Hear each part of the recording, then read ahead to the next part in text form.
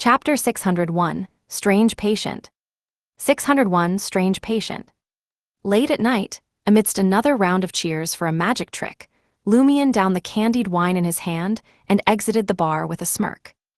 He could already picture Auror, if she were around, scoffing, "You're so lame. You're actually using the governor of the sea's authority and power to pull off a magic trick, deceiving those drunkards with the real thing. Is this your prank? You're sure having a blast." Lumion responded silently. Being able to utilize superpowers and the governor of the sea's authority for such matters, rather than in battle, should be what you desire, right? Isn't this the joy and future you yearned for? In the corridor, illuminated by kerosene wall lamps, Lumion stepped on the creaking floor, making his way back to the first-class suite in the silent, empty surroundings. Snores and moans occasionally penetrated the walls on both sides. Near the stairs, a room stood open, reflecting the dim yellow light of the fire. As Lumion passed by, he turned his head and observed the sacred emblem of life, representing Earth Mother, engraved on the wall deep in the room. It portrayed a simple infant amidst wheat ears, flowers, spring water, and other symbols. In front of the sacred emblem of life stood a man in a brown clergyman's robe. He was less than 30 years old, with clean eyebrows and a light brown beard. Holding a thick book, he preached to the men and women seated in different parts of the room. Lumion knew this was a prayer room, akin to a small, mobile cathedral with a dedicated clergyman in charge.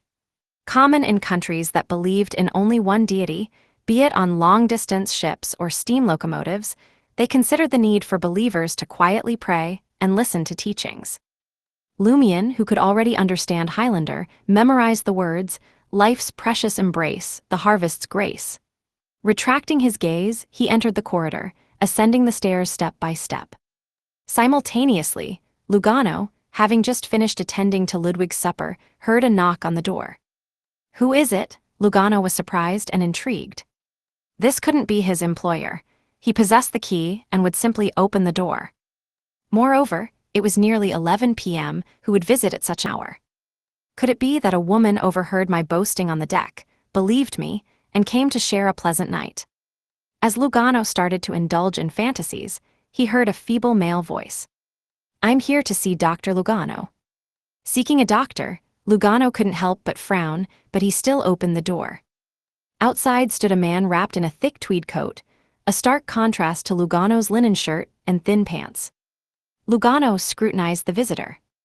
"I'm Lugano, what's the matter?"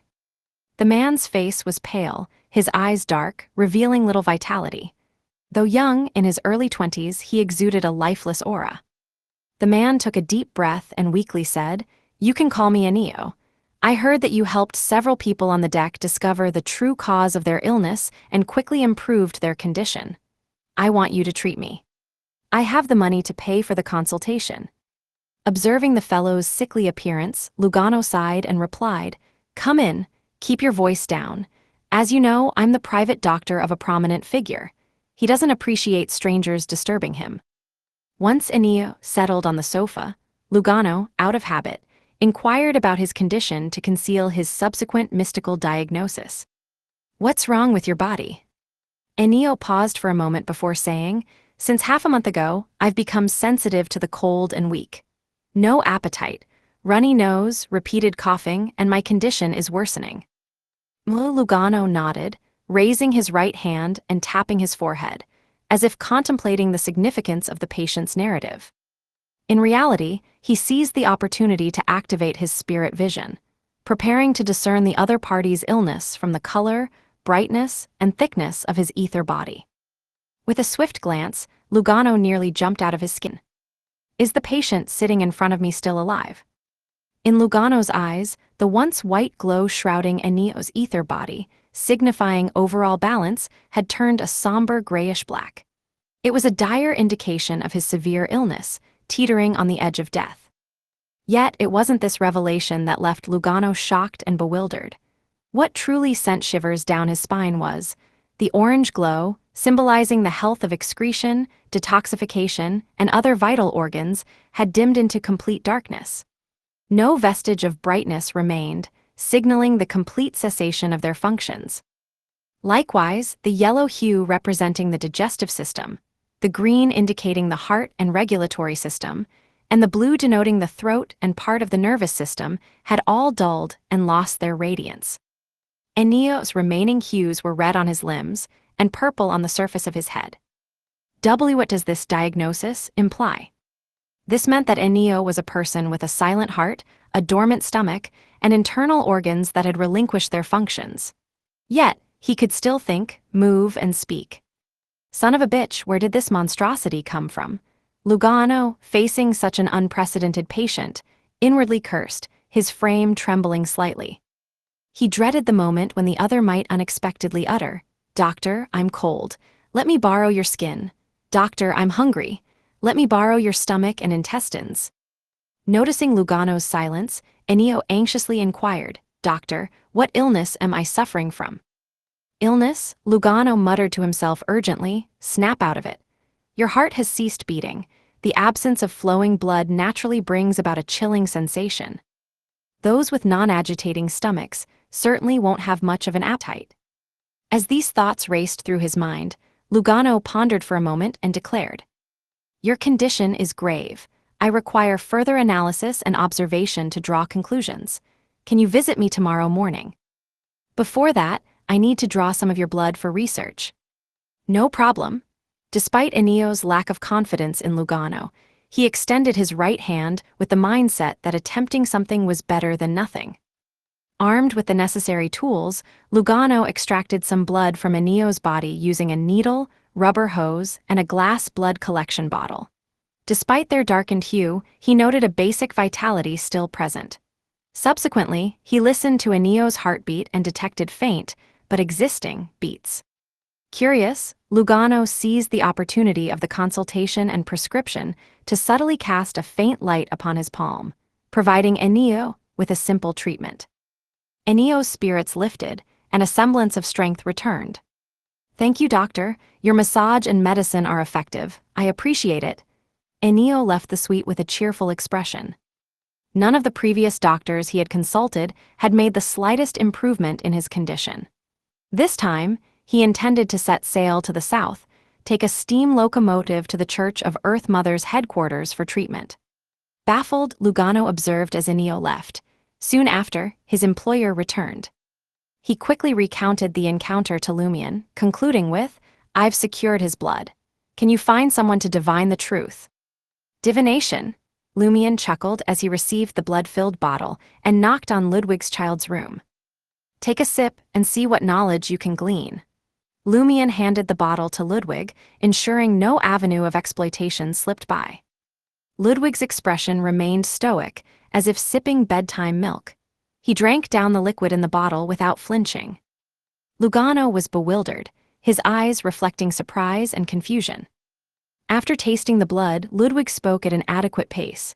"Absent stomach, absent small and large intestine, absent lungs, absent liver and pancreas. It's akin to a deceased person, relying on mystic forces to persist.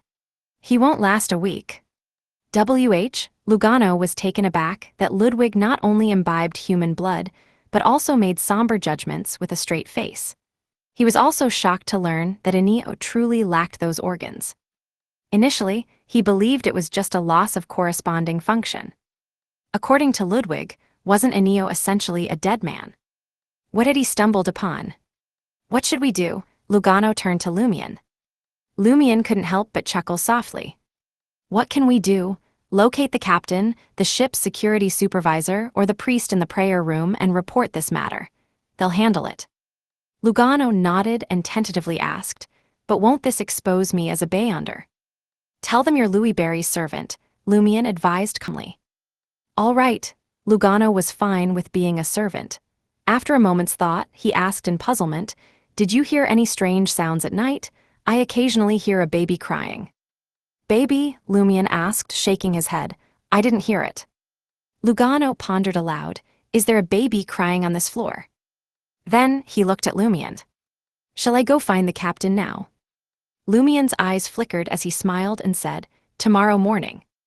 "All right," Lugano agreed without hesitation. He preferred waiting for dawn and sunlight before addressing such a peculiar issue. Reporting it at night made him sense an impending, unexpected event. The sun provided a reassuring sense of security. Lumion didn't question or provide further advice. He entered his room, freshened up, and went to bed. However, sleep eluded him. Instead, he half-closed his eyes, anticipating something. After an indeterminate period, Lumion heard a faint creak. The door to one of the rooms opened softly. Lumion swiftly sat up, silently approaching the door, cracking it open. He saw a figure leisurely walk out of Lugano's servant's room. It was Lugano, clad in a linen shirt. His eyes were open but oddly vacant and unfocused, his face devoid of expression. As if sleepwalking, Lugano made his way to the suite's door. Chapter 602, Surgery. 602, Surgery. Lugano's eyes remained open as he swung open the door to the suite, his gaze vacant.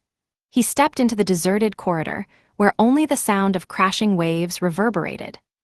In this moment, everyone, save for the sailor on night duty, succumbed to slumber. Lugano moved forward, the kerosene wall lamps around him casting an ethereal glow that mingled with the encroaching darkness. He reached the end of the floor and halted in front of a vivid vermilion wooden door. Creak, the door groaned open, and the darkness within seemed to swallow every trace of light. Lugano traversed the obscurity with a blank expression, entering the room. Behind him, the vermilion door was pulled shut by an imperceptible force. It was a suite. The living and dining areas lay shrouded in darkness, devoid of any candlelit glow. The faint crimson moonlight filtered through the curtains, offering minimal visibility. At the dining table stood two shadowy figures. One of them appeared aged, with mostly gray hair and dark, deep blue eyes that seemed to absorb the night. Despite the wrinkles at the corners of his eyes, the elder's skin remained well-maintained, adorned in a loose, dark black robe. Beside him stood Enio, the brown-haired, brown-eyed patient who had intruded upon Lugano that night, his pale face devoid of life. His vacant gaze fixated on the unadorned table. Lugano, as if sleepwalking, stood next to Enio, unusually quiet. The elder in the loose black robe turned his head, fixing his gaze on Enio. The patient ambled towards the dining table, climbed on it, and lay completely motionless. The blonde elder brandished a sharp scalpel, unfastening Enio's tweed coat, cashmere sweater, and cotton shirt. He pressed the razor-sharp blade against Enio's chest, producing a ripping sound as he sliced through layers of flesh, creating a long wound. As Enio's chest and abdominal cavity lay exposed to the crimson moonlight, a void greeted the eye. No stomach, no lungs, no small or large intestines, liver, or kidneys. Only a weakly beating bright red heart, accompanied by a few blood vessels extending from it. With a swift motion, the old man in the dark black robe manipulated the scalpel, his other hand flickering with a faint light as he pressed down.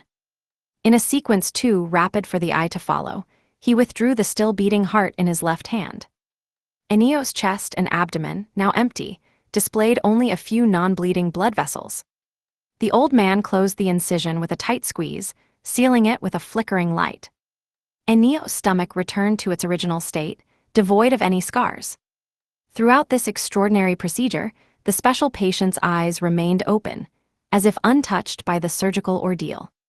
In that moment, he rolled off the dining table, ambled to the door, and exited the room. The old man opened his suitcase, revealing glass jars containing pale amber liquid, each cradling various organs: spleen, lungs, liver, kidneys, stomach, and intestines. Placing these items on the dining table in a peculiar order, surrounding the still gently beating scarlet heart, the old man in the loose black robe took a step back. He recited an ancient, malevolent, yet strangely intimate language. As the unknown murmur resonated, the internal organs ascended slowly, upheld by an invisible force. Their final positions varied, resembling the internal organs of a standing human. The heart, liver, spleen, lungs, and kidneys emitted a faint glow simultaneously, outlining a form on the dining table. It lacked a head, limbs, or bones, merely a corporeal essence that grew more defined. A baby's cry echoed, faint yet tangible. However, the body distorted, squirmed, and disintegrated in the end. The old man in the loose black robe, sighed with regret. Strangely, the wrinkles at the corners of his eyes were noticeably reduced, and much of his white hair had reverted to light gold. In an instant, he appeared 7 or 8 years younger. Sensing his good condition, the elder turned his attention to Lugano. Lugano, seemingly summoned, approached the dining table and lay down, awaiting with open eyes. The elder unbuttoned Lugano's linen shirt, took up the scalpel, and gestured as if deciding where to make the incision. Suddenly, a loud bang reverberated. The vermilion door swung open, crashing into the wall. Crimson flames surged, illuminating the room, climbing the walls and ceiling, transforming the place into a fiery inferno. Lumion, adorned in black hair, green eyes, a golden straw hat, a cotton shirt, a black vest, and dark pants, materialized at the door and entered the suite. He calmly addressed the old man in the loose black robe. "Don't you know he's my servant?" The elder's eyes narrowed as he readied the scalpel to descend towards Lugano's neck. However, his right hand refused to budge, seemingly restrained by an invisible force pushing it upward. In the midst of the rising crimson flames, Lumion paused, displaying no urgency to act. He spoke with intrigue. "That surgery was quite fascinating, extracting internal organs while leaving the person alive, albeit gradually dying. And you used those organs for a ritual, rejuvenating yourself. Meanwhile, you nearly brought forth a peculiar life form." Surprise flickered in the elder's dark blue eyes. "How do you know? Haven't you just arrived in pursuit of your servant? And no one entered before you?" Lumion emitted a soft chuckle. "You don't need to know. I still have a few hours of governor of the sea authority. Isn't it easy to see something in these waters?" Sensing Lumion's confidence, certainty, ease, and absence of hostility, the elder fell silent briefly before expressing, "Life is the most precious, so life becomes the finest sacrifice and ingredient." He refrained from divulging details about the surgery or ritual, choosing instead to expound on his philosophy and the truth he sought.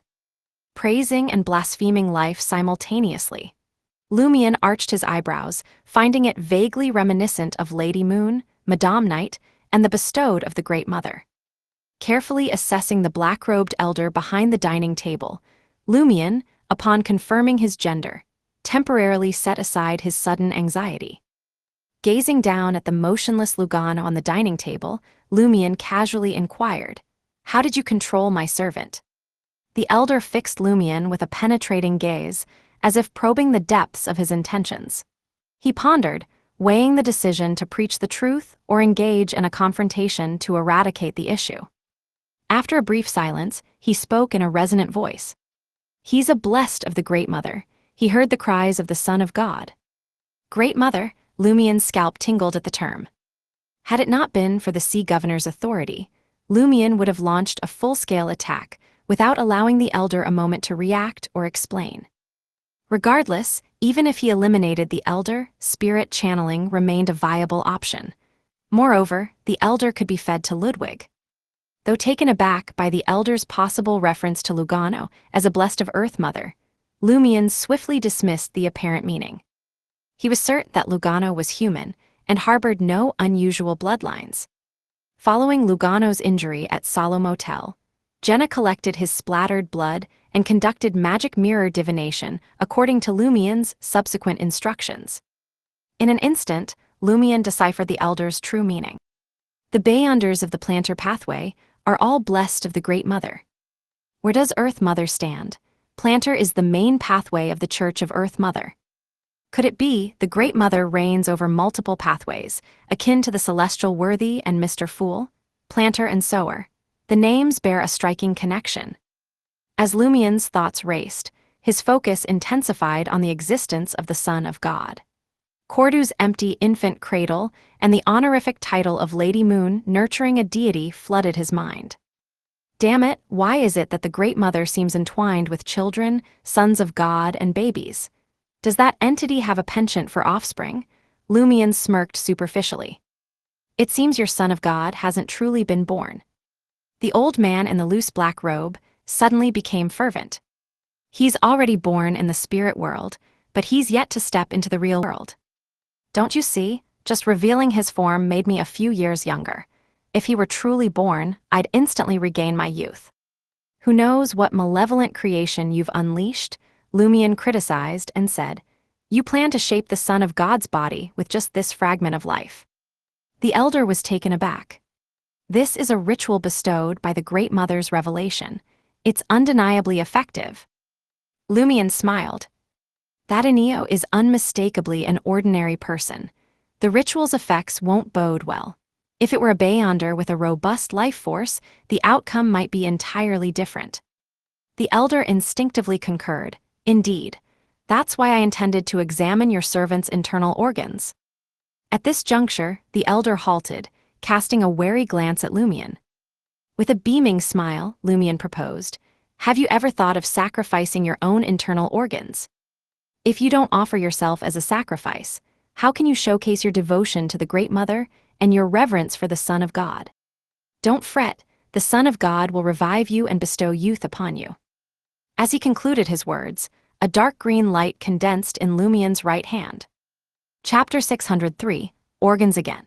The dark green light morphed into a beam, slamming into the old man's chest and sinking into the loose black robe, akin to sunlight, unstoppable. Already appearing 7 to 8 years younger, the old man's expression twisted, and every inch of exposed skin displayed signs of melting. His aura rapidly waned. Simultaneously, a burst of vigorous life force erupted from his body. Under the melting skin, flesh and blood writhed, resisting the mutation. The black-robed old man's eyes darkened, and he abruptly faded away. In an instant, a hazy face emerged from the armchair at the dining table, blending with the brown wood, about to gain clarity. At that moment, a cascade of flames descended from the crimson flame-covered ceiling, soaking the armchair and swiftly setting it ablaze. Before the brown face could fully materialize, it succumbed to the raging flames, forced to retreat. Lumion lost sight and sense of the black-robed elder subsequently. While surveying the surroundings, Lugano, lying on the dining table, suddenly sat up and jumped down. He stared at Lumion with vacant eyes, like a wandering zombie.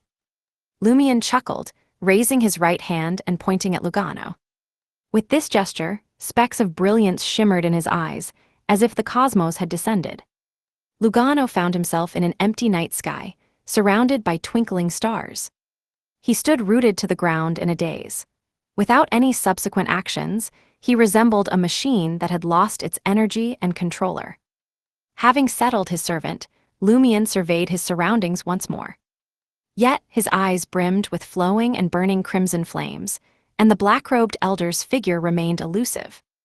Lumion's expression remained stoic as he splayed the 5 fingers on his right hand, clenching them into a fist. His body suddenly grew heavy, and the flames surrounding him surged towards him like a river converging into the sea, drawn by an invisible force. Bottles, organs from various body parts, and lightweight items in the room soared towards Lumion. On the wooden coat rack near the door, the transparent figure of the black-robed elder protruded, pulled away by an unseen force. He fought with all his might, but he couldn't resist the pull towards Lumion. It was akin to a piece of wood caught in a flood or a thin leaf fluttering in a fierce wind. Lumion's left hand was already raised, and the crimson, nearly white flame in his palm rapidly turned white under the intense suction force, forming a minuscule ball. Layers of compressed white-hot fireballs were unleashed, and the weighty and fearsome suction force dissipated. The black-robed elder finally landed on the floor, his vision completely engulfed by the blazing white fireball. Rumble! The blazing white fireball collided with the Beyonder conducting the sinister surgery and strange ritual. The explosion's sound echoed into the distance, but was muffled by the darkness shrouding the room, preventing it from permeating. In the midst of such a violent explosion, no one on the ship heard or sensed anything awry. Rumble! The black-robed elder's body was shredded by the devastating explosion. Countless corpse fragments were instantly charred or consumed by bright flames, scattering across every corner of the living room and dining room.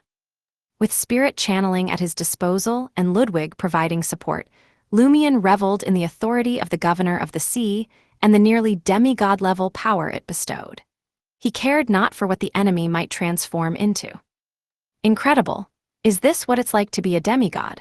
Even if it's just an illusion, sadly, it won't last beyond 6 in the morning, Lumion sighed, directing his gaze at the burning corpse fragments. A quick inspection revealed that the black-robed elder's flesh had rapidly charred or turned to ashes. It was as if frost had met magma from a volcanic eruption. In a matter of seconds, only the heart, liver, spleen, lungs, kidneys, intestines, and stomach remained in the room, along with a grayish-white half-charred brain. Even with his feet, Lumion could tell that something was awry.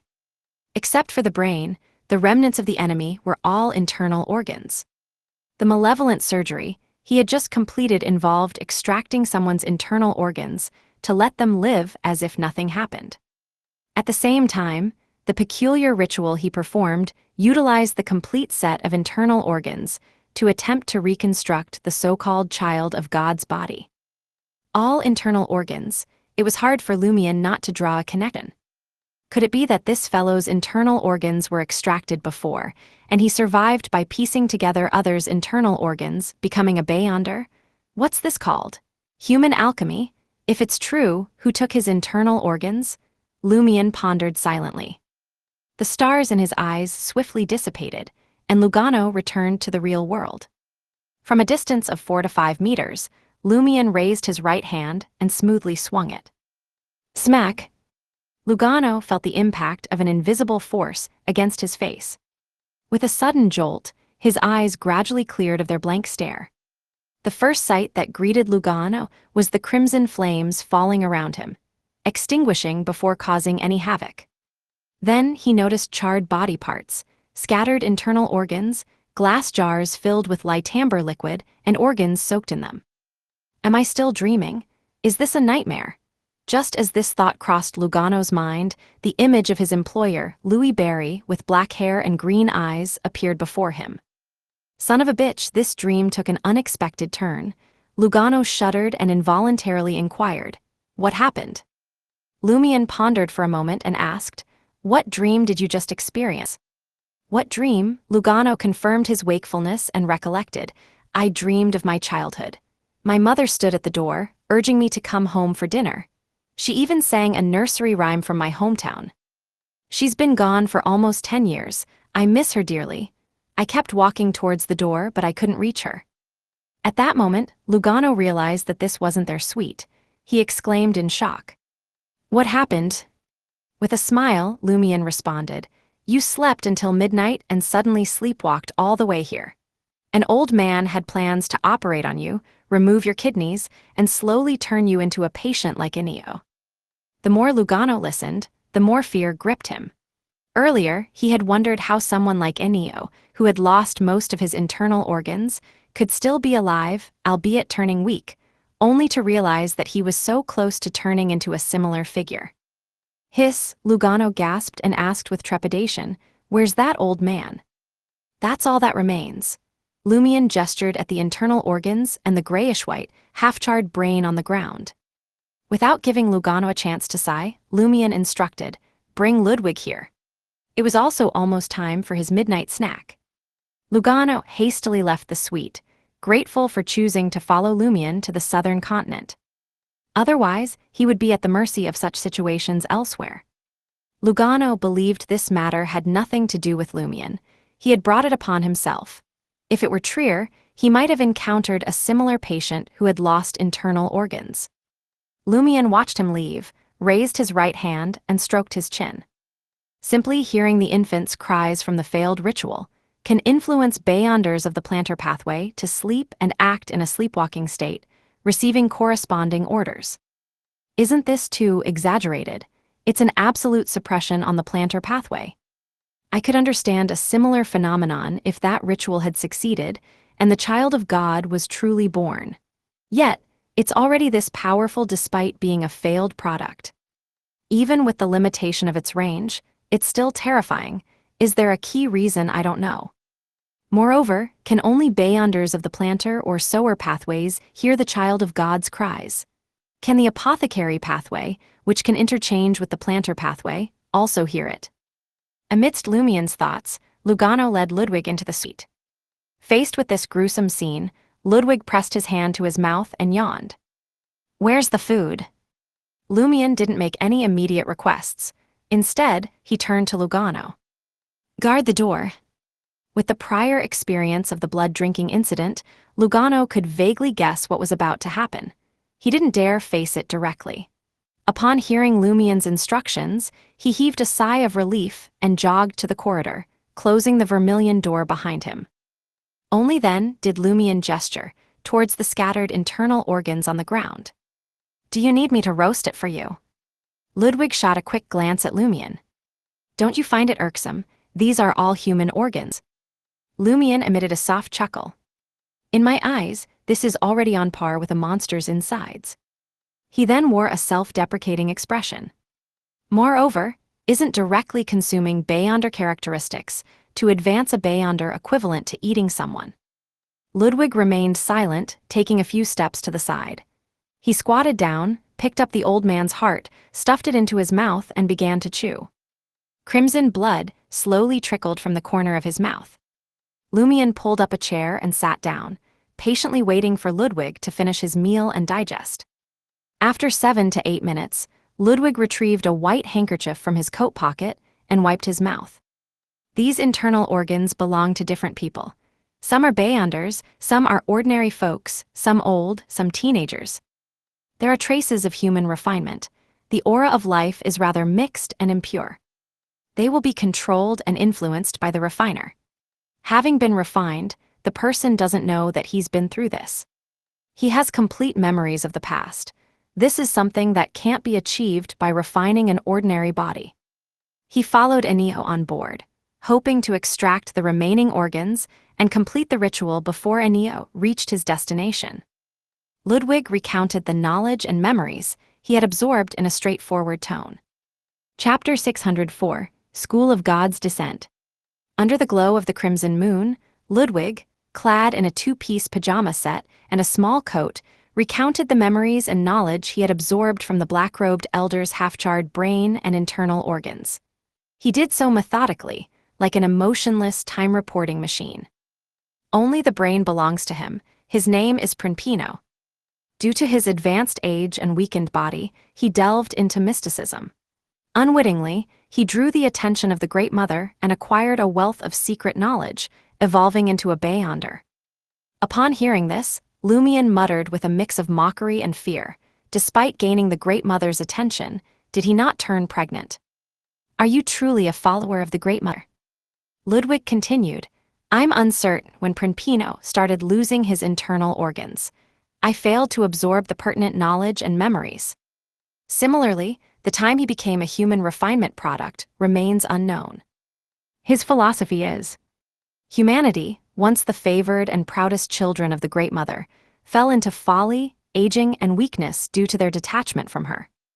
Only by allowing the divine Son of the Great Mother to descend into the world can humanity be saved. They can enter Paramita and regain their original form. When the time arrives, the Great Mother will return to the real world she governs. Using the gender-oriented pronoun, she, to refer to the Great Mother instead of she, this implies that, in the eyes of individuals like Prinpino, pregnancy and childbirth are still feminine matters. A mother must be a she. This differs from the Night Stalkers. Lumion glanced at Ludwig and nodded approvingly. Ludwig calmly detailed Prinpino's attempts and some of his abilities.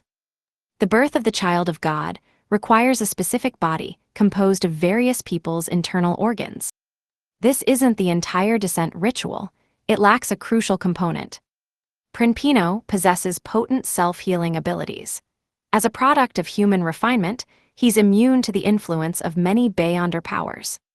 He can indirectly control humans corrupted by the child of God or specific pathway Beyonders who have had direct contact with special patients. The range is 100 meters, and they must be unconscious. Upon hearing this, Lumion suddenly recalled a Sequence 7 vampire of the apothecary pathway. Such Beyonders wielded formidable self-healing abilities and could craft blood slaves resembling their own marionettes. Lumion refrained from interrupting Ludwig, patiently awaiting further details. He's adept in surgery and can directly heal others. He knows a ritual enabling a human to survive for a period, even without internal organs. He can merge with trees and wooden articles for concealment, acquire a sturdy shell, and evade detection. He can stimulate the growth and reproduction of creatures, including but not limited to rats, fleas, bedbugs, fungi, and various plants. However, it drains his vitality. His vitality can be replenished through an unsuccessful Child of God descent ritual. Every 9 rituals necessitate a batch of internal organs to be replaced. He can also inflict curses upon others, summon malevolent creatures, consume his life for the casting of a few nefarious arts. As Ludwig concluded, Lumion realized Prinpino's Beyonder powers were diverse. He possessed partial vampire abilities and embodied certain traits of the Earth Pathway's Planter, Doctor, and other sequences. Simultaneously, he wielded a limited grasp of dark arts, expending vitality for their execution. It's akin to the amalgamation of the Apothecary, Planter, and Heretic Spellmaster pathways, yet it's not exhaustive. Such a boon exists. The Great Mother truly reigns at the apex of these 3 pathways. Lumion reflected momentarily before taking Ludwig's hand and departing the suite. He instructed Lugano, stationed at the door, summon the priest from the prayer room and inform him of all pertinent details you are aware of. After issuing his directive, Lumion deliberated before appending. Locate the captain first, then seek out the priest. All right, Lugano assented reflexively before inquiring, and yourself? Of course I'm going back to bed. Should they seek an audience with me, they may wait until tomorrow morning. Lumion gestured dismissively, guiding Ludwig along the dimly illuminated corridor to his suite. Am I solely accountable? Lugano mused to himself. He suddenly noticed he stood alone at the suite's threshold, surrounded by scattered internal organs. A shiver traversed his spine, prompting him to hasten toward the captain's quarters. 10 minutes later, inside the black-robed old man's suite, the priest named Montserrat and the captain, Pedro, scrutinized the situation while listening to Lugano's detailed account. Nervously, Lugano disclosed to them that he was a Beyonder, a doctor of the Planter pathway. Ennio sought him out due to his exceptional skills in treating patients. Later, during the late night, he experienced a sleepwalking episode. When he reached the suite, he found his internal organs almost removed. Fortunately, he was rescued by his employer. Throughout the entire narrative, Lugano only omitted Ludwig's consumption of blood, sharing everything else he knew. Pedro, the captain with the handsome brown beard, quipped half-seriously. Could it be that your employer killed a passenger in this suite and deliberately scattered his internal organs everywhere, concocting such a sinister warlock tale to deceive us? Lugano found himself momentarily speechless. Indeed, this possibility couldn't be entirely dismissed. Father Montserrat, garbed in a brown clergyman's attire, shook his head. After confirming Ennio's physical condition, we'll determine the veracity of this story. I concur. Captain Pedro stroked his beard and gazed at Lugano. What's your employer's name? Louis Barry, Lugano truthfully replied. Louis Barry? Pedro's eyes narrowed. The adventurer who hunted down the demon warlock, Louis Barry. Montserrat's eyes widened slightly. The one collaborating with the church in Port Santa to covertly thwart malevolent forces, disrupting the sea prayer ritual, adventurer Louis Barry. My boss reputation is so renowned. Did the Church of Earth Mother inform all the clergy that Louis Barry is a friend and collaborator? Yes, this ship departed from Port Santa. The priest on board must have been the first to be informed. Lugano had considered it, but he hadn't expected his employer's name to be so impactful. Without hesitation, he affirmed, it's him, adventurer Louis Barry. Just as Lugano concluded his account, the entire ship was abruptly sent airborne, landing atop a wave dozens of meters tall. No dark clouds or torrential rain accompanied the phenomenon, and there were no violent winds or lightning. After vaulting between the pitch-black waves several times, the steamship gently descended onto the sea's surface, restoring calm to its surroundings. Captain Pedro surveyed the wrecked suite and the sliding windows, then turned to Lugano with a deep inquiry. Is this the power of your employer? I heard stories of someone practicing sea wave magic at the bar tonight. Was that a genuine wave? Yes. Although Lugano was uncertain about the events unfolding, he attributed the display of nature's power to his employer. He added, he's extending his greeting. Captain Pedro and Father Montserrat fell into contemplative silence. After more than 10 seconds, Pedro addressed Father Montserrat, who seemed to be in his 30s. Does the church possess knowledge of such surgeries and rituals? Montserrat glanced at Lugano, indicating that the conversation need not be private. The priest reflected for a moment before responding in a solemn tone. There exists a faction of misguided mother believers who contend that the decline of the modern world and the debasement of humanity result from their estrangement from the mother. They are determined to employ any means to usher in the so-called child of God into the real world and invoke the mother's descent through the return of the child of God. We refer to them as the School of God's Descent. Unconvinced, Lugano inquired, you can summon a child of God simply by using the internal organs of ordinary people. While he lacked knowledge about the specific surgery and ritual, he could deduce that internal organs were a crucial component. Montserrat contemplated the remaining human organs in the suite and responded gravely. The child of God is the mother's child, and humans are also Mother Goddess's children. Does this imply that, fundamentally, no one is superior or inferior, and they can serve as ingredients with quantity compensating for any shortcomings? Lugano grasped the essence of the priest's statement, realizing how many rituals involving blood sacrifices could be explained by this theory. Father Montserrat offered no further explanation and turned to Lugano. Convey to your employer that we will take charge from here. Assure him not to worry. Very well, Lugano sighed with relief.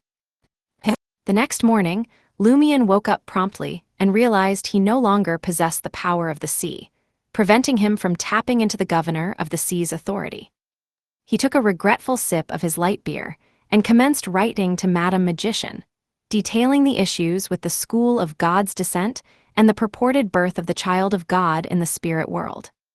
Swiftly, the messenger returned, carrying Madam Magician's response. Encountering the School of God's Descent, I can't ascertain whether the issue lies with you or Lugano. The so-called child of God has already been born in the spirit world. It's merely propaganda, you understand? Similar to the Church of the Fool's Holy Bible, just listen, but don't take it seriously. Nevertheless, comparable incidents are unfolding, and they are brewing and evolving. This actually ties back to you. It originated from Cordu's empty cradle, the child Madame Puali's lost. Additionally, based on various sources, Madame Knight didn't perish in Fourth Epoch Trier. She encountered or acquired something that advanced the matter of the child of God. Besides her, the sinner's Voisin Sanson managed to escape Fourth Epoch Trier for unknown reasons. What he encountered remains unknown. Voisin Sanson is still alive. Lumion was initially taken aback by the revelation in the middle of the letter, but a smile soon crept across his face. At that moment, a knock echoed on his bedroom door. Who is it? Lumion, aware that it was Lugano outside, asked casually. Lugano replied fearfully through the wooden door. I heard a baby crying again. Chapter 605, Lingering Effects. Hearing the cries of a baby again? Is he pestered by the so-called child of God?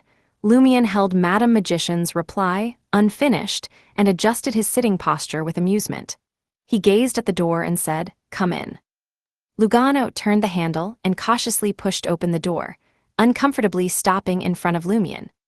His actions and demeanor, combined with his thick eyebrows, large eyes, and square face, made him appear rather comical. Isn't that evil warlock, the old man named Prinpino, already dead? Why can I still hear the cries of a baby? Lugano inquired with concern, his tone reflecting it. Having consulted the just-awakened Ludwig, he had received an answer that he hadn't heard the baby's cries. Lumion playfully shook the letter in his hand and chuckled. There are two possibilities. One is that Prinpino's accomplices on the ship also possess the ritual to summon the child of God. The other possibility is... Lugano pressed impatiently, what is it? Lumion glanced at the doctor and grinned. Perhaps the unborn child of God has taken a liking to you and wants to choose you as his surrogate mother. Thus, Even though Prinpino is already dead, he's unwilling to leave you and continues to linger by your side. Normally, he can't be seen or sensed. Lugano's scalp tingled as he listened. Ignoring the question of why he was a mother and not a father, he stammered, What should I do?" "No rush," Lumion smiled. "There's no need to hurry in such circumstances." Lugano felt like his internal organs might be devoured by the so-called child of God at any moment, leaving only an empty cavity. "Of course," Lumion said in a relaxed state. "Aren't you still alive? Since you're not dead, it means the situation isn't very serious. You can take it slow. There's no hurry." "That seems to be the case." Lugano, caught up in the conversation, nodded and asked in confusion, "Must I die before the problem becomes serious enough for it to become urgent?" Lumion chuckled and said, "No, it means there's zero need to rush. If you're already dead, what's the hurry? Can I revive you?" In short, there's no need to rush. Lugano was taken aback. Though he harbored doubts, his employer's ability to crack jokes and play pranks reassured him. Evidently, his employer didn't view the baby's cries as a grave concern. Only then did Lumion unveil his true speculation. "There's a third possibility. The corruption you suffered upon contact with a Neo won't dissipate so quickly, and it's highly likely that it won't vanish naturally. Consequently, you'll still form a connection with the unborn child of God. Then, how do I eliminate the corruption?" Lugano accepted this explanation and believed that a solution existed. Lumion didn't immediately respond to his question. He let Lugano stand in front of him as he perused the rest of Madame Magician's reply. "Considering your link to the child of God and the evil God's angel sealed within you, encountering a member of the school of God's descent isn't a mere coincidence. However, your interpreter and guide are of the plantar pathway. That raises other issues. It's only natural for you to encounter matters connected to the Great Mother. As for the problem, ponder it and inquire within yourself. I won't spoon-feed you the answer. Conspirers need to employ their brains more." Observing this, Lumion looked up at Lugano without uttering a word. The doctor's body tensed, and a thin layer of sweat trickled down his back. Is there any other problem?" Lugano stammered. Lumion reclined in his chair and said contemplatively, "Clearing corruption is an entirely separate course in mysticism. I need to grasp the specifics before providing an answer." Having underscored the significance, he inquired, "Have you encountered similar situations before? Like peculiar infant cries, mystical occurrences linked to births, sorcery entwined with mothers, and so forth?" Lugano dared not be careless, fearing that if the corruption wasn't rectified promptly, he might end up as an organless being. He meticulously sifted through his experiences over the years. After a moment, he tentatively said, "There's something I'm not sure if it's relevant." It was clear that he was reluctant to discuss the matter. "How am I supposed to know if it's relevant if you don't tell me?" Lumion didn't care about privacy. After a brief pause, Lugano cleared his throat and said, "Didn't I mention that I became a Beyonder by obtaining a friend's relic?" "Yes, did you murder that friend?" Lumion inquired deliberately. Lugano hastily shook his head. "No, he committed suicide." "Suicide?" Lumion raised his eyebrows, finding this matter intriguing. Lugano finally gathered the courage and spilled it out in one go. "When I worked as a bounty hunter, I utilized the hidden mountain ranges in the Darij mountain range for smuggling operations. I moved things back and forth, making a decent sum. I even aided some wanted criminals in escaping overseas. Tanko was one of them, but his escape wasn't from Intis to Fainapotter. Instead, he fled from Fainapotter to Intis. Eventually, he discovered a secluded valley deep within the mountain range and built a field of his own. He cultivated crops, tended to livestock, and kept to himself. I regularly visited, supplying him with essentials like salt, sugar, fabric, and other goods. In return, Tanko imparted mystic knowledge. I never imagined leading an ordinary life, with me out there adventuring and becoming a bounty hunter. Mysticism held a strong allure for me, and the teachings imparted by Tanko seemed invaluable at times. Tanko could be an enigma. Sometimes he'd fall into brooding silence, his temper as hard and unyielding as stone, as if wrestling with inner demons. Other times, he'd be buoyant and loquacious, curious about everything around him. Every so often, he'd confess to straying from the mother's teachings, descending into the depths of darkness. He'd lament how he drifted further from his true self, suffering the consequences. Occasionally, he'd voice suspicions about the church, believing it to be deceptive, claiming the true mother had departed long ago. In that moment, Lugano couldn't help but draw parallels between Tanko's cryptic musings and the philosophy of the school of God's descent, as recounted by Father Montserrat. Was this encounter a foreshadowing, planted in the past? Lugano drew in a deep breath, sensing an ominous shiver down his spine. He rushed out his words. Last autumn, I revisited Tanko. We sipped his brew and discussed various things beyond the mountain. Out of the blue, he spilled that he couldn't endure his decadent, sinful self any longer. The demon lurking deep within him was gaining control. Tanko wanted to end his life before it consumed him entirely. His dying wish? I deliver his stuff to Tours, the capital of Gaia province, and hand it over to a Church of Earth Mother clergyman, preferably a blessed. I pretended to agree, talked him out of it, and thought he had abandoned the idea. But the next morning, I found him dead in the field where he'd harvested grain. Golden wheat ears sprouted from his body. And, get this, he had several female reproductive organs. I was freaked out, felt like I was dealing with a monster. Now, for us bounty hunters, a dead monster is a good monster. It's material for a paycheck. Summoning courage, I went through Tanko's things. Found a golden blob, like a grain seed, but half the size of a fist next to him. Based on Tanko's mystic know-how, I suspected this blob was the root of his Beyonder powers. After much internal wrestling, I debated whether to stick to our agreement and send this relic back to the church. But in the end, greed got the better of me, and I devoured the blob. I'm a guilty man, broke my promise, hoping the sun forgives me. Lumion listened in silence, a chuckle escaping his lips. You just ate it like that. Lugano grinned sheepishly and explained, Yep, that's right. I only learned potion formulas after becoming a Beyonder and diving into mysticism. I didn't want a repeat of that experience, so I got obsessed with buying formulas. You're lucky. A few years earlier, and surviving that would have been tough. We might have crossed paths in the Darij mountain range, you as a monster and me as a monster hunter. Lumion recalled President Gandalf's research and mocked Lugano. Internally, Lumion muttered Emperor Roselle was right. The ignorant are fearless, something's obviously off with Tanko. He probably got tangled with the evil god's faith, corrupting the Beyonder characteristic he left behind. Eating it directly, no wonder you encountered the school of God's descent and heard baby cries. Easy to be corrupted and influenced, encountering patients like Enio.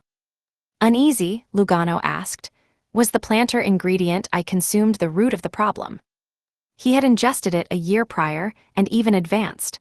Was there no resolution to the problem? Lumion, seemingly avoiding Lugano's beseeching gaze, feigned deep consideration as he perused the concluding segment of Madam Magician's response. I've pondered your earlier caution and have some theories, but presently, I cannot divulge them to you. I can only hint that Ammon and the person behind him must have orchestrated something beforehand to divert the celestial worthy's attention from the pertinent issue. In essence, this situation seems advantageous for you and the rest of us. For now, it's best to feign ignorance and refrain from delving into it. If troubled by infantile cries, seek aid from a clergyman of the Church of Earth Mother. Did Madam Magician anticipate Lugano's lingering effects in advance? It seems so. She could discern the root cause of Lugano's plight. Lumion looked up, offering Lugano a reassuring smile. The remedy to purge the corruption lies in seeking aid from Father Montserrat. That's it, after all my exposition. If there's truly no alternative, I would have taken my chances with the priest. Lugano's lips twitched as he mustered a strained smile. Very well, thank you, sir. Chapter 606, Faith Conversion. At 8 a.m., in the prayer room on the third floor of the cabin, Lugano stepped in. Father Montserrat, draped in a brown priest's robe, was already preaching. 5 or 6 individuals were scattered in the rows of chairs before the sacred emblem of life. Without disturbing the sanctified ambience, Lugano chose a spot at the front, near a supplicant. As Father Montserrat concluded his sermon and closed the Holy Bible, the supplicants rose, spread their feet, and raised their palms high, chanting in unison, "Praise the earth, praise the mother of all things." Lugano instinctively turned his head, noticing a tightly wrapped-up supplicant with brown eyes and a pale complexion in the same row, Enio, the special patient who had lost his internal organs. "He's not dead? Wait, isn't the evil warlock Prinpino supposed to be dead? Why is Enio, the special patient, still alive?" Lugano was stunned, almost convinced he'd encountered a ghost. Being a sequence 8 of the plantar pathway, he was ill-equipped to handle ghosts. But then, Lugano observed that Enio's face wasn't as deathly pale as before. The brilliance in his eyes had returned, and vitality coursed through him. Lugano raised his hand, tapping his glabella to activate his spirit vision. He observed Enio's ether body, no longer as ashen as before. Whether it be the yellow hue symbolizing the digestive system, the orange hue denoting detoxification and organ excretion, or other shades, they had reverted to a semblance of normalcy, albeit faint and thin. Is that even possible? Hadn't he lost his heart, liver, spleen, lungs, intestines, stomach, and kidneys? Lugano stared at Enio as though he were an aberration until Enio pivoted and pleasantly recognized him. "Doctor, your treatment works wonders. I feel like I'm recovering," Enio exclaimed joyously. And this was just the initial treatment, sans pinpointing the specific cause. Lugano's lips twitched stiffly. "That's reassuring indeed. Are you also a follower of Earth Mother?" Enio beamed, pleasantly surprised. "I'm not. Spare me the talk of Mother God or Mother. As an Intisian, how can I subscribe to the Earth Mother faith?" Lugano gestured toward Montserrat, evading a direct response. "I need to discuss matters with the priest." Enio nodded. "When can I seek further treatment in the morning?" "You don't require treatment anymore. It's time for recuperation and repose," Lugano grumbled, forcing a smile. "In about an hour." "Thank you, doctor," Enio waved, exiting the prayer room.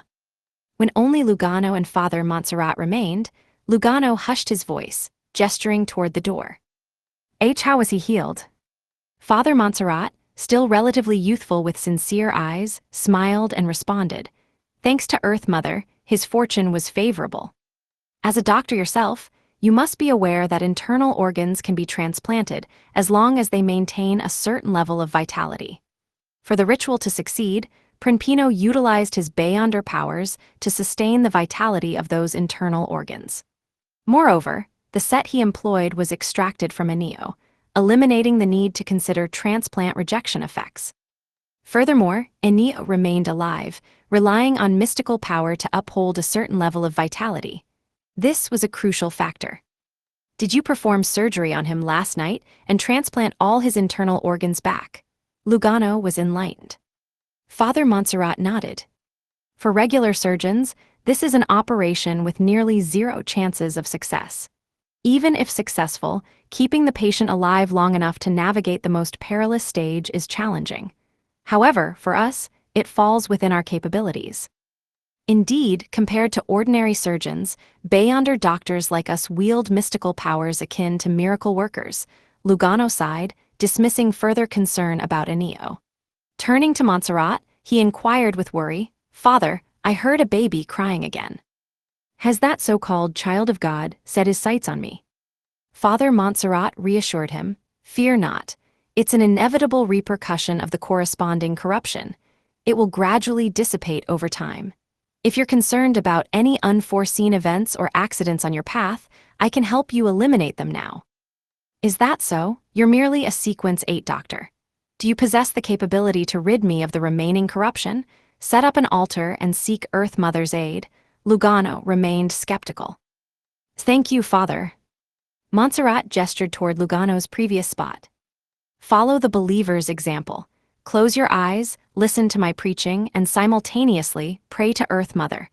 Remember, it's specifically to Earth Mother, no other deity." "Understood." Lugano resumed his seat, crossed his arms, and shut his eyes. As Father Montserrat delivered his sermon, Lugano silently echoed the verses of the Holy Bible.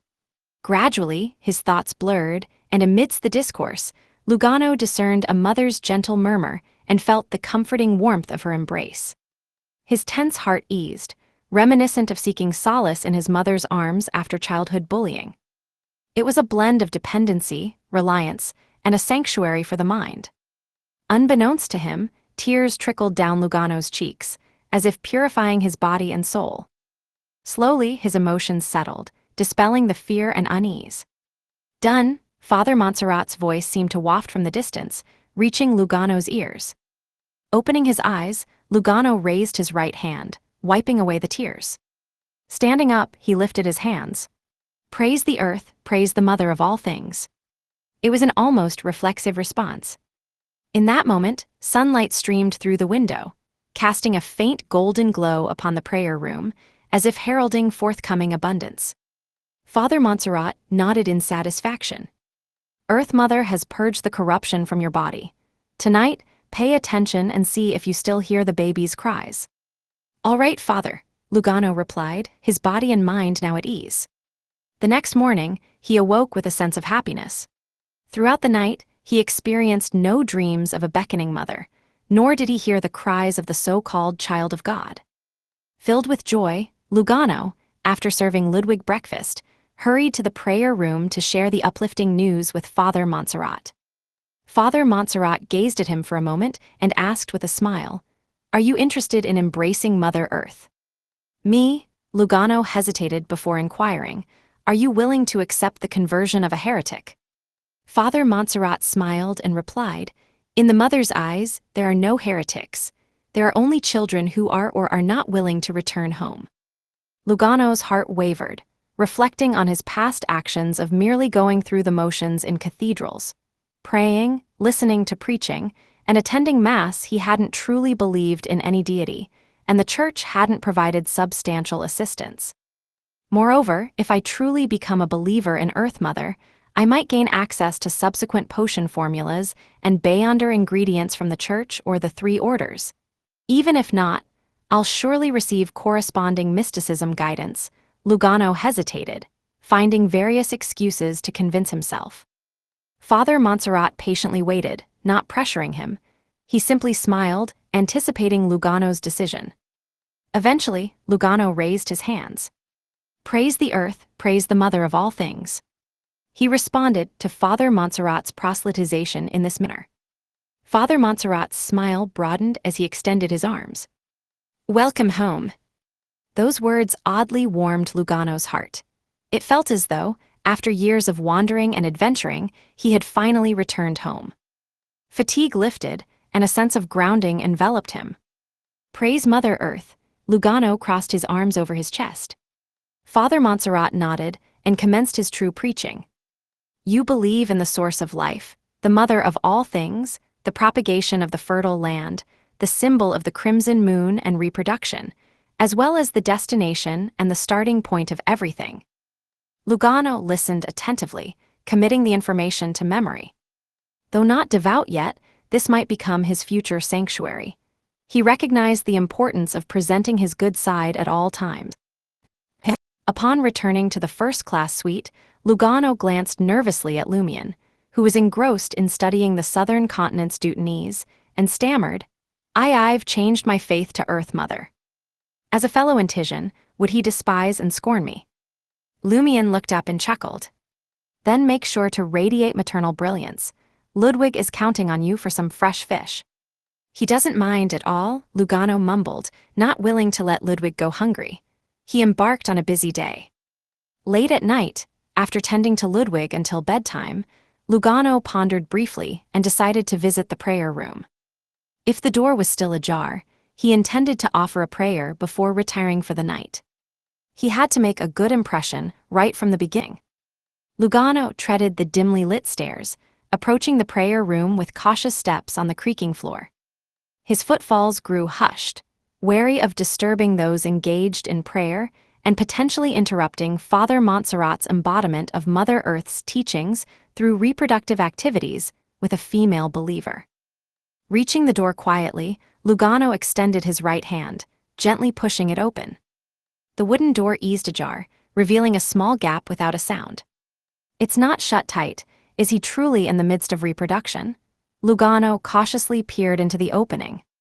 He observed the crimson moonlight enveloping the prayer room and Father Montserrat, draped in a brown priest's robe, standing before the sacred emblem of life. Folding his arms, Father Montserrat swayed gently, as if cradling a newborn child. However, there was nothing within his embrace. Chapter 607, Smell of Food. Lugano's scalp tingled as he found himself in a surreal encounter with Father Montserrat, bathed in the glow of the crimson moonlight. The sight of the priest, cradling an invisible child in his arms, sent shivers down Lugano's spine. Is he carrying a child?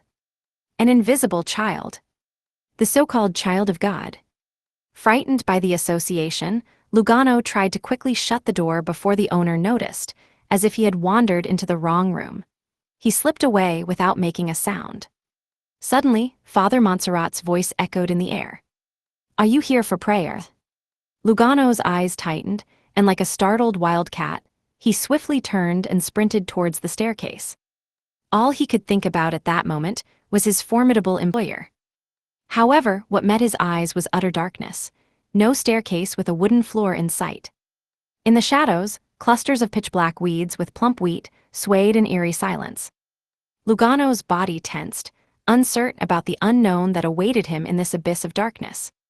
Why did you run? The weeds parted, revealing Father Montserrat holding an invisible baby. Behind him, an illusionary, unusually massive oak tree stood tall. Next to the weeds, the oak tree was covered in abnormal growths, forming a chillingly simple and ominous sacred emblem of life. As Father Montserrat, clad in a brown priest uniform, appeared less than 3 meters away, Lugano swallowed hard, offering a feeble excuse. It's late, I didn't want to disturb you. Father Montserrat remained cradling his arms, wearing a faint smile. What did you see? Every hair on Lugano's neck stood on end, and cold sweat broke out on his back. Struggling, Lugano pointed at Father Montserrat's empty embrace, asking with difficulty, "Why are you doing this?" Father Montserrat responded with a significant tone, "We're all mother's children."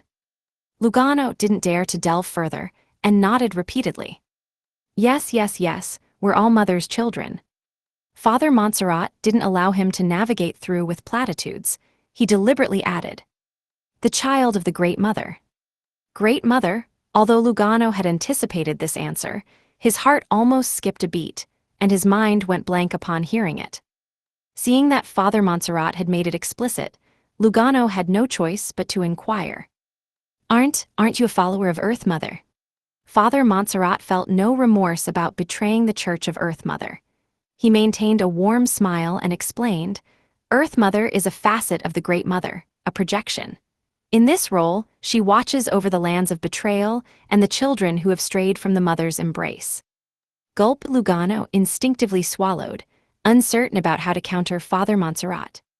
Having joined the Church of Earth Mother just a day ago and attended only 2 sermons, he lacked the profound theological knowledge to challenge such heretics.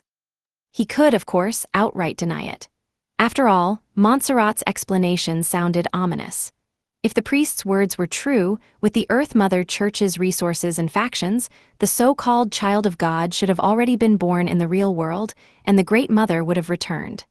Yet, that hadn't happened. The current scene and the invisible pressure silenced Lugano, refraining from outright denial. What if he enraged Father Montserrat completely? Father Montserrat continued, "All creatures in this world are the children of the Great Mother. Some were conceived by her, some are descendants of these deities, and some, like you and me, were directly transformed from the flesh and blood of the Great Mother.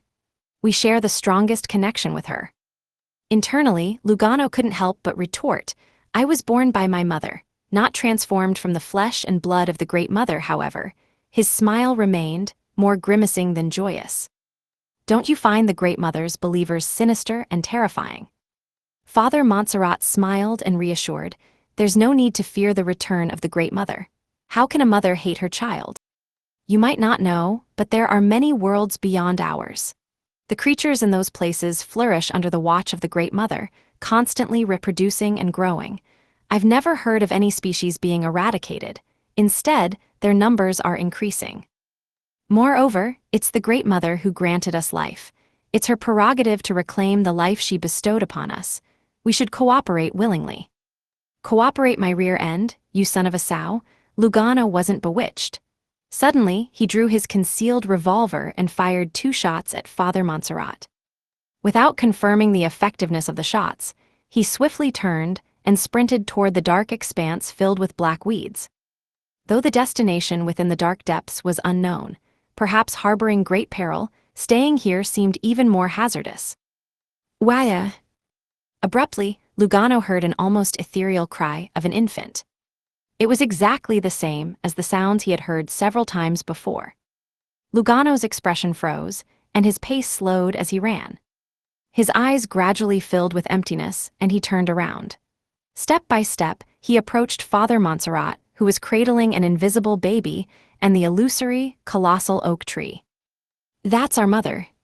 The mother who gave us life. She's willing to accept anyone who repents, every child who returns home. If she wants to take back the life she bestowed upon us, then let her.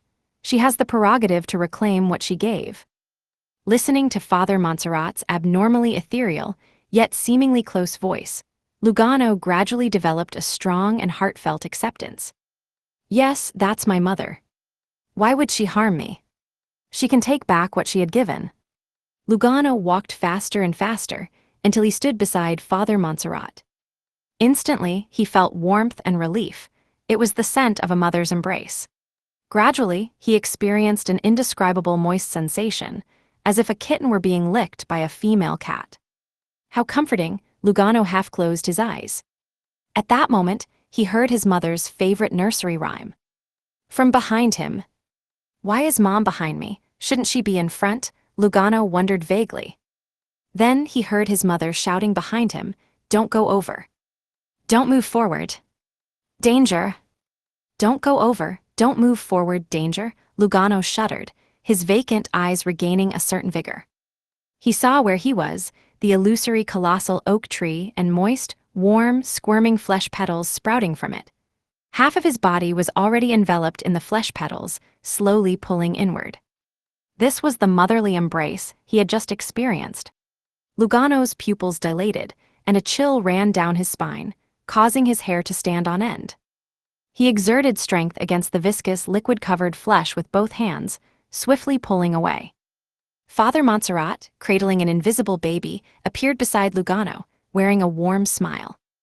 Return to the mother's embrace and revert to our original form.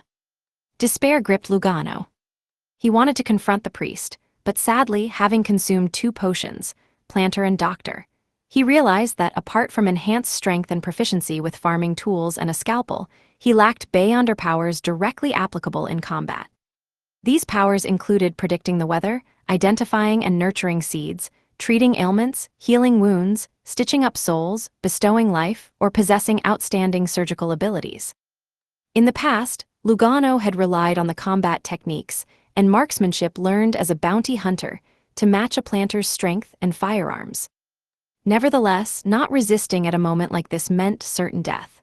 Lugano, an adventurer with a history of killing, faced immense fear as he fired at Father Montserrat and drew a sharp scalpel.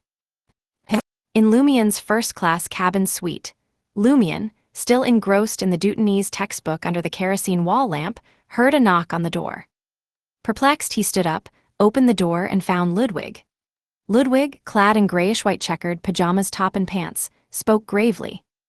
"Lugano has encountered an accident. Hurry up and save him." An accident? Lumion arched his eyebrows. Knowing that Lugano could still hear the baby's cries, Lumion had discreetly heightened his surveillance and attention on the servant, including just now. But how could an accident occur when Lugano had entered the Earth Mother Church's prayer room?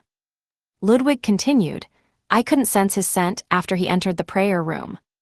"What scent?" Lumion inquired casually, already forming a vague suspicion. Ludwig responded nonchalantly, "The smell of food." Lumion stretched his neck and wrists, regarding Ludwig thoughtfully. "You deliberately sniffed his scent."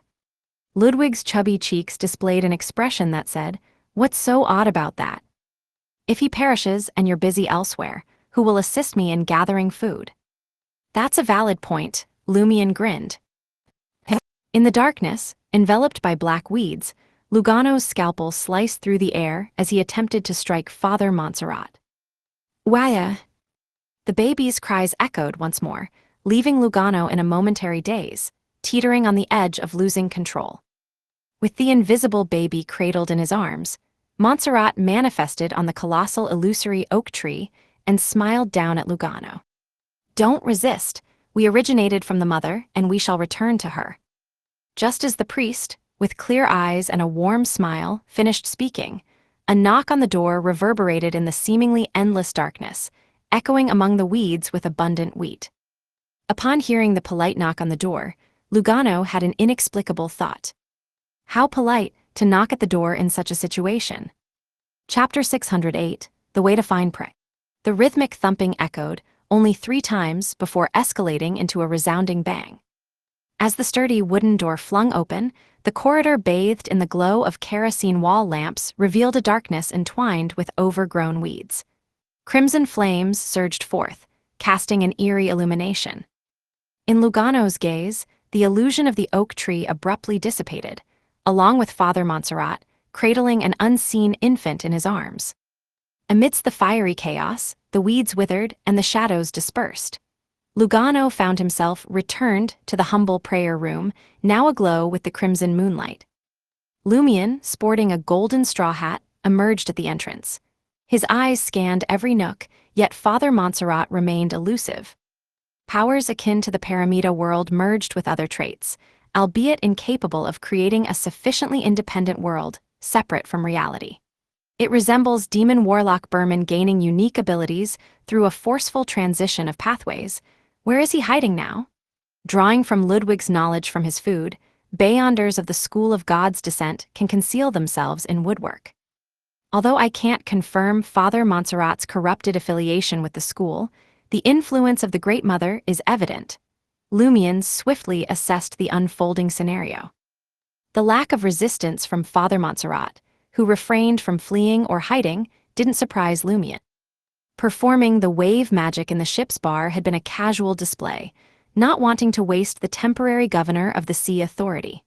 However, the subsequent use of the colossal wave to greet Captain Pedro and Father Montserrat wasn't mere showmanship. Unaware if the School of God's Descent incident had concluded, or if hidden Great Mother devotees lingered on the ship, Lumion deliberately showcased the might of a demigod governor of the sea to instill fear. If there were no other Great Mother adherents or lurking threats, his greeting actions could be seen as showmanship. But if danger lurked, it would make the elusive elements cautious, forcing them to retreat deeper into hiding. Lumion planned to let the ship reach the next port, leaving the Church of Earth Mother authorities to deal with them. Father Montserrat, seemingly unwilling to face the adventurer Louis Barry head-on and his demigod prowess, opted for concealment, biding his time until the ship docked. Had Lugano not luckily, or unluckily, stumbled upon the priest, cradling the unseen infant, Father Montserrat might have continued portraying himself as a competent clergyman of the Church of Earth Mother, avoiding any confrontation with Louis Barry. Father Montserrat is a believer in the Great Mother. He was cradling an invisible baby. Lugano hastily reported to Louis Barry, now realizing the gravity of the situation. Cradling an invisible baby, he could be hiding within the ship's woodwork. Lumion scanned the surroundings, inspecting chairs, the floor, and the sacred emblem of life adorning the wooden wall. In an abrupt realization, he felt a stir in his heart as he approached the sacred emblem embodying Earth Mother. Adorned with symbols of wheat, flowers, and spring water at the periphery, at its core lay a simple depiction of a baby. A baby. Advancing further, crimson flames radiated, setting the wooden floorboards and chairs ablaze. Coming to a halt before the sacred emblem of life, Lumion extended his right hand, gently caressing the baby's face. The wood instantly deteriorated, exuding a yellowish pus. It seemed that the depiction of a baby surrounded by wheat and flowers had long decayed, shedding tears of blood. There's a huge problem with the Church of Earth Mother. Lumion narrowed his eyes. While unable to pinpoint the elusive Father Montserrat, He unearthed decay and darkness lurking beneath the veneer of the Church of Earth Mother. Observing the charred remains of the woodwork and finding no trace of Father Montserrat, with more wooden hiding spots on the steel steamship, Lumion turned and addressed Lugano. "Take me to the captain's cabin." "All right," Lugano visibly relaxed. Exiting the prayer room, the crimson flames within swiftly extinguished, ceasing their advance. Inside the captain's cabin, Pedro, spotting a handsome brown beard, grimaced as adventurer Louis Barry approached. Experienced as he was, he knew that there might be trouble on the ship. During the School of God's Descent incident, adventurer Louis Barry had only dispatched a servant to explain matters. Now, here he was personally visiting. What did this signify? It pointed to a more severe complication. Without awaiting the captain's inquiry, Lumion calmly asserted, "Father Montserrat has succumbed, aligning himself with an evil deity. He likely colluded with the School of God's Descent's evil warlock." Captain Pedro's mind jolted, as if struck by a rod, momentarily buzzing and going blank. After a brief pause, he cautiously inquired, "Have you already killed him?" "Not yet," Lumion truthfully responded. "He escaped the prayer room and is now in hiding. Dispatch a telegram promptly, reporting this to the Church of Earth Mother and the Fainapotter government. My servant will provide the details." In the face of Louis Barry's authoritative directive, Captain Pedro yielded without resistance. He shifted his attention to Lugano, absorbing the account of his conversion and Father Montserrat's description, cradling an invisible infant.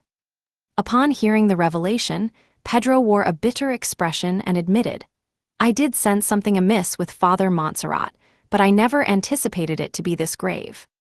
"What's the issue?" Lumion inquired. Pedro sighed, explaining, "He's a favored, a beyonder of the Earth Pathway, the most orthodox clergyman.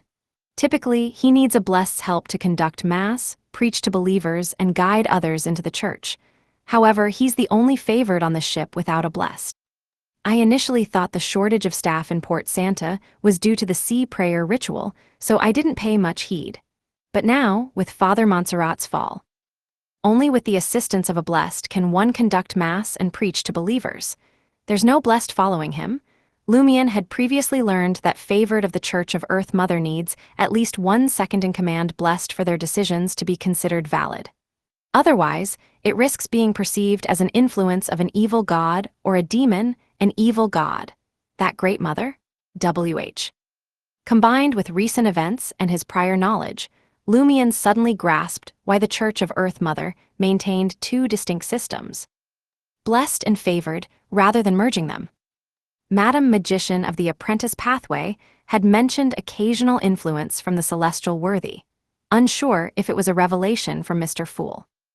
Similar to the celestial worthy of heaven and earth, for blessings overseeing the apprentice, seer, and marauder pathways, the Great Mother likely stood atop the planter, apothecary, and villain pathways.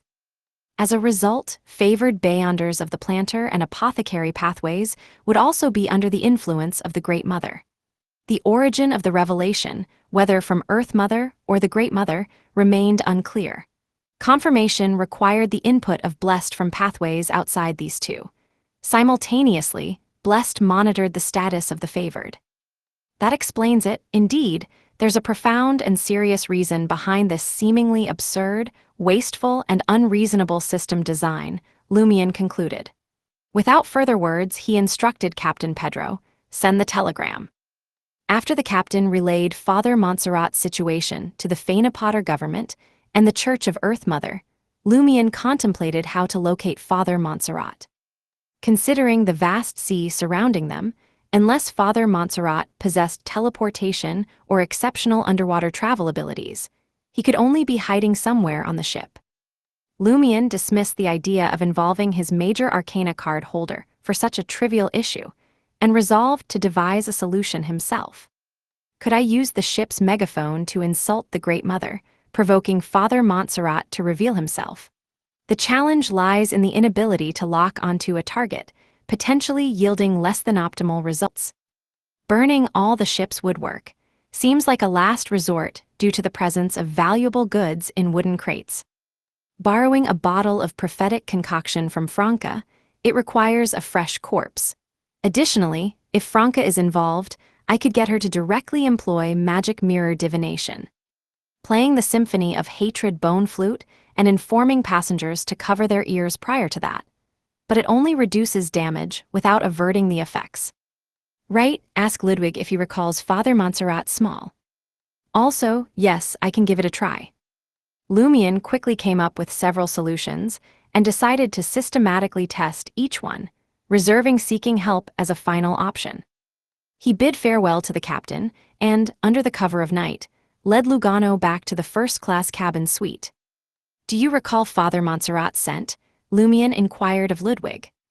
Ludwig shook his head. No direct contact. Fair enough. Lumion turned around, offering a reassuring smile to Lugano. I have an experiment in mind. Work with me. What kind of experiment? Lugano asked, a tremor of fear evident. Lumion gestured towards the window. Go to the deck, it's more open there. Uneasily, Lugano descended to the deck, bathed in the crimson moonlight.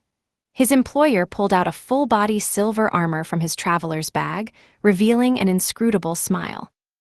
Lumion recalled the Pride armor's particular disdain for items from the Earth and Evernight pathways. What if it wasn't an item, but a Beyonder? How would it react? Could this hatred be harnessed to pinpoint Father Montserrat's location, given he was at least a doctor, at a certain distance? Lumion wasn't entirely sure, but he intended to experiment with Lugano, a fellow Beyonder of the Earth pathway, to explore the possibilities. Chapter 609, Useful Armor. Lumion shot a quick smile at Lugano and fixed his gaze on the Pride armor, carefully observing its reaction. What experiment? To test the effects of this armor? Lugano questioned, a mix of apprehension and confusion in his voice. As soon as he finished speaking, the air on the dark deck, bathed in the crimson moonlight, suddenly solidified. In the next instant, the empty armor produced a radiant broadsword, and an unseen force locked onto Lugano. Before Lugano could react, the silver-white full-body armor surged forward, the gleaming broadsword poised to strike. In a split second, Lumion positioned himself in front of Lugano.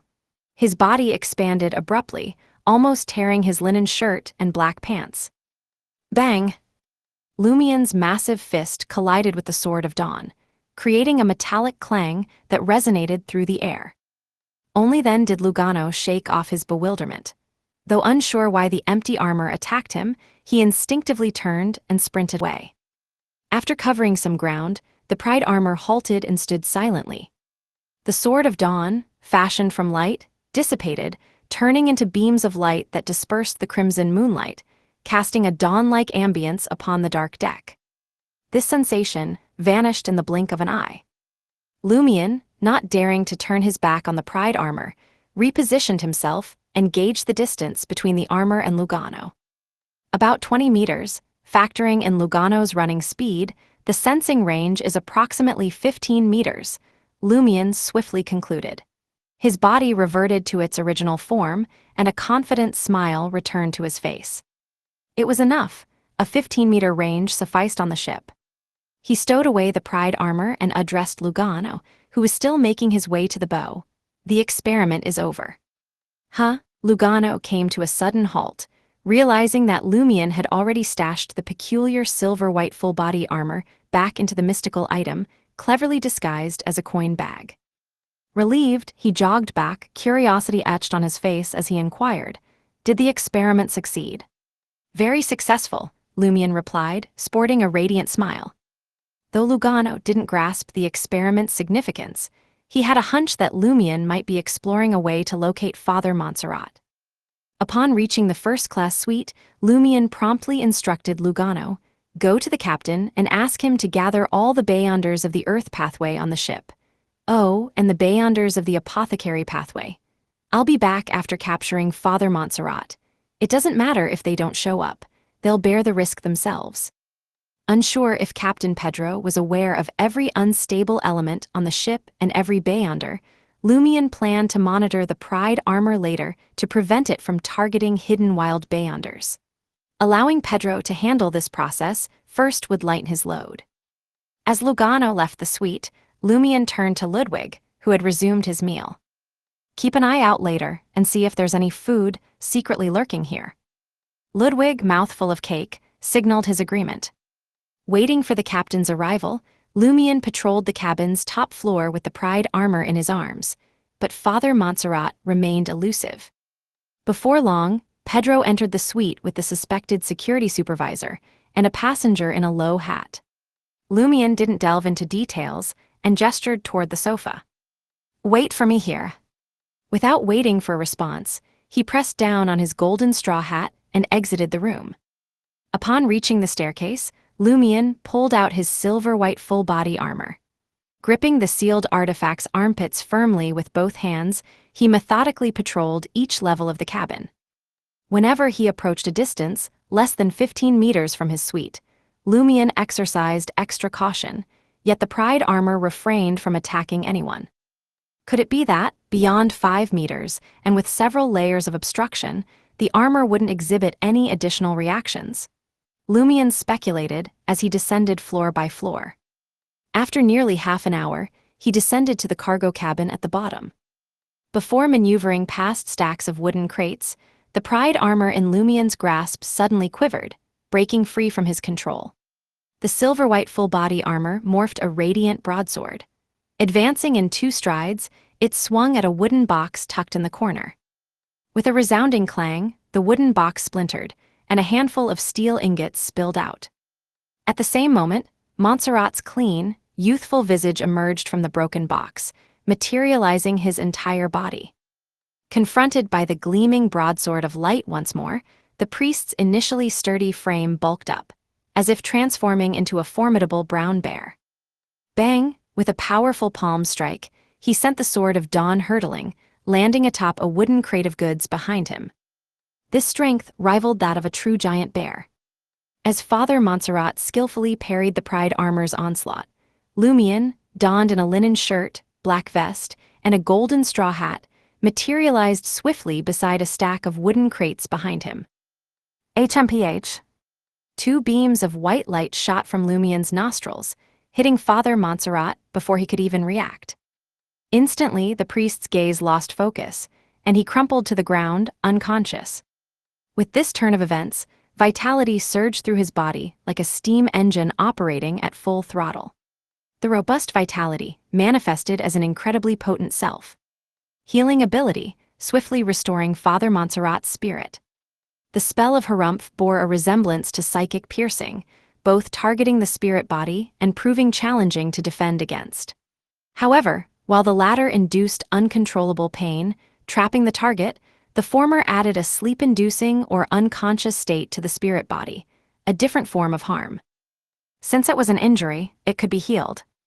Empowered by the vigorous vitality's transformation, Father Montserrat's closed eyelids twitched as his eyeballs moved beneath them. He nearly woke up before hitting the ground. Yet, for Lumion, a mere second of restraint from the spell of Harumph was sufficient.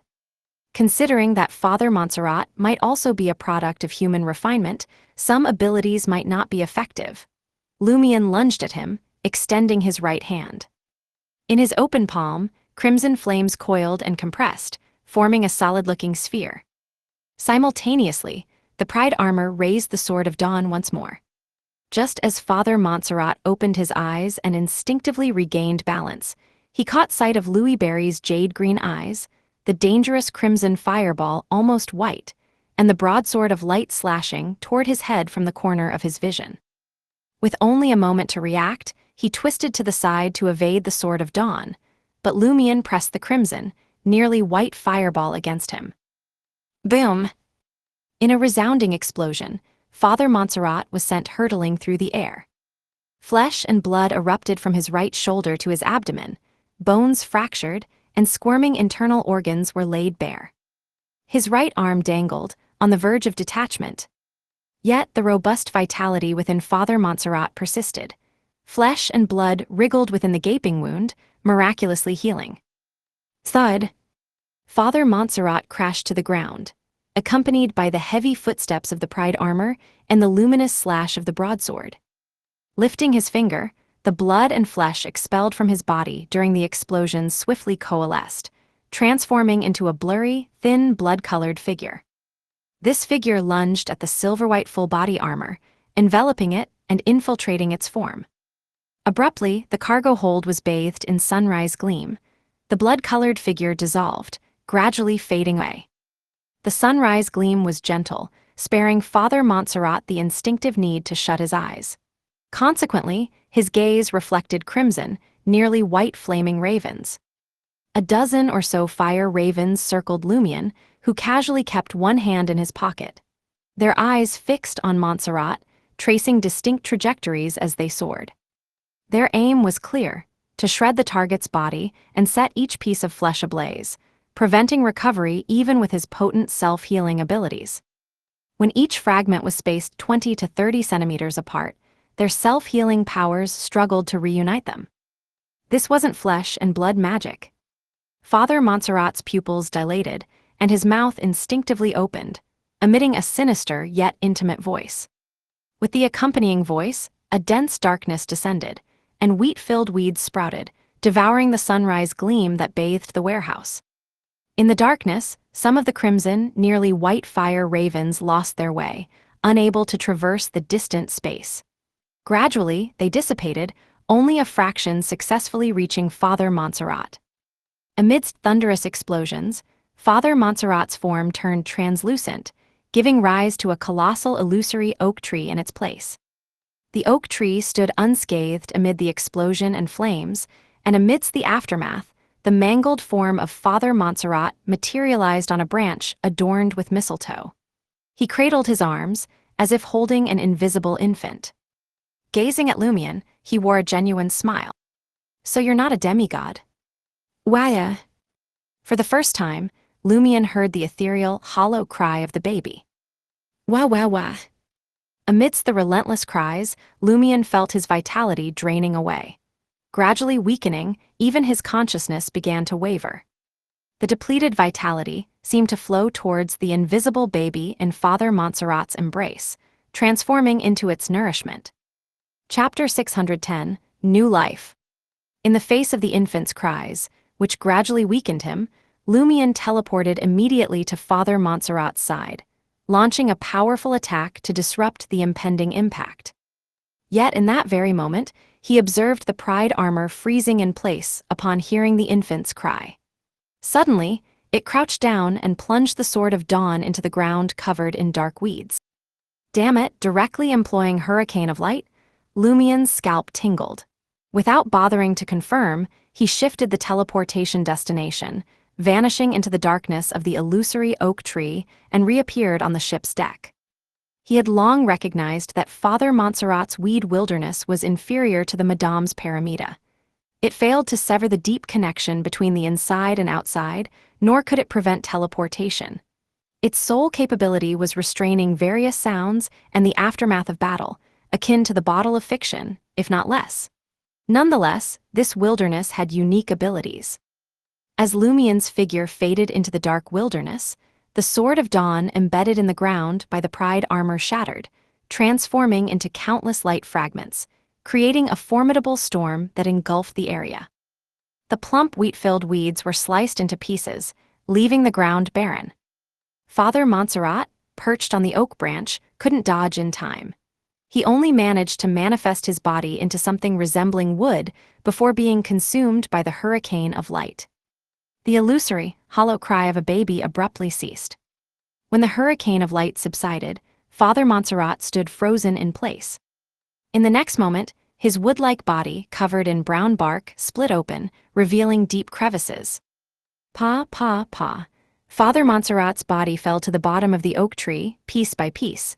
The incisions were smooth and blood seeped out. Flesh and blood were instantly absorbed by the illusory oak tree's roots, leaving nothing behind. In the middle section of the oak tree, the bark split open. Squirming, moist flesh grew out, expanding into a hole. A human head appeared, squeezed and ejected. In the blink of an eye, the naked human was born by the illusory oak tree. It was Father Montserrat. He retained his adult form, his body wet and partially covered in a dirty, translucent white membrane. New life. With the aid of the weed-covered darkness, the illusionary oak tree, and the invisible baby, Father Montserrat found a new lease of life. His brow smoothed, and his eyes regained a youthful gleam. Enormous bat-like wings, shrouded in dark skin, erupted from his back, propelling him from the heart of the colossal oak to his silver-white full-body armor. The pride armor rose, summoning light into its hand, forging a sharp spear. Launching the elongated lance with relentless force, it sliced through the air, embedding into Father Montserrat's chest. Father Montserrat's bat-like wings enveloped him, and his form shattered into palm-sized black bats. In a mesmerizing dance, the bats circled behind the pride armor, reforming into Father Montserrat, adorned with a grimy membrane. Father Montserrat's body expanded, morphing into a colossal bear. From his palms sprouted sharp claws etched with enigmatic patterns. With a forceful swipe, he etched 5 deep gouges onto the pride armor's back, unveiling its hollow interior. The pride armor froze, and the air itself seemed to still. Before Father Montserrat could launch another assault, he noticed the silver-white full-body armor pivoting without warning. Condensing hammers, axes, and flails made of light, it slashed at Father Montserrat frenziedly. Father Montserrat lowered himself, shrinking to the cleared ground, inching towards the illusionary oak tree. The ground beneath him caved, forming a rift. In that moment, Lumion, sensing the end of the hurricane of light, teleported back into the darkness. To his surprise, Father Montserrat stood unscathed, devoid of the brown priest's attire. Undeterred, Lumion retrieved the symphony of hatred bone flute from his traveler's bag. Seizing the moment, while the pride armor entangled Father Montserrat, preventing the transmission of sound to the outside world, Lumion aimed to play a melody learned from Port Santa's various celebrations, composed by a Church of Earth Mother Saint for a bountiful harvest.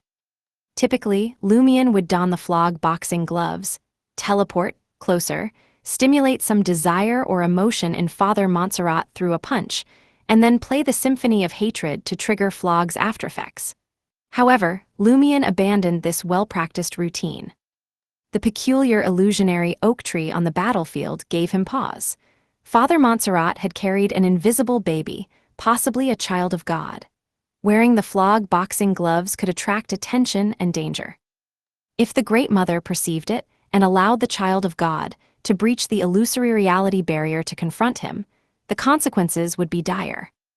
Moreover, Lumion suspected that heretics like Montserrat harbored evident psychological issues, making their mental states unpredictable.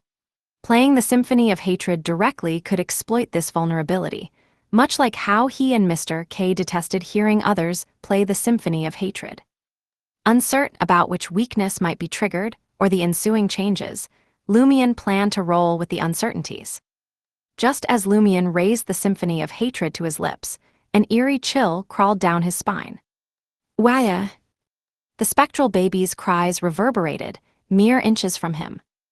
He. The baby's cries morphed into laughter, as if engaged in an intriguing game with Lumion.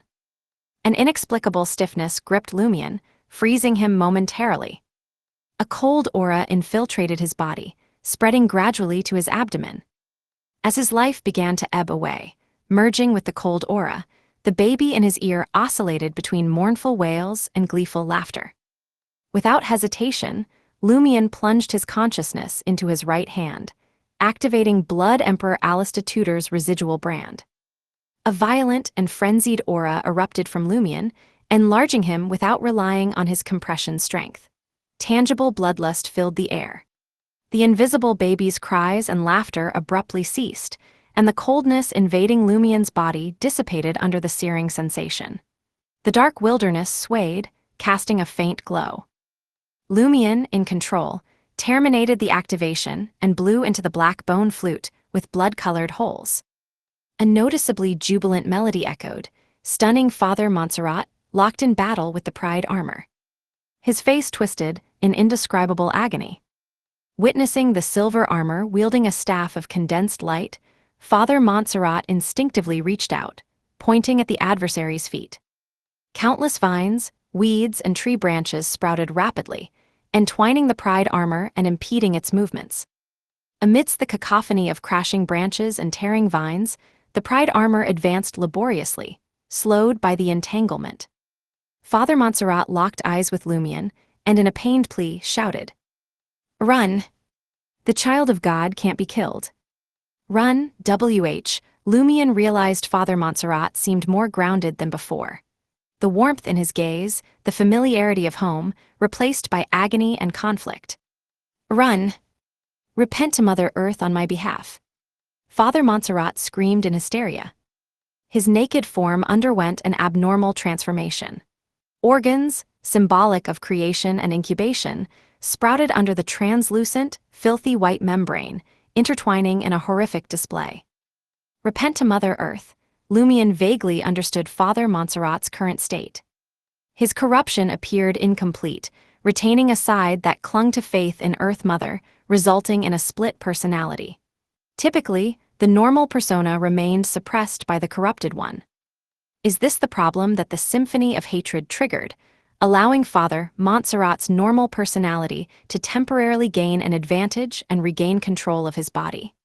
Lumion sighed, but this didn't prevent him from condensing crimson fireballs that were nearly white, launching them towards the mutated Father Montserrat. Montserrat's countenance shifted between frigidity and anguish. His body alternated between evasion and restraint. With all his might, he exclaimed, "The child of God cannot be killed, only banished." As Father Montserrat spoke, the crimson fireballs, nearly white, exploded upon him. The silver-white Pride armor breached the obstruction of vines and branches, charging forward with a light-conjured staff. Rumble! Upon the fireball's detonation, the fallen Father Montserrat wrested control of his body, attempting to retreat underground. In that instant, Lumion materialized behind him, brandishing the black bone flute. Lumion teleported into the explosion's epicenter, unconcerned about the potentially severe injuries from the formidable shockwave. The fireball was a decoy. The true lethal strike he primed was the symphony of hatred. Lumion thrust the black bone flute, with blood-colored holes, into Father Montserrat's diminishing neck. Rumble! The expanding flames engulfed them both. Chapter 611, True Name. Rumble! As Lumion's body was ripped apart by the explosion, he drew upon an ascetic's tolerance for pain and a pyromaniac's resistance to burning, activating the black mark on his right shoulder once again. Alongside Father Montserrat, whose neck had been pierced by the symphony of hatred, he vanished into the swirling flames, reappearing at the edge of the dark wilderness. His linen shirt, black vest, and dark pants lay in tatters. The exposed parts were mangled and charred, revealing white bones in some places. Father Montserrat, close to death, had the filthy, translucent white membrane on his body torn and burned away by the explosion. The mutated naked body with various organs below was dented and charred, with flesh and blood constantly peeling off. Snap! As the first piece of flesh landed on the edge of the weed-covered darkness, it suddenly seeped in, as if absorbed by the soil. Witnessing this, Lumion's heart stirred. He grabbed Father Montserrat's body and activated teleportation once again. They left the dark wilderness and materialized on the deck bathed in crimson moonlight. Simultaneously, the illusory oak tree in the depths of the cargo hold shed its bark, revealing moist, slippery flesh. The blood-filled flesh began to squirm, but only a palm-sized figure emerged. The figure, nearly the same size as the blob of flesh that had dropped from Father Montserrat and been absorbed by the wilderness, had clear eyes and a youthful appearance, resembling Father Montserrat, who had shrunk countless times. Father Montserrat's eyes were glazed, and his expression was rigid, showing no signs of intelligence. The silver-white Pride armor rushed over and swung the recondensed light hammer down, flattening the pixie-like Father Montserrat and turning him into a bloody pulp. Dawn lit up, melting the meat paste quickly. The illusory colossal oak tree instantly became more transparent, and the black wilderness with weeds rapidly disintegrated. In the blink of an eye, the abnormal scene vanished. The cargo hold returned to its original state, but many wooden boxes had shattered, and the steel walls and floor bore obvious depressions and deep marks. Elsewhere, Lumion drew the symphony of hatred's black bone flute, and observed as Father Montserrat's blood, dripped onto the steel deck without soaking in. Just as he breathed a sigh of relief, he heard Father Montserrat, who had fallen to the ground and entered a dying state, weakly but persistently shout, "To banish the child of God, you must grasp his true name." His true name is... Suddenly, Father Montserrat's voice vanished, but his mouth continued opening and closing. The illusory, hollow cry of a baby echoed in Lumien's ears once more. Unlike before, the cries were distant, as if in another world. Lumien's body didn't stiffen or turn cold, rendering him immobile. Is the invisible child of God still wary of the Blood Emperor's aura? Is this instinctive fear? Lumien quickly surveyed the surroundings and realized that the crimson moonlight on the deck, or rather, around him, had vanished. The area became abnormally dark, preventing even the sound of seawater splashing. Wah, wah, wah. The baby's cries persisted, growing louder and clearer. Lumien abruptly lowered his head, fixing his gaze on the breathless Father Montserrat and the stomach of the corpse before him. At some indeterminate moment, the stomach bulged, as if something writhed within. Despite the already gaping wounds, a demonic blood-red glow emanated from the belly. Lumien's eyes narrowed slightly as he knelt on one knee. Extending his right hand, which grasped the symphony of hatred, towards Father Montserrat's distended stomach. Slash! A gentle stroke of the black bone flute cleaved open the blood-red stomach, revealing blood-stained intestines and internal organs. There was no sign of the so-called child of God or a moist, filthy baby. Poof, a substantial amount of transparent, pale yellow liquid spewed out from the ruptured blood-colored stomach, splattering the surrounding deck. Wah, wah, wah. The baby's cries intensified, piercing and shrill, drawing closer to Lumien. He seemed to be gradually overcoming his fear of the Blood Emperor's aura out of anger and hatred. I need to find a professional to banish this invisible child of God Lumien, whose current spirituality allowed him 2 uses of spirit world traversal, planned on seeking assistance. Hunters weren't experts in such matters. Yet, after activating the black mark on his right shoulder, Lumien realized he couldn't sense the spirit world or the coordinates he had once held. The abnormal darkness, induced by the child of God's cries, appeared to seal off this area. This was closer to Paramita. I can't find help, summon a messenger, or pray to high-level existences. Lumien's eyes narrowed as his heart sank. At that moment, the invisible child of God's cries drew nearer, causing Lumien's body to stiffen and turn cold once again. As panic surged, Lumien, a conspirer, swiftly devised a new plan: exorcism spell. One of the 5 ritualistic magics from Alm's monk, capable of dispelling wraiths and evil spirits. The unborn child of God, invisible in the real world, bore a resemblance to wraiths or evil spirits. Lumien, untroubled by the need for a specific target in his exorcism spell, could firstly use his name. Secondly, he could pray to Mr. Fool. The proximity-based response of the seal on his chest, due to the severed connection with the outside world, would provide the necessary level and strength. An ascetic, Lumien could simplify parts of the exorcism spell for a quick completion. The hitch was the requirement for the target's real name and an item frequently carried. Lumien lacked both. His gaze shifted to Father Montserrat's open and deflated stomach, searching for something relevant. If unsuccessful in a minute, he planned to unleash Blood Emperor Alistitutor's aura, attempting to scare away the invisible child of God and break through the abnormal darkness for an indirect banishment. After scanning the area a few times, Lumien's gaze fixed on the chaotic, blood-stained intestines.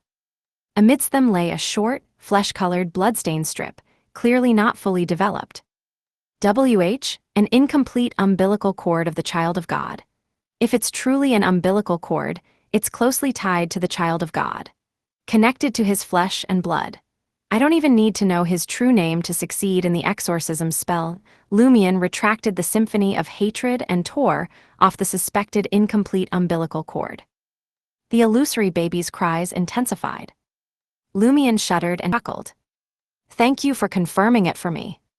He held the incomplete umbilical cord and danced a rhythmic, distorted, primitive dance.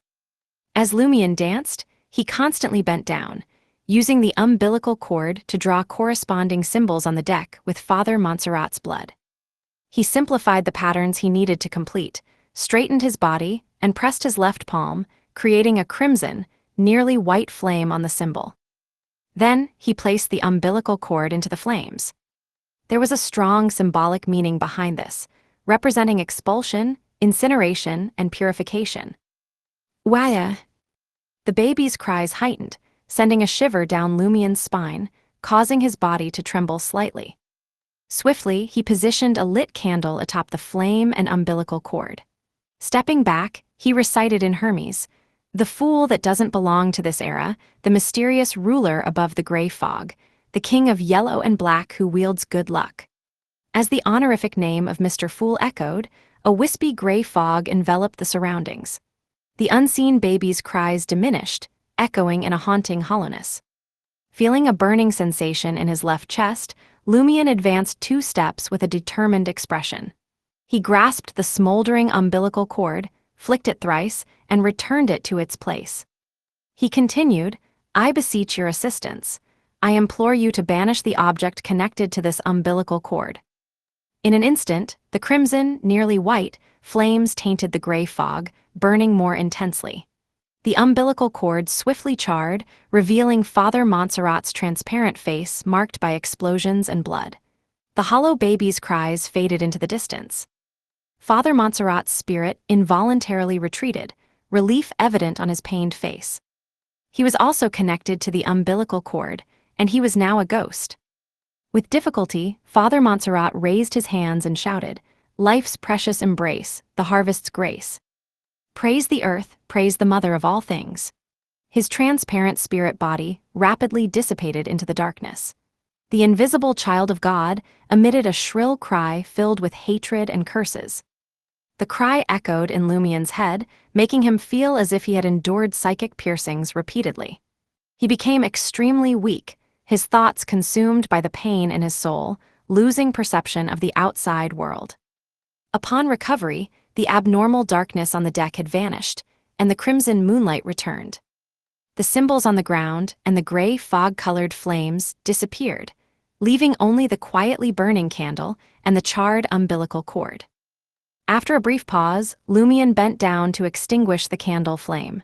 Pressing his hand to his chest, he whispered, "Thank you, Mr. Fool." After stowing away the remnants of the umbilical cord and the ritual candle, Lumien cast a glance at Father Montserrat's still uncharacteristic corpse. He unleashed his compression power. His spirituality restored, weakness eased, Lumien finally felt confident enough to return to the cargo hold. Silently, he packed the Pride armor into his traveler's bag. Completing this task, he changed into tattered clothes and tended to his exposed wounds briefly. Enduring the pain, he returned to his suite as if nothing had occurred. Addressing the captain, Pedro, and the others, he declared, "The problem has been resolved. Father Montserrat's corpse is on the deck. His belongings will be handed over to the Church of Earth Mother. Right, a blessed." Lumien harbored no intention of claiming the Church of Earth Mother's items. Captain Pedro and the others departed in bewilderment to verify the deck situation. Lugano approached Lumien and whispered, "Is Father Montserrat really dead?" "You can take a look at his corpse," Lumien replied with a smile, intending to instruct the servant to provide treatment. Lugano frowned and said, "But I vaguely heard his voice earlier. He seemed to be shouting the name of the so-called child of God." Shouting the so-called child of God's name? Back then, Father Montserrat had indeed shouted the child of God's true name, but due to special reasons, it hadn't reached the real world. Only Beyonders nearby corrupted by the child of God could hear it.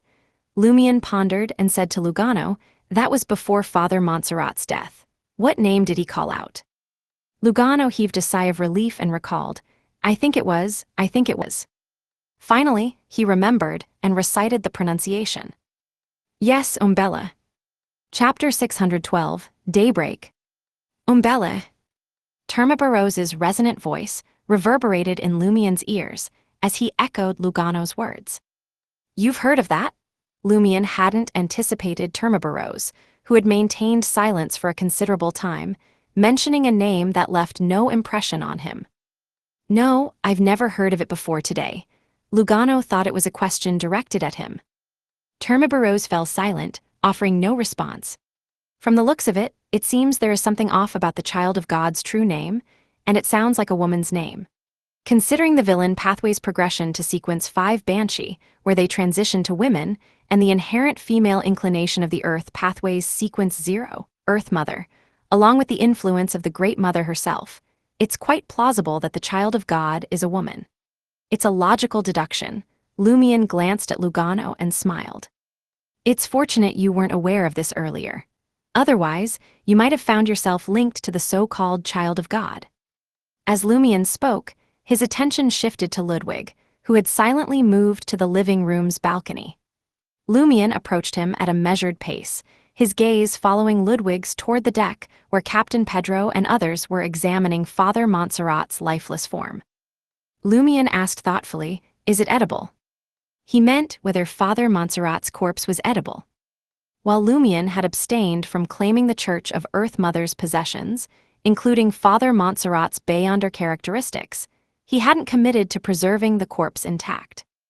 In the heat of battle, it was customary for bodies to sustain damage.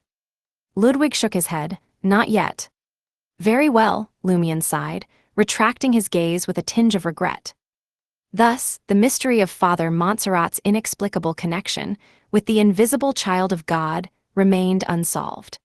A peculiar umbilical cord had even taken root in his stomach, leaving Lumion unable to confirm if Prinpino was a byproduct refined from Father Montserrat's remains. Indeed, Father Montserrat bore signs of severe corruption, though Lumion hadn't anticipated his corruption to rival that of Mad Lady's. Of course, it paled in comparison to the state of the Mad Lady's corpse. Even Ludwig found it too dirty. As for spirit channeling, Lumion understood that a spirit banished by the exorcism spell couldn't be summoned for a specific duration, rendering communication impossible. Once this period lapsed, spirit channeling became futile. Upon returning to the living room, Lumion sank into a recliner, casually unbuttoning his black vest and linen shirt. Turning to Lugano, he remarked, "Come and treat me." Lugano's eyes surveyed the makeshift bandages and the oozing wounds, expressing surprise. "It's that serious?" Lumion, with a hint of amusement, responded, "Do you think dealing with Father Montserrat is a walk in the park?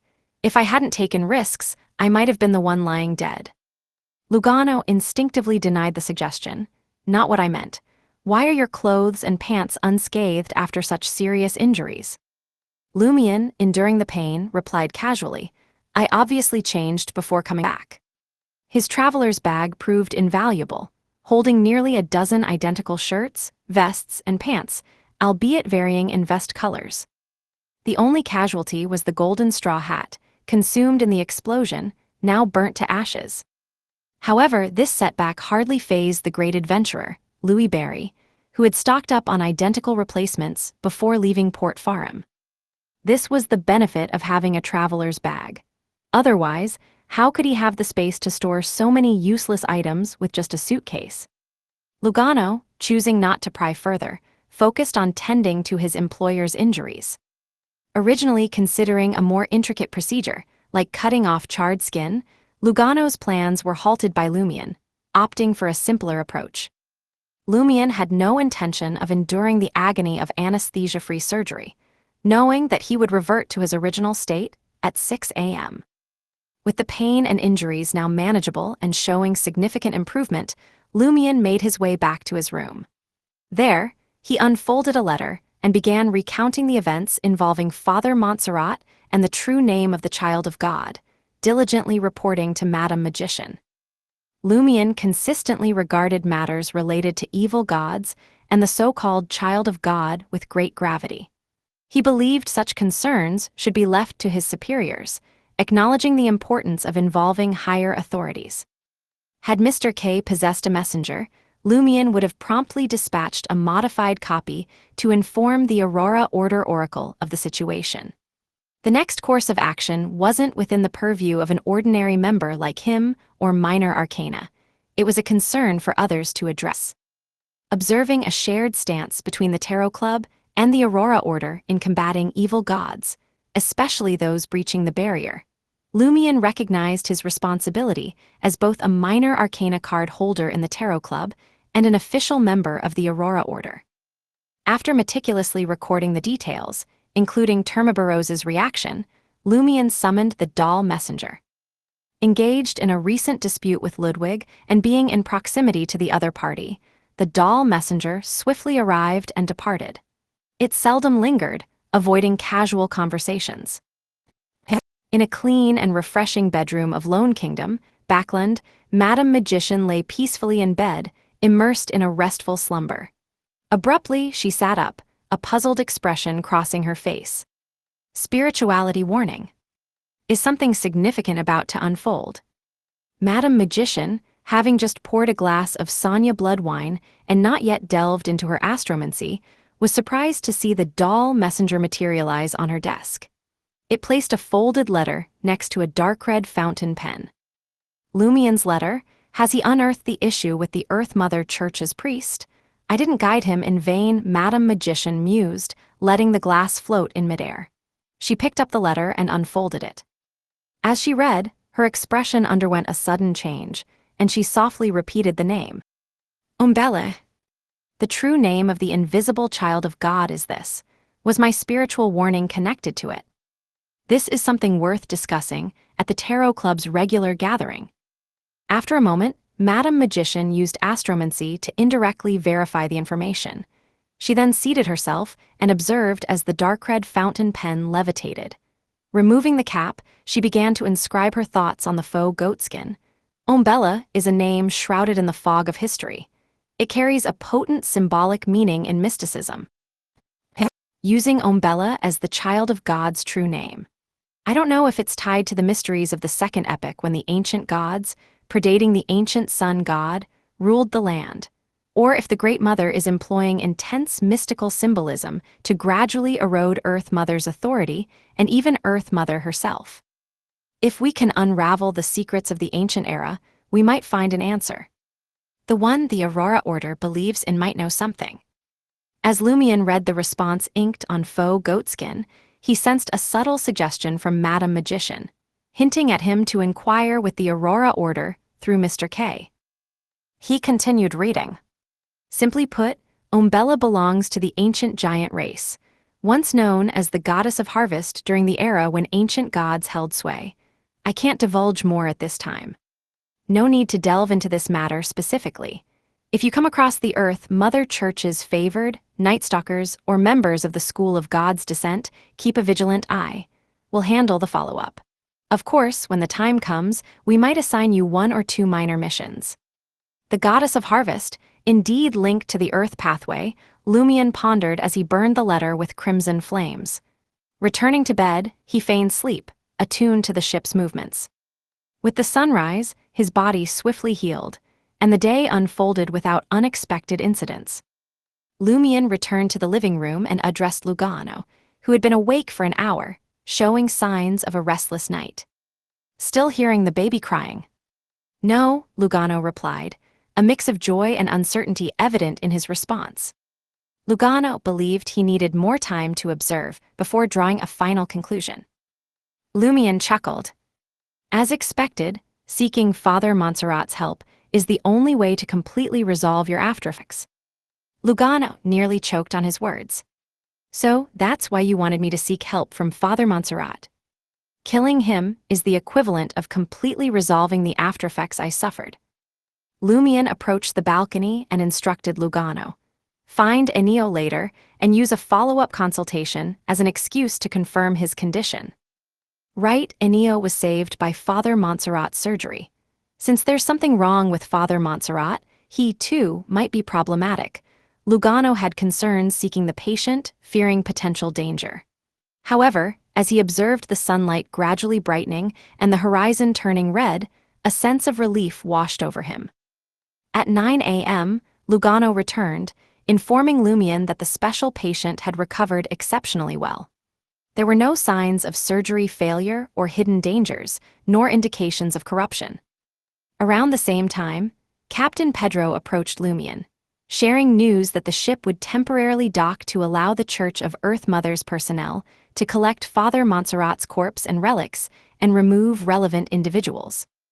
Notably, the adventurer and his servant were explicitly excluded from this directive by the Church of Earth Mother.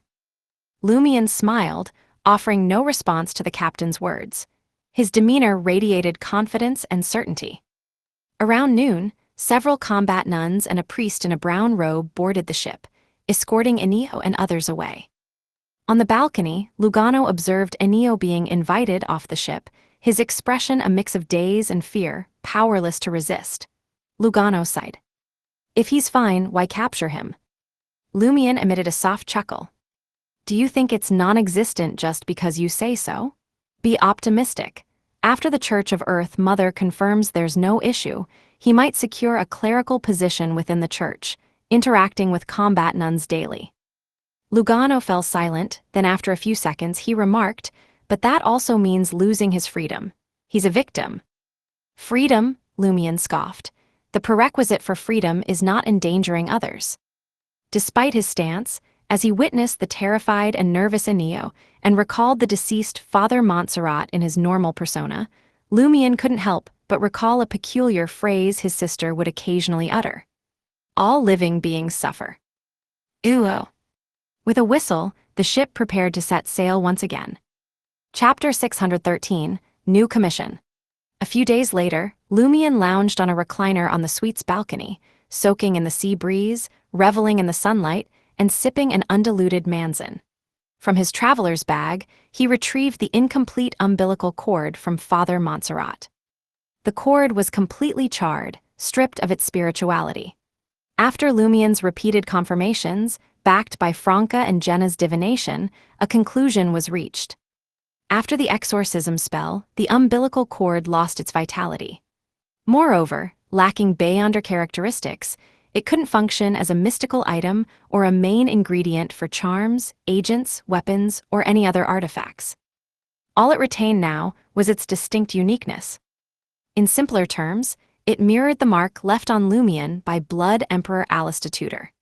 Devoid of power and incapable of emitting the fearsome aura of the Great Mother's Child of God, Lumion couldn't wield it to intimidate and temporarily intimidate a specific target. Lumion surmised that it could only play a role in two scenarios. Firstly, it could act as a casting ingredient, enabling specific spells to wield power beyond ordinary standards or aiding warlocks in utilizing special spells beyond their usual repertoire. Secondly, it could serve as a supplementary ingredient incorporated during the crafting of mystical items, charms, agents, or Beyonder weapons, imparting unique effects to the final product. Naturally, Lumion also believed that such an umbilical cord fragment could prove valuable in the presence of the Great Mothers bestowed. For instance, even without provocation, he could provoke intense animosity from those individuals. Regrettably, witches share similarities with pyromaniacs. They are restricted to utilizing various black magic bestowed by potions, unable to delve into spell study and master new incantations like warlocks. Among these black magics, only one, the bloodline curse, can be paired with an umbilical cord as a casting ingredient. However, the invisible child of God has yet to manifest in the real world, rendering the curse ineffective against him. Cursing the Great Mother is also off the table, as Franca and Jenna might find themselves with giving birth right there and then.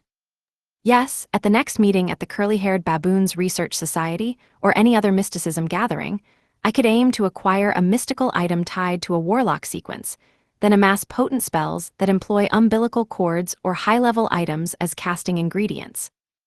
Isn't this creating several complications? In Auror's terms, it's akin to raising a sheep for a plate of coarse salt, nurturing it only to be eventually slaughtered and roasted. I've not needed to seek out an artisan for crafting mystical items lately, and the absence of primary ingredients complicates matters. Alternatively, should I transform it into a Beyonder weapon with limited use? This isn't ideal. There's a contamination risk if an insufficiently skilled artisan incorporates it as a supplementary ingredient.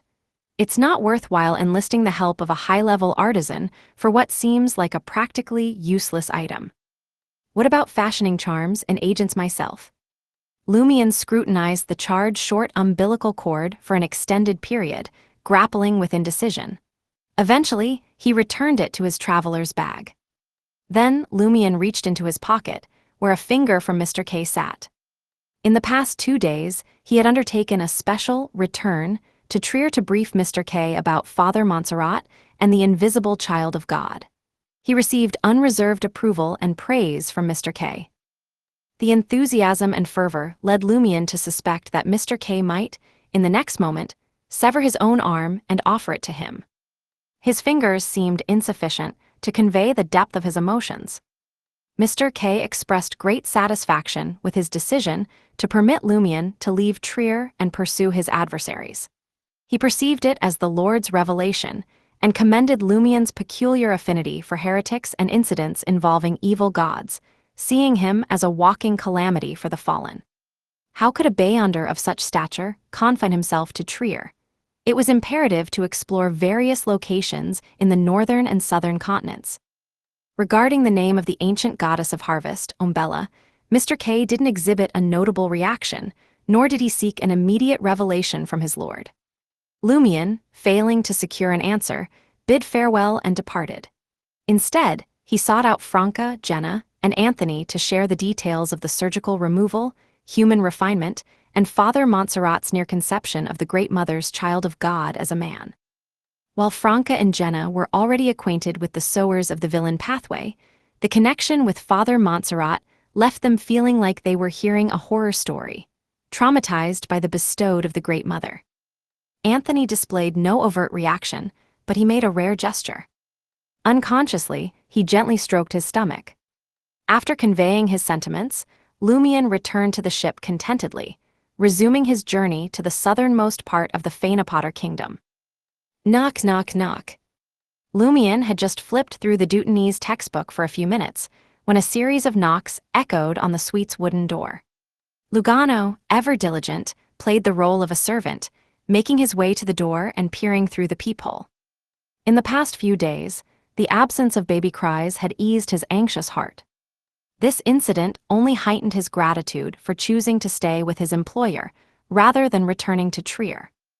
Lugano believed that if the issue stemmed from the Beyonder ingredients left behind by Tenko, even if he hadn't boarded this ship, he would have encountered a similar situation sooner or later. Moreover, the wait wouldn't be long, perhaps a year or even half a year. Without the aid of a powerful Beyonder like Lumion Lee, his fate would have been quite clear. Spotting Captain Pedro outside, Lugano turned to Lumion, who was on the balcony, and informed him, "Boss, the captain is looking for you." "Why would the captain seek me out? Shouldn't we tacitly overlook what happened?" Lumion closed the Dutanese textbook and returned to the living room, bathed in bright sunlight. Pedro, sporting a handsome brown beard, entered the suite and exchanged pleasantries. Clearing his throat, he said, "Mr. Barry, are you interested in taking on a commission? It's a straightforward one and won't consume much of your time." Straightforward? I doubt it would remain so after being entrusted to me. After various experiences, he gained a better understanding of his unique constitution.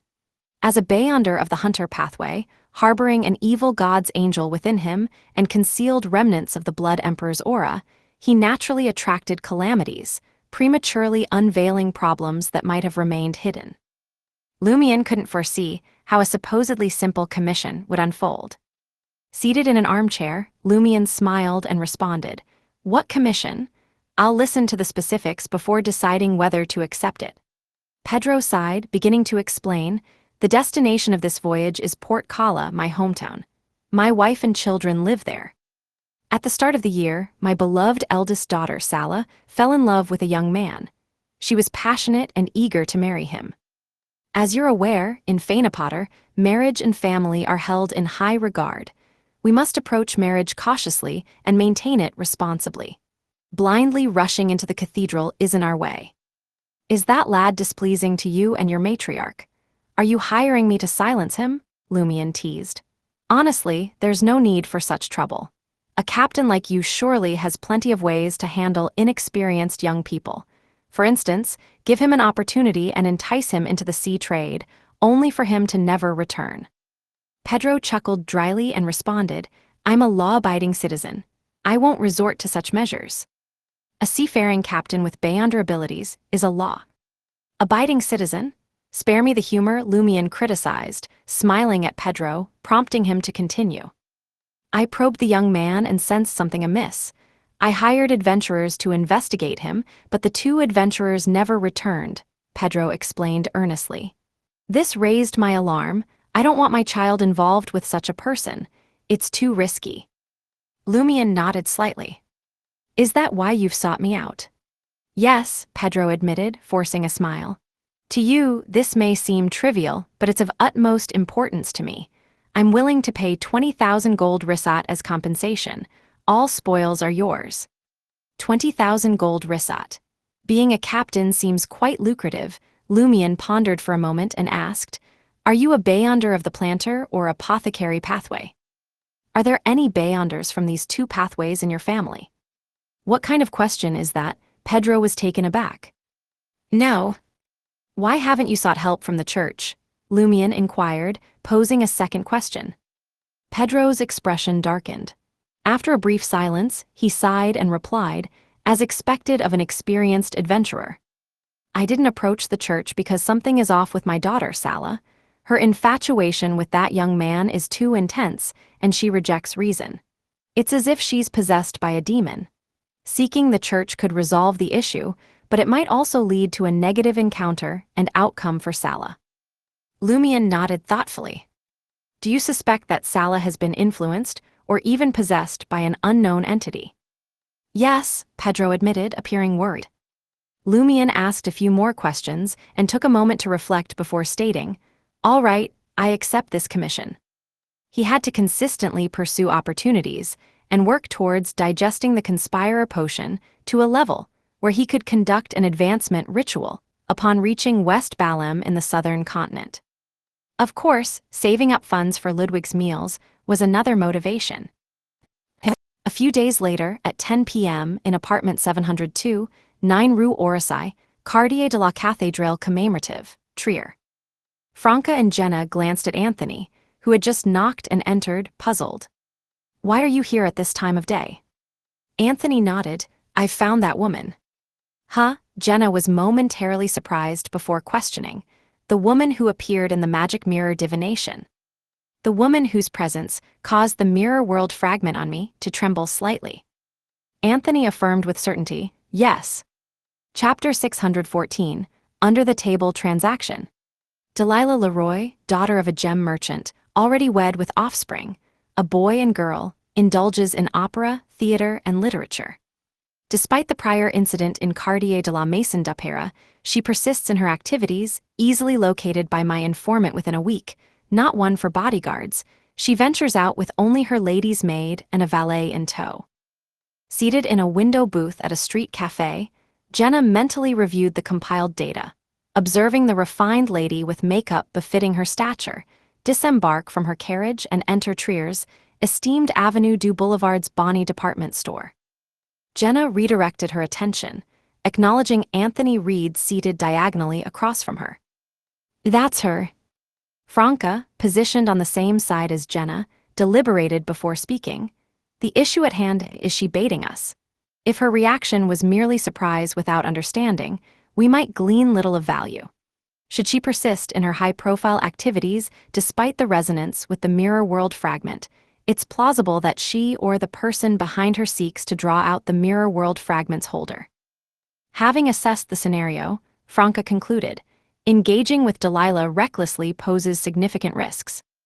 But our magic mirror divination assures the safety of today's operation, Jenna countered. Franca smiled in response. Place not undue faith in divination. Moreover, the danger may not be immediate. Hastily engaging with Delilah could disrupt our future leads. So we stand by, wait a month or two until tensions ease before acting. Jenna pondered briefly, then sat upright, revealing her plan. I have an idea. What is it? Franca inquired, intrigued.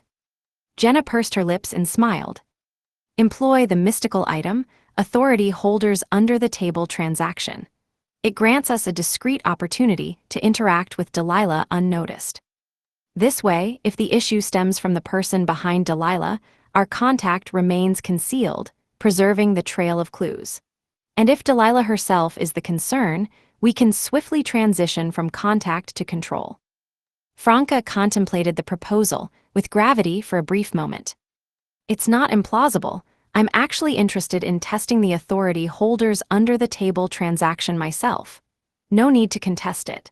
I'm a sequence higher than you, and my self-preservation capabilities surpass yours. Even if evil entities like demons seek a trade, I can invoke Madam Judgment, a formidable arbiter, as my witness.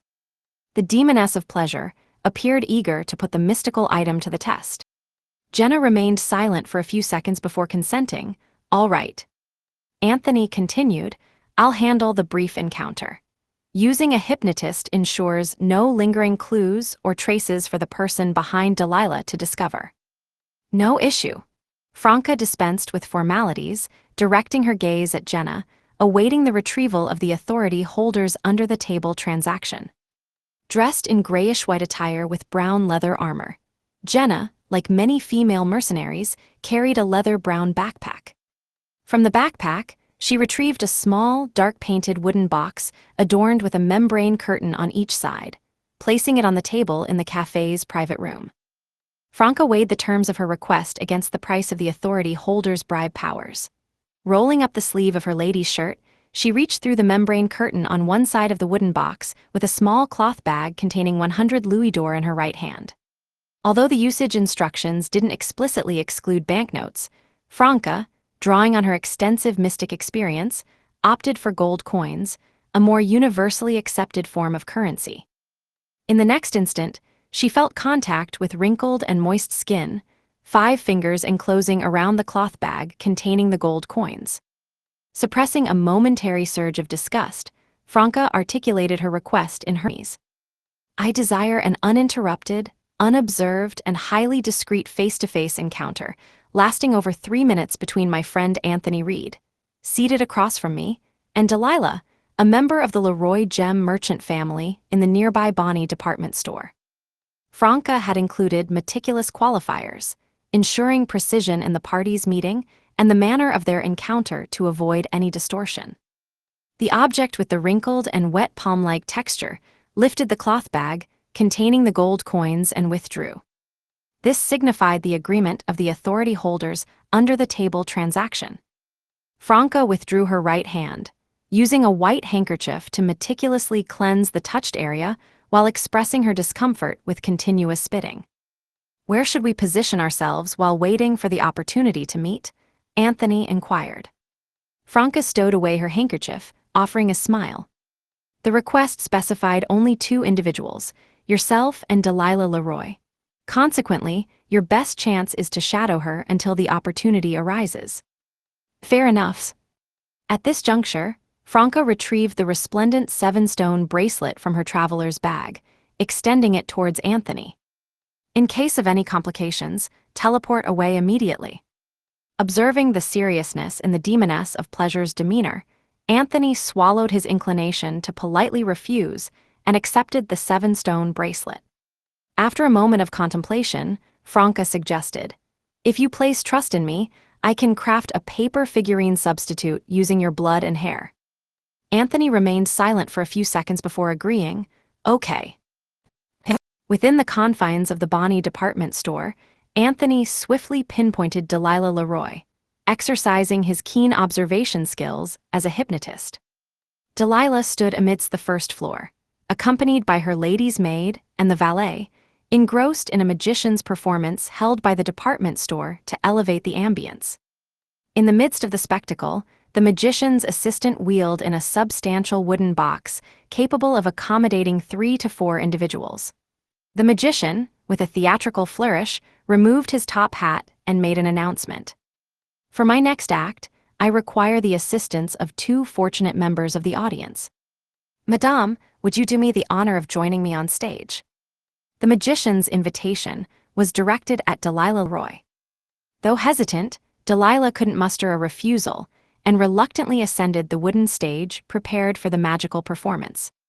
A weak personality and a difficulty in declining others, perhaps influenced by the authority holders under the table transaction. Anthony vaguely anticipated the nature of the intended meeting as he observed Delilah's demeanor. With a calculated step forward, he drew the attention of the magician. "This gentleman, please join us on stage as well." Feigning reluctance, Anthony awkwardly made his way up onto the stage. The magician gestured toward the wooden box, instructing, "Please take a seat inside." Pursing her lips, Delilah sighed and, urged by the crowd, entered the wooden box. Choosing a seat the furthest from her, Anthony, while there was still illumination, offered a smile and remarked, "Truth be told, I feel a bit embarrassed too." His words were delivered with a calm and genial tone, causing Delilah's tense demeanor to ease. Anthony continued, "Don't believe me, look me in the eye." He pointed to his eyes, inviting her gaze. Delilah instinctively turned her gaze toward a pair of dark brown eyes reflecting her figure. "My figure?" Delilah was caught off guard, as her gaze seemed to descend into a spiraling depth. In that moment, the magician closed the wooden box, enveloping it in darkness. Seizing the opportune moment, Anthony posed a question. "Did you experience anything unusual in Quartier de la Maison d'Opéra a week ago?" "Yes," Delilah responded truthfully, sensing a trustworthy demeanor. "What was that sensation?" Anthony inquired as the magician recited his rehearsed lines. "My heart started racing, and my blood felt like it was boiling." Delilah recounted her experience. "Do you know what that means?" Anthony probed further. In the darkness, Delilah shook her head. "I'm not sure, but my real father instructed me to inform him immediately if I had similar sensations." "Real father?" Anthony had a hunch. Delilah chuckled self-deprecatingly, explaining, "My real father, my mother's lover, and the current government's Minister of Industry, Morin Avigny." Morin Avigny, sensing the magician's maneuvers with the wooden box, Anthony swiftly posed a final question. "What did he say upon learning about your reaction?" "He told me not to worry and to continue living as usual," Delilah admitted, still harboring some concerns. Anthony acknowledged her words succinctly. "Lovely lady, I'm thrilled to share this magic moment with you. Can you provide me with something memorable, perhaps a few strands of your hair?" His voice, deep and captivating, made Delilah feel that the request was entirely normal. Consequently, she plucked a few strands of hair and handed them to Anthony.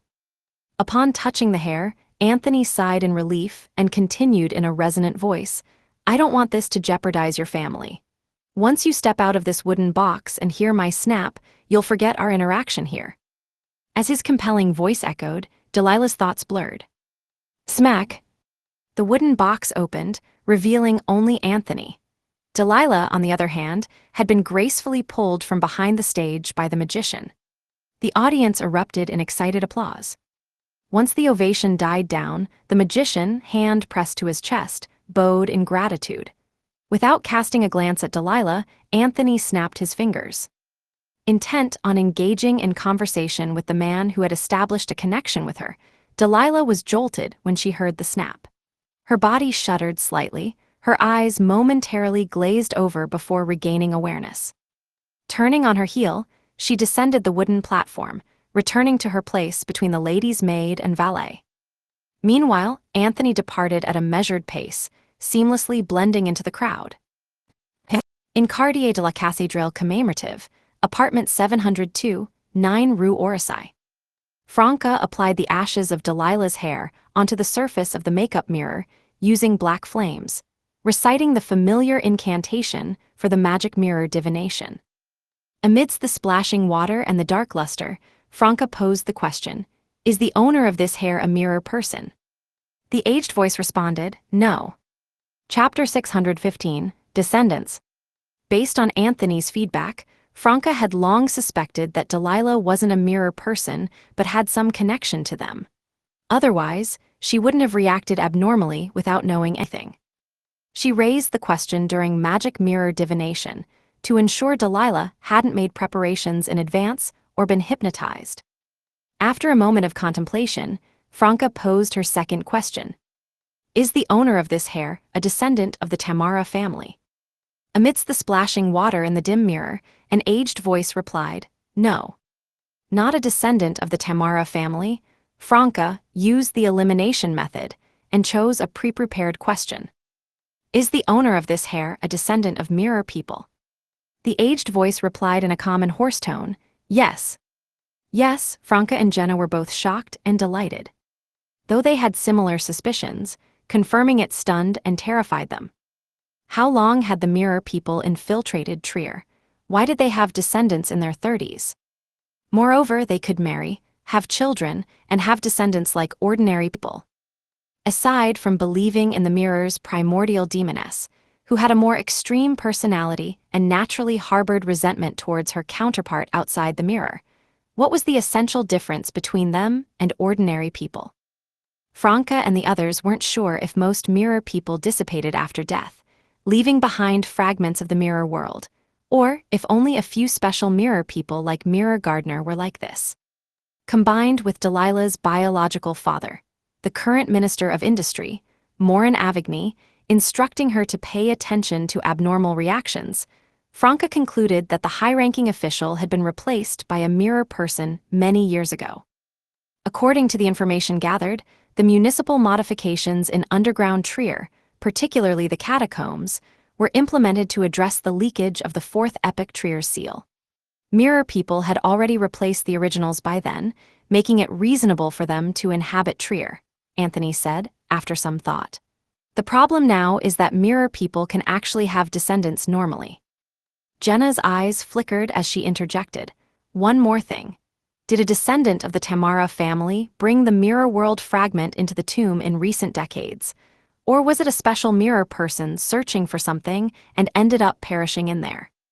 Or could it be that, before Fourth Epic Trier sank underground or was sealed, mirror people were already active on this land? Franca hissed and said, "Your latter conjecture is a little terrifying. Our original deduction was that the special mirror world stemmed from the War of the Four Emperors, which caused Fourth Epic Trier to sink.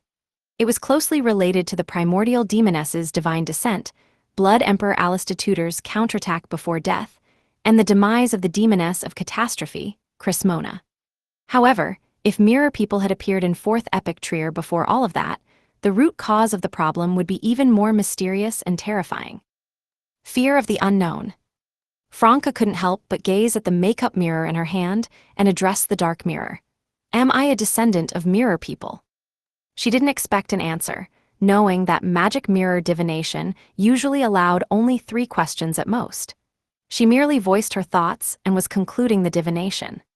The mirror fell silent for a few seconds before resuming. Your ancestor had nothing to do with Trier. Oh, does that mean I can't be related to the mirror people? Wait a moment. Franca's surprise reverberated in her voice. Then, a sudden realization struck her. So, you're not an emotionless answering machine. You don't have to strictly adhere to the corresponding rules. The darkness on the mirror surface swiftly dissipated, and the aged voice ceased. Franca was left speechless. Jenna drew closer to Anthony, her words a hushed murmur. Did you catch the helplessness in that answer? Anthony cast a subtle glance at Franca and nodded imperceptibly. Hey, don't whisper in front of me. I can hear you, Franca complained, her assassin's keen senses picking up their conversation. She swiftly shifted the topic. Fortunately, it said no. If it was a yes, it would be terrifying. Your grandfather or great-grandfather shouldn't be Trarians, right? I'm not even a Trarian myself, Anthony replied. Jenna tersely acknowledged. The generation of my father's and mother's grandfathers came to Trier. Franca breathed a sigh of relief, stating, now, the direction of the investigation is clear. The current Minister of Industry, Morin Avigny. She pondered whether to conduct a covert investigation to gather crucial information or to promptly inform Seven and let the Eternal Blazing Sun Church handle it.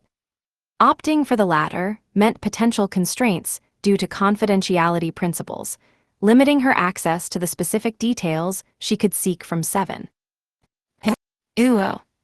Amidst a whistle, a ship steered into Port Kala on the southernmost coastline of the Fainapotter Kingdom. It was already mid-November, and Trier was gripped by a cold winter. Although Port Santa demanded thick clothing due to plummeting temperatures, Port Kala retained a warm climate. Passers-by adorned themselves in fancy short-sleeved shirts and loose pants, exposing their ankles. Unlike Port Santa, Port Kala lacked the tradition of carrying sabers or swords, but Lumion, drawing from her knowledge, knew that the people here were still rambunctious, with large-scale armed conflicts being commonplace. Port Kala differed significantly from Port Santa, which thrived on pastures, plains, and mountain range mines. With limited arable land and scarce pastures, the inhabitants originally depended on the sea for their livelihood. Over generations, the Church of Earth Mother's advancements in land development, seed cultivation, and livestock breeding transformed Port Kala. While the region achieved a level of self-sufficiency in food production, the rambunctious folk customs endured. Nevertheless, Port Kala continued to be a major importer of food, serving as one of the primary trade hubs between the Feyenopater Kingdom and the southern continent. The bustling port hosted numerous foreigners and stood as a key base for the harvest fleet. Captain Pedro, standing beside Lumion, observed the lively port scene. It's the dry season, so the weather isn't as hot and there's not much rain. It's the most comfortable period in Port Kala. You're welcome to visit. These words, spoken out of courtesy, hung in the air. Lumion, leaning against the shipboard, directed his gaze toward the distant sea, shrouded in what seemed like dark clouds. Is that the Berserk Sea? The Berserk Sea divided the northern and southern continents. Only when Emperor Roselle found a safe sea route could the northern continent's countries cross the sea and reach the southern continent. Pedro nodded, a hint of solemnity in his voice. That's right. Without a captain and sailors familiar with those waters, a ship will undoubtedly be swallowed by the ever-changing and violent weather there. Shipwrecks occur around Port Kala every year, claiming lives. When the majority of the passengers disembarked, Lumion guided Ludwig and Lugano to Captain Pedro's residence. He intended to assess the situation of his eldest daughter, Sala, and her lover before deciding on his next course of action. Carrying a suitcase and holding Ludwig's hand, Lugano trailed closely behind his employer.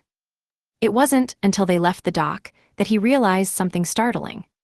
His employer and the captain were conversing in Highlander. Since departing from Port Santa, his employer and most of the ship's occupants had been using Highlander for communication. When did he learn Highlander? How had he become proficient in it? As Lugano observed his employer's retreating figure, he fell into a thoughtful silence, absorbing the relatively fluent Highlander being spoken. Port Kala, 7 White Shark Street, Pedro's house. A 5-story building with a green front lawn and a charming garden in the rear. It was home to nearly 30 people under Pedro's mother's care. Passing through the iron gates, Lumion spotted a couple strolling arm in arm on the lawn. They were both very young. The woman in her early 20s possessed brown hair, brown eyes, and a naturally fair tan complexion. Although her appearance was remarkable, Lumion, accustomed to interacting with demonesses and having a beautiful sister, deemed her merely decent. The man, in his mid-20s, had ordinary features, single eyelids, and curly brown hair. Clad in a white shirt and dark gray pants, he had very average looks and demeanors that would be lost in a crowd. Sala, let me introduce you. This is the great adventurer, Louis Barry. His legendary experiences will soon reach Kala. Pedro joyfully introduced Lumion without a trace of gloominess. Sala, sporting a fishnet hat to shield herself from the sun, approached with curiosity. What kind of legendary experiences? Does earning 300,000 gold risat from a commission count? Pedro replied, representing Lumion with a smile. 300,000 gold risat? Sala exclaimed. This was a huge fortune for most people in Feyenopater. Lumion observed the father-daughter interaction with a smile. In his peripheral vision, he detected a darkening expression on Sala's lover, a clear sign of displeasure. Jealousy, vigilance, and worry. If there's truly something amiss with him, he should be more confident, Lumion mused, unfazed. Pedro then introduced Sala's lover. Floris, Sala's fiancé. They met in Feyenopater City. Feyenopater City, nestled in the highlands, stood as the capital of the Feyenopater Kingdom. Sala had encountered Floris there during her university studies, though Floris hailed from an ordinary family with modest educational qualifications. Having completed only elementary grammar school, he later established a grocery store near Highlander University. Greetings, Lumion nodded slightly, exuding the self-assured air of a great adventurer. Following the welcoming banquet, Flores departed from Pedro's house. He ventured into his favorite romantic bar, settling at the counter with a discontented expression.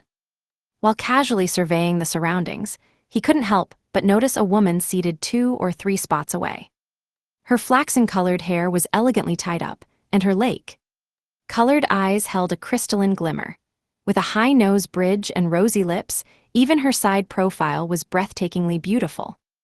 Chapter 616, Love. For a moment, Flores found himself captivated by her presence. He couldn't resist leaning in to compliment her straightforwardly, a habit common among male Phanepaterians. Today is my lucky day to encounter such a beautiful lady. Could I be luckier to buy you a drink?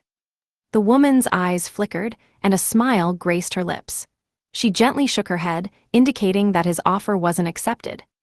Undeterred, Flores wanted to say more, but he noticed the woman's expression cooling off, prompting him to retreat to his seat. In the following moments, he alternated between stealing glances at the woman's figure, clad in a simple shirt and slender black pants, and observing the rim of her glass, watching it touched by her moist red lips. Flores's body heated up and his mouth grew dry. The more beer he drank, the harder it became to quench his thirst. Eventually, the woman finished her light gold manzin, placed the tall glass on the bar counter, and gracefully left amid the soothing and elegant music. Flores hurriedly approached, pulling out a soft tissue that had gained popularity in recent years. He wiped the edge of the wine glass, where the woman's lips had just touched. Then, he folded the tissue, meticulously scanning the surroundings of the bar stool. He collected a few flaxen-colored long hairs, securing them in the tissue. Completing this task, Flores became aware of the bartender and the nearly 20 male customers around him, all staring with a shared judgmental gaze. Pervert. Flores wasn't the sole victim of the woman's enchantment. It extended to all the men and a few women in the bar. All of them had witnessed his perverted actions. Despite the accusatory stares, Flores kept his composure and left as if nothing had transpired. He vowed never to return to this bar again. Yet, he harbored no regret for his actions. On the way back to the apartment, Flores's heart pulsed with anticipation, fueled by the promise of gains. His pace quickened, though practicality dictated a more measured speed. Upon reaching his residence, he drew the curtains and retrieved an old notebook with a yellowed cover from his suitcase compartment. Inside, a mottled note held a complex vocabulary that didn't belong to any language from the northern continent, accompanied by numerous instructions in Highlander. Flores eagerly placed the tissue containing the woman's hair and saliva on the notebook. He then took up the mottled note, reciting the intricate and peculiar words with marked pronunciation. Nabordisly. This was the love incantation Flores had chanced upon. With the true name, date of birth, closely related items, or bodily fluids like flesh and blood, he could insert the medium in his notebook and recite the incantation 7 times, compelling the target to fall irrevocably in love. Flores had patiently waited for the opportune moment to orchestrate Pedro's daughter, Sala, to fall and be injured. His timely aid had not only garnered gratitude, but also facilitated the collection of her blood, fulfilling the conditions for the love incantation. Reality had validated the enchanting power of the love incantation. Flores refrained from using it again, uncertain of how to dispel its effects. If pursued by multiple women before his marriage to Sala, provoking a conflict among them could jeopardize his standing within the large family and hinder access to resources and support. However, today was different. She was the most captivating woman he had ever encountered. He was ready to pay any price to make her his own. Uncertainty lingered in Flores's mind about whether the saliva-stained tissue and the naturally fallen hair could truly serve as a medium for the love incantation. But the desire to find out overwhelmed any reservations. Excitement and anticipation surged within him as he envisioned the possibility of witnessing such a beautiful scene, an uncontrollable smile gracing his face. Nabordisly. Flores continued reciting the love incantation with abnormal devotion and enthusiasm. his heart pulsating with desire and joy. Laboriously. After repeating it 7 times, Floris watched in amazement as the tissue and hair burst into flames, reflecting a rainbow before swiftly turning to ashes. Success, success. Floris couldn't initially believe it, but immense joy struck his heart. Surprise lingered, but Floris cared little. What mattered was that it worked. That captivating woman is now in love with me. Thoughts of what would unfold next raced through Floris's mind. He hastily closed the notebook, clipped the note, and dashed to the door without bothering to put them away. He yearned to walk the streets, confident that the lovely person must be seeking him. As Floris swung the door open, there she was, the woman from the bar, standing outside. Floris's entire being went slack under the lake-colored crystalline gaze, his balance teetering on the edge of surrender. Every fiber of his being yearned to yield. As the woman willingly stepped into Floris's embrace, he eagerly enveloped her in his arms, leaning in for a kiss. Yet the sensation he encountered was far from the warmth and softness he had imagined. Instead, it was cold and unyielding. Floris's surprise turned to shock as he realized he was embracing a waist-high mirror. The mirror brushed against his chest, swaying back and forth, resisting his attempts to disengage. Floris recoiled in unnatural fear. The lingering sensations from his earlier fantasies refused to dissipate. His heart froze while his body burned. With mounting dread, he struck the mirror with increasing force. Finally, retreating to his suitcase, Floris delivered a decisive blow, shattering the mirror with a resounding crack. It shattered into countless fragments, piercing Floris's clothes, chest, stomach, and arms. Agony surged through Floris's body, searing his senses, snapping the fraying nerve that was already on the brink. In that moment, he tasted a euphoria unlike any other. Collapsing to the ground, Floris lay motionless, caught between fear, longing, anguish, and ecstasy. It can truly assist in digesting the pleasure potion. Franca clicked her tongue, observing the scene unfold in the mirror of the apartment diagonally opposite Floris's room. With her expertise, the spectacle before her could be deemed a novelty. "I assured you I wouldn't deceive you," Lumion, sporting a golden straw hat, responded with a grin. Upon accepting the commission and identifying Floris's primary problem of inexplicably garnering the fervent affection of a stunning girl, Lumion's initial instinct was to deploy a demoness to test this individual. Franca's saliva and hair served as part of the investigation. After all, mysticism likely played a role. Naturally, for safety precautions, Franca had treated the saliva and hair beforehand. Thus, she devised a mirror substitution, a dark magic of witches, which accurately connected to them. Now, the results were splendid. Franca had subjected Floris to pleasure's torment, exposing him to the agony of chasing fleeting satisfaction. Curious, Floris managed to ensnare my mirror's affection with just a single-word incantation. No ritual or supplication to any entity, Franca mused with emotion. Even I can't achieve that. Lumion chuckled in response, remarking, "You can. No incantation or medium needed. Just unleash your charm." Franca was taken aback. "You're starting to resemble an Intision, or is this a result of your Faina Potter education?" Pursing her lips, her gaze flickered. Lumion continued, "There's another issue. Pedro previously tasked 2 adventurers with probing Floris, but they vanished, and it appears this fellow lacks Beyonder powers." Franca suddenly smiled. "This is intriguing. If the mirror substitution failed, and I fell under the sway of that incantation, falling in love with Floris, what would you do?" Lumion emitted a soft chuckle. "Making someone vanish without a trace is simple. I don't even need to lift a finger." Lumion was confident Ludwig could consume the fellow entirely, with counter-divination to top it off. Without awaiting Franca's response, Lumion headed for the door. "I'll pay that fellow a visit. Keep vigilant for any developments and beware of mishaps." "Understood," Franca replied solemnly. As Floris hadn't managed to close the door in time, Lumion found the entrance accessible without the need to pry it open. Sensing the intrusion, Floris snapped out of his daze, hastily rising to his feet. By this point, Lumion had already picked up the notebook, unfolding it to the 2 pages displaying the mottled note. "W, what are you doing?" Flores asked, horror etched across his face. He immediately recognized Lumion. "Louis Barry, the great adventurer Louis Barry. Did Pedro hire you to investigate me?" Ignoring the inquiry, Lumion walked toward the window, ushering in a gust of fresh air. "A love incantation can make a woman fall in love with you. All you need is to obtain her true name." Lumion began reciting the Highlander annotation on the mottled note in front of Flores. "The incantation's pronunciation is..."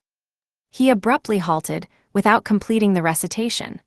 Flores's face had already turned a sickly grayish-white, as if he could foresee the impending demise of his reputation and his capture by the church. "Where did this come from?" Lumion pointed at the mottled note and the old notebook. Cold sweat broke out on Flores's forehead, and his eyes gradually turned fierce. Suddenly he shouted, pronouncing the word in a rugged and awkward tone, "Nabordisly." This time, there was no target or corresponding medium. Almost simultaneously, Lumion sensed his surroundings fall silent as an ominous aura rapidly enveloped the room. Chapter 617, Transaction. Flores's demeanor suddenly shifted, his expression turning icy and a malevolent smile curling upon his lips. His aura underwent a dramatic transformation. He raised his gaze, Lumion's dark hair and green eyes reflecting in his now ominous stare. Lumion's suppressed emotions, desires, and the haze surrounding him erupted like a volcano. This was a force even an ascetic's endurance couldn't withstand. Cracked. Lumion's body cracked, shrinking into a palm-sized mirror.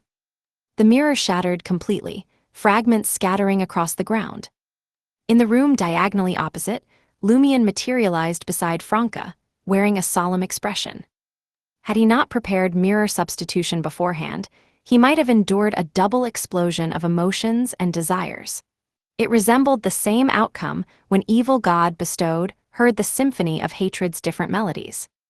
Of course, if Franca hadn't been lurking nearby, if he hadn't readied mirror substitution, he wouldn't have used himself as bait to converse with Flores. Lumion seized Franca's shoulder, his voice deep as he uttered, "Let's leave this place first." He promptly activated the black mark on his right shoulder in an attempt to teleport away. Confronted with an adversary capable of exploiting his weaknesses and latent dangers, Lumion's initial response was to switch to support, utilizing his corresponding abilities from a distance. Franca would assume the role of the main attacker. However, considering Franca, a demoness of pleasure, hadn't indulged herself for a long time, he feared she might not resist the explosion of desire. It seemed prudent to retreat, regroup with others, and return later. At that moment, a voice alternating between masculinity and femininity echoed in Lumion and Franca's ears. "There's no rush to escape. I've changed my mind. I want to make a deal with you." A deal, something jolted in Lumion's and Franca's minds. After some thought, they chose to stay put. Simultaneously, Lumion sank his consciousness into his right hand, ready to activate the remnant aura of Blood Emperor Alistair Tudor. This wasn't meant to intimidate Flores, but if his emotions and desires were triggered again, Lumion could alert the police in time. Being one of the Potter Kingdom's primary ports for trade with the southern continent and a key base for the Harvest Fleet, Port Kala undoubtedly housed at least one Grade 1 sealed artifact even without a demigod. Franca gazed at the wall and the air in front of her, questioning, "What deal?" Flores, dressed in a floral shirt, casually pushed open the unlatched door of the apartment and spoke in a deep, cold, and dignified manner. "Let me introduce myself, Nabordisly, a demon." A demon, a genuine demon. The cost of using the authority holder's under-the-table transaction actually materialized here to make a deal with a demon. However, Lumion's acceptance of the captain's mission and our pursuit of Delilah are distinct matters. If we had opted to patiently wait a month or two before engaging with Delilah, instead of utilizing the authority holder's under-the-table transaction, what would have transpired today? Could there have been a so-called deal? Franca smiled in surprise, suspicion, and confusion. How can you reveal yourself as a demon? Shouldn't a true demon conceal their identity to lower our guard? The demon, identifying himself as Nabordisly, clenched his right fist and pressed it against his lips. He smiled and replied, "A true demon is both demon in body and mind. I'll inform you that you're dealing with a demon, but refusal isn't an option. I won't obscure my identity to achieve my goals like the foolish ones." For instance, this man named Floris is well aware of the consequences of repeatedly reciting my true name through the notebook. Back then, that foolish warlock labeled it the love incantation, but he still couldn't resist the temptation and couldn't control himself. For demons, this gradually decaying soul that slowly descends into the abyss is the most delectable feast. The sensation of resistance and constant decay is as unforgettable as the finest wine. Lumion and Franca didn't disdain or ridicule Nabordisly's unabashed and alluring depravity. Since a demon had spoken, there had to be a deeper motive. Moreover, Lumion couldn't be certain if Nabordisly was a genuine demon or a self-proclaimed one. He couldn't verify if Nabordisly was his actual name or if he had a different origin. Although the activation of desire aligned with the traits of a sequence 5 desire apostle of the demon pathway, it wasn't exclusive to demons. Lumion's symphony of hatred could achieve a similar effect. Franca grinned at the demon's incessant narrative and remarked, "That foolish warlock probably assumed your true name as a love incantation because of your cues. Is that really your true name?" "That's why he's foolish," Nabordisly replied with a faint smile. Lumion wasn't eager to rush into the transaction. Instead, he inquired, "How did you manage to convince Floris that the love incantation actually works?" Nabordisly casually glanced back at Floris's rented apartment and assumed a relaxed posture. He tried some other incantations from the notebook, and some of them worked. "He's just an ordinary person, yet he can cast an incantation like a warlock." Franca expressed disbelief. Nabordisly grinned. "I've heard a very reasonable saying, all things possess godhood. No matter how ordinary a person is, as long as they're willing to pay the corresponding price, they can create Beyonder effects. All things possess godhood. Mr. K often says this when preaching. Lumion observed Nabordisly, the self-proclaimed demon. Franca seized the opportunity to ask, "What price did Floris pay?" Nabordisly smiled meaningfully. "I already told you. The part where the soul gradually decays and falls into the abyss." Franca nodded thoughtfully. Lumion suddenly grinned. "If he hadn't paid the price, how could you communicate with us so easily using his body?" Nabordisly smiled back but remained silent. Lumion shifted the topic. "Did you have a hand in the deaths of those 2 adventurers who were investigating Floris?" "Consider it a bit of interest," Nabordisly replied, glancing around. He smiled and pulled a chair over, casually remarking, "You lack the necessary courtesy." "Because we never considered making a deal with you," Franca deliberately stated. "I won't make a deal with a demon." Nabordisly chuckled and said, "Although it's amusing for a demoness to claim she won't trade with a demon, I can assure you that I won't force you into a deal. I won't even hinder you from informing the Church of Earth Mother about Floris later. I differ from my inept peers. I prefer transparent trade, avoiding the convoluted legalese of contracts where terms and conditions are twisted. I'll make you choose to trade with me, even knowing the content and price." "I decline," Franca replied with a smile. "I refuse to entertain your deal." Nabordisly narrowed his eyes dangerously, but maintained his usual amiable demeanor. "You can listen first before deciding if you want to accept this deal. I won't boast that I can fulfill any of your wishes, but I can help you fulfill most of them. This is a promise from an ancient demon." "Ancient?" Lumion looked curious. "Have you heard of the ancient sun god?" Nabordisly's expression darkened subtly. "I'm aware. Can you tell me about him? The deity I believe in now seems to be the resurrected him." Lumion's lips curled up, revealing 2 rows of pearly white teeth. "This can be used as compensation for the transaction, but it has to be paid first before we fulfill the contract. Don't think of fabricating it.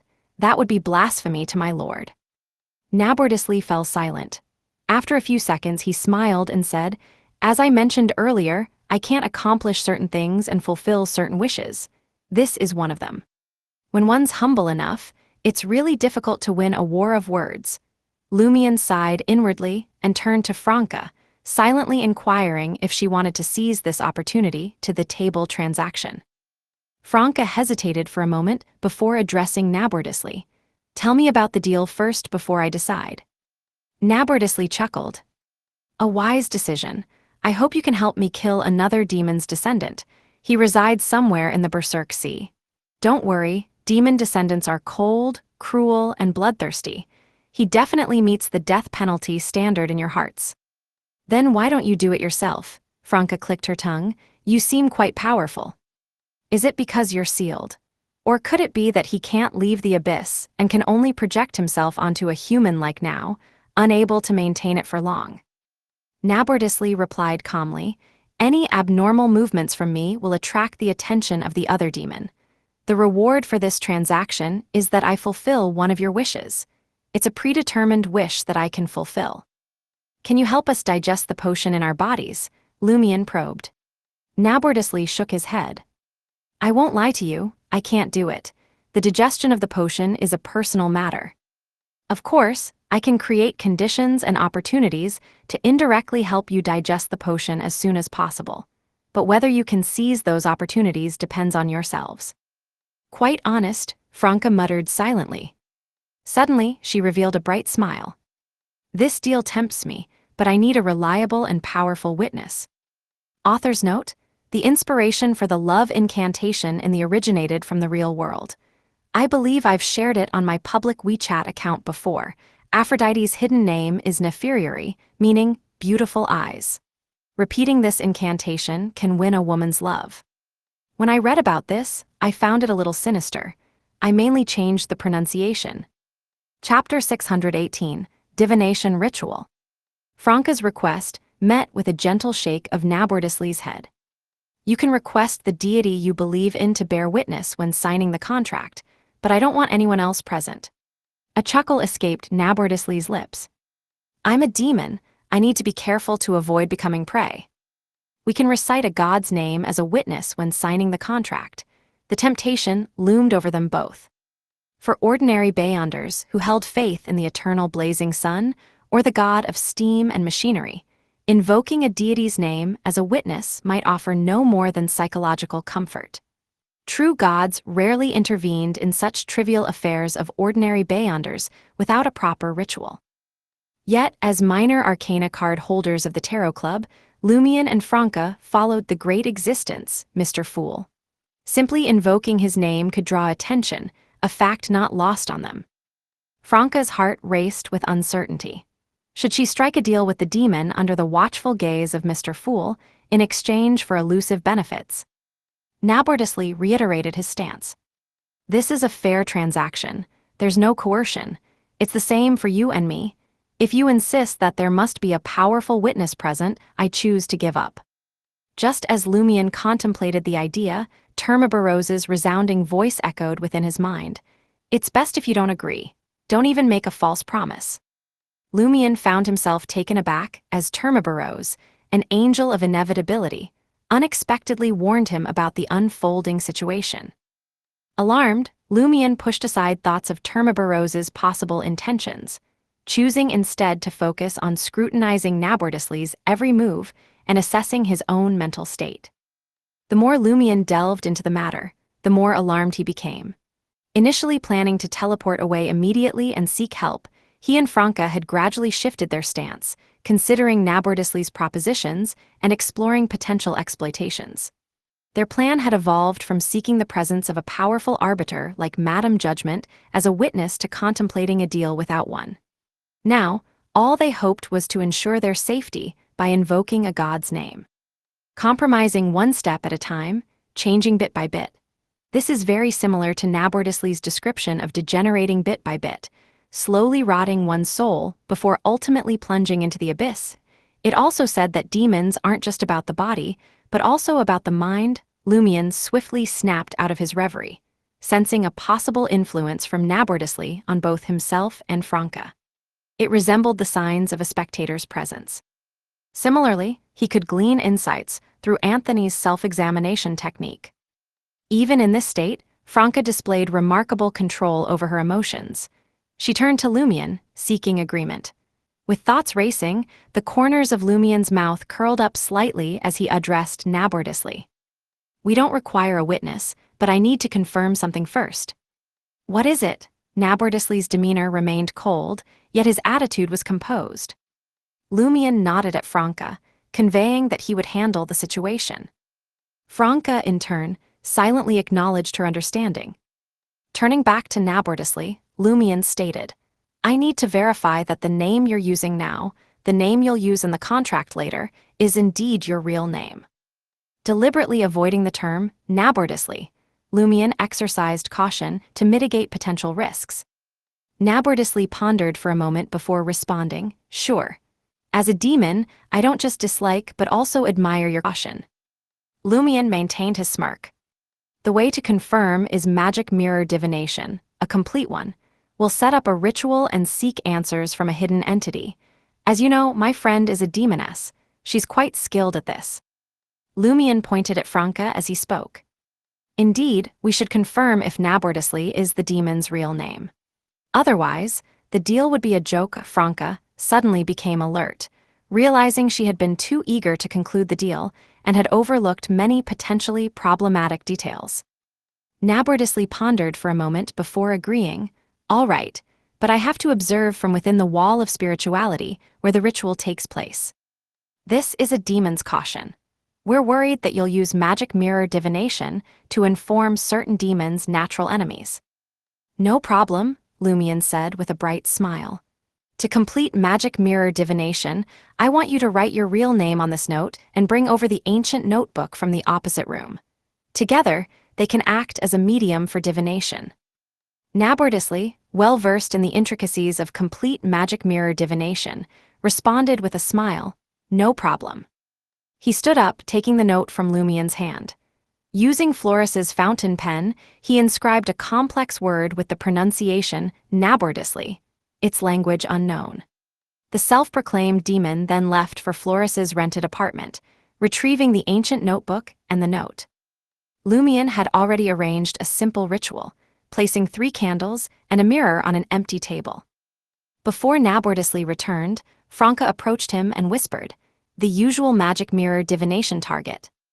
Lumien shook his head, indicating they weren't. Softly uttering a single word, he said, "Him." A pure male pronoun. Franca's pupils dilated, as she tacitly understood whom Lumien was referring to. The implications were self-evident. After Nabordously handed her the ancient notebook, Franca smiled happily and said, "Demons are likely higher-level godhood creatures. I can't afford to be negligent. I plan to seek answers from a more special entity. Inevitably, my companion will need to assist me during the ritual. I hope you can understand what you'll see next. If you're unwilling, we'll abandon this transaction." She didn't make it sound too firm, making the abandon the transaction option seem more like a negotiating strategy. Nabordously smiled and replied, "No problem. I've seen too many special rituals." His implication was clear. If there was a problem with your ritual, I would be able to tell immediately. Franca sanctified the ritual silver dagger and created a wall of spirituality. Lumien placed the ancient notebook and the note with the real name in front of the lit candle and mirror, using a small amount of Gardner Martin's spiritual blood to draw a few complicated and strange symbols. Observing from a distance, Nabordously muttered, "Seeking guidance from fate, questioning an entity in this domain." Lumien seized the opportunity to turn around and ask, "What can I do to dispel Sala's infatuation with Floris?" Nabordously smiled meaningfully and said, "Either they both perish, or they seek my approval." With the preparations complete, Franca stepped back, gazing at the 3 burning candles and the palm-sized makeup mirror. She recited an honorific name in ancient Hermes. "The fool that doesn't belong to this era." Upon hearing this, Nabordously's expression changed. His face turned icy, and his eyes revealed a chilling cruelty. Just as he was about to project Lumien and Franca's figures in his eyes and ignite their desires and emotions, he realized that a thin gray fog emanated, making the 2 targets indistinct and challenging to lock onto. Lumien gripped Franca's forearm. In mysticism, this signified that the 2 people in the ritual were one. Of course, the prerequisite was that the original ritual host didn't resist. Lumion took over the ritual host's position and recited the last two paragraphs. The mysterious ruler above the gray fog, the king of yellow and black who wields good luck. The thick gray fog surged even more visibly, and Nabordously, manipulating Floris's body, grew increasingly malevolent. He tried to break free from the altar, attempting to shatter the wall of spirituality, but the gray fog stood as an impenetrable obstacle. Lumion advanced 2 steps, presenting the note with the real name to the candle, symbolizing the ritual's host. He ignited it and flicked it 3 times, dispersing ashes onto the ancient notebook. After these preparations, Lumion spoke in a deep voice. "I beseech your assistance. I implore you to banish the creature named Nabordously." Nabordously, in control of Floris's body, opened his mouth, emitting a sharp cry. Simultaneously, filth, depravity, and evil ravings echoed in Lumion and Franca's ears. Each word seemed to assault their minds, causing their bodies to contort and their souls to decay.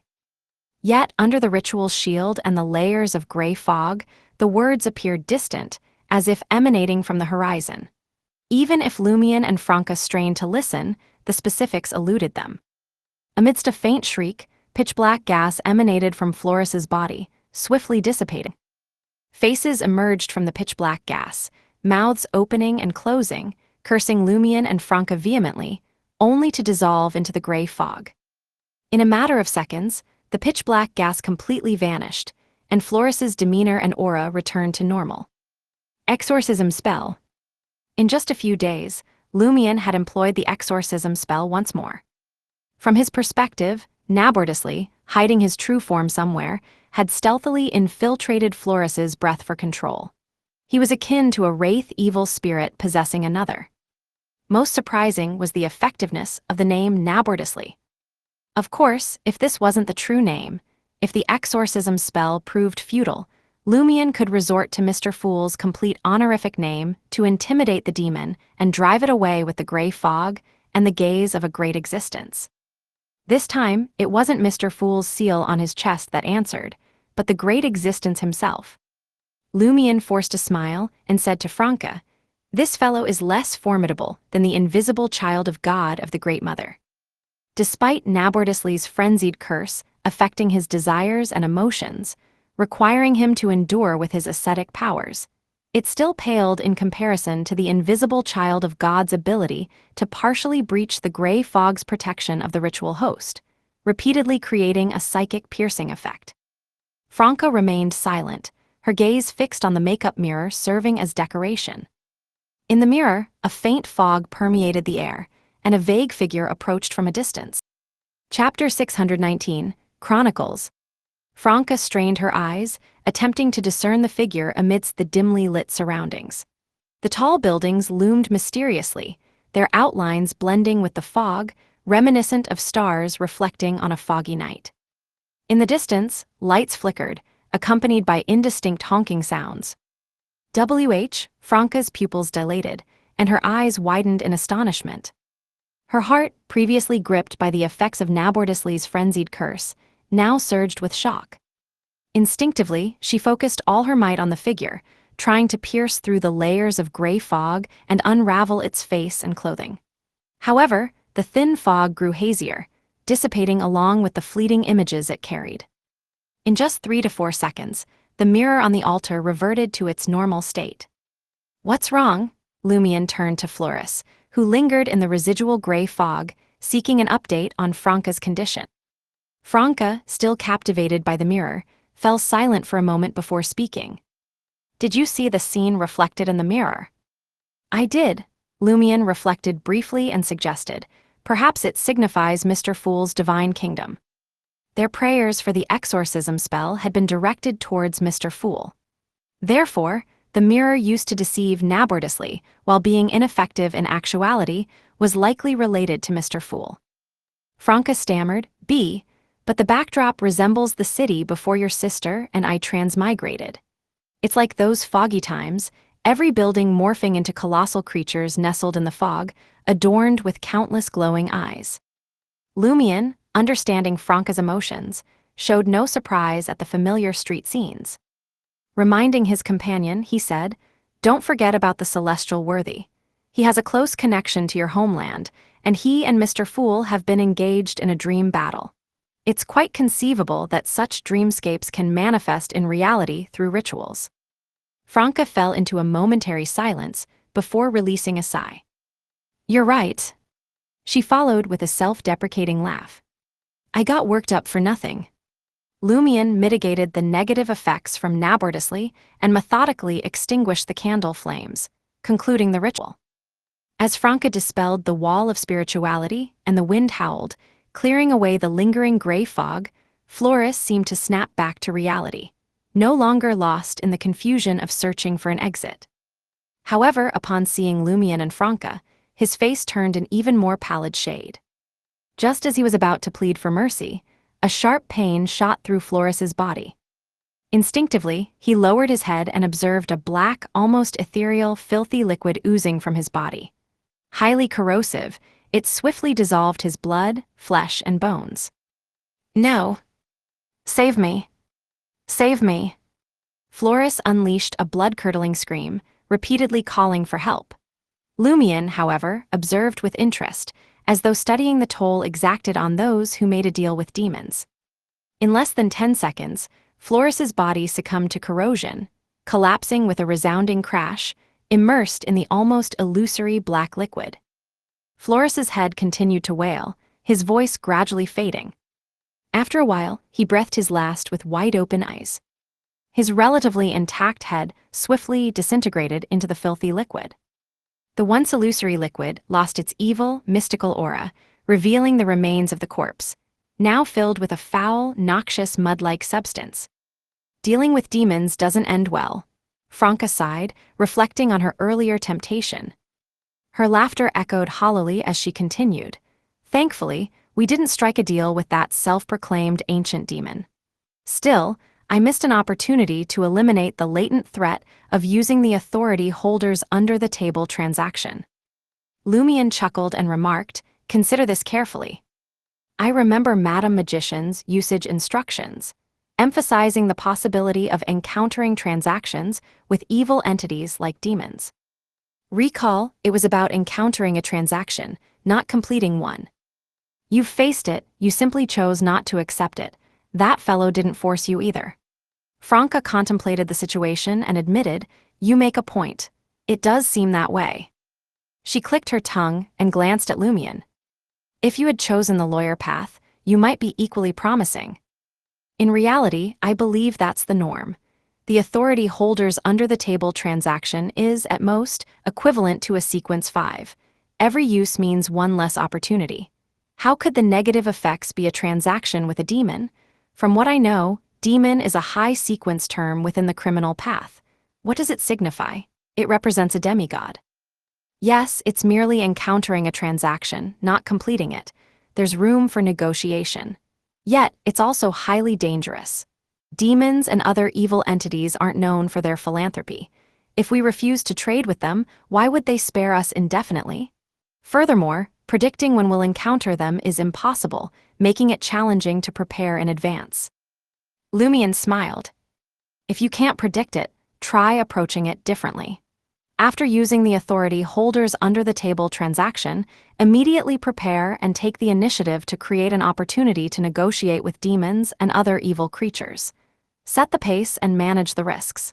For instance, invite demons to St. Vive Cathedral for a deal.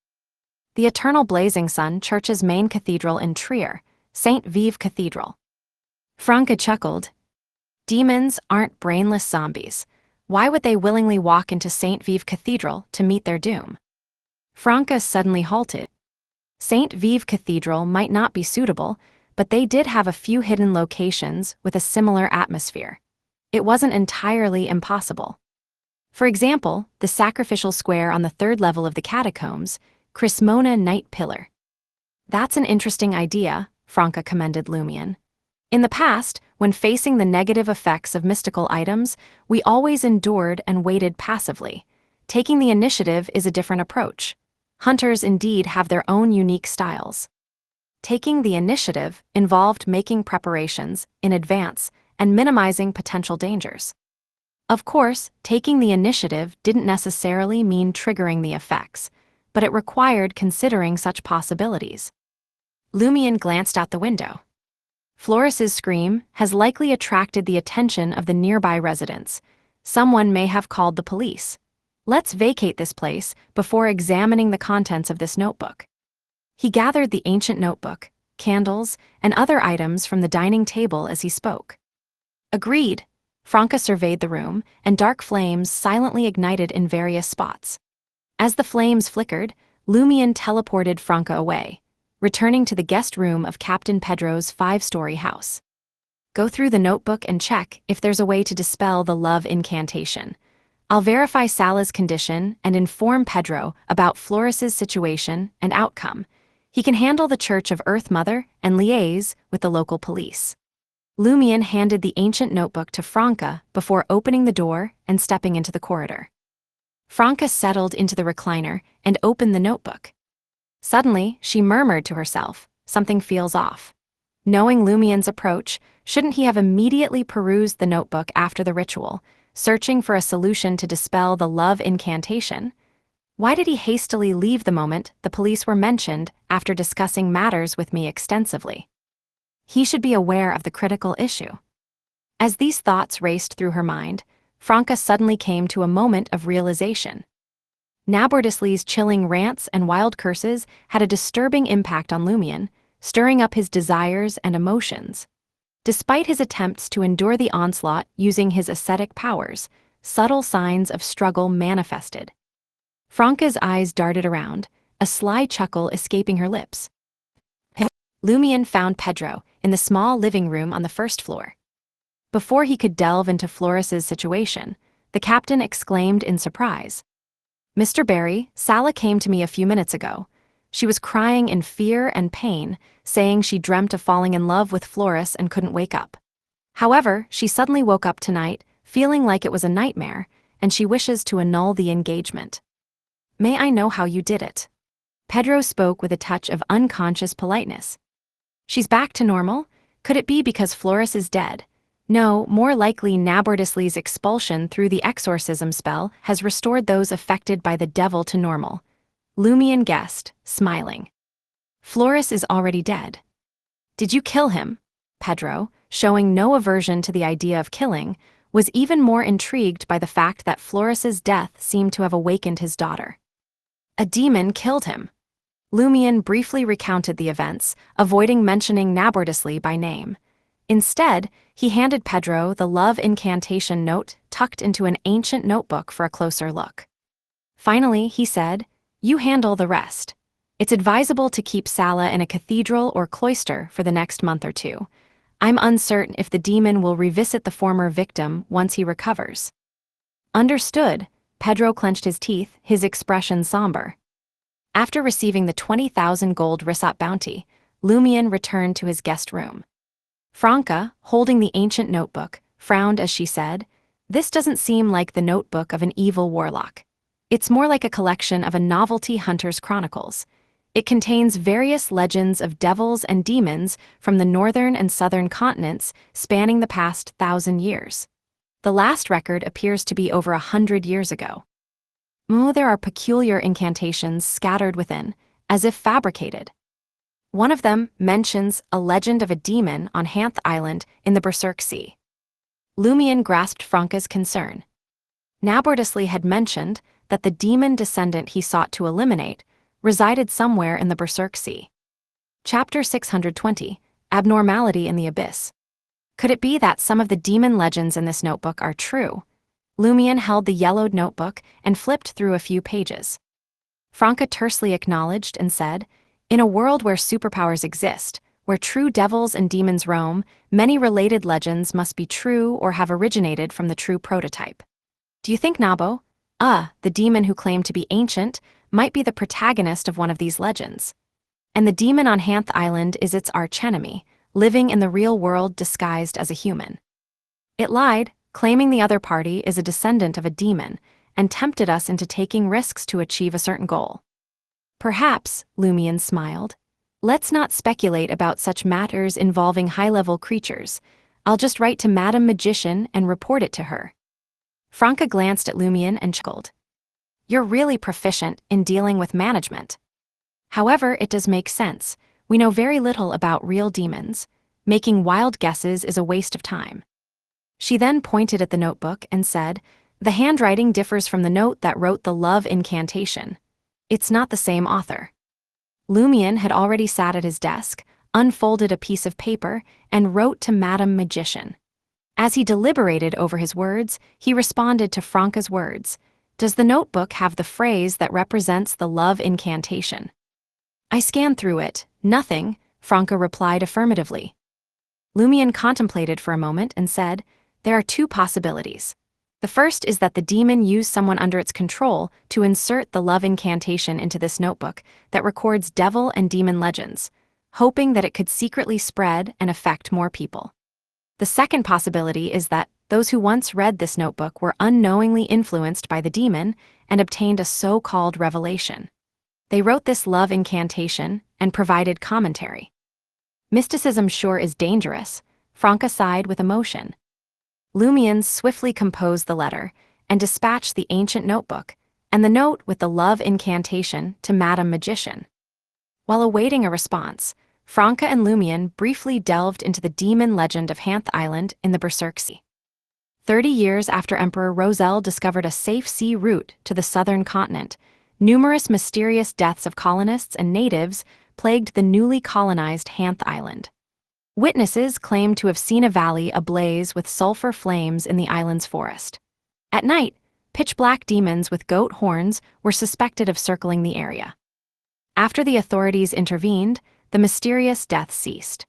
The owner of the notebook that chronicled the legend even attempted to explore the forest, but he failed to locate the alleged valley burning with sulfur flames. As they conversed, time passed. The doll messenger arrived with Madame Magician's reply, the ancient notebook, and the love incantation note. Lumion illuminated the gas wall lamp and began reading. Franca didn't hesitate and leaned in. It's impossible to determine its true name, with just the fact that the name, Nabordously, could expel that fellow. This is because it admitted, in a short period of time, that it was its real name. Even if it's lying, sometimes, under certain circumstances, admitting something makes it the truth. It possesses the corresponding mysticism connection. This is one of Mr. Fool's authorities. Ammon, too, could do it in the past. As you prayed directly to Mr. Fool and used his power to exorcise Nabordously, it doesn't matter if it's its real name. It won't affect the final outcome. Do you understand? Termabarose's warning was correct. You have to be cautious even if it's a false promise. If it's truly a demon and its true name is indeed Nabordously, the problem ends up more complicated. Since the 5th epoch, demons active in the human world have either taken the form of sealed artifacts or come from Andariel, Berea, or Noise. Demons without surnames in their true names are often ancient or come from the abyss where devils and demons reside. As for the abyss's current state, Emperor Roselle's diary has mentions of it. Upon reading this, Lumion turned to Franca. In the curly-haired Baboons Research Society, he often observed others trading Emperor Roselle's diary. When the April Fool's members were still active, they would even recite the relatively comedic parts publicly. However, having joined the Transmigrator organization only recently, he had no interaction with translations from the past. He had no way of knowing what abyss-related matters the Emperor had recorded. Franca said with a solemn expression, Emperor Roselle once found the entrance to the abyss and conducted a thorough exploration. As expected of Emperor Roselle, Lumion praised instinctively and sincerely. There weren't many people he admired, in fact, very few, but Emperor Roselle was one of them. Knowing that this emperor was a transmigrator like his sister made him feel an affinity with him. Franca continued, in the abyss that Emperor Roselle explored, devils and demons had long perished. Not a single one remained. All he saw before him were either corpses or silence. This state made him feel fear. He left in a hurry without completing his exploration. All dead, Lumion frowned slightly. Is the love incantation fellow either not a demon or an ancient demon from the abyss's core? Pausing momentarily, he added, if it's really an ancient demon, it might know why the abyss underwent such an abnormality. Franca nodded solemnly. The duo cast their gazes at the back of Madame Magician's reply. I reckon you've already grasped the gist of the abyss from the Two of Cups, so I won't dive deeper. Simply put, Nabordisley could be a potent demon who slipped out of the abyss's anomaly, or it might have roamed the northern continent before the three major devil clans, Noise, Berea, and Andariel, held sway. It didn't pledge allegiance to any ancient gods, whichever way you slice it. But dealing with an ancient devil king who's fled back to the abyss isn't something the two of you are capable of, let alone striking a bargain with it. You can explore the demon legends on Hanth Island if it's on your route, but stay cautious. Remember, the abyss's corruption is potent. It can corrupt people without their awareness. During this time, be vigilant for changes in your thoughts, concepts, emotions, and desires. If you notice anything unusual, consult a psychiatrist for confirmation. If you're genuinely affected by the abyss aura from Nabordisley, contact me or Judgment. Experts skilled in purifying such influences will assist you. Avoid burdening Mr. Fool unnecessarily. Thinking about the name Nabordisley is okay, but refrain from writing or reading it. After reading the letter, Lumion mumbled to himself. Madame Magician seems more inclined to believe it's a demon and not some other hidden entity. That's right, Franca echoed, puzzled. Let's assume that fellow is a demon, yet it doesn't even have danger premonition, allowing us to complete the preparations for the exorcism spell. If we say it isn't, it can create fluctuations and trigger our desires and emotions. I was just guessing that it's a secret entity that possesses a Grade 1 sealed artifact of the demon pathway. Lumion pondered for a few seconds and said, perhaps Madame Magician has seen more. That fellow probably doesn't have danger premonition because its true form isn't here. It only descended with a sliver of its aura and power. Or perhaps the danger originated from Mr. Fool, so it couldn't sense it. That makes sense, Franca agreed before saying with a strange expression. Ever since we became minor arcana cards, we've increasingly come into contact with the depths of the mystic world. The Demoness sect, the Mirror World, the War of the Four Emperors, the Great Mother, and a demon of the abyss this time in the past. When I read Emperor Rosel's diary, I often had the feeling that that's just how the world is. But now, the contents of his diary have truly come to us. Without waiting for Lumion to speak, Franca added in a self-deprecating manner, for example, a demoness does taste pretty good. Lumion chuckled and remarked, think about it carefully. Did you encounter these things after becoming a minor arcana card holder, or after getting to know me? Franca's lips twitched. You know yourself well.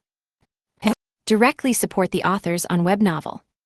2 days later, Lumion, Ludwig, and Lugano boarded along.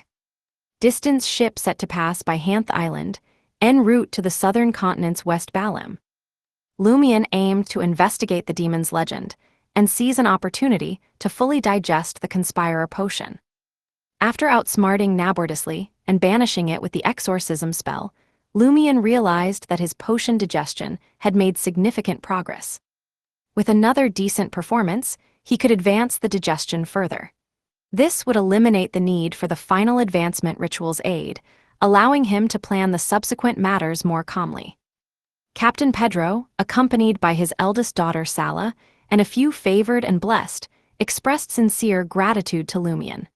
They watched as he ascended the gangway with his godson and servant, boarding the ship named Berries. Once the ship set sail, one of the blessed appeared to sigh in relief and commented, "He's finally left Port Kala."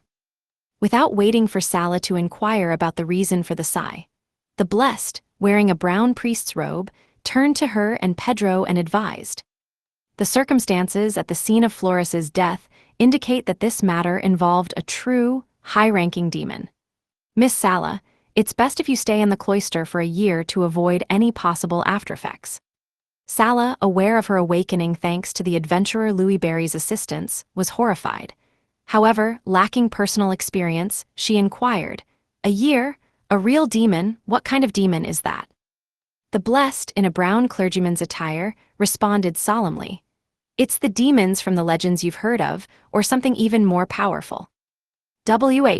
Sala turned to her father with a face filled with fear, confusion, and disbelief. Did you guys save me from such a demon?" Pedro was equally surprised. He had never imagined that his daughter's situation would involve such a terrifying existence. And Louis Barry had only received 20,000 gold rissa. No, he actually succeeded. Pedro, having witnessed the adventurer Louis Barry's strength through the colossal wave he created, could now grasp his power more vividly in this direct comparison. In the first class cabin suite aboard the Barrys, Lumion handed the ancient notebook and the note with love incantation to Ludwig and asked with a smile, "Is it edible?" Chapter 621, Hanth Island. Ludwig, savoring succulent roasted lamb chops, cast a quick glance at the ancient notebook and the note containing the love incantation. "I can only provide details about the paper's age, the raw materials, and the manufacturing process. The knowledge and concealed content inscribed on it couldn't be extracted." "All right," Lumion withdrew his hand, his disappointment minimal. He had approached Ludwig with the intention that it didn't harm asking. Finding nothing else of interest, he settled into the recliner, immersing himself in the warm sunlight. Flipping through the ancient notebook filled with demon legends, Lumion found it composed entirely in Highlander. Floris, having only attended elementary grammar school, wouldn't have comprehended it otherwise. Reading with enthusiasm, as if engrossed in a gripping novel, Lumion discovered that certain legends surpassed even the thrill of contemporary horror stories, sending shivers down his spine. Occasionally, incantations emerged, some fabricated by the ignorant and subjected to numerous alterations. Others carried a subtle malevolence, bearing a resemblance to Nabwardisly. Lumion refrained from uttering them aloud, silently reciting them instead. The first day of the Barrys' voyage unfolded in tranquil serenity. Late at night, Lumion dreamt of enchanting scenes, weaving into blush-inducing stories that heightened his emotions. Suddenly, Lumion awoke. Sunlight filtered through the window curtains, casting a faint glow. It was 6 a.m. Lying in bed, Lumion experienced a sense of loss. He lacked the endurance of an ascetic in dreams, causing certain scenes to be unusually poignant. Few Lumion exhaled, emitting a self-deprecating laugh. Almost forgot, this isn't a boon, it's a curse. Reverting to a physical state when Termaburros was newly sealed at 6 a.m. every morning brought benefits like fearlessness of serious injuries, no heat of energy consumption, and automatic healing. Though thoughts of Cordu's catastrophe and his sister Auror haunted him with each reset, the initial pain gradually dulled, becoming a bearable numbness after his psychiatric treatment. Occasionally, he felt a dull ache and emptiness. Lumion rose from bed and drew open the curtains, revealing two contrasting scenes of the Azure Sea. To the right, a crimson sun had just surfaced on the horizon. To the left, fog lingered and waves surged, shrouding the situation 100 meters away. Exiting the master bedroom, Lumion noticed that Lugano was already awake, captivated by the seascape. "You're in a good mood," Lumion teased. Lugano grinned sheepishly and replied, "It's my first time in the Berserk Sea. I'm a little excited and woke up early." He added, "Besides, if I want to be your interpreter, I have to master Dutanese as soon as possible." On the coffee table in the room lay numerous Dutanese books recently purchased by Lumion from Port Kala.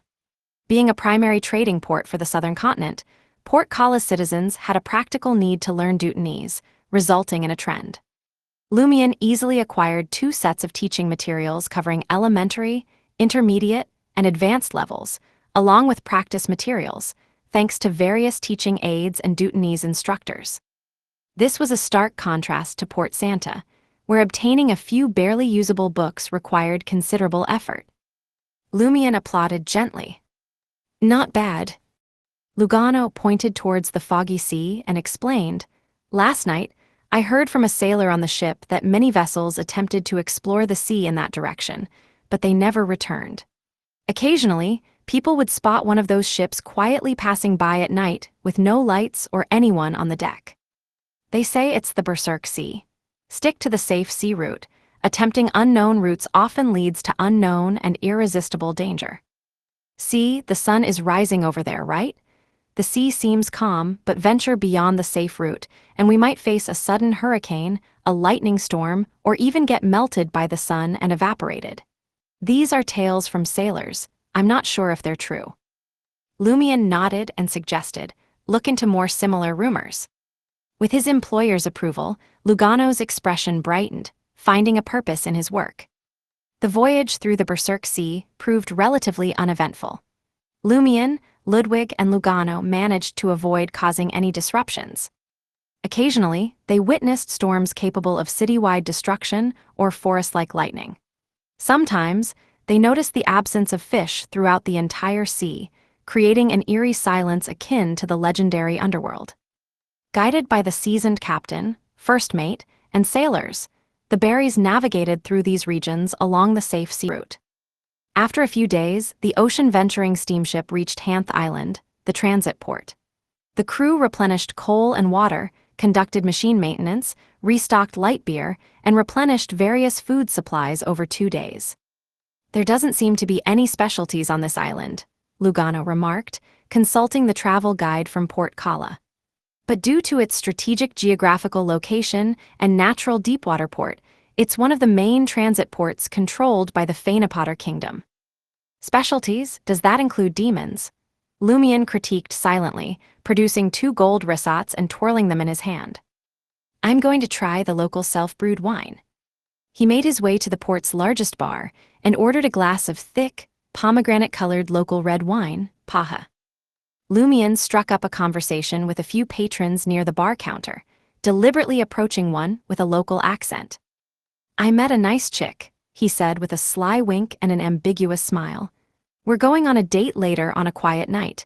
Can you share a few local horror stories? They don't have to be well known, just terrifying enough, preferably with a specific location.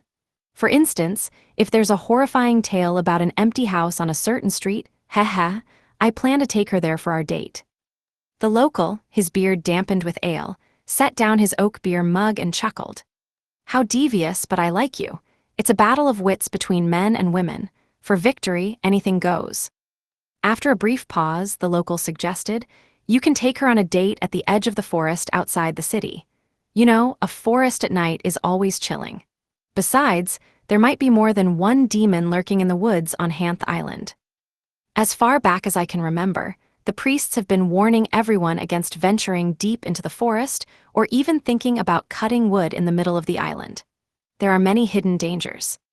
What kind of dangers, you ask?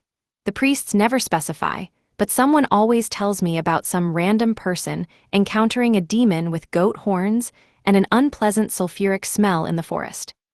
As for those who claim to have seen the demon with their own eyes, it's said that they all met their demise, for some unknown reason. How about that? No woman isn't afraid of a demon. Well, except my wife. She's even scarier than a demon. Have the demon stories on Hanth Island evolved to such an extent? It resembles the legend of the Montsouris ghost, but encountering a Montsouris ghost does result in the death of an entire family. Hanth Island doesn't have such an obvious characteristic. Lumion raised his glass of red wine, toasting the local before saying, though I'm quite charming, I doubt any chick would be willing to follow me to the edge of the forest outside the city on our first date, especially at night. Even if she's not afraid of me doing harm, she might worry that I'm a criminal with a penchant for harming young girls. How about this? Is there a legend of a serial killer? Ideally, one that haunts the city. Drawing from Auror's grimoires and the information gathered in recent months, Lumion discerned that Sequence 9 of the demon pathway was criminal, Sequence 8 was cold-blooded, and Sequence 7 was serial killer. The name of Sequence 7, serial killer, indicated that Beyonders, regardless of their grasp of the acting method, would actively or passively engage in serial killings.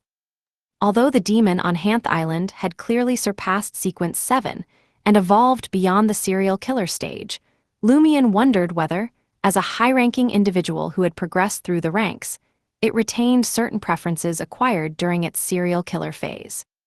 Intelligent beings, be they human or of a certain creature, tended to maintain certain desires if not deliberately restrained or controlled.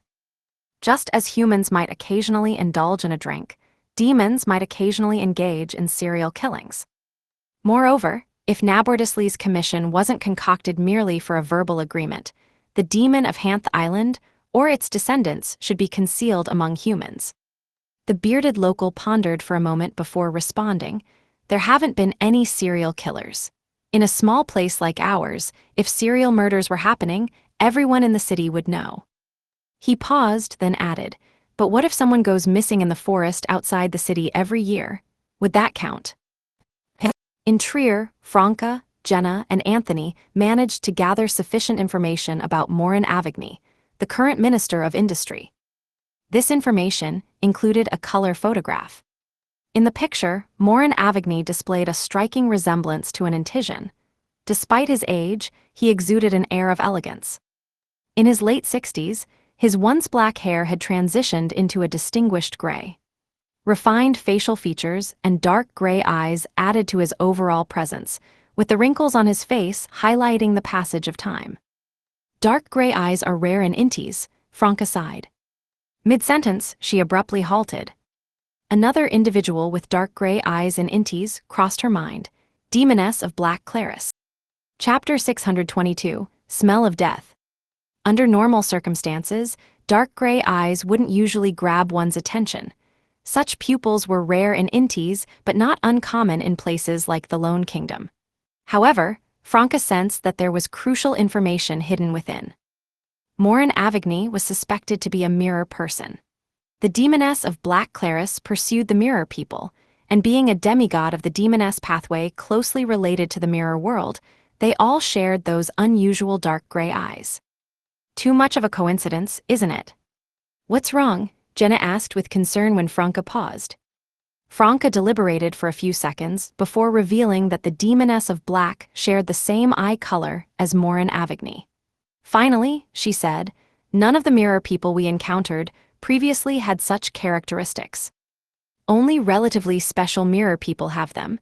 Is the Demoness of Black also a mirror person? Jenna guessed, her thoughts wandering. Impossible, Franca subconsciously denied. She even tasked me with investigating the mirror people. Right, it's not impossible. Haven't we read enough stories of burglars calling the police to catch thieves?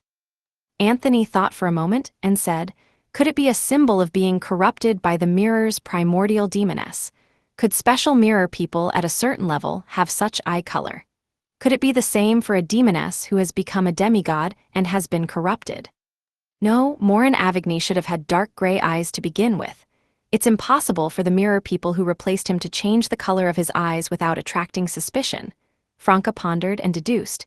In other words, does the Demoness of Black come from the same family as the original Morin Avigny? I previously thought she belonged to the Sauron family and was Brown's Sauron's elder. Otherwise, she wouldn't have nurtured such a simple-minded demoness. Now, it doesn't seem so.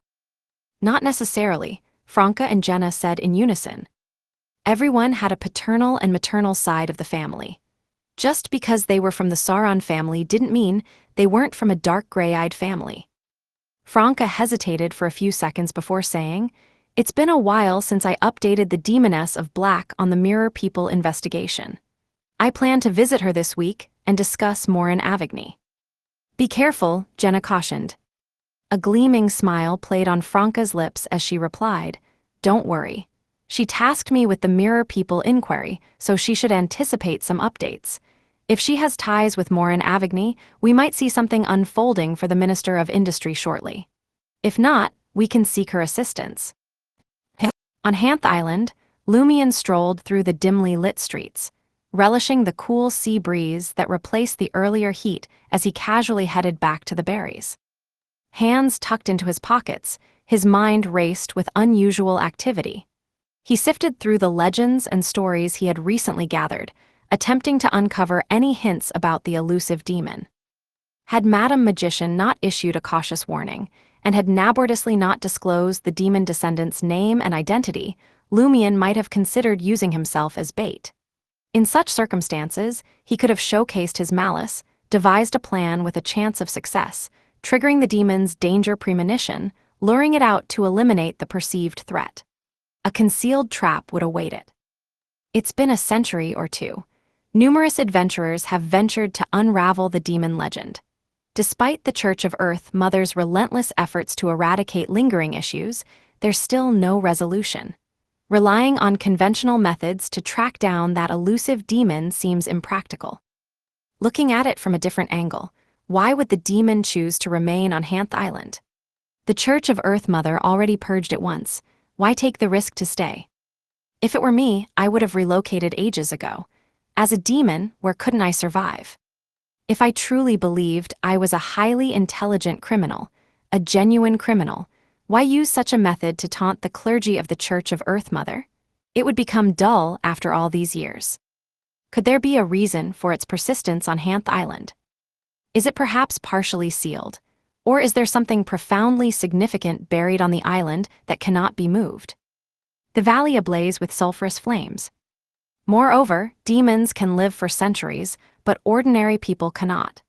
If the demon indeed concealed itself in human towns, it would have to change identities every few decades, potentially leaving traces. Hanth Island serves as a transit port for trade routes between the northern and southern continents. With numerous foreign settlers, the demon can effortlessly forge a new identity. However, how can it smoothly exit the stage with its original identity? The residents here all devoutly follow Earth Mother. Upon their demise, they are invariably sent to the cathedral for a wake. Would a demon have the audacity to feign death and undergo Earth Mother's scrutiny and the purifying touch of holy water? Yes, vanishing is the optimal solution. Whether through a sea adventure or disappearing into the forest, it effectively sidesteps corresponding problems. Every year, people vanish in the forest outside the city. Did the demon purposely orchestrate some accidents, concealing its death among them? Lumien's thoughts raced as he gradually formulated deductions and speculations. This was also a tempering of a conspirer's powers and a method to digest the potion. He had a vague understanding of the entire situation. If I want to locate the demon concealed among humans, I must find the mysterious valley ablaze with sulfur flames deep in the forest. To unravel the valley's secret, I must rely on that demon. These two matters are likely intertwined and inseparable. Lumien had a tentative plan for tomorrow's investigation. I'll begin by exploring the forest, utilizing my hunter powers to search for the remains of the missing. If I discover one or two, and they still retain some edible structure, I'll bring them back to Ludwig and determine who the deceased last encountered. Throughout this process, without alerting the clergy of the Church of Earth Mother, I'll delve deeper into the island to identify any anomalies. If they exist, what kind of anomalies they are. As he strolled leisurely, Lumien suddenly looked up and observed the stars in the sky veiled by dark clouds. In an instant, torrential rain poured down. Drops of rain misted in front of Lumien. Without an umbrella, he had no choice but to dash under the eaves of a 3-story building on the street and seek refuge outside a cafe with its lights off. He waited for the storm to end impassively. The few pedestrians on the road unfurled their umbrellas. Lumien couldn't help but chuckle as he recalled the common depiction of the Berserk Seas Islands in the travel guide. The weather is highly erratic. Remember to bring an umbrella or a hat when out. Clearly, Lumien didn't take the reminder seriously. He wasn't in a rush. Leaning against the cafe's 2 glass windows, he quietly observed the raindrops streak down and the people returning home late traverse different streets. The sound of the rain masked all movement, and white mist veiled most of his vision, creating the sensation for Lumien as if he were in another world. Observing this scene, Lumien reminisced about his wandering days. Wanderers often struggled to predict the weather, making it challenging to secure refuge in cathedrals and other places indirectly support the author's on-web novel. Advance. Consequently, he would occasionally huddle in a corner of a street, sheltered from the rain. He watched the rain with fear, worry, uneasiness, and gloom, praying that no other vagabond would snatch his temporary shelter. But now, his mood was entirely different. The heavy rain in the Berserk Sea ceased as swiftly as it had arrived. In less than half an hour, only stagnant water remained on the street. Lumien chuckled and tucked his hands back into his pockets. He strolled along the wet street toward the harbor and boarded the berries. Just as Lumien pushed open the door and entered, he saw Lugano wiping Ludwig's dripping hair with a dry and fluffy towel. Ludwig looked as if he had taken an unexpected plunge. "You didn't bring an umbrella?" Lumian asked with a smile. Lugano replied awkwardly, "I thought I was a planter and could predict changes in the weather in advance, so I didn't bring an umbrella and led Ludwig to the streets to buy supper. He said he didn't want to eat cakes and biscuits tonight." Sai, who knew that even though I predicted a rainstorm, it only took tens of seconds before it arrived. At that time, I wanted to carry Ludwig and rush back to the ship before the rain started. Seeing that the doctor didn't seek an objective reason and only complained about his lack of ability, Lumian kindly added, "This is the weather in the Berserk Sea. Even planters can't predict it." This was also one of the reasons why the islands in the Berserk Sea, clearly under the rule of the Church of Earth Mother, didn't always experience bumper harvests like the Fainapotter Kingdom. Yes, Lugano heaved a sigh of relief. Lumian turned to Ludwig, whose hair was now dry, and casually inquired, "Do you smell anything?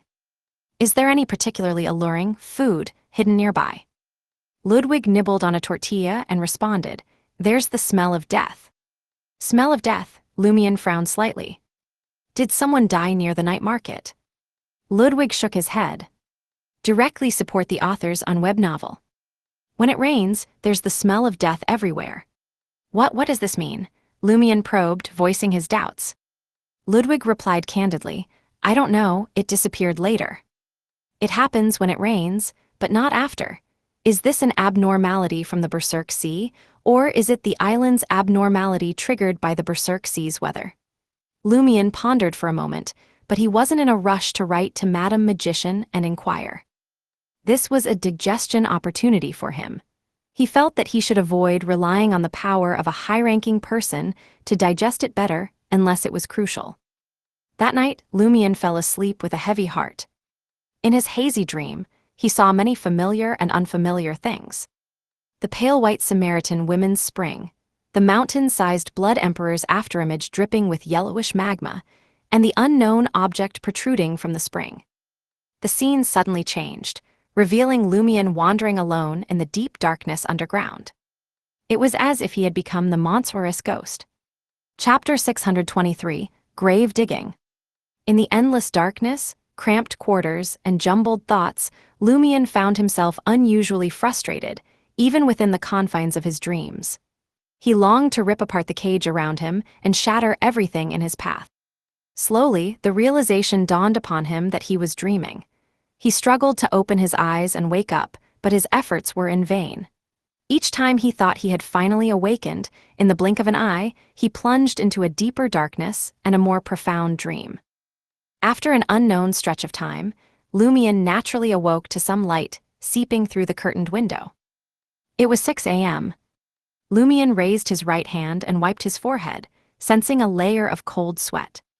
Is this a spiritual warning, or had memories of the Samaritan women's spring and the afterimage of the Blood Emperor haunted me after I contemplated the smell of death on Hanth Island yesterday? Previously, I had drawn connections between the mysterious deaths of those who witnessed the demon and the monstrous ghost, possibly leading to a shallow corruption. Lumian couldn't accurately decipher the complete meaning of the dream.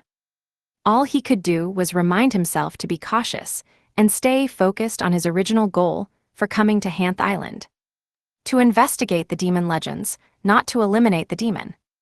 Setting aside whether he possessed the strength to face the demon, or if he needed assistance, the fact that the Church of Earth Mother had operated on the island for over a century without completely eradicating the target suggested even the Tarot Club's major arcana card holders might not resolve this matter entirely. Lumian got out of bed and retrieved the golden pocket watch from Salle de Bal Brise, opening and glancing at it. 6:01 a.m. Though early, Lumian felt a sense of urgency. The berries would depart from Hanth Island the morning after tomorrow. He had only 2 days to delve into the demon legends, unravel the truth, and identify potential suspects. If he succeeded, his conspirer potion might very well be digested. Gathering, screening, and utilizing information were crucial aspects of a conspiracy.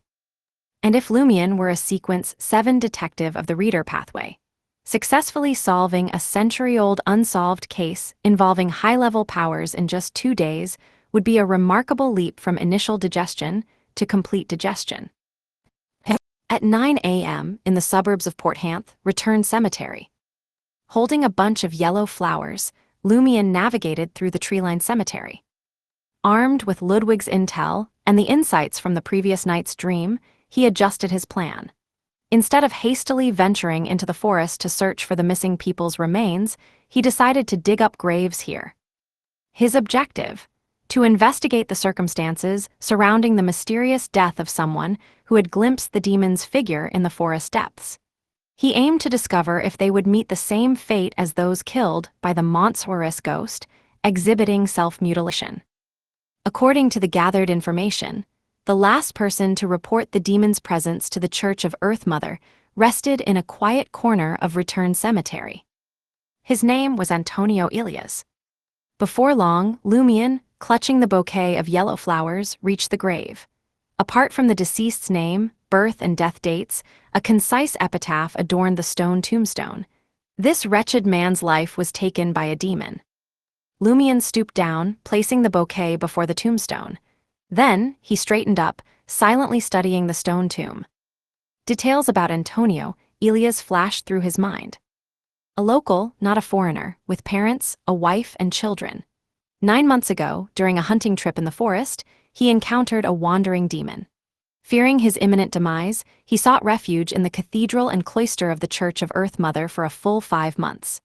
Afterwards, intending to serve as a crew member for 3 years, steering clear of Hanth Island and its hidden dangers, he was discovered dead at the bottom of the cabin on his second voyage. Lumion scanned the surroundings, gathering 10 to 20 withered branches from beneath nearby trees. He planted them around Antonio Elias' tomb, forming a short, makeshift, and somewhat futile barrier. Lastly, he laid a withered branch flat on 2 adjacent branches, constructing a shaky door impassable to anyone. With that completed, Lumion stepped over the wall and entered the grave. He then bent down, extending his right hand to touch the makeshift door constructed of withered branches. Simultaneously, a black mark activated on his body. In the blink of an eye, Lumion's figure vanished. Antonio's tomb remained undisturbed, except for the added circle of withered branches. In reality, Lumion had retrieved an iron pick, shovel, and other items from his just-purchased traveler's bag. He began prying open the stone slabs and digging into the soil. Bottle of fiction. Lumion utilized the wall and door he had fashioned to employ the bottle of fiction contractability. In less than 2 minutes, relying on his understanding of the cemetery's layout and 2 precise explosions, Lumion cleared the soil from the coffin and pried open the black-painted wooden plank. A pungent odor of decay wafted out, and Lumion casually ignited it. After a brief wait, he squatted down, donned gloves, and examined the white bones, now devoid of flesh and blood. The first item he picked up was Antonio Elias' skull. With a cursory glance, he noted cracks on the inside of the skull, while the exterior remained intact. A brain explosion as the cause of death. Lumion pondered the force required to induce such damage. Regardless of the ability responsible, Antonio's cerebrum, cerebellum, and brainstem should have exploded into mush at the time of his demise. It seemed illogical for the hard inner cranium to crack while the soft brain remained unharmed. Examining Antonio Elias' other bones yielded no additional injuries. The stains in the coffin offered no further clues. Lumion concluded that Antonio's death resulted from an internal explosion in his head. The explosive force, while not physically strong enough to shatter his skull entirely, was sufficient to destroy his brain. With fire infusion, I can precisely control the quantity and directly support the author's on-web novel. Quality of the flames, I should be able to achieve a similar effect. How did the demon do it? Lumion's comprehension of the demon pathway came from his sister's grimoires, information provided by the Tarot Club, and Franca's account. He had only truly interacted with a demon above sequence 6 once, and that was with Nabordisley. He immediately recollected the sensations when Nabordisley stirred his desires and emotions. The echoes of the ranting, transmitted through the gray fog during Nabordisley's expulsion, and the tumult of his own desires replayed in his mind. For ordinary people, inducing an upheaval in their desires before detonating them could lead to their brains exploding. Given an increase in potency, it shouldn't be a challenging feat for a demigod creature like a demon. Moreover, the demon can use those ravings to achieve this remotely. As Lumion completed his deduction, he was convinced that a demon was indeed concealed on Hanth Island. A demon of the criminal pathway, a demon surpassing sequences like Devil and Desire Apostle. With this confirmation, Lumion believed it would be relatively straightforward to locate the demon if he put his mind to it. However, the prerequisite was finding it and not resolving the situation, all while risking his life. Removing the glove, he reached into his traveler's bag and touched the flog boxing gloves. Following the incident with the celestial worthy of heaven and earth for blessings and the Great Mother, Lumion had already speculated that the Mother Tree of Desire stood at the peak of the prisoner, criminal, and Scrooge pathways. Therefore, the Rose School of Thought's indulgence faction and some members of the Devil family believed in her and followed her. Directly support the authors on web novel. In that case, the flog boxing gloves made from the branches of the Tree of Shadow, closely related to the Mother Tree of Desire, had a high chance of attracting the demon's attention within a certain range. Just as its negative effects meant being observed by some hidden entities, influenced and attacked by dangerous creatures. Few, there are no useless items, only Beyonders who don't know how to use them. Lumion chuckled self-deprecatingly and withdrew his right hand from the flog boxing gloves. He abandoned the plan to directly lure out the demon. This decision stemmed from the realization that the demon was still active on the island, claiming lives, yet the Church of Earth Mother hadn't eradicated it completely. Having encountered various challenges, Lumion possessed a reasonable understanding of an Orthodox church's strength. He knew that if the Church of Earth Mother genuinely committed, it could eliminate all residents suspected to be demons and obliterate the island, similar to what the Church of Storms had done to Banzi Harbor. It wasn't that the Church of Earth Mother lacked the will, but there was a reason holding them back. This brought Lumion's thoughts back to the valley, burning with sulfurous flames deep in the forest. He believed that the demon couldn't be slain under regular circumstances. It could only be sealed and constrained. As the Church of Earth Mother couldn't achieve this, and Lumion doubted his ability to do so, enticing the demon directly would be futile and perilous. Lumion's current strategy involved leveraging his fake level and directly support the authors on web novel. His allure to evil gods to traverse the forest. During critical moments, he planned to use the flog boxing gloves to see if he could converge on the mysterious valley burning with sulfur flames to investigate the source of the demon legends.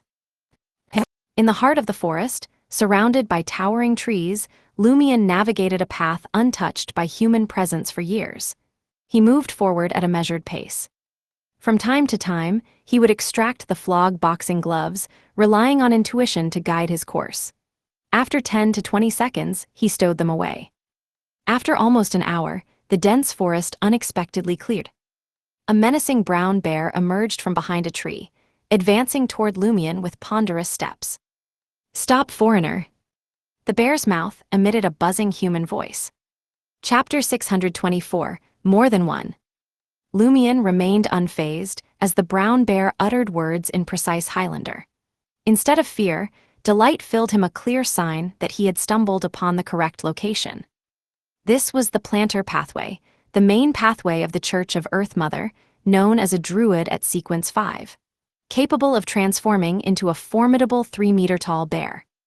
Encountering a human-speaking brown bear in the desolate forest of Hanth Island hinted at his proximity to the heavily guarded area, possibly the mysterious Valley of Sulfur, flames from demon legends. Without the signature golden straw hat, Lumion studied the brown bear's furry visage openly, making no effort to conceal his extraordinary nature. "All right," he sighed with regret, turning on his heels and retracing his steps. 20 to 30 meters away, Lumion vanished from the brown bear's view, concealed by towering trees that had stood for over a century. He halted, leaning against a tree trunk, and casually retrieved an item from his traveler's bag. It was a pair of brown gold-rimmed glasses, the mystery prying glasses. Lumion had no intention of recklessly breaching the Church of Earth Mother's protective circle and venturing into the sealed-off region. Perhaps it was no safer than confronting the hidden demon on Hanth Island. Without sufficient and effective information, Lumion wasn't inclined to take such risks. What if it resembled Fourth Epic Trier? Lumion's strategy involved skirting the edges of the problem zone, wielding the mystery, prying glasses to shift his perspective and uncover hidden truths. From Lumion's familiarity with the mystery-prying glasses from previous, the item's lower level hindered his ability to directly perceive various seals. In Trier, he had utilized them multiple times but couldn't catch a direct glimpse of Fourth Epic Trier. Instead, he witnessed concealed elements beneath the ground, lurking in darkness or disguised through distorted, overlooking, or prying angles. This inherent flaw safeguarded Lumion from directly encountering the Church of Earth Mother's sealed artifact, thus averting potential catastrophe. Nonetheless, it allowed him to discern abnormal traces. And that was sufficient. More traces equaled more information, bringing Lumion closer to the elusive truth. Ready to teleport at a moment's notice, Lumion positioned the brown gold-rimmed glasses on the bridge of his nose. An unsettling dizziness gripped him, akin to being buried underground. Despite looking up at the soil, trees, and sky, he sensed an elevated vantage point overseeing everything. Withering tree bark, decaying leaves, crawling insects, and animals circling a water source, all these details and buried bones spun in Lumion's vision, inducing nausea from the depths of his soul. Amidst the nausea creeping from the depths of his soul, Lumion's gaze fixated on a startling sight. Silent blue flames devoured the entire landscape. Whether above, below, or around the flames, the trees swiftly transformed into an inky black, dissolving into sewage. From the decaying remnants, new trees sprouted, rapidly expanding and flourishing. In the midst of the blue inferno, Lumion vaguely discerned a crimson, colossal figure sprawled at the core. Submerged in pitch-black, viscous sewage, it sank gradually, only to be yanked upward by an invisible force. This unseen power emanated from beyond the withering and burgeoning forest, Abruptly, a pair of eyes materialized within Lumion's line of sight. They were bloodshot, icy blue eyes tinged with pain. Without hesitation, Lumion removed the mystery-prying glasses and activated the black mark representing spirit world traversal. Swiftly fading, he disappeared into the forest and reappeared outside the Church of Earth Mother Cathedral in Port Hanth, behind the familiar stone pillar observed earlier that morning. After stashing the mystery-prying glasses back into his traveler's bag, Lumion departed the secluded spot. Blending in with believers, he entered the cathedral exuding scents of wheat and milk, occupying a pew closest to the sacred emblem of life. With crossed arms, he mimicked the old man in a black formal suit, feigning prayer. Only then did he exhale a sigh of relief, assured that those icy blue eyes wouldn't target or lock onto him. These mystery-prying glasses could pass through countless hands if not in my possession. Its negative effects are indeed unique and beneficial, but they're also very dangerous. Lumion couldn't help but sigh inwardly. Then, he analyzed the scenes witnessed through the mystery-prying glasses. There's a region engulfed in sulfur flames, but the Church of Earth Mother's trees seal it off, cycling between death and rebirth. It's nearly impossible to spot from the outside. Even with the mystery-prying glasses, I can only vaguely discern its outline. It's akin to lurking outside a cage and surveying the interior through the gaps in the railing. Despite the mystery-prying glasses' capabilities, they shouldn't breach the seal.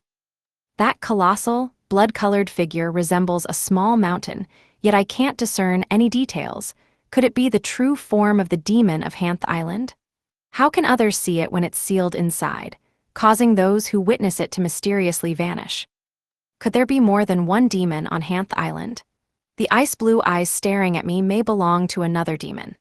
Is it utilizing the invisible connection between itself and the blood-colored demon to prevent its descent into the pitch black viscous sewage? If so, the Church of Earth Mother should eliminate the demon active both outside and on the island.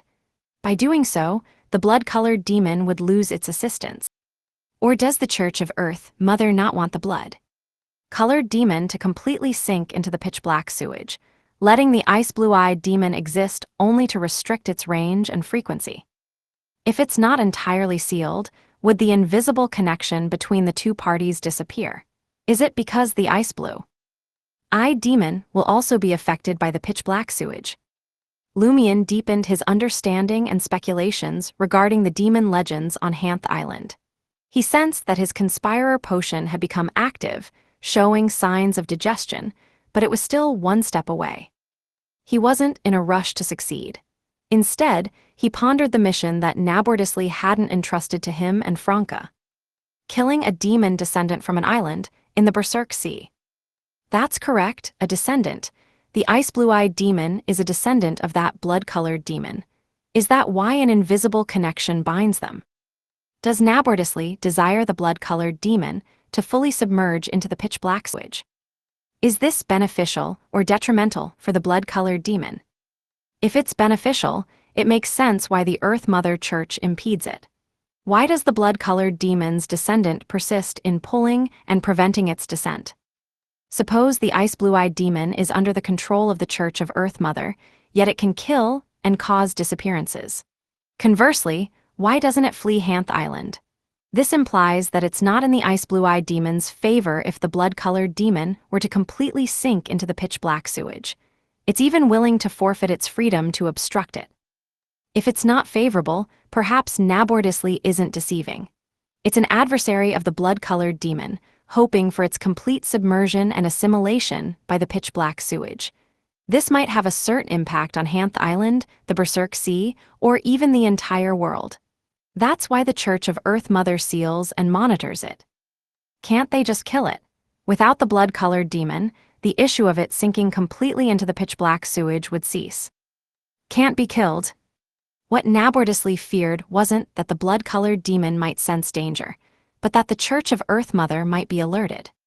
Lumion gradually understood the mentality and stance of the Church of Earth Mother, the local demon, and Nabordisley, but he lacked sufficient evidence. What he was most certain of now was, the pitch-black, viscous sewage wasn't simple. Perhaps it was something akin to the Samaritan women's spring. Furthermore, it bore a striking resemblance to the pitch-black form of the Montsoris ghost. Trier's catacombs is a labyrinth of complexity, filled with corruption and unique monsters that defy easy elimination. It's the aftermath of Blood Emperor Alista Tudor's significant accomplishment, an act that nearly brought the gods down with him. Ultimately, he perished. What could be the reason for Hanth Island? Could it be a divine battle and the demise of a deity? That's not beyond the realm of possibility. While my knowledge of the Fourth Epic's history is limited, I do know that the Berserk Sea was not as tumultuous back then. There were still interactions between the northern and southern continents.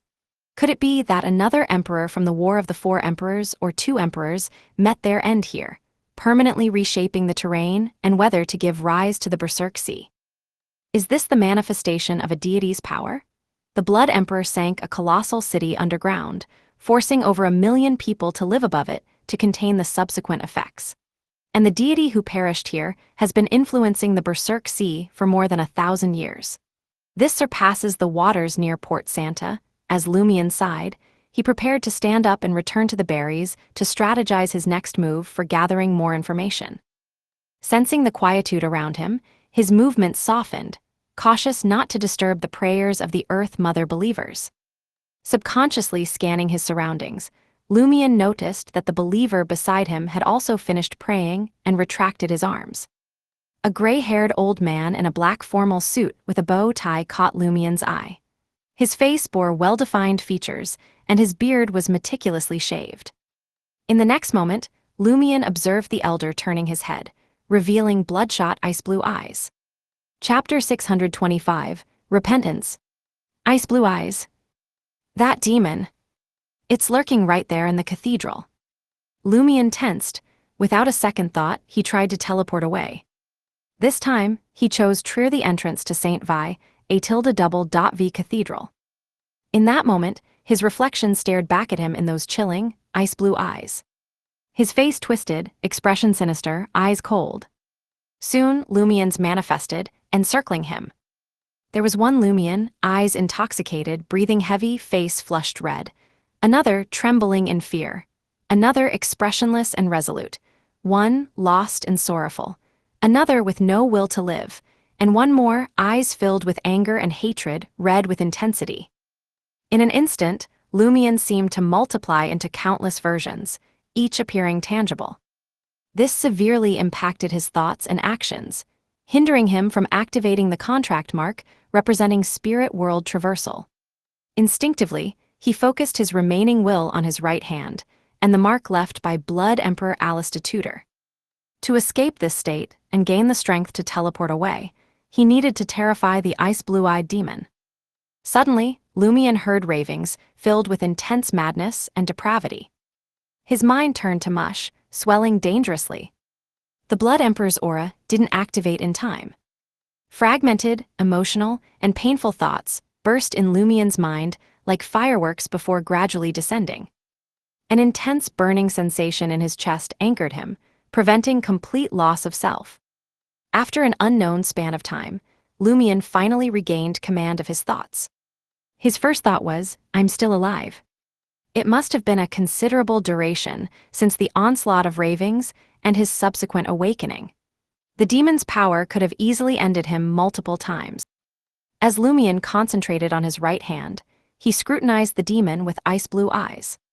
The white-haired demon, adorned in a black formal suit and bow tie, sat upright once more, facing the sacred emblem of life. It inclined slightly, crossing its arms over its chest. Shutting its eyes, it whispered with a pained expression, "Oh, merciful Mother, I implore your mercy for my transgressions." Merciful Mother, I implore your mercy for my transgressions. Lumion's resolve wavered as he abandoned activating the Blood Emperor's aura. He settled beside the demon. Observing the sacred emblem of life on the altar, he waited silently, refraining from disrupting the demon's repentance. Contemplating his encounter, he mused quietly. The various selves I witnessed must be genuine illusions not existing in the physical world, but within my heart and mind.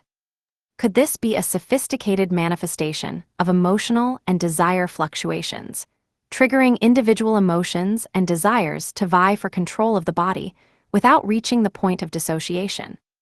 The subsequent ravings resembled Nabordisly's frenzied curse upon expulsion, yet this time there was no shield from Mr. Fool's gray fog.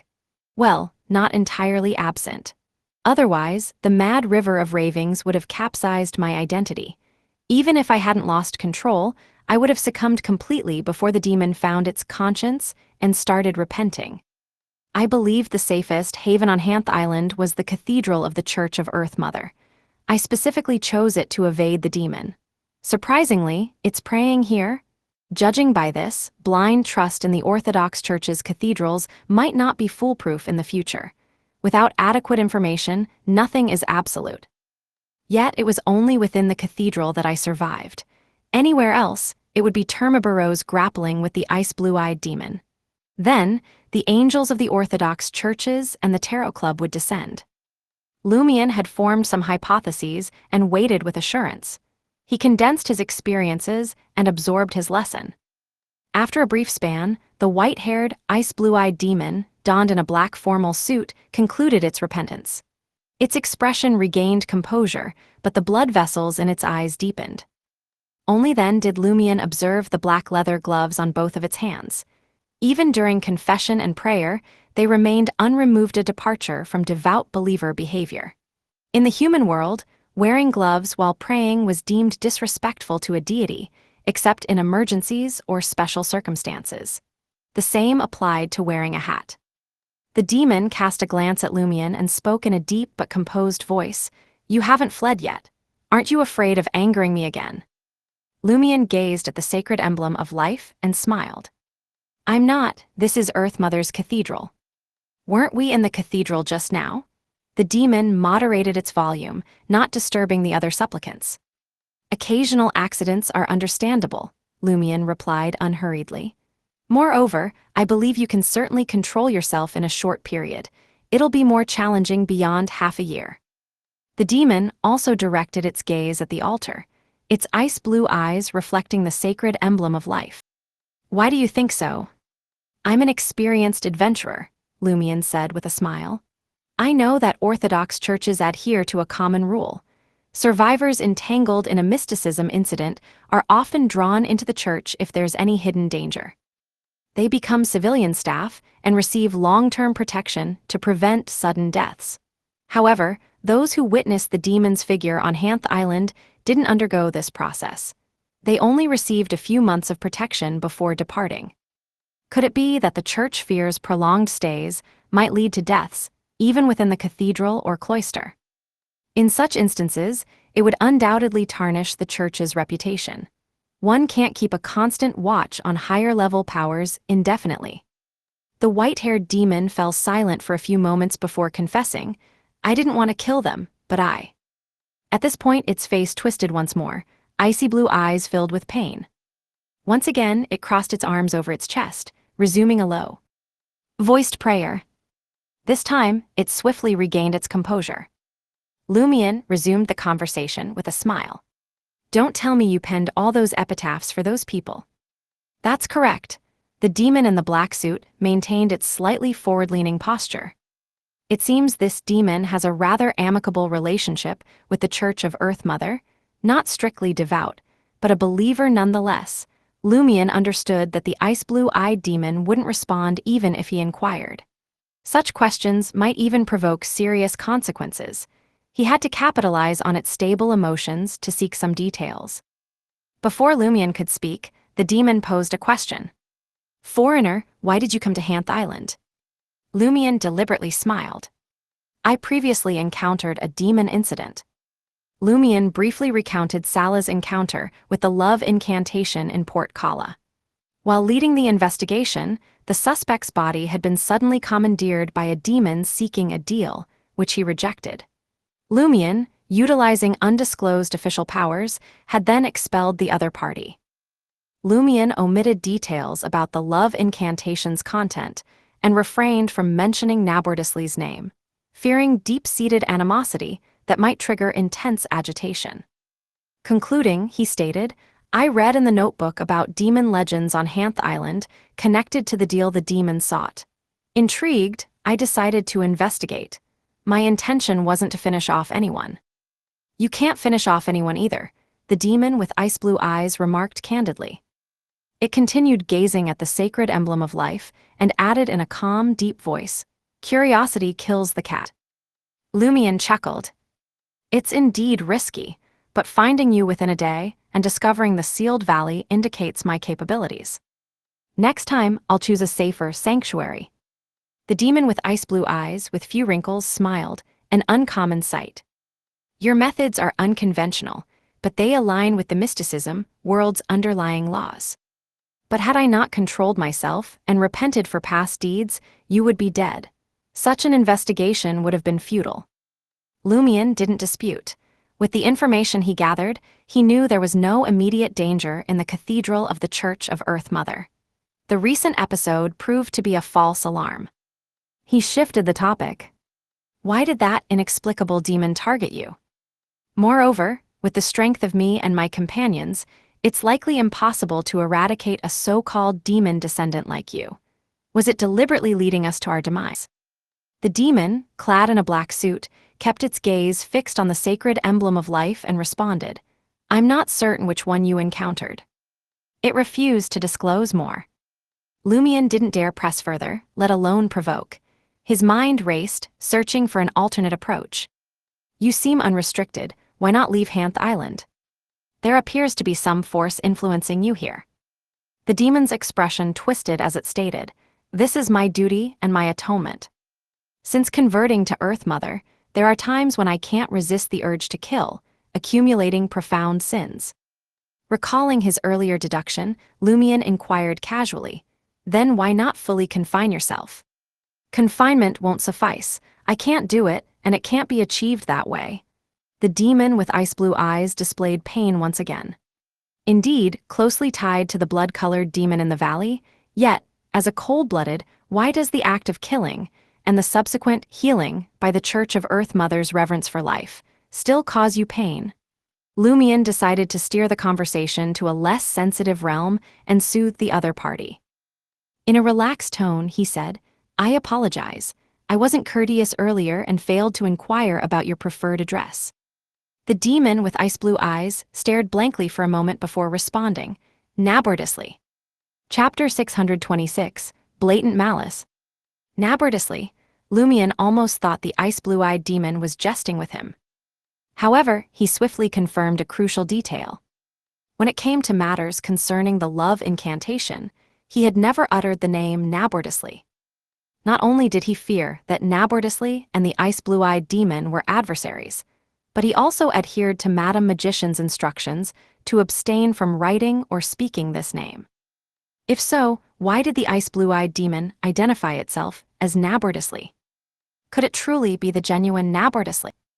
Then, why did the repeated chanting of nabardusly summon a different demon and not the ice-blue-eyed one? Or were they equals? Was nabardusly scheming to manipulate someone else into killing me? Amidst Lumion's astonishment and confusion, a smile crept onto his face. I wouldn't dare utter that name. He was testing the demon with ice-blue eyes. The demon with ice-blue eyes turned towards Lumion. You've heard of nabardusly and are aware of the concealed perils of uttering this name. Yes, Lumion replied with a grin. From the demon's reaction, it seems unlikely to be the one propagating the love incantation. That's intriguing, Lumion pondered.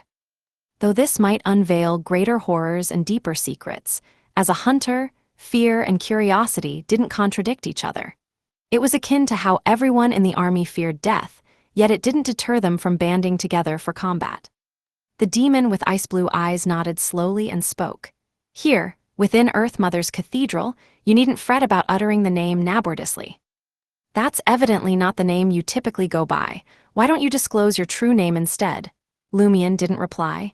Instead, he posed a query. He had a persistent feeling that the other party intended to harm him. Had he not encountered the love incantation and received guidance from Madam Magician, he might have inadvertently mentioned the concealed demon on Hanth Island, nabardusly, after leaving Earth Mother's cathedral today. That could have been troublesome. The demon with ice-blue eyes fell silent for a few moments before stating, "The name I go by in human society holds no significance for you." Moreover, after learning the name nabardusly and uttering it at least 3 times outside the cathedral. At this juncture, the white-haired demon's visage twitched and a pained expression surfaced. I will establish a connection with you. When I can no longer control myself, I may choose to end your life.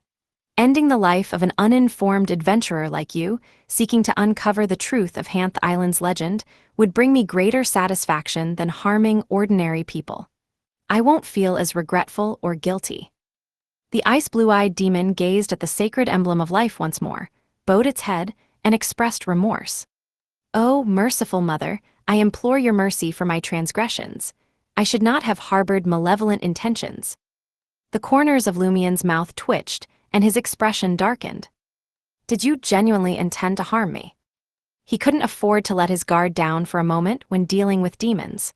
Vigilance was paramount, even if it was a demon professing allegiance to Earth Mother.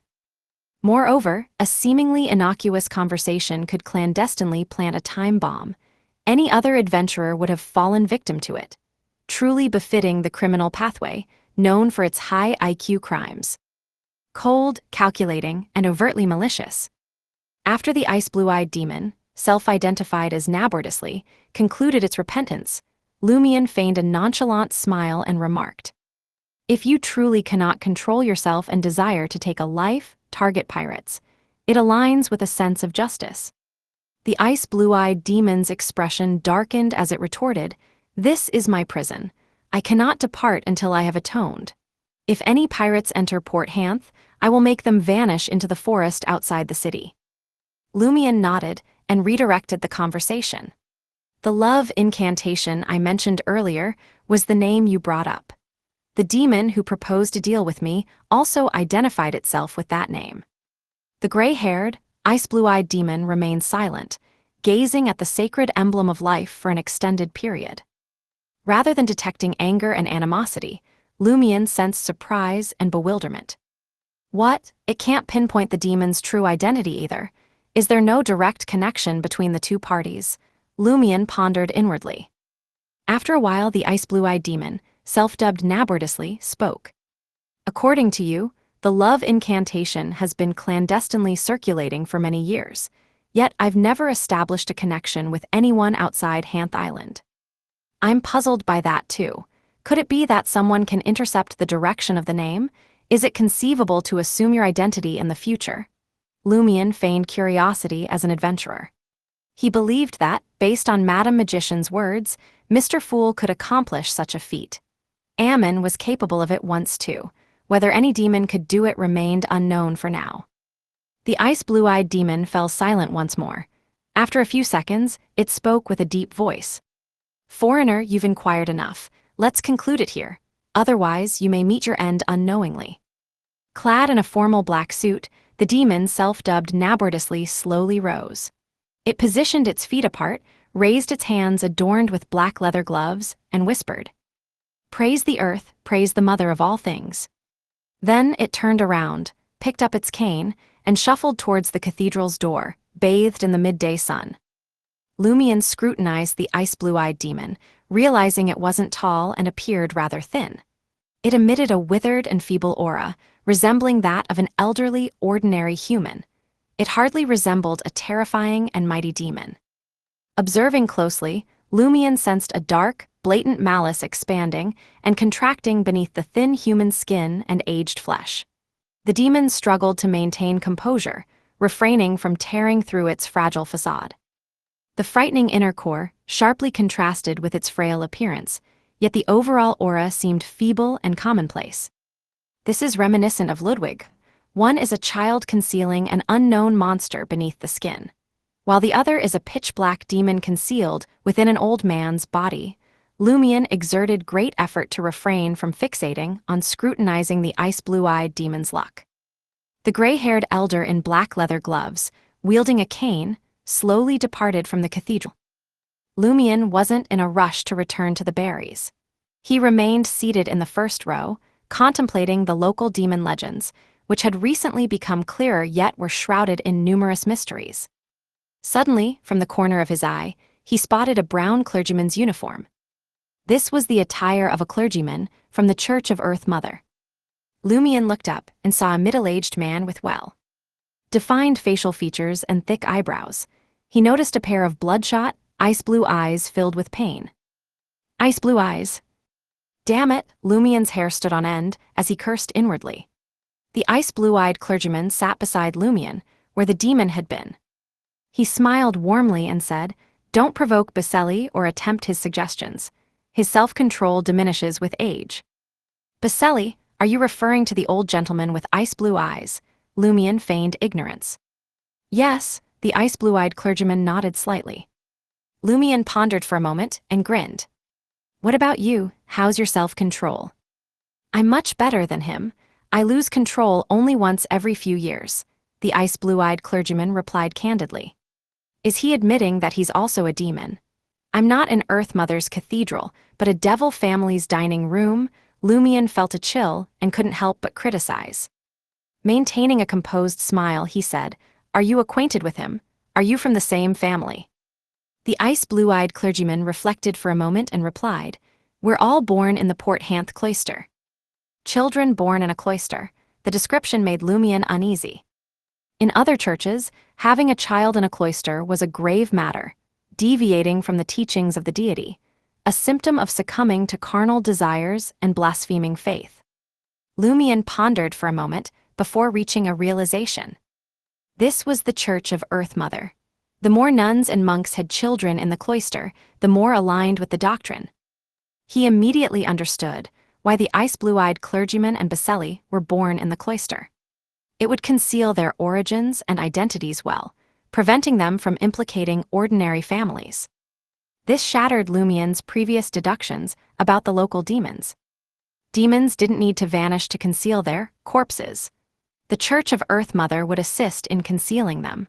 For instance, replacing genuine holy water with distilled water during a wake and later providing new identities and legal origins. My earlier deduction was based on the assumption that the Church of Earth Mother and the local demons weren't allies. No wonder there are so many errors. This is a factor I need to be mindful of when crafting conspiracies in the future. If I'm mistaken, any subsequent clever arrangements will lose their significance. It seems the Church of Earth Mother is directly offering protection to these ice blue-eyed demons, both resisting restrictions and cooperating to shield them. Lumion reflected on his investigations over the past 2 days. This introspection couldn't enable him to digest the potion completely, but he felt it was more beneficial than a complete digestion. Lumion gazed at the clergyman with ice blue eyes and inquired with a smile, "Could it be that you're also using the name Baselli mentioned just now?" The ice blue-eyed clergyman responded with a warm smile. "Yes, my name is also Nabordisley."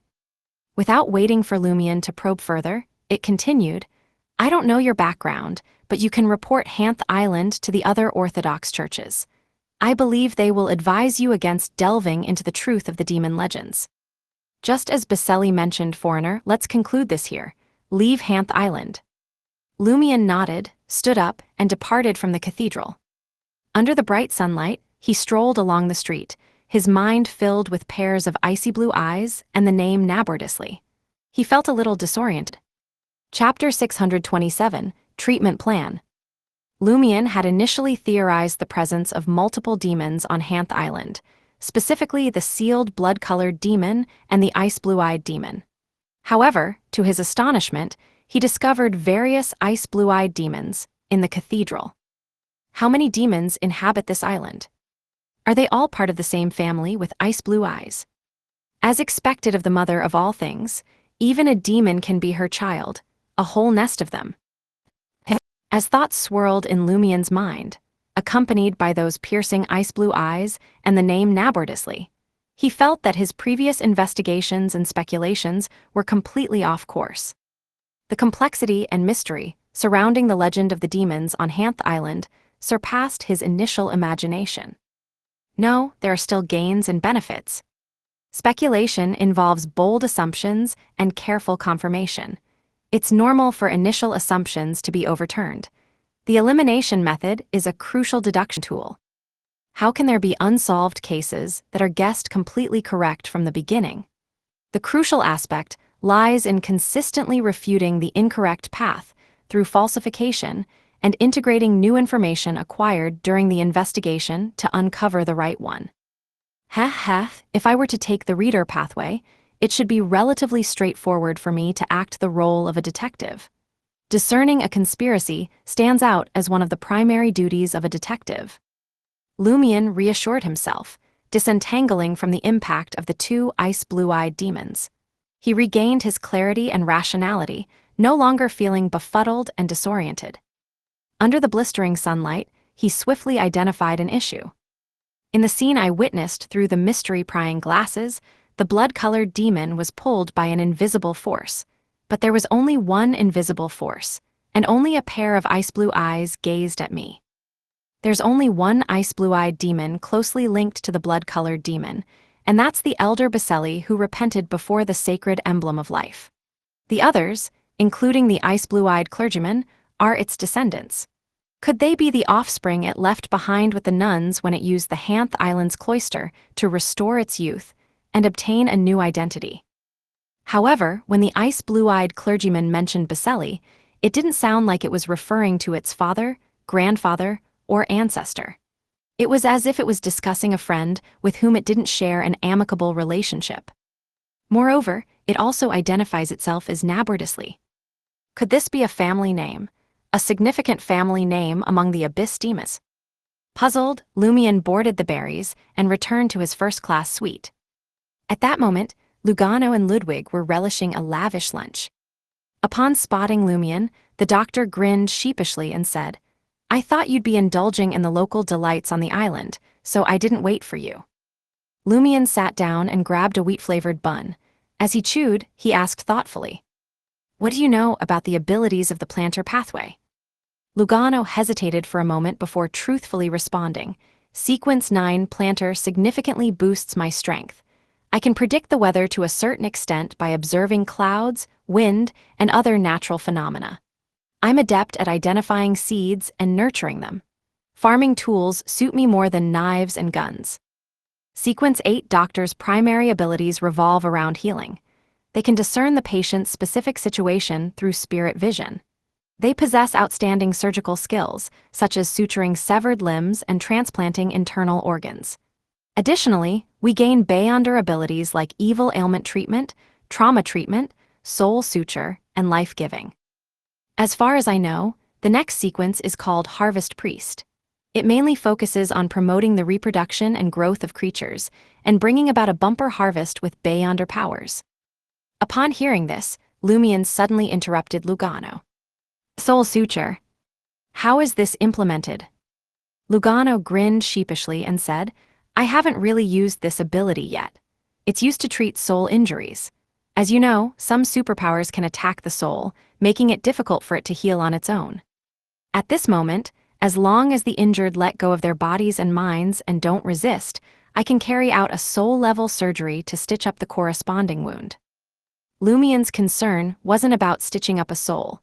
It was another matter that provided him with a fresh perspective on the demon legends of Hanth Island. He downed the pre-meal bun and took a sip of the golden liqueur. After a moment of contemplation, he inquired, since you can suture souls from a different standpoint, can you also sever souls? Lugano fell silent. After 10 to 20 seconds, he responded, theoretically, yes, but it requires the corresponding person to completely open up their body and mind, leaving their soul unprotected. It would be even more effective if their physical body doesn't exist.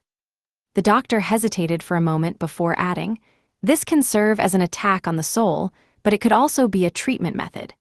If a patient's soul is corrupted by a curse, they can address it by severing the depravity and allowing their soul to gradually heal.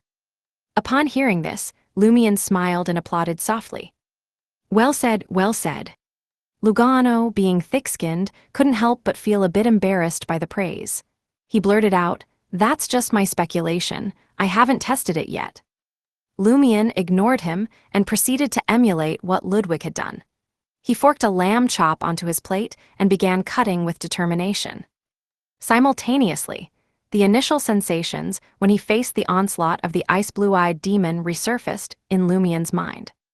He witnessed diverse versions of himself.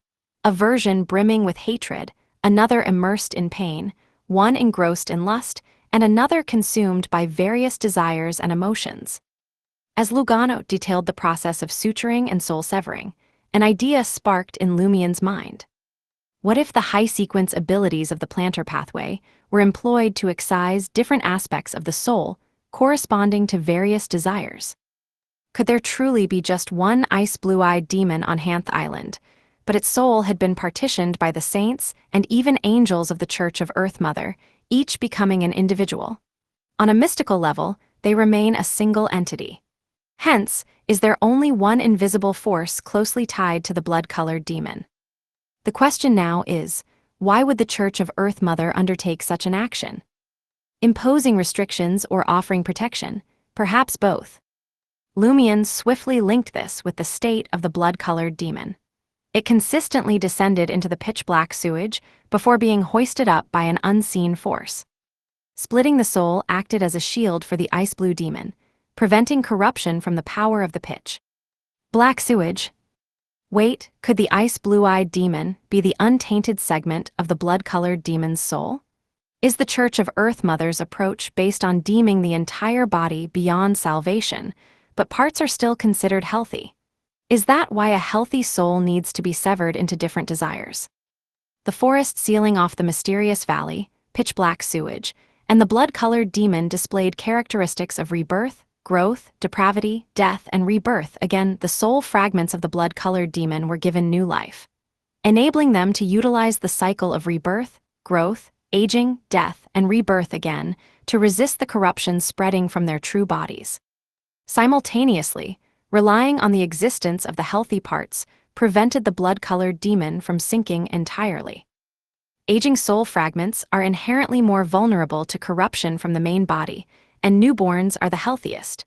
This explains why the old Baselli and the ice blue-eyed clergymen are in different states. Such a newborn possesses a demon's potent soul, but its human body is exceedingly frail. Yes, it aligns with my observations of Baselli. Its feeble and aged body encases a potent soul teeming with malevolence. This method of sealing and rescuing aligns with the Church of Earth Mother's unique abilities. With these revelations, Lumion felt enlightened. Only then did he realize that he had been continuously cutting the lamb chop's bones, producing a grinding sound. Lugano pretended not to notice or hear anything, focusing on enjoying his meal. Ludwig paid no attention to such trivial matters, wholly absorbed in the delicacies. Lumion withdrew his gaze and happily poured himself a glass of Paha red wine. The confusion, disorder, loss, and disappointment he had previously experienced dissipated significantly. As he drank, he leisurely pondered, this hypothesis aligns most with the current details. Unfortunately, it can't be verified, nor do I dare to. And without verification and results, there's no feedback for the potion's digestion. Forget it, the experience and lessons I gained this time are much more important than the digestion I can still attempt in the future. Why does the Church of Earth Mother want to protect the blood-colored demon? Moreover, since a healthy soul has been separated and given new life, why not completely destroy and purify the corrupted true form to eliminate any hidden dangers? There's a high chance that this involves the world's deep secrets. Is that blood-colored demon the true and largest Nabordisly? Was the one seeking a deal to slay Hanth Island's demon descendant it? Can it, in turn, affect a few soul fragments, allowing me and a mid-sequence Beyonder like Franca to slay a true demon? The more Lumion contemplated, the more curious he became about the truth. However, he eventually restrained himself. For Beyonders at his level, this matter was concluded. After leaving Hanth Island, he would report his gains and speculations to Madame Magician and consult the Tarot Club's major arcana card holders. Lumion, putting aside his investigative thoughts, felt a sense of relief. He spent the rest of his time leisurely strolling through Port Hanth. To his surprise, he realized that the Berserk Sea Island city, far from the Phaenopotter Kingdom, didn't have a genuine casino. There were no criminal industries like human trafficking. It was as clean as if it had been purified by the eternal Blazing Sun Church. After engaging in fighting evil and other card games throughout the afternoon, Lumion, with wins and losses not exceeding 1 gold risat, finally grasped the reason.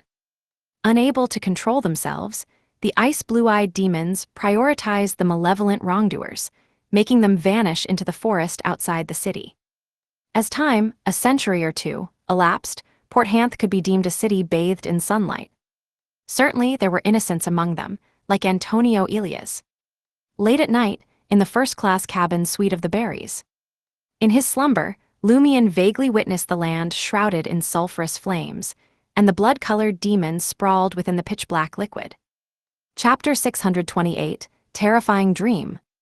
Lumion vaguely noticed bubbles emerging from the pitch-black liquid, enveloping most of the blood-colored demon's body.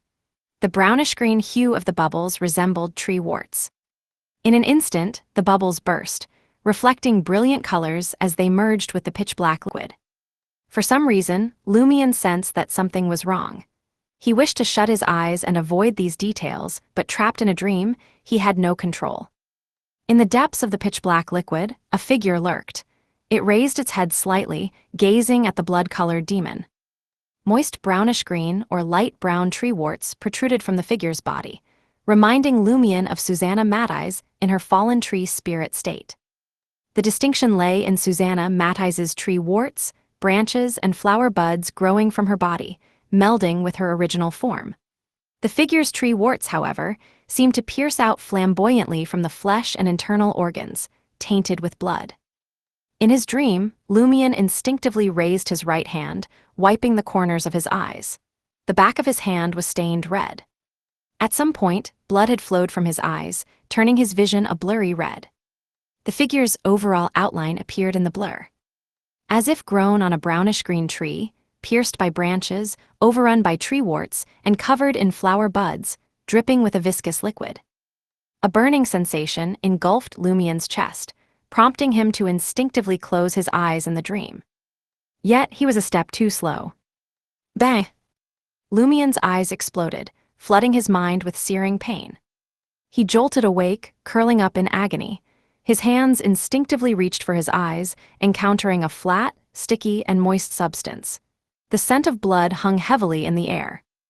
As an ascetic accustomed to severe injuries, Lumion took several minutes to overcome the pain that threatened to render him unconscious. Struggling to sit up, he opened his eyes, only to be met with absolute darkness. No crimson moonlight, no outlines of furniture in the bedroom. He couldn't see a thing.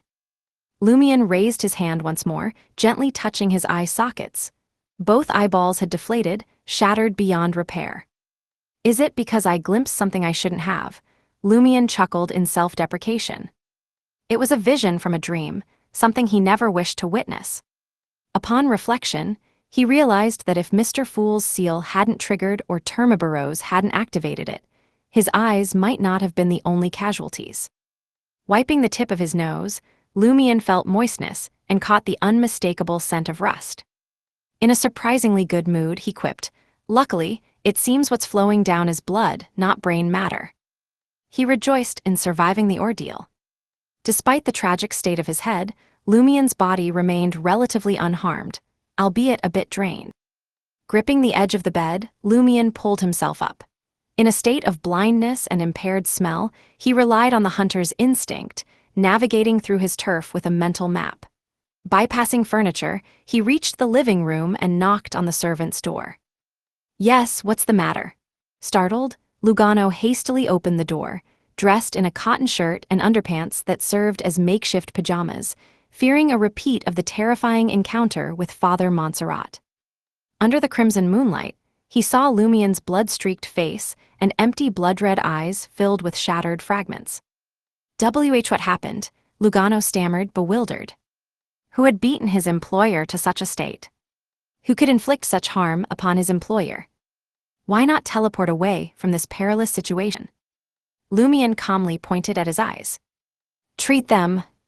"All right," Lugano responded subconsciously, then added awkwardly, "With the eyeballs in such a state, there's no way of treatment. We can only find a suitable transplant." Lumion, enduring the pain, calmly stated, "No need.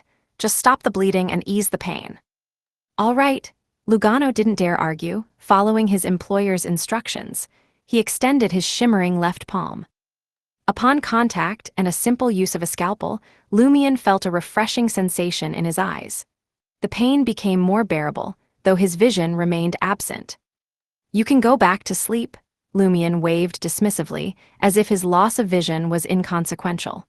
With one hand in his pocket, he strolled past the Dutanese textbook on the carpet, settled into a recliner, and rocked it gently. Lugano watched in confusion and anxiety for a while before attempting to return to bed, unable to fall asleep.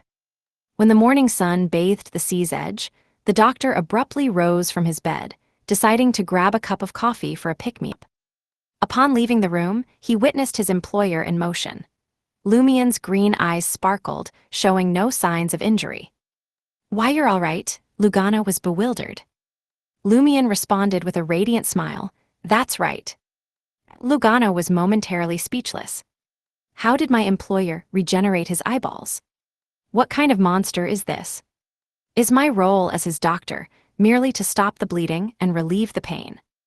Lumion paid no heed to the servant's psychological turmoil.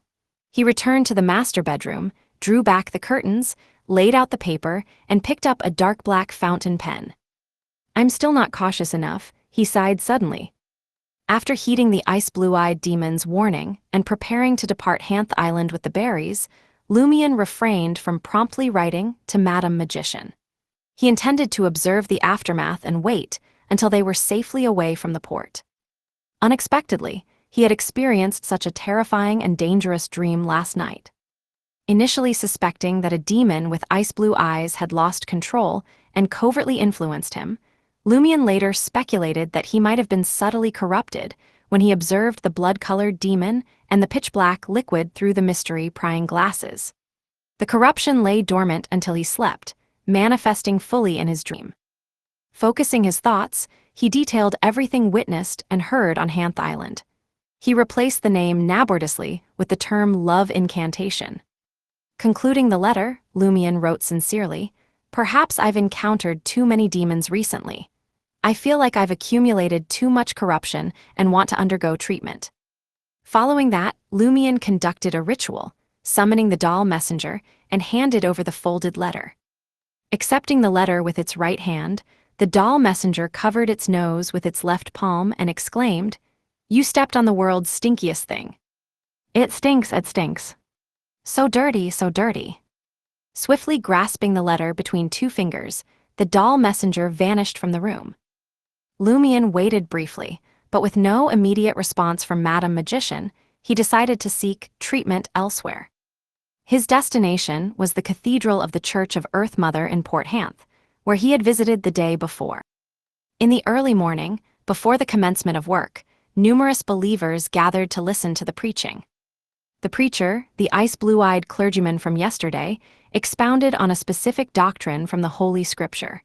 The concept that good and evil emanated from the same source, making them inseparable, was discussed. The sermon emphasized promoting good and suppressing evil. "Isn't it a little ironic to have this coming from a demon like you?" Lumion criticized and sat in the first row, listening casually. He soon sensed the cathedral's vibrant vitality. Vegetation flourished, and mushrooms quietly sprouted. The scent of wheat and milk provided a calming atmosphere. Unconsciously, Lumion realized that his life had gained intensity. Each of the Orthodox churches has its own merits, he sighed silently. After 5 to 6 minutes, the ice-blue-eyed clergyman concluded his preaching and approached Lumion with a warm smile. "Young people who are willing to listen to advice always have a bright future. Praise the earth, praise the mother of all things." Lumion observed the ice-blue-eyed clergyman retracting his raised hands. Is he hinting that it's satisfied that I stopped inquiring, exploring the forest, and searching for someone with ice-blue eyes since noon yesterday? Lumion considered, then looked at the clergyman before speaking. "However, I had a terrifying dream last night and nearly died from it." "What dream?" the ice-blue-eyed clergyman inquired warmly. "Bishop, how should I address you?" Lumion asked, deferring from providing an immediate answer. "Newman," the ice-blue-eyed clergyman announced its name in human society. Lumion briefly recounted the blood-colored demon in his dream, the pitch-black liquid, the blurry figure, and the branches and tree warts. He didn't delve into the final injuries he had suffered. Bishop Newman listened quietly, gazing at Lumion for a few seconds. "Are you willing to listen to my preaching?" "Sure," Lumion agreed, curious about what the ice-blue-eyed demon had to say. Newman flipped open the Holy Bible in his arms and spoke in a magnetic voice. "There are two abysses. One is material, and the entrance is somewhere in the real world. The other is spiritual, and the entrance is deep in everyone's hearts. Sometimes these two abysses are separated, but most of the time they're one. Good intentions and evil intentions come from the same source. It's inevitable for us to harbor evil thoughts like jealousy, hatred, destruction, greed, harm, and arrogance. This is normal, not sinful. However, if we act on jealousy, hatred, greed, and arrogance, killing someone, our souls will gradually sink into the abyss. When the time comes, one can only repent to the Mother, just like this. Merciful Mother, I have fallen into the abyss of evil." Lumion listened quietly, grasping the essence of Bishop Newman's words. He acknowledged his mistake, rooted in arrogance. His earlier ventures, marked by a proactive approach and a lack of major problems, had led him to underestimate the concealed perils of high-level matters. Standing up, Lumion raised his hands. "I understand. Praise the earth, praise the mother of all things." Newman nodded in satisfaction. Returning to the berries, Lumion read the reply, neatly folded into a square. The letter contained spirit world coordinates and a concise directive. Put an end to the matter on Hanth Island. Find time to seek treatment here. Chapter 629, Corruption Removal. Madame Magician had not confirmed Lumion's speculation or delved into the deeper truth of Hanth Island's demon legends. Lumion realized that this likely involved something he shouldn't pry into at the moment, or perhaps it was best not to understand until the accumulated corruption was eliminated. Does "find time" imply that I can go whenever I want, disregarding the healer's schedule? Has Madame Magician foreseen that there won't be any issues? Lumion clutched the paper with the spirit world's coordinates and activated the black mark on his right shoulder. His figure vanished from the berries, navigating through the swirling chaos of colors. Occasionally, he felt inexplicable gazes and caught glimpses of indescribable forms. After an unknown period, Lumion arrived at the location corresponding to the spirit world's coordinates and stepped out. Before him stood a towering dome, illuminated by bright glass windows, with a mural depicting an epic scene. In the midst of the hall, Lumion noticed a ball of sunlight. Realization struck, prompting him to approach. As he walked, the sunlight seemed to spread over, banishing shadows and darkness wherever it touched. Soon, Lumion found himself enveloped in the sunlight. Suddenly, it felt as if pure sunlight pierced through his skin, flesh, bones, and internal organs, exposing his soul. Bits of illusory black gas were expelled from his soul by the sunlight, portraying various of Lumion's expressions: ferocious, pained, pleading, or intimidating. Within seconds, the black gas dissipated under the purifying sunlight. Simultaneously, Lumion felt his heart throb and his left chest burned. The blazing sunlight appeared to expel and purify everything in its path. Amidst the agonizing heartache, Lumion sensed a change in the seal on his left chest, as if it was concealing itself, synchronizing with the sunlight. However, before the attempt could fully succeed, the sunlight took the initiative to stop, receding like a tide into the depths of the hall. Lumion swiftly returned to his usual state. Aside from the lingering discomfort in his heart, he felt significantly more at ease, as if he had suddenly caught the morning breeze and glimpsed the sunrise after an extended period of oppressive darkness. His attention was drawn to a tall man in a simple white robe standing in the depths of the hall. Observing the man, Lumion estimated him to be around 22 or 23 years old, towering at over 2 meters with an imposing aura. Despite his height, he exuded a calm temperament, and his brownish-yellow hair was neatly styled. "The residual corruption on you has been cleared," the tall man spoke in ancient Fasak. Lumion had a suspicion and inquired, "Are you Mr. Sun?" "Yes," the young and tall man responded politely, devoid of arrogance or impatience. "He's actually so young, but one can't judge his age from his appearance." Lumion expressed his gratitude without delving into further questions. Indicating towards the hall's exit, Lumion asked, "Can I go out for a walk?" Though unaware of his location, the murals suggested it was an essential cathedral of the Church of the Fool. Lumion deduced that the major arcana card holder, the Sun, held a prominent position in the church, or perhaps even the top position. "Sure," Major Arcana the Sun nodded. Observing the Church of the Fool's etiquette, Lumion pressed his hand to his chest and bowed before turning to exit the hall. Once outside, the world teemed with life. Voices and figures surrounded him. His initial thought, did I accidentally step into a land of giants? The shortest individuals on the street were at least 1.89 meters tall, with occasional figures reaching 3 to 4 meters. Clad in white shirts, black trench coats, and half-top hats, the men carried canes resembling spears, emitting an inexplicable sense of absurdity. Even the ladies matched the towering height, mostly opting for flexibility in long pants rather than skirts. Lumion surveyed the area, his gaze traversing doors exceeding 4 meters in height. For a moment, he fell silent, feeling like a newborn in this peculiar environment. However, this realization only briefly dampened his mood for exploration. Of course, it was only a brief moment. Trier, Trocadero, at the entrance of a great manor. Franca clarified to the valet that her purpose was to visit Madame Claris, and he stepped aside without guiding her. His stance implied that she knew the way and could proceed independently. Undeterred, Franca followed the path ingrained in her memory, arriving at the circular pavilion nestled among the grape trees. Demoness of Black Claris, adorned in a black court dress, was seated there.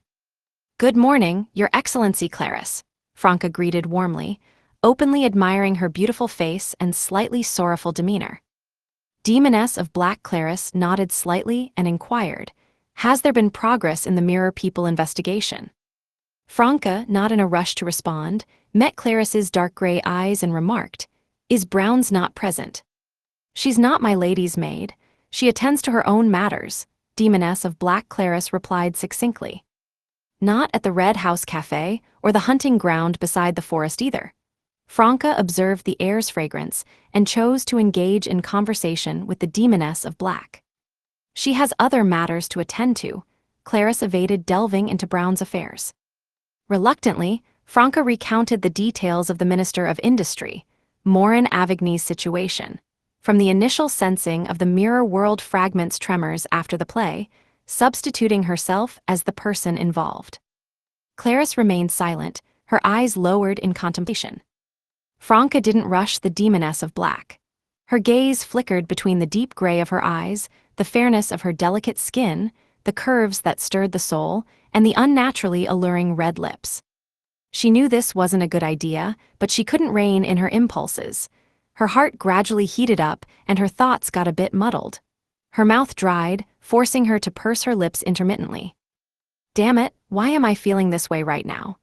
While humans as animals can be susceptible to instincts, I've always maintained composure during serious discussions and encounters with high-ranking figures. At most, I've held admiration. Could it be that the Demoness of Black is intentionally radiating her charm to draw me in? Or is there another explanation? Yes, the lingering corruption from the demon incident must be affecting me. Though it's subtle and doesn't manifest in my daily life, it's making it difficult for me to control my desires in the presence of a high-ranking demoness known for her feminine allure. As a result, I find myself slipping into an aroused state. Franca gritted her teeth, refusing to succumb to the temptations of desire. Claris looked up at her. Has it been too long since you've experienced pleasure? Not since my last lover passed away, Franca replied truthfully, aware that the Demoness of Black referred to a specific kind of pleasure. She explained, as I mentioned earlier, to get close to Morin Avigny's illegitimate daughter, I used a mystical item. Unfortunately, it had a side effect, leading to encounters with demons and other evil entities for a transaction. I was somewhat affected. Claris's voice turned icy. Endurance is not a sustainable solution. Indulge yourself. Otherwise, the demon pathway will become your nemesis. The Demoness of Black's aura instantly shifted to a holy and dignified state, becoming inviolable. Franca also sensed that she couldn't entertain lascivious thoughts about such a captivating beauty. Her desires gradually subsided, and her mind cleared, breaking free from her aroused state. Claris redirected the conversation. You aim to deal with Morin Avigny. He should be a crucial mirror person. If we can capture him or channel his spirit, we should uncover most of the mirror people hidden in Trier. Madame, I seek your assistance, Franca stated, laying out her thoughts. She avoided mentioning that Morin Avigny shared Claris's dark gray eyes, and instead presented a color photo. Claris nodded slightly and said, You can now strategize your operation. I'll assist during crucial moments, but for most scenarios, you must rely on yourself and the factions under your control. No problem, Franca didn't conceal her excitement. As she exited the vine-surrounded circular pavilion, Demoness of Black Claris's dark gray eyes turned cold as she rose slowly. In a brightly lit bar, Lumion clinked a beer glass, larger than his head, against the nearly 3-meter-tall giant opposite him and gulped down the golden liquor. Wiping the corners of his mouth, he chuckled. So, this is the new city of silver in the Bible. From the sermons he had heard, Lumion knew that the new city of silver served as the headquarters of the Church of the Fool, situated in the Sanya Sea.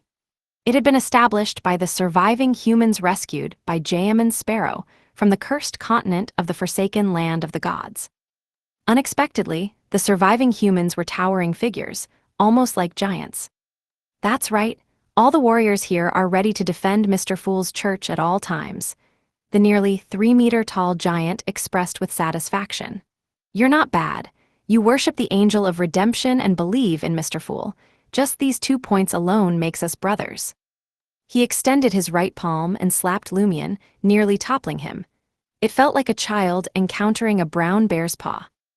Lumion forced a smile and inquired, Can you share more about the angel of redemption's deeds in the forsaken land of the gods? Chapter 630, Day Tour. The nearly 3-meter-tall giant expressed regret. The 6-member council mandates that we can't discuss matters not mentioned in the Holy Bible. As a believer of Mr. Fool, you must be familiar with the sermons and official statements. I can't share anything beyond that, just as I can't claim to have personally seen the angel of redemption and received his assistance. Attempting to tap Lumion on the shoulder, the giant found Lumion deftly dodging the gesture. "How should I address you?" Lumion, feigning reverence, inquired, not fully convinced. The giant responded, lividly. "A toast to the newborn of the City of Silver." Lumion raised his massive beer glass, clinking it against the other parties. Then, he downed the remaining golden liquid. Rubbing his bulging stomach, he gestured towards the washroom, indicating his need to relieve himself. The beer in the new City of Silver wasn't extraordinary, but the cups were simply too large. After 2 glasses, Lumion's physique and alcohol tolerance reached their limit. He wasn't drunk, he was just stuffed. Entering the washroom, Lumion stood before one of the urinals, unbuckling his belt and narrowing his eyes. Amidst the splashing sounds, a giant more than 3 meters tall entered and chose the urinal beside him.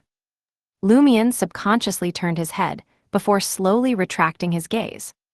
Dazed, he stared at the wall in front of him until the pressure in his abdomen completely subsided. Only then did he leave the washroom, returning to his usual seat at the bar counter. Lively had already ordered a new glass of beer for Lumion. It was dark black but not murky. Swirling in the mug, it revealed a hint of brown. "Try it. It's a specialty of the new City of Silver black-faced beer." The giant, firmly believing himself to be human, introduced enthusiastically. "Black-faced beer," Lumion, holding the beer glass larger than his head, asked in puzzlement. Lively suddenly felt a pang of sadness. The forsaken land of the gods lacked the sun and fertile soil. Only black-faced grass grew. It was our staple, sustaining generations of City of Silver residents. Though always insufficient, it was better than nothing. Back then, brewing alcohol from black-faced grass was impossible. It was too extravagant. Heh, now with food, meat, and milk in abundance, I've grown taller again. I'm 30 centimeters taller than before. Can black-faced grass still be planted in the new City of Silver, grown underground? Although Lumion wasn't a planter, having grown up in the countryside, he knew that in extreme environments, those plants might not survive under normal circumstances. Lively smiled. "It can be planted. It can grow in any environment. Of course, we've had someone modify the black-faced grass seeds to make them more suitable for the current conditions. Its texture is actually quite different from before. Even more flavorful. Give it a try. You won't find this beer elsewhere. We don't grow much ourselves. It's mainly to remember the past." Lumion raised the beer glass to his lips with interest, taking a large gulp. The first thing he tasted was the normal, faint fragrance of wheat. Then, he experienced a refreshing grass-like stimulation in the sweet alcohol. Finally, a subtle milky taste filled his mouth. "Not bad, it's a special and wonderful experience." Lumion was generous with his praise. Curious, he inquired, "Do you have any liquor brewed from black-faced grass?" Lively's expression darkened as he shook his head. "We in the new City of Silver consider alcoholism debased, indulgent, and a waste of food. That's why we reject liquor." At this point he paused. "Besides, black-faced grass doesn't seem suitable for brewing. Even if it's made into beer, drinking too much will cause hallucinations. I can only handle 3 glasses at a time." Minor toxicity? In the forsaken land of the gods, people from the new City of Silver relied on eating this plant to survive generation after generation. It wasn't easy. Lumion recalled his sister's occasional jokes and smirked. "If you drink too much, will you see a group of little people dancing?" Lively pondered for a moment and replied, "No, hallucinations are usually different. Some see their wives slapping them, some hear the cries of their deceased relatives, and some find a baby lying by the roadside wailing." Lumion couldn't bear to hear about matters involving babies crying, so he lost interest and focused on the taste of the black-faced beer. After finishing the glass, he made another trip to the washroom before leaving the bar.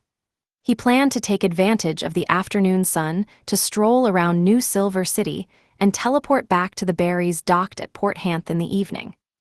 In the sparsely populated yet unusually towering buildings, half-giants roamed. Every now and then, one or two giants, standing over 3 meters tall, could be spotted. Those below 1.8 meters were a rarity, except for those with childlike faces.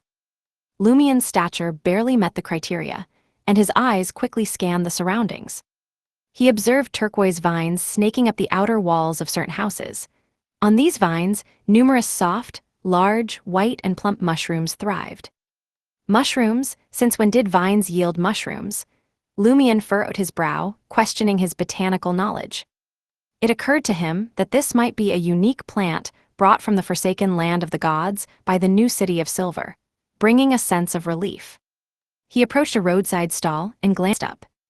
"You're selling milk, why don't I see a bucket of milk?" The vendor, standing at 2.56 meters with slightly grayish-blue skin, smiled genuinely and replied, "The house behind me is mine. Want some milk?" "I'll take a glass."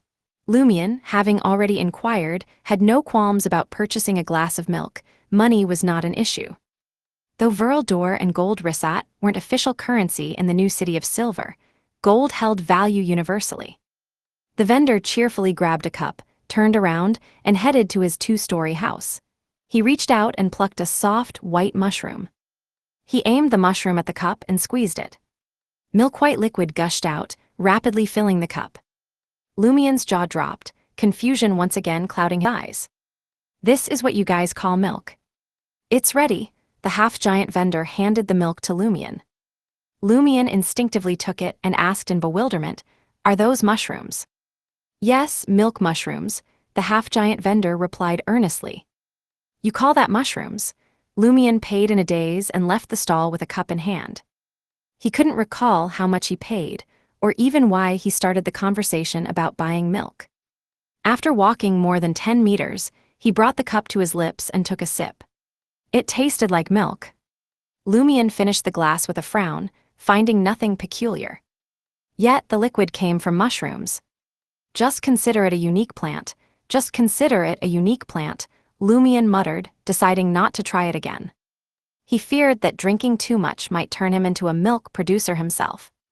He continued to wander aimlessly along streets twice as wide as those in Port Hanth. Suddenly, another half-giant with slightly grayish-blue skin approached, holding a thick book and speaking with unusual enthusiasm. "My friend, would you be interested in hearing me introduce our beacon and savior?" Lumien smiled, pressed his hand to his chest, and bowed. "Praise the fool." "Ah, brother." The half-giant was both disappointed and delighted.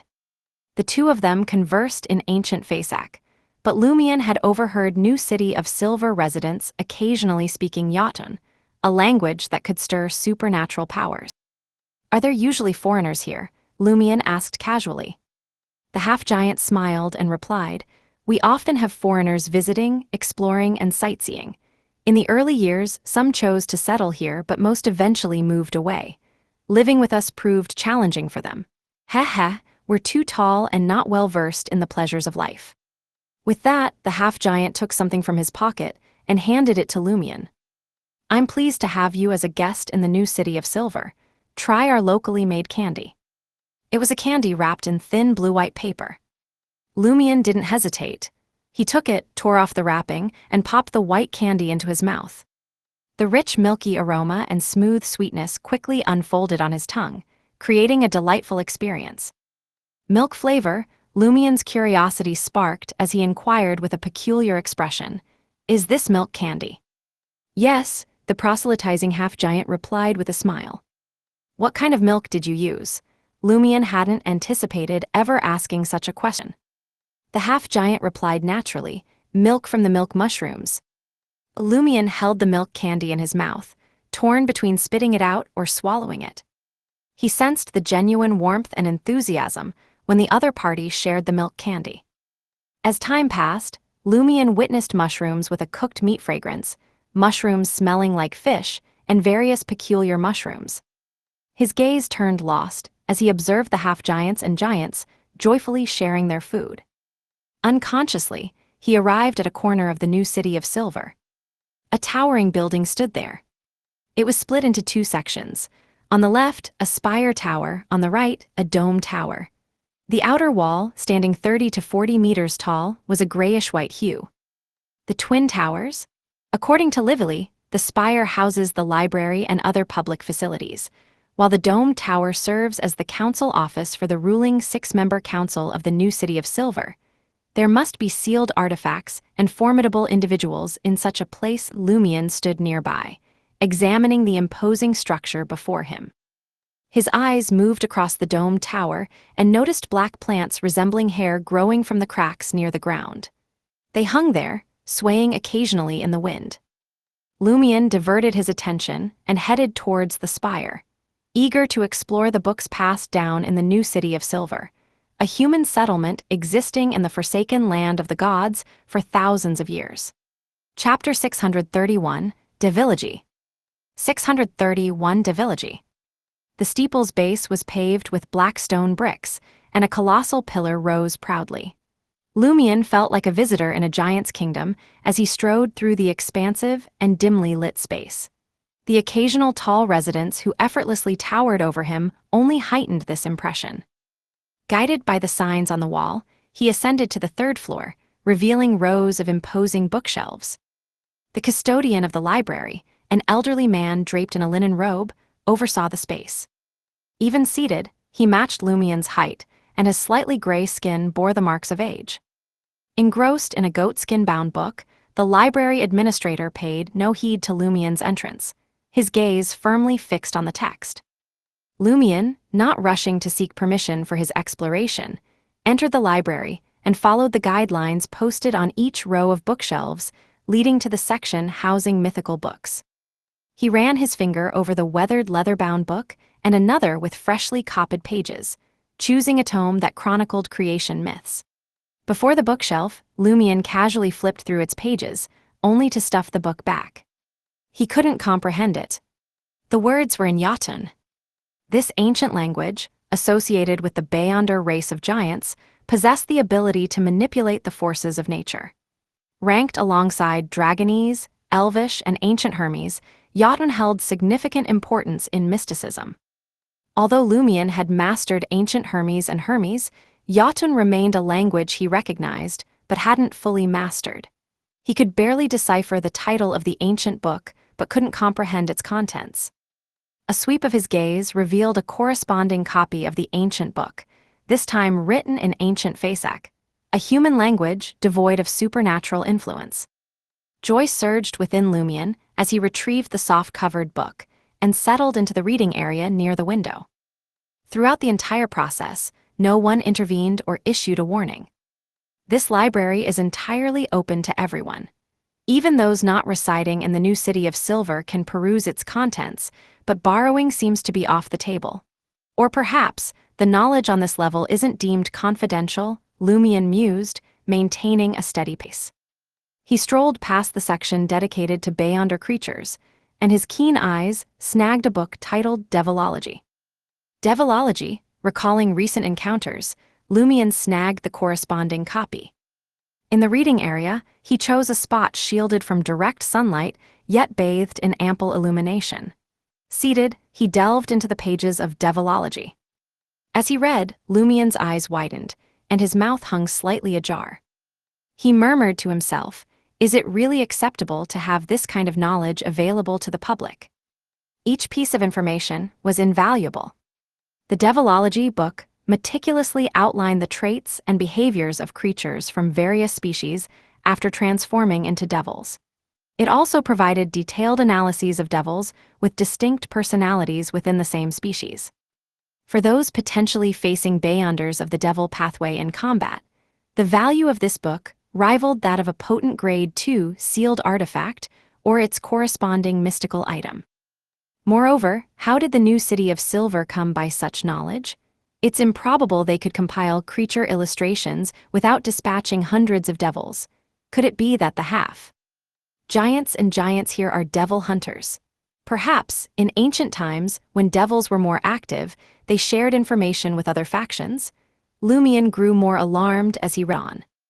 Midway through, he massaged his throbbing temples, sensing a rapid depletion of his spirituality. Lumion temporarily closed Devilogy, intending to explore the creation myths of the new city of Silver and take a well-deserved break. From the very outset, the creation myth read: the omnipotent and omniscient God created everything before slipping into a profound slumber. Among the mythical races he brought into being, Giant King Aumir, Dragon of Imagination Ankwelt, Elf King Soniathrim, Vampire Ancestor Lilith, Devil King Farbody, Phoenix Ancestor Gregrace, Mutant King Kvaster, and King of Demonic Wolves Phlegria emerged as potent and crazy beings. They partitioned the authority left by the Lord, transforming into ancient deities governing the sky, land, sea, reality, the spirit world, and the astral realm. Abruptly, a dull-skinned, slightly gray finger tapped a specific spot on the page. An aged, raspy voice echoed, "Do not utter this name in any Beyonder language." Lumion looked up, surprised to find the library administrator, previously immersed in his books, standing beside him seemingly out of nowhere. As a hunter, Lumion remained oblivious, partly due to the lingering dizziness from reading Devilogy. It showcased the library administrator's proficiency in concealing both breath and movement, given his towering stature of more than 3 meters.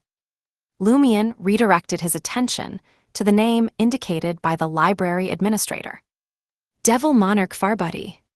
Without awaiting Lumion's inquiry, the library administrator, bearing giant-like traits, shifted his finger a few centimeters and remarked, "It's advisable to avoid pronouncing this name in any Beyonder language as well." Lumion followed the motion of the finger, silently noting the corresponding name in his mind: Vampire Ancestor Lilith. "Why am I not allowed to read about it?" Lumion expressed his ignorance without reservation. The library administrator spoke in a deep voice: "The Devil Monarch is still alive. This formidable ancient deity remains among the living. And the vampire ancestor is suspected to be alive as well. In recent times, an individual in the city experienced disturbances after uttering the name Lilith in Jotun. Although their life wasn't at risk, they endured prolonged suffering." Ancient deities? Entities that once governed the world before the ancient sun god's era? Lumion recalled fragments of his limited knowledge and inquired thoughtfully, did the ancient sun god rescue humanity from the dominion of these ancient deities? The library administrator, towering at more than 3 meters, turned to the last page and pointed. Lumion read the description. The omnipotent and omniscient God stirred from slumber, rising from the earth to vanquish the ancient deities and reclaim his authorities. Note, in the present era, the omnipotent and omniscient God is also known as the ancient sun god. Indeed, among the 8 ancient deities, Devil Monarch Farbody is still alive, Vampire Ancestor Lilith is suspected to be alive, and the rest have perished. Giant King Aumir, why does that name sound familiar? Ah, the provincial capital renowned for its red wine and champagne. What ties does it share with the Giant King? Lumion cautiously inquired, can these 2 names be pronounced in ordinary human language? The Vampire Ancestors is acceptable, but it's advisable to refrain from attempting the Devil Monarchs. You must exercise caution even in writing it, responded the colossal library administrator. We are uncertain if the Devil Monarch possesses any special abilities. Exercise caution even in writing, are all demons like this? Yes, the deity of the devil pathway remains alive, an ancient being since the second epoch, Lumion murmured, his heart stirred. He retrieved a note with the love incantation from his traveler's bag. Have you encountered this name before? I came across a demon who identified itself as this. Much like the others, it cannot be spoken or written, only thought. The library administrator accepted the note with a hand capable of engulfing Lumion's head. His gaze swept over the name, laboriously. He lapsed into deep contemplation. After a minute or two, he silently retrieved a copy from a concealed location within the bookshelf. The book's title read, A Summary of Rumors and Hearsay Before the Cataclysm, 1. What a simple name, Lumion observed as the library administrator opened the newly acquired book, pointing at a particular line of text. As anticipated, it's right here. Lumion fixed his gaze and read silently. After the Devil Monarch Farbody led the devils back to the abyss, occasional rumors persisted of demons enticing humans. The demons operated under the following names: Beelzebub, Almos, Samuel, Liletin, and Nabardisly. A high-ranking demon hunter speculated that these names conceal the aliases of Devil Monarch Farbody. The Devil Monarch Farbody's alias. Lumion felt a jolt as a thin layer of sweat coated his back. Could Nabardisly be the Devil Monarch? The sealed blood-colored demon was the Devil Monarch. No, it doesn't seem likely. If it were a genuine ancient deity, catching just a glimpse of his form wouldn't have resulted in my eyes exploding in a dream. I would have lost control immediately. Yes, perhaps Farbody's pseudonym is among these names, but it doesn't necessarily mean Nabardisly is him. Lumion wiped his forehead with his right hand, forcing a smile as he addressed the library administrator. As a foreigner, am I truly allowed to read these books? The knowledge they contain is exceedingly precious. The library administrator responded calmly. The chief has already informed us that you are Mr. Fool's blessed. Very well, Lumion found it amusing. Apparently, not every foreigner could access this library. The library administrator offered no further warnings. He took the book chronicling pre-cataclysm rumors and departed from Lumion's vicinity. Lumion continued to alternate between reading Devilogy and creation tales, taking breaks as needed. As evening approached, he barely concluded both books and departed from the Twin Towers. Releasing his compressed spirituality, Lumion teleported back to the berries in Port Hanth. Surveying the still bright sky, Lumion confirmed that the investigation into Hanth Island's demon legends had reached its conclusion. The matter delved into complexities beyond his reach. He no longer hesitated about his next steps and plans. Since he hadn't fully digested the Conspirer potion, he resolved to head to West Balam and seek out Hisoka. There, he would hunt to digest the potion and complete the advancement ritual. Chapter 632, Conspiracy. Late at night, in Trier, Angel Ame de Francois sat in front of a small analyzer and a radio transceiver, attentively listening to the clicks and observing as a translated telegram was produced by a mechanical typewriter. The signature above simply read Hidden Blade. Having exchanged a few messages, Angel Ame remained composed. He picked up the telegram and swiftly skimmed through its contents. When you're protecting high-ranking government officials and members of parliament daily, do you tail them even during personal moments like affairs or trips to the washroom? A wry smile formed on Angel Ame's face. He contemplated responding to Hidden Blade with, "What occupies your thoughts all day?" However, in the blink of an eye, his eyes narrowed as he tapped away on the mechanical typewriter. "Tell me, what crime do you intend to commit? Which high-ranking government official or member of parliament is your target for assassination?" Damn it, Franca, seated in the master bedroom of her apartment, squirmed uncomfortably. Why did it feel like she was undergoing police interrogation? She dryly chuckled to herself and replied on the mechanical typewriter. "I'm just curious.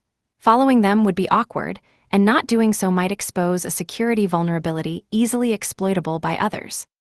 She refused to acknowledge any plans involving the Minister of Industry in the current government. After a while, Seven sent a new telegram. "I rarely undertake such missions. Initially, I dealt with Beyonder incidents and battled cultists. Later, I got promoted and no longer had to participate in daily protection operations. Based on my knowledge and limited experience, we have to follow the protectee wherever they go. If they choose to have an affair, at least one of us will discreetly stand by the coat rack, keeping a watchful eye. If time allows, we'll investigate and confirm the identity and background of the target in advance. If the protectee enters the washroom, one of us waits by their side, guarding against potential threats from sewers, ventilation pipes, and shadows. However, there's an exception. If the protectee strongly requests and writes an exemption, we can respect their privacy. After all, we're not their parents obligated to protect their every move. If they perish, someone else will take their place. It's not easy to find a three-legged toad, but those aspiring to be high-ranking government officials and members of parliament can fill Avenue du Boulevard. Moreover, such officials and MPs don't often possess exceptional foresight and wisdom. What matters is the position they hold, not the individual. Very few high-ranking officials and MPs choose to write exemptions for privacy, but they tend to do so when discussing confidential matters with their team. 7. Did you work overtime so much that you harbor resentment? Franca chuckled inwardly. She felt that 7 wasn't as laid back as she would have liked. If it were the 2 members from Lone, they would likely say, "It's fine if most high-ranking officials who don't deal with real matters or MPs who only give speeches are dead." Even curly-haired baboons in their positions would perform better. At least the baboons wouldn't smack their heads to formulate policies or work for personal gain. They wouldn't boast about their wisdom and desire to show off. They'd simply enjoy bananas and play happily. That's the least harmful thing for the entire country. Franca read 7's telegram again and turned to Jenna, who was sitting by the bed. The protective measures are tight, and there are no loopholes to exploit. Yes, that's the case with the purifiers. The machinery Hivemind and Bureau 8 should be similar. Franca, Jenna, and Anthony had been gathering information for a while and had devised several plans, but they still found it unsafe and uncertain. Hence, they consulted 7, seeking clarification on the security situation around Morin Avigny. Being a cabinet minister of a country, Morin Avigny was not an easy target for assassination. Moreover, Franca and the others' primary goal wasn't assassination. Even if they considered it, they had to factor in the time required for spirit channeling, making it even more troublesome. Listening to Franca's summary of 7's response, Jenna pondered for a moment and said, if it were any other demoness, they might choose to sacrifice their established legitimate identity by seducing Morin Avigny and pretending to be shy to make the minister get an exemption from the protectors. However, I don't think that's feasible. Morin Avigny is likely a mirror person, and mirror people have a close relationship with the demoness pathway. They might be especially wary of a demoness approaching them. Franca had initially hesitated to involve Jenna in the operation against Morin Avigny because the demoness of Black Claris would secretly monitor and provide assistance at critical moments. It would be risky if she discovered Jenna using the demoness pathway's abilities. However, Jenna insisted on participating. Her reasoning was, after Franca admitted to Claris that she hadn't experienced pleasure for a long time, the demoness of Black would likely suspect her relationship with Franca. After all, Franca had approached Brown's Sauron under the guise of attending a female orgy. Therefore, Jenna wanted to showcase a vampire's abilities and combat style in front of the demoness of Black. The mystical item she currently possessed would allow her to disguise herself effectively and maintain sufficient combat strength. The prerequisite was that she had to conceal the arrow of the bloodthirsty well and hide it under her clothes. As for mirror substitution, she could explain it away with Franca since Anthony had one too. Franca had muttered, "Demonesses can also have pure love," but as she finished speaking, she awkwardly changed the topic and tacitly allowed Jenna to participate. Franca, sitting cross-legged, nodded slightly and said, "Morin Avigny's strength is unknown. He might be very formidable. If we attempt to seduce him, we risk becoming his prey if he's vigilant, possibly even losing our lives. I'd better write to Lumion and see what he thinks." Franca chuckled self-deprecatingly. "Ever since he left Trier, my brain seems to have gone on vacation." She was mocking her past laziness, acknowledging that she often delegated the primary responsibility of thinking to Lumion while playing a supporting role. Jenna chuckled and said, "You're really good at self-deprecating. That's what I admire most about you. You're open-minded and cheerful." Franca chuckled. Teasing can liven up the atmosphere and foster closer relationships, but sometimes, if you can't gauge others' acceptance, teasing can easily turn into mockery. It's safer to make a self-deprecating remark. As the two demonesses conversed, a telegram clattered in. It was still from 7. Franca's eyes lit up as she read the telegram. The telegram read, "Hidden Blade, if you disclose your target and provide sufficient reason, I might be able to offer assistance and discreetly cooperate with your actions." Wow, what a bro. Franca praised inwardly as her fingers swiftly moved over the mechanical typewriter. "Here's the deal. I currently possess ample evidence to believe that the Minister of Industry, Morin Avigny, is a mirror person who has infiltrated Trier and assumed the original owner's identity for decades. Haha, I didn't reveal this earlier because I needed to acquire crucial information from Morin Avigny. If he's captured by you, I can't guarantee that you'll gain access to pertinent information, so I plan to take action myself. Phew, there's hope. Franca turned around and joyfully raised her right index and middle fingers to Jenna. Before long, Seven responded. Gather the results of your previous investigations and Morin Avigny's information promptly and place it at the designated contact point. I'll verify it first and find an opportune moment. Await my further instructions. Franca's face lit up with joy. She pursed her lips and sent a brief telegram. It's highly likely that a demigod of the Demoness sect will be involved in this operation. Exercise caution. Jenna read it quietly and asked thoughtfully, "Are we still seeking Lumien's opinion?" "Yes," Franca replied without hesitation. "As the saying goes, 3 smelly cobblers are as good as Roselle. With more people brainstorming, we may uncover better solutions." "What kind of proverb is that? Why haven't I heard it before?" Jenna suspected that Franca was making it up. The crimson moon remained unseen, with only the stars casting a faint glow. Seated in the Barry's first-class suite, Lumien perused Dutigny's textbooks when his messenger, Penitent Baneful, abruptly materialized before him. Baneful, draped in a black clergyman's robe, resembling a charred corpse, handed over the letter. Lumien caught it, inhaling the lingering fragrance on the paper. Franca's letter, Jenna even held and read it. Lumien made a casual judgment as he observed his messenger curiously. He had a persistent feeling that Penitent Baneful harbored many untold stories, but every attempt to engage in conversation was met with stoic silence. After Baneful traversed into the spirit world, Lumien unfolded the letter, reclined in his chair, and leisurely read. With Seven's help, this shouldn't be difficult. Lumien smiled suddenly and whispered to himself, if it doesn't work out, they can force the bait. Focus on the mirror person's wariness of demonesses and the potential strength they possess to lure him. When Morin Avigny believes the target is a bait from the demoness sect, with a demigod hiding behind her, planning to take the poison pill and retreat to deliver a bomb, he'll find himself facing 1 or 2 angels, 3 to 5 demigods. However, this way, Franca's demoness sect mission will be finished. Lumien's thoughts raced as he crafted and discarded one plan after another.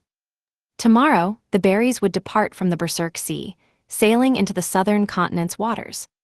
When the time came, the ship wouldn't need to navigate complex twists and turns to avoid storms, maelstroms, and mystical phenomena.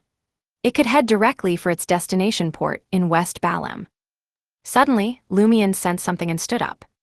Approaching the window, he peered out. In the darkness not far away, an ancient 3-masted sailboat sailed silently.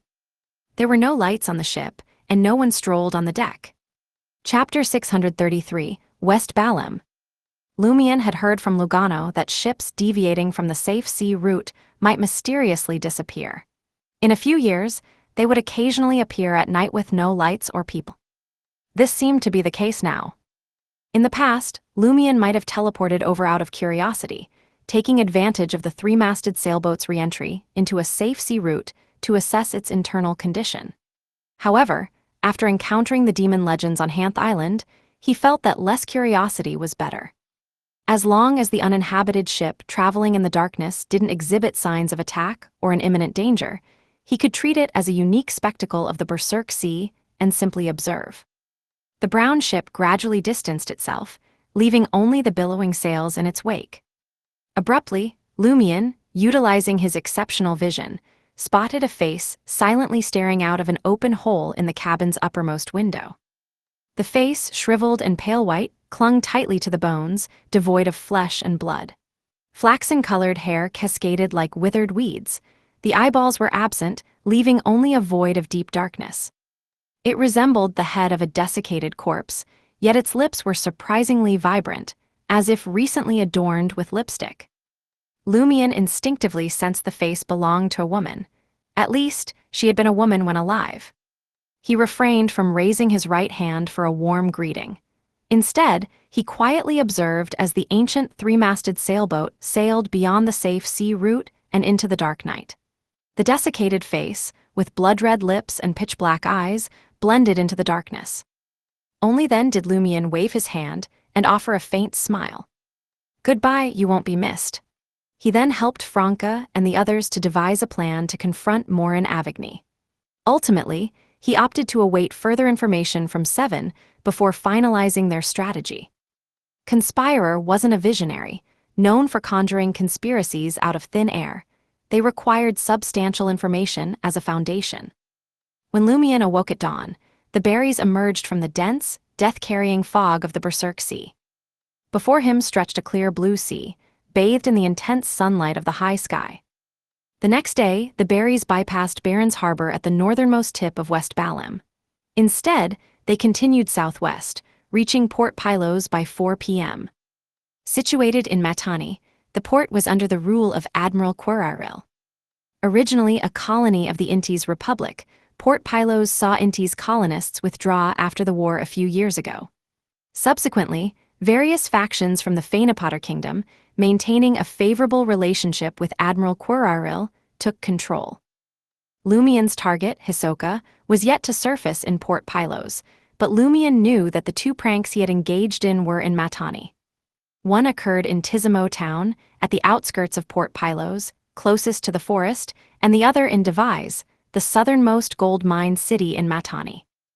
As Lumion unbuttoned the second button on his linen shirt, he remarked to Lugano in a self-deprecating tone, "I feel like I'm shunned by winter, and have been living in a scorching environment." Having arrived in Port Santa during late autumn, which was relatively hot and sunny, Lumion moved on to Port Kala as Port Santa began to cool. His journey continued through what his sister called the tropics, devoid of winter and maintaining a temperature of at least around 20 degrees Celsius. While Trier was already in midwinter, the southern continent was experiencing the height of summer. This made Lumion's specially prepared black tweed coat and Jayaman-styled trench coat impractical. "Because we've been traveling south all autumn," Lugano declared authoritatively on matters of weather and seasons. Lumion donned a golden straw hat and strolled down the gangway to the port, hand in hand with Ludwig. He boldly embodied the traits of the adventurer Louis Barry. Initially, Lumion had contemplated altering his strategy, adopting a new identity to discreetly investigate the two pranks in Matani and uncover Hisoka without drawing attention. However, after Franca vividly detailed Hisoka's usual characteristics to Anthony Reed, the hypnotist's profiling revealed an exceptionally aggressive trait, ranking among the top. As a result, Lumion reconsidered and returned to his role of casting out bait. Yet, he couldn't shake the feeling that success was a slim possibility. The sea sacrificial ritual and Loki's survival had likely provided Hisoka with a comprehensive understanding of the factions backing him. April Fools, with its former display of resources and energy, seemed ill-equipped to challenge the might of the Tarot Club. And Lumion wasn't solely relying on the Tarot Club for support. If he were in Hisoka's shoes, Lumion would opt for patience. He'd wait a month or two, allowing the vengeful enemy to grow restless and make mistakes. When the formidable forces behind him could no longer guarantee protection, he'd launch a surprise attack. "For now, let's not devise a plan. I'll consider it when I find clues," Lumion muttered to himself. Leaving the port alongside a throng of passengers, he reached the public carriage stop. Numerous rental carriages and pitch-black or vermilion coffins were parked nearby. Coffins? Despite having read many travelogue books on West Balam's customs, Lumion found it absurd to witness coffins lining the roadside. Before the invasion of the northern continent, before East and West Balam's division, the Balam Empire revered death. The emperor of the underworld from the War of the Four Emperors. Thus, the locals valued and loved coffins, considering them objects that brought peace, tranquility, and the blessing of death. When traveling, they would lie inside, carried by people or pulled by horses and single-horned goats. Of course, this form of transportation was reserved for those of a certain wealth level. Ordinary people couldn't even afford lying in a coffin. After a momentary daze, Lumion addressed Lugano and Ludwig with interest. "Do you want to take the coffin? I plan to give it a try." "I'll pass," Lugano replied, finding the idea of lying in a coffin unsettling. Ludwig shifted his attention to the nearby street vendors. The aroma of corn and potatoes intertwined, enticing every passerby and prompting increased saliva production. "How lame," Lumion teased with a smile. Approaching the four locals with disheveled black hair and dark brown skin, he raised his right hand and pointed at the pitch-black coffin beneath the shade of a tree. "How much?" Lugano inquired in fluent Dutanese before Lumion could. "How much?" Lugano inquired in fluent Dutanese before Lumion could. His linguistic talent was evident. Less than a month had passed since their departure from Port Santa to their arrival at Port Pylos, and he could already communicate with people in Dutanese. Of course, his proficiency was limited to basic words and short sentences. A half-naked local in linen pants replied in Dutanese. "Nearby 40 kapit, far away 1 virl door." Recognizing the foreigner's inquiry, he refrained from quoting the price in the local currency, Delexi, the Intisian term for copper coins. "Quite affordable. This coffin, carried by 4 people, should be considerably cheaper than the one carried by 8," Lumion mused, appreciating the direct use of virl door and kapit. It showcased the recent Intisian influence in the former colony, lost only a few years ago. Lumion's grasp of Dutanese surpassed Lugano's, thanks to the mid-level language comprehension charm he had used on the ship. Learning Dutanese in this manner proved more efficient. Regarding charm consumption, Lumion harbored no concerns. In his view, items served a purpose, and there was no concept of waste as long as they proved useful. He couldn't align with those miserly individuals who hoarded their wealth throughout life, only for it to benefit others after their demise. If he urgently needed language comprehension charms, he could acquire them from the curly-haired Baboons Research Society. If their gathering didn't align with his schedule, teleporting to various cities in Lenberg would allow him to purchase them from the Church of Knowledge. "Sure," Lumion nodded at Lugano and said, "Let's go to Hotel Orella." After Lugano paid 1 virl door, the local who had quoted the price lifted the thin coffin lid, revealing the interior covered with thick dark red cloth and a stiff neck pillow. Excitedly, Lumion removed his golden straw hat and lay down, immediately feeling a cooling sensation enveloping his body. In the hot season, the coffin effectively dispelled the humidity. Is it the coffin's wood or the sunscreening black paint, or perhaps the shade of the tree? It feels like stepping into a morgue in the summer, surprisingly comfortable. Lumion observed the thin coffin lid closing, witnessing the shadows rapidly expanding until they dominated his world. Outside, the voices became muffled in his ears. The coffin was lifted, swaying slightly as it moved forward. Within Lumion's view, everything was dark, and his surroundings exuded a sinister, cold ambience. For some reason, it felt like he was walking toward death, touching it. Setting aside the psychological discomfort, it isn't bad. The only downside is the tendency to easily fall asleep. Lumion evaluated the mode of transportation in a good mood. It's unsuitable for mixed-gender rides, which could be more awkward. Ha ha ha, I wonder if the romantic Intisians have ever engaged in an affair under such circumstances. Nearly half an hour later, the coffin halted in front of Hotel Orella. Lumion stepped out, finding himself in front of a small man-made valley. Rows of grayish-black stone rooms encircled the inner wall of the deep valley until reaching the bottom. This was Port Pylos's most renowned Hotel Orella. Originally belonging to a Balam royal family descendant, Orella Eggers, it had been constructed with the intent of approaching death. Later, it fell into the hands of Inti's colonists. Upon the Phaenopaterians' arrival, they perceived it as a symbol of entering the earth and returning to the land, prompting its transformation into a sizable hotel. Chapter 634, Fresh Off the Boat. In the well-lit lobby of Hotel Orella, above ground, Lugano effortlessly balanced Ludwig, munching on a burrito in one hand and clutched his suitcase in the other. His eyes darted around uneasily. From his adventurous beginnings to trailing Lumion south, he'd never lodged in a place proudly declaring itself a hotel instead of a motel. He'd only encountered Trier's renowned Grand Champs-Élysées in newspapers and magazines, learning that its construction cost a whopping 21 million virl door. With 800 rooms and 65 functional halls, Even the most basic accommodations demanded 12 Vril per day in the off-season. A stark contrast to Lugano's usual frugal 3.5 Vril weekly motel stays. The bustling metropolis of Trier had left an indelible mark on Lugano, urging him to rise above and recommend himself to Lumion. Accumulating wealth, obtaining potion ingredients, and advancing to doctor became his priorities.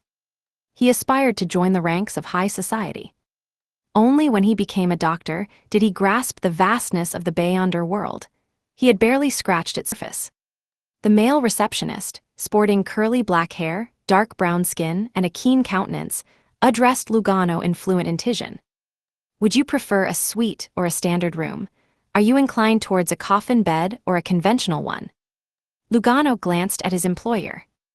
Lumion toyed with a caramel-colored East Balam cigarette wrapped in roasted tobacco leaves, bringing it to his nose for a gentle sniff. He savored the blend of tobacco leaves, internal spices, and assorted herbs. The aroma was mildly invigorating and redolent, tempting one to inhale deeply. A suite, standard and closer to ground level. Lumion had sampled rental coffins for transportation and had no plans to continue sleeping in them. It wasn't a traumatic experience, but it did alter his perception of his surroundings. In case of an attack, it could impede his initial response. Lugano sighed in relief upon hearing Lumion's decision and conveyed the employer's request to the male receptionist. 8 Vril a day, 3 days payment in advance, the native male receptionist stated the price. After Lugano completed the payment, the receptionist, with a nod to his colleagues, said obsequiously, "I'll escort you down." 3 mechanical elevators stood at the back of the hall. Lumion and his group entered the middle door, pulling the brass handle to B3. Chains tightened, gears clamped, and various metal parts started to operate with resonating sounds. In the distance, it resembled the roar of a boiler, and white steam billowed out. As the mechanical elevator descended, the native receptionist glanced at Ludwig and smiled at Lumion. "Settling down in Port Pylos, are you? If you need info on local grammar schools and rentals in different communities, feel free to approach me." In his view, anyone bringing a 7- or 8-year-old child to the southern continent was likely moving, not merely traveling. After all, the child was too young for perilous long-distance journeys. Moving meant finding a house, renting or buying, and choosing a good school. These were all opportunities to make money. At the mention of school, Ludwig, munching on a roasted corn cob, suddenly stopped chewing, as if the food had lost its fragrance. Lumion wasn't oblivious to the native receptionist's thoughts, but didn't mind. Instead, he admired the man's shrewdness. He grinned and remarked, "I'll take a look first. We haven't confirmed if we would stay in Port Pylos." At that moment, the mechanical elevator halted at B3. Entering the room on the right, with a stone fence on one side and the Cold Valley aisle on the other, Lumion addressed the native receptionist. "Do you know Tizimo Town?" The native receptionist, aiding Lugano with the suitcase, slightly bent and led the way. "I do. Many gentlemen head to Tizimo on weekends for forest hunting. There are secret temples and mausoleums left behind by former nobles in the forest. If you want to have fun, don't venture too deep. The primitive tribes there are barbaric and savage." Lumion nodded, not probing further. Upon reaching Suite 7 and entering the living room, he casually tossed a Vril silver coin to the native receptionist. "What's your name?" The receptionist, pleasantly surprised, responded, "You can call me Ron." Lumion chuckled. "I might have to trouble you often in the future. For example, what's the name of the nearest and better bars? Where is it?" Ron touched the silver coin and smiled. "It's my honor to assist you. Head to the man-eating flower bar. Intision is used for communication there. It's on the street behind our hotel." Lumion instructed Lugano and left the room with Ron, waiting for one of the mechanical elevators. Inside, a man with a deathly pale face and vacant eyes stood. The man's face was deathly pale, and his eyes were vacant. He wore a wrinkled shirt and pants. Lumion glanced at him without a word. Amidst the tightening of the chain and the relatively stable elevation, the mechanical lift returned to the ground. Once the vacant-eyed man exited the lift and distanced himself from them, Ron leaned closer to Lumion and whispered, "I wanted to remind you to pretend not to see that customer." "Who is he?" Lumion asked casually. Ron glanced around and lowered his voice. "He resides in a suite at B18, a servant of Mr. Ivoldsta." "That gentleman's servants don't seem normal." "Of course it's not normal. They are walking corpses," Lumion criticized. He had already observed the servant and realized his fate was dark and that of a deceased. Lumion wasn't surprised to encounter such a situation in a country that once worshipped death. Having already seen the Blood Emperor's afterimage, encountering a zombie was hardly shocking. In the sweltering evening, Lumion bypassed the artificial deep valley where Hotel Orella stood and entered a street with an unpronounceable name. He spotted a bar adorned with an exaggerated man-eating flower. Donning a golden straw hat, he lit the East Balam cigarette purchased from the hotel lobby and placed it between his lips. Cough, cough, cough. Lumion quickly coughed, emitting white smoke from his nose. His intention was to showcase his experience as an experienced adventurer by smoking East Balam cigarettes, but he hadn't anticipated their potency. As someone who rarely smoked, he found it unbearable. In Cordu, various cheap alcohols abounded, but cigarettes were scarce. Lumion had only witnessed Pons Banet, Louis Lund, and a few others indulging in smoking. After extinguishing the East Balam cigarette and tossing it into the trash can, Lumion entered the bar and skillfully approached the counter. He pulled up a bar stool and settled in. Sensing the lingering smoke in his mouth, he opted for something milder. He tapped the counter and spoke in Intijan, "A glass of Kilju, the regular kind." "10 licks," replied the bartender, a local man in a white shirt and black vest, his Intijan tinged with a distinct accent. Lumion settled the bill and awaited the bartender's pour. He discreetly surveyed the area, noticing nobody paying him any heed except for a dozen wanted posters adorning the bar's wall. Thoughtfully accepting the amber-colored Kilju, he adjusted his golden straw hat and addressed the bartender with a smile. "Do you know who I am?" The bartender glanced at him and smiled back. Every now and then, a self-proclaimed renowned adventurer poses that question, but I'm sorry, I don't know you. From the looks of it, the adventurer Louis Barry's exploits in hunting the demon warlock are primarily known in the Fog Sea. My rising fame was tied to activities within the Church of Earth Mother's sphere of influence. Louis Barry's reputation waned upon entering the Berserk Sea, and few in West Balam are familiar with him. If Hisoka isn't stationed at the docks every day, he likely doesn't know about my arrival in Port Pylos. Lumion refrained from erupting in rage at the bartender's words. He sipped his Kilju, contemplating the situation. Noticing Lumion's silence, the bartender casually smiled and remarked, "You just arrived in the southern continent, right?" "Yes, I left the Berserk Sea this morning." Lumion seamlessly assumed the role of a regular at all tavern, recounting his story with a smile. "Encountered a ghost ship in the Berserk Sea, danced with dried corpses under the moon, and repelled a demon's attack. Praise the mother of all things. You might never understand how magical and dangerous the Berserk Sea is." The bartender wiped the glass's inner wall and interrupted Lumion. "I know, after all that's where death disappeared." "Where death disappeared?" Lumion asked in surprise. While he had speculated about the dangers of the Berserk Sea and abnormal, whether being linked to a deity's demise, he hadn't expected such an easy answer. The bartender regarded Lumion with an expression that implied, "You're actually a rookie. Have you never heard of the legend of treasures at sea? At the top is Death's Key. It's said that at the end of the fourth epic, Death, who had lost the Pale White War, stirred violent waves to obstruct the returning enemy to Balam, creating insurmountable obstacles that severed the northern and southern continents. However, he ultimately didn't return to his throne and vanished. Only those with the special key can find him, discover the treasures he left behind, and gain his boon." The bartender's tone was complicated. Lumion fell silent. He had embarked on the sea-seeking revenge and held little interest in treasure legends. He hadn't anticipated missing such crucial information. Just then, the heavy wooden door of the bar creaked open. The once noisy bar hushed in an instant. Sensing the shift in atmosphere, Lumion turned his body, fixing his gaze upon the door. Chapter 635, Man-Eating Flower. At the entrance of the Man-Eating Flower bar, a figure strode in. A woman, neither towering nor petite, clad in a conservative, deep black dress, caught everyone's attention. Her eyebrows were meticulously drawn, her skin thickly powdered, and her cheeks adorned with noticeable blush. Her lips shone gorgeously, and the area around her eyes sparkled with gem-like hues. Despite the woman's excessive makeup and unconventional style, her captivating brown eyes, high nose bridge, luscious lips, and curvaceous figure emitted a potent charm.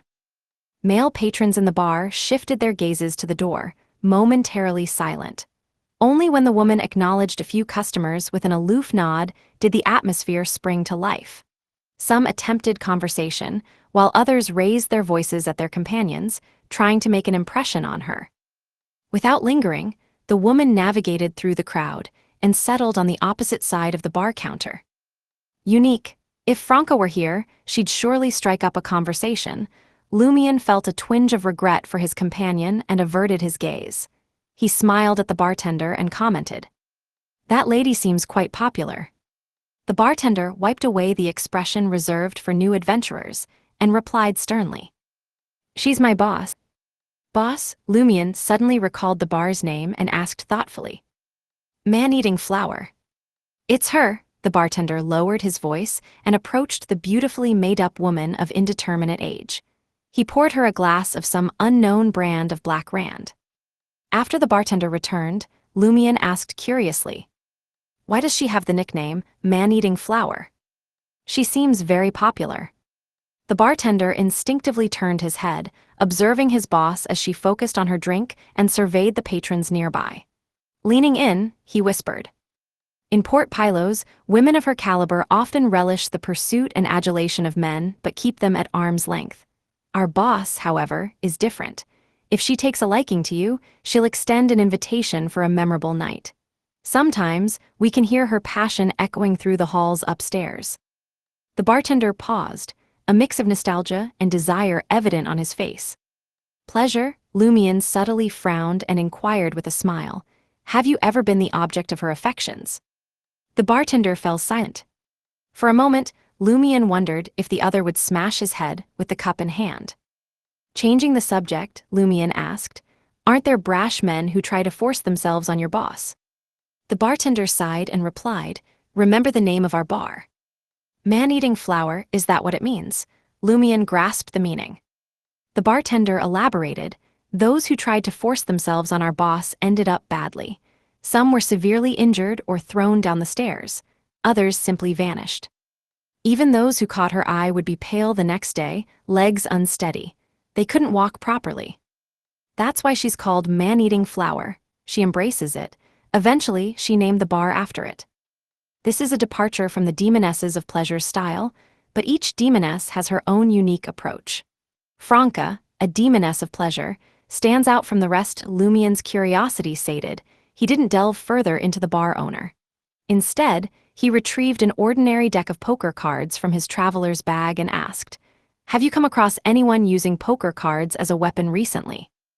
According to Anthony Reed's analysis of Hisoka, a key member of April Fools, Hisoka had a strong inclination towards self-expression.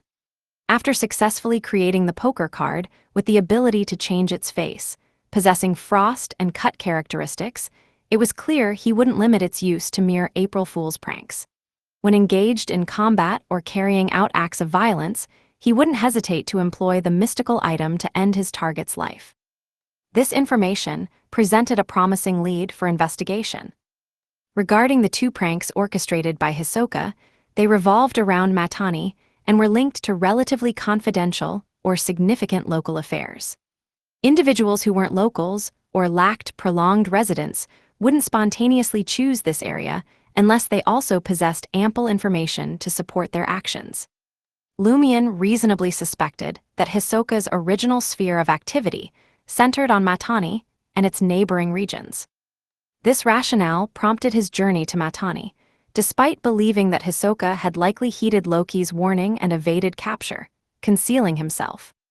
Understanding Hisoka's past was crucial to deciphering his present and ending his future. The native bartender scoffed at Lumion's inquiry. Do you think I'd have that information? Consult the patrol team. Whether they choose to answer is another matter. Patrol team, Lumion didn't mind and nodded slightly. Established by Admiral Quiraril, the ruler of Matani, the Among Beyonders. In this state, following the withdrawal of most Inti's colonial forces, the Church of the Eternal Blazing Sun, the Church of God of Steam and Machinery, and the new Cathedral of the Church of Earth Mother lacked official authority to enforce the law. While these churches maintained Beyonder teams in their cathedrals across different cities, their jurisdiction was limited to self-defense and safeguarding believers within the cathedral. They couldn't address matters akin to their usual spheres of influence or eliminate potential hidden dangers. Admiral Quiraril entrusted the corresponding authority to the newly formed patrol team.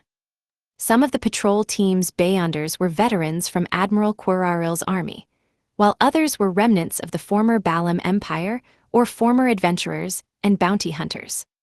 What a simple name, Lumion pondered for a moment as he glanced at the few wanted posters on the wall. Admiral Quiraril doesn't want adventurers turning Matani into a hunting paradise. He doesn't want them brawling on the streets under the guise of pursuing targets on wanted posters. The bartender shot Lumion a surprised look.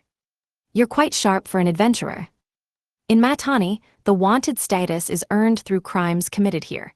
No one cares about your actions elsewhere. As expected of one of the adventure paradises, Lumion lifted the Kulju and finished it. Just as he was about to switch to a glass of West Balam specific liquor to savor its distinct flavors, he felt a gaze upon him. It was the owner of the man-eating flower bar, the woman in the black dress with exquisite makeup. Lumion nodded calmly and shifted his focus back to the bartender. While this man-eating flower was undoubtedly attractive, she couldn't match a demoness in terms of feminine allure. Additionally, Lumion wasn't fond of heavy makeup. At that moment, the woman rose from her seat and sauntered over to Lumion. She curled her lips and remarked, "I can sense that you're like me, a living volcano, but it hasn't erupted yet. You're still enduring and waiting in pain. Tonight, are you willing to feel my passion?" Lumion raised his right hand and stroked his face. "You're taken with me just like that. Come to think of it, I've been a hit with the ladies since my youth. Being a hunter, I've often found myself surrounded by all sorts of beauties. Could this be the subtle influence of the true men pathway? It doesn't add up. According to the Adventurer series and recent sea rumors, Mr. Fool's oracle, Danitz, is also from the hunter pathway, yet his romantic endeavors were fruitless, and he doesn't boast any notable female companions." Lumion muttered internally and stood up. He offered a smile and inquired, "How should I address you?" "Belosha." The woman's smile relaxed, making Lumion feel that she might appear even more stunning without her heavy makeup. Lumion took off his golden straw hat, pressed it to his chest, and bowed slightly. "Madame Belosha, I appreciate your invitation, but there's someone else I hold dear." As he spoke, he disregarded Belosha's slightly stiffened expression and made his way past the man-eating flower, heading for the bar's entrance with composed demeanor. Belosha didn't stop him. Like numerous patrons in the bar, she observed as he swung open the sturdy wooden door and stepped out. As the wooden door thudded shut behind him, Lumion sneered and muttered to himself, "I can resist even the charm of a demoness of pleasure. Why take the risk with a woman of unknown origins? Using someone I like as an excuse is already preserving your dignity. If you still seek revenge, I won't hold back." Having left the bar early, Lumion wandered through the nearby streets, exploring secluded alleys in hopes of stumbling upon incidents or criminals to gather information. After turning a few corners, he suddenly heard a clanging sound emanating from a dark and deserted alley. Silently, Lumion approached and delved into the alley. There, he witnessed an intense battle between two men. One, with evident native characteristics, appeared in his 20s. His face was pallid, and he wielded a sharp but hefty dagger in his right hand. His left palm was slightly open, and a dark shadow hovered in it, creating a chilling atmosphere. The other, in his early 30s, had ordinary facial features and an expressionless demeanor. Short, black hair framed his face, and his dark green eyes were encircled by white. Clad in a plain white shirt and black pants, He wielded longer, sharper weapons resembling scalpels in each hand. At this moment, the two engaged in a fierce battle, their weapons clashing rapidly, resonating with metallic clangs. Observing the skirmish, Lumion recognized that these weren't ordinary individuals. They both bore Beyonder characteristics. Halting his advance, Lumion nonchalantly stood with his hands in his pockets, his right foot propped up against the wall. He unabashedly observed the close-quarters combat between these Beyonders. Chapter 636, Catharsis. In just over 10 seconds, the two Beyonders locked in combat, sensed an observer and instinctively distanced themselves, fixing their gaze on Lumion. Casually leaning against the alley wall, Lumion chuckled and remarked, "Go on, keep fighting. Don't mind me." With a heavy dagger in hand, the young native, his left palm slightly open, eyed the black-haired, green-eyed, handsome, golden straw hat-donning Lumion with vigilance. "Who is this? What is he up to?" The short-haired man, armed with two odd-shaped scalpels, was equally vigilant. He, too, eyed Lumion and the vigilant young native. Suddenly, he crouched, arms hanging loose, and black, sulfurous smoke enveloped him completely. Lumion's smile didn't waver, his right eyebrow arched in mild interest. Unfazed, the young native extended his slightly open left hand, releasing a shadow that expanded into a distorted, black cloud. This black cloud merged with the sulfurous smoke, swiftly clearing the alley. The crimson moon once again illuminated the scene. However, the short-haired man, with dark green eyes and an emotionless expression, had vanished. Ran off, the young native was shocked, angry, and vexed. As he sought clues, he instinctively turned his head to where Lumion had been. No one stood before the wall. When did he leave? Why didn't I sense it at all? The young native, holding the heavy dagger, pondered in bewilderment, uncertain whether to pursue his target. Relying on his spell-like abilities, Bram skillfully escaped the alley, stowing away the two odd-shaped scalpels. He navigated the dark, unlit paths, frequently changing directions in an attempt to lose his imaginary pursuer. In the process, he pried open a shoemaker's shop on the street, donned a pair of ill-fitting leather shoes, and discreetly handled any signs of his intrusion. After circling 3 times, Bram returned to the alley, entering a simple apartment nearby, constructed from black stones and brown wood. Bram opened his room and entered, closing the wooden door behind him. He finally breathed a sigh of relief. Then, he withdrew a transparent glass bottle from the grayish-white cloth bag hanging from his waist. The bottle held a nearly colorless liquid, faintly tinged with red. Suspended within, a blood-colored, well-defined mouth hung open, frozen in intense pain and fear. As if admiring a masterpiece, Bram stared entranced at the glass bottle in his grasp. After a moment, he averted his gaze, moved to the side of the room, and opened a cupboard. Within the cupboard, 7 or 8 similar glass bottles awaited, each containing a unique lip. The hues varied, some slightly upturned, others in a pouting stance. Bram positioned his newly acquired spoils in an empty spot, then used sticky blood-colored paint to draw an ominous symbol. With the task complete, his fingers gently explored different lips through the glass bottles, as if assessing each piece in an art exhibition. "How twisted!" A mocking sigh suddenly resonated in Bram's ears. Startled, he whirled around, focusing on the source of the voice.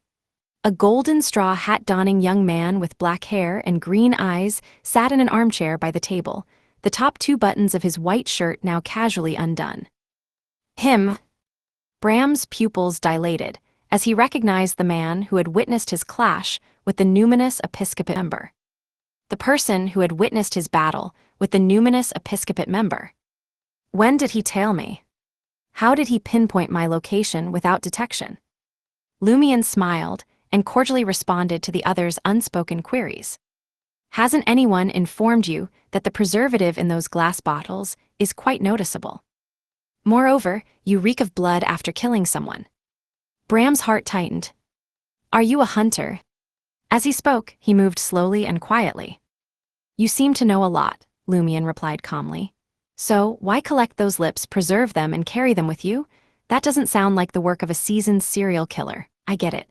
You have the urge and the necessity to gather trophies. Is it for your own satisfaction or part of a ritual? Heh, desire can be destructive.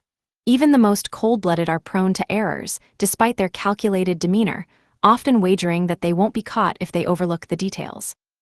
Observing the twisted murderer summon black, sulfurous smoke, Lumion deduced that he was a Sequence 7 serial killer, following the criminal pathway. In the Devilogy book of the New City of Silver, it was noted that upon reaching Sequence 8 cold-blooded, also known as the Unwinged Angel, individuals underwent inhuman changes, acquiring 2 or 3 devil spell-like abilities, varying from person to person. Some wielded poisonous flames, while others inflicted damaging curses. The creation of black smoke was one such ability. Combining the target's actions in battle, Lumion concluded he was merely a Sequence 7 serial killer. Bram's brow twitched at Lumion's mockery and sarcasm.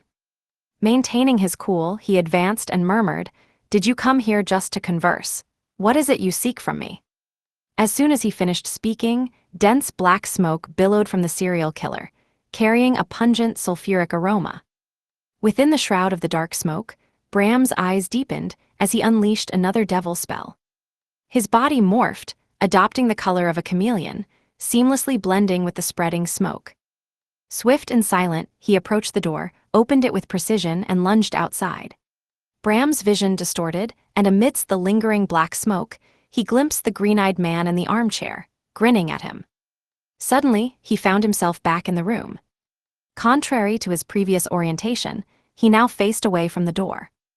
Bottle of fiction. Upon infiltrating the room, Lumion's initial action wasn't a pose, but the creation of a bottle of fiction, one that prevented Beyonders from exiting. Unfazed by the sudden wave of disappointment and frustration, Bram darted to the side within the obscurity of the black smoke obscuring his vision. Rolling to the bedside, he retrieved a 6-barrel machine gun. Raising the machine gun, he aimed it at Lumion and unleashed a barrage of bullets. Amidst the rapid gunfire, Lumion disappeared from the armchair, the furniture torn apart by the storm of metal projectiles. Gone, as this realization hit Bram, he instinctively glanced upward and witnessed the man in the golden straw hat descending from the ceiling. Surrounding him were numerous crimson, almost white, flaming ravens. Swoosh, swoosh, swoosh, fire ravens assailed Bram before Lumion's arrival. Caught within the encirclement, Bram reluctantly abandoned the 6-barrel machine gun. Attempting to evade the impending explosion, he sought refuge under the bed. However, the crimson, nearly white fire ravens dissipated on their own. Lumion landed before him, adorned with a grayish white lightning brooch. He smiled and said, "Didn't you just ask me what I wanted? What I want is simple. I haven't vented for too long. I'm in dire need of a humanoid sandbag." As he finished speaking, Lumion swung his fist at the retreating Bram. Instinctively, Bram raised his right arm to block. With a resounding bang, a silver-white bolt of lightning surged from Lumion's fist into Bram's arm, coursing through his entire body. Bram shuddered. Despite his inhuman transformation, a momentary paralysis gripped him. Lumion's other fist followed suit, crashing into Bram's side profile. Bang! The serial killer's head tilted, and a spray of teeth accompanied by blood scattered. Once more, silver-white lightning enveloped Bram's head. Bam, bam, bam! Lumion unleashed a barrage of punches, turning the encounter into a tempest, making Bram feel like he was caught in a thunderstorm. The electric shocks made any form of retaliation or defense nearly impossible. Bangs, bangs, bang! Lumion's expression remained icy as he relentlessly struck Bram's face, chest, arms, and head. The criminal pathway Beyonder's chest caved, ribs cracked, face swelled, and skull fractured. Charred marks covered his upper body after the brutal assault. After the relentless beating, Lumion clenched his fists and raised his arm. He crashed into Bram's left shoulder. Bang! Bram's left shoulder crumpled entirely. Collapsed on the ground, twisted and gasping, Bram's breath weakened. "That's it, it's fine. I can get my servant to treat you before continuing," Lumion remarked, wearing a devilish smile that Bram recognized all too well. Without awaiting Bram's fearful response, Lumion removed the fury of the sea brooch, stowing it back into his traveler's bag. In a gentle tone, he inquired, Tell me, which family are you from? Bram, undergoing the initial stages of dehumanization with a robust physique, realized Lumion had purposely avoided vital points in his attacks, leaving him far from unconsciousness. His mind still functioned, and thoughts raced before settling on Lumion's smile. After a momentary silence, Bram weakly replied, "I'm a member of the Endarial family." Chapter 637, Unexpected Information. Endarial, one of the 3 devil families. Lumion recognized the last name from Madam Magician and asked with a warm smile, "What brings you to Port Pylos?" If it weren't for the lineage running in devil families for generations, with descendants naturally inclined towards the criminal pathway, and the other option of the prisoner pathway seemingly trouble-free, Bram Endarial couldn't shake the suspicion that the man before him carried the last name Noise or Berea. Why did he exude more of a devil vibe than Bram himself? Struggling, he lifted his right hand, wiping his swollen and cracked face, cleaning up the blood and flinging it to the ground. With the task completed, Bram responded, "Firstly, it's to gather information about Matani for the family. Secondly, it's to find an opportunity to act as a serial killer. Do you know what acting is?" He cooperated with Lumion by speaking in Intijan. Lumion nonchalantly stood before Bram, who was curled up on the ground, and remarked with a smile, "Your acting is subpar. You don't seem to be a criminal with a high IQ. Why would the Endarial family gather information about Matani?" Bram had no intention of concealing the truth for the family. "We're cooperating with the Rose School of Thought. They want information on this place."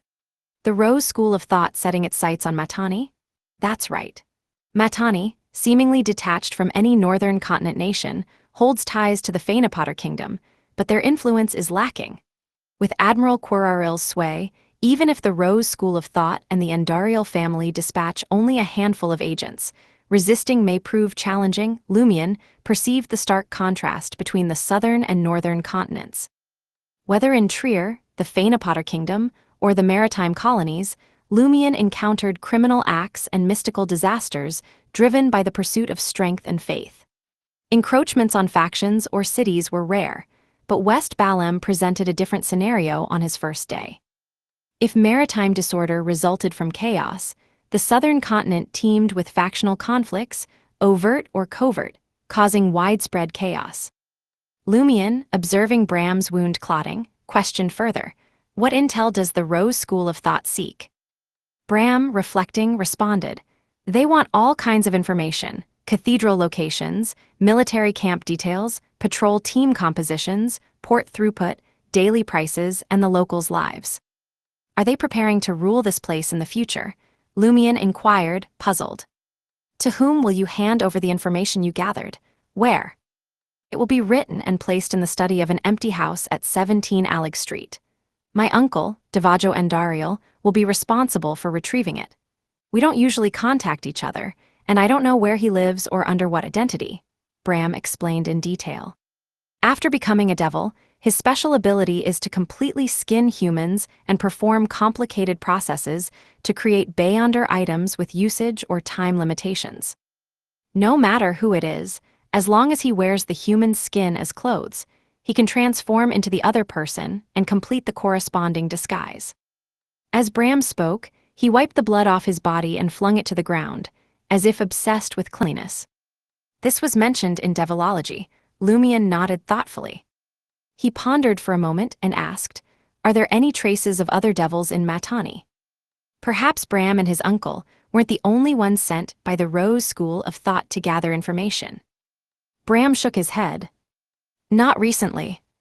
However, during my investigation, I stumbled upon a string of serial murders around Port Pylos about 4 years back. The victims lay dissected, the scene steeped in blood and marked by the aftermath of a fierce battle. Moreover, the 7 casualties were no ordinary individuals. They were Beyonders, ranging from sequence 7 to sequence 8. Listening intently, Lumion felt a surge of intrigue.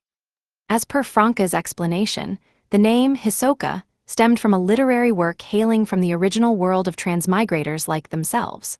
One of the characters' defining traits was an insatiable appetite for combat and the thrill of extinguishing formidable adversaries, reveling in the ecstasy and carnage of claiming lives. If the target was sufficiently potent, he'd patiently await their growth, perhaps even offer a nudge. Hisoka, a key member in April Fools, adopted this moniker as his code name, driven by an unmistakable urge for self-expression, mirroring this characteristic. Hisoka is a Beyonder of the Devil pathway. Moreover, his targets are Beyonders while he was at the serial killer stage. Unlike other serial killers, he doesn't prey on the weak or ordinary people. If he had been a serial killer 4 years ago, he would likely be at least a sequence 6 by now. There's a strong chance he's a sequence 5. Yes, he's concealed his identity very effectively. No one in the Curly-Haired Baboons Research Society knows his true pathway. Lumion listened attentively to Bram's account without interruption. He eagerly pondered the possibility that Hisoka was a devil or even a desire apostle in his mind. The curled-up Bram glanced up at him, propping his bloody palm on the ground and straightening his body slightly. This seems like the work of a serial killer. Moreover, he's exceedingly confident in his strength and intellect, daring to target Beyonders. However, I noticed some discrepancies. What discrepancies? Lumion concealed his joy behind a gentle smile. Bram shifted his palm to support himself. Serial killers' victims often exhibit degraded behaviors. For instance, those I've selected typically share a common trait. They enjoy inflicting verbal harm and curses upon others for extended periods. Thus, I'd remove their lips and preserve them. However, the 7 slain Beyonders had varying identities, backgrounds, and behaviors, lacking the typical degeneracy. Perhaps he's merely a Beyonder with a fascination for serial killing, not necessarily acting out the devil pathway. Lumion mused, masking his interest with a teasing tone. He added playfully, "Were you subjected to constant verbal violence as a child?"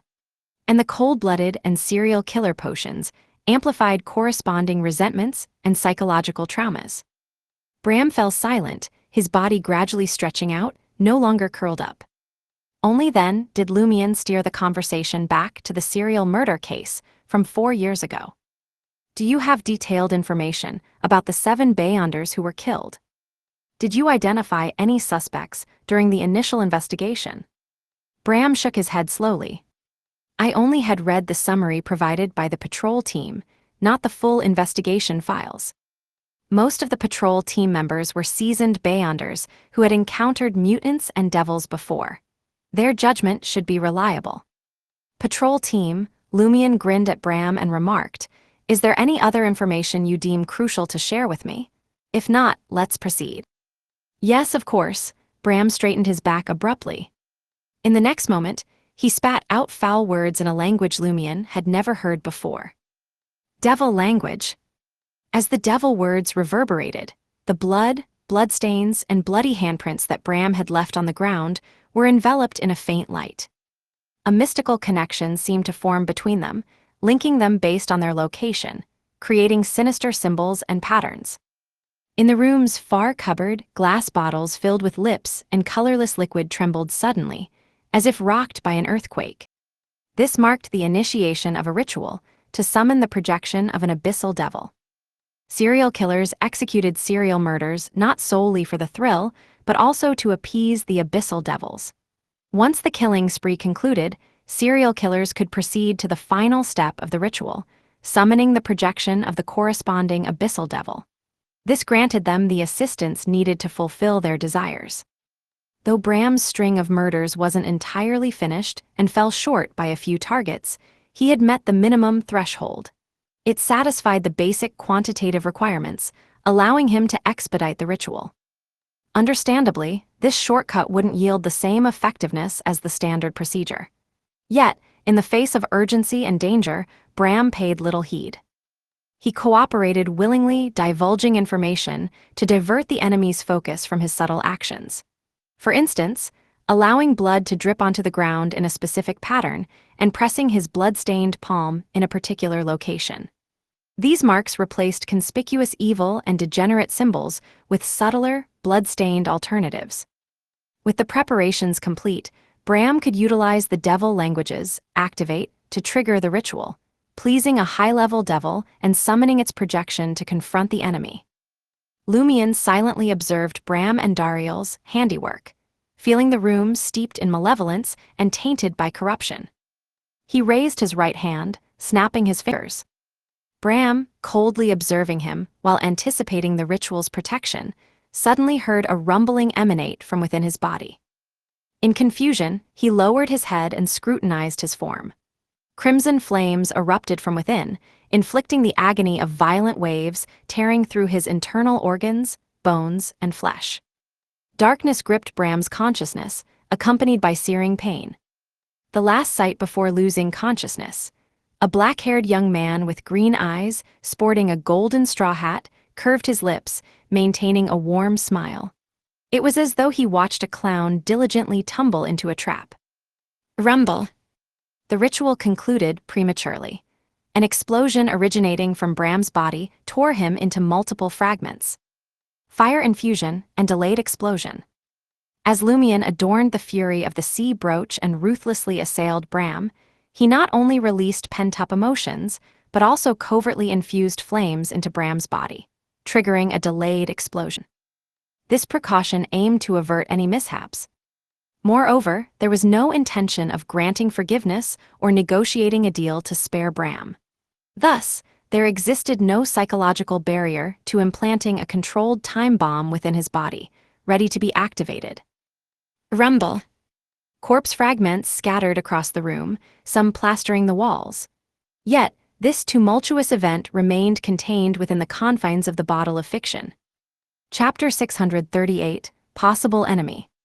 My father bore the last name Andariel, cut down by a curse unleashed by a devil's projection during a ritual gone awry. Inheriting his mantle, I became a Beyonder. My mother remains a mystery, perhaps just another name etched into my father's ledger of victims. Upon the murky surface of a dark mirror, Bram Andariel's blood-drained visage recounted his origins with an impassive mask. Franca, invited by Lumion, faced a full-body mirror, employing her unique magic mirror spirit channeling technique to delve into the Andariel family and the Rose school of thought. Regrettably, Bram lingered on the fringes of the secret organization and his devilish family. His insights were scant. Moreover, to divert Lumion's scrutiny and covertly finalize the ritual preparations, he divulged truths without deceit. With spirit channeling reaching its threshold, Franca posed a final query. Who leads the Andariel family now? Bram's increasingly translucent and sinister countenance contorted abruptly. He's dead. He became a sacrifice. Sacrifice, such theatricality.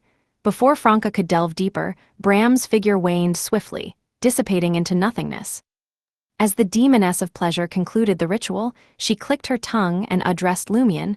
The Andariel family's state is dire. Even the patriarch can be offered as a sacrifice. Are they fully controlled by the Rose school of thought? In light of the Temperance faction's alignment with the Church of the Fool within the Rose school of thought, Franca glossed over distinctions between factions. After all, the Rose school likely teamed with adherents of indulgence. Lumion responded contemplatively. The situation in the abyss isn't quite right either. Whether Nabordisly was the pseudonym of Devil Monarch Farbody or not, the plight of the blood-colored demon deep within Hanth Island mirrored the abyss's troubles to some extent. With a scoff, Lumion remarked, "We're accustomed to damning others to hell and the abyss. We believed it to be the worst place. Who knew the abyss itself could decay? It's falling into its own abyss." A hellish jest indeed. Franca glanced at the pristine night sky, less tainted by industrial pollution. The crimson moon of the southern continent appeared clearer and brighter. She steered the conversation back on track. If Hisoka truly is from the devil pathway, his actions make sense. The research society was lax, minimal filters or restrictions on its members. Franca and Lumion were aware that the curly-haired baboons research society operated in a way that there were no devil pathway Beyonders, but nobody knew the truth. Membership didn't entail self-declaration of pathways or proof. Sequences were discerned through interactions at gatherings. Hisoka remained an enigma, his pathways and sequence elusive even to key April Fool's members. Hisoka has always been a loner. He rarely participates in other April Fool's pranks. Is he afraid of being discovered as a devil? Lumion contemplated, adding, he was most inclined to collaborate with Mad Lady, an unabashed lunatic who couldn't care less. She might even relish the prospect of testing if a devil's blood runs cold. I sense a subtle mockery, insinuating my penchant for experimentation. Yet, despite being a cold-blooded, the remnant blood of the serial killer Bram retained a hint of warmth. Does cold-blooded mainly denote emotional detachment rather than literal coldness?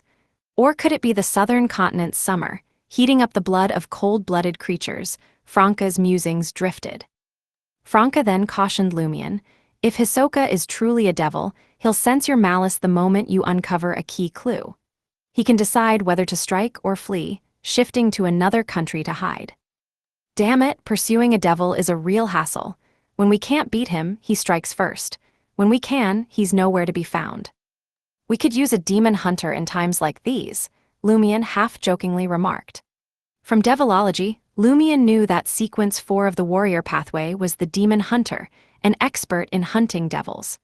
They were natural adversaries to devils, desire apostles, and even demons.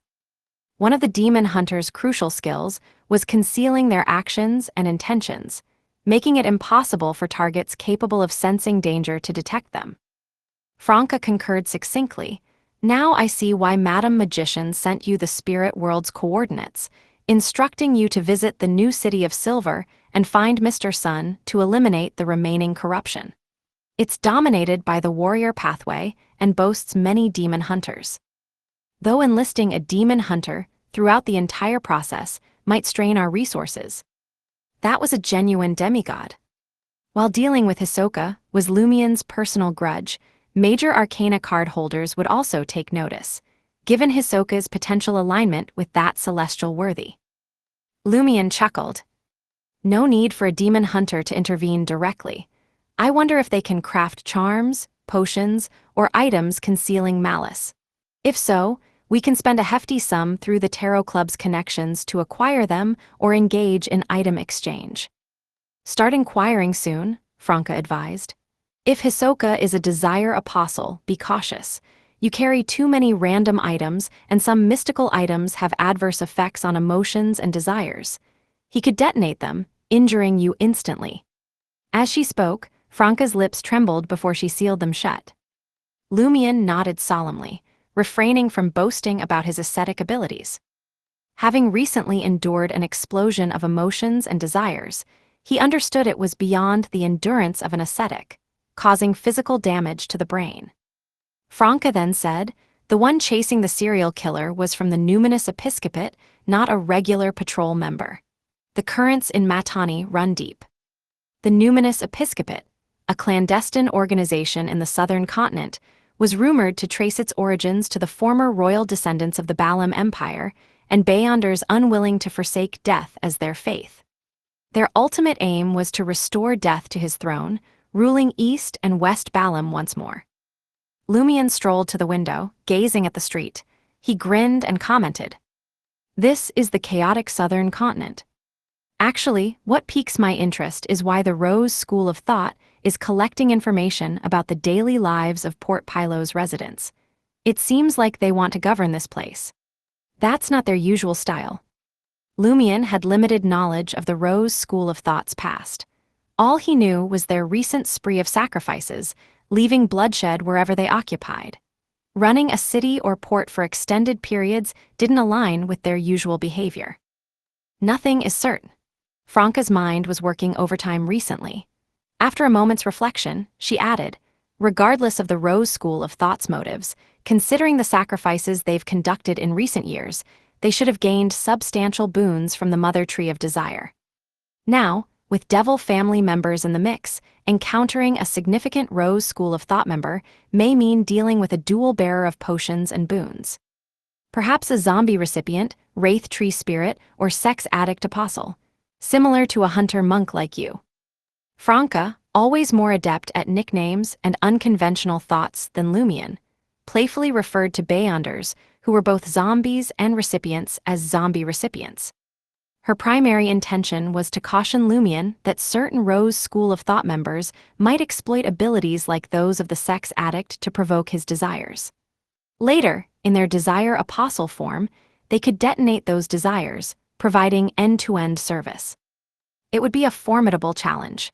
In Lumien's condition, facing such beyonders posed considerable danger. Lumien chuckled, somewhat self-deprecatingly. Why do I feel like a powder keg, ready to explode with the slightest touch? Nevertheless, I don't intend to meddle in the Rose School of Thought's affairs. I'll write to Madame Magician and report the traces of the Rose School of Thought in Port Pylos. Someone will investigate and handle it. Aren't Mr. Star and Mr. Moon among the major arcana card holders overseeing the Rose School of Thought? My sole focus is Hisoka. At least, we can be sure that even if he's of the Devil pathway, he likely has no connection to the Endarial family. Otherwise, the Rose School of Thought wouldn't have dispatched Bram and company for reconnaissance. Bram wouldn't have been oblivious if a family member had been active here. Franca hesitated for a moment before adding, just be careful. Having escorted Franca back to Trier, Lumien stowed away Bram's serial killer Beyonder characteristic. It took the form of a sharp-edged, prismatic ice cube, enveloping faint wisps of thin black gas. Upon reaching Hotel Orella, Lumien approached the trio of mechanical elevators, pulled the handle, and stood patiently. With a creak, the double doors opened simultaneously. Lumien's silhouette, elongated by the crystal chandelier behind him, was mirrored in the mechanical lift. Beside him stood a slender human shadow. Chapter 639, Bribe. Lumien stood before the open mechanical elevator door, casting a glance at the slender shadow beside him. With raised eyebrows, he calmly turned his head, noting the sudden presence diagonally behind him. The figure appeared as a tall, thin man draped in a complex, layered black robe. His face bore a pale white complexion, as though untouched by sunlight for an extended period. Atop his black hair sat a fluffy black hat, its edge adorned with a gently swaying white feather. Lumien retracted his gaze and entered the mechanical elevator. The tall, thin man with dark brown eyes following suit in silence. Gripping the brass handle within with his right hand, Lumien selected the desired floor, pressing it down to B3, a definitive click echoing in response. After Lumien selected his intended floor, the lanky man mimicked his action, opting for B18. As they awaited descent, the distant sound of steam hissing reached their ears. Gears whirred to life, chains tightened, and the luxurious mechanical elevator began its gradual descent. Throughout the journey, both remained eerily silent, the atmosphere thick with unspoken tension. Upon arrival at B3, Lumien departed without a backward glance, heading towards Suite 7 with purpose. As the metal chains continued their retreat behind him, Lumien muttered thoughtfully to himself, Monsieur Ivoldsta. Ivoldsta, residing in B18, harbored lifeless servants. The peculiar appearance of Ivoldsta and the condition of his servants led Lumien to suspect his association with a wraith, a sequence 5 wraith of the prisoner pathway. The prisoner pathway, controlled by the Rose School of Thought, held sway over temperance and indulgence factions, both intertwined with the secret organization.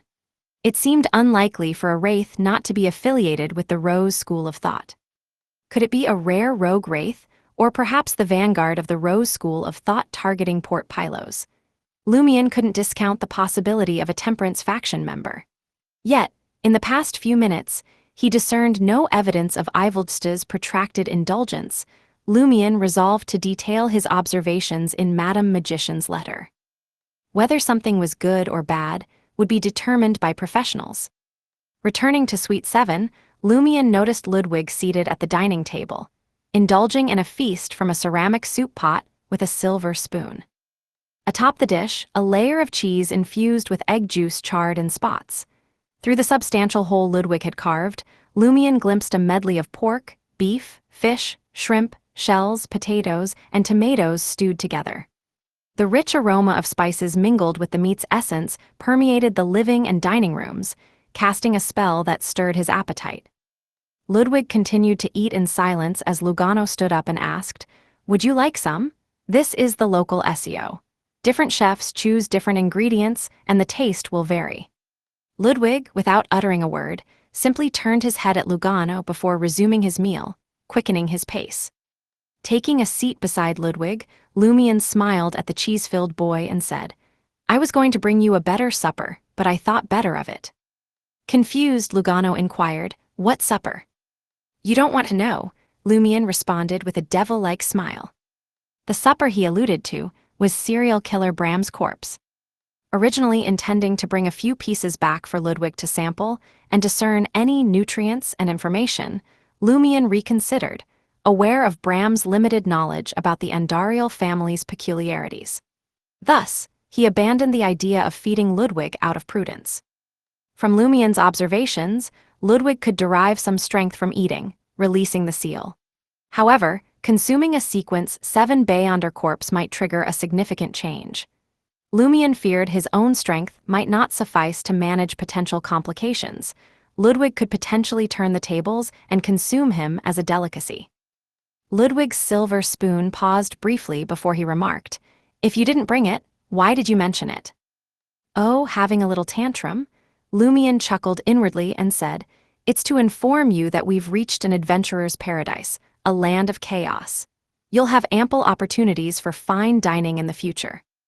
The implication was clear. Do well, and I'll remember to reward you with delicacies. Ludwig, spooning a soft potato stew into his mouth, responded vaguely, "I'm not going to school." Does this mean that as long as he doesn't go to school, everything else is negotiable?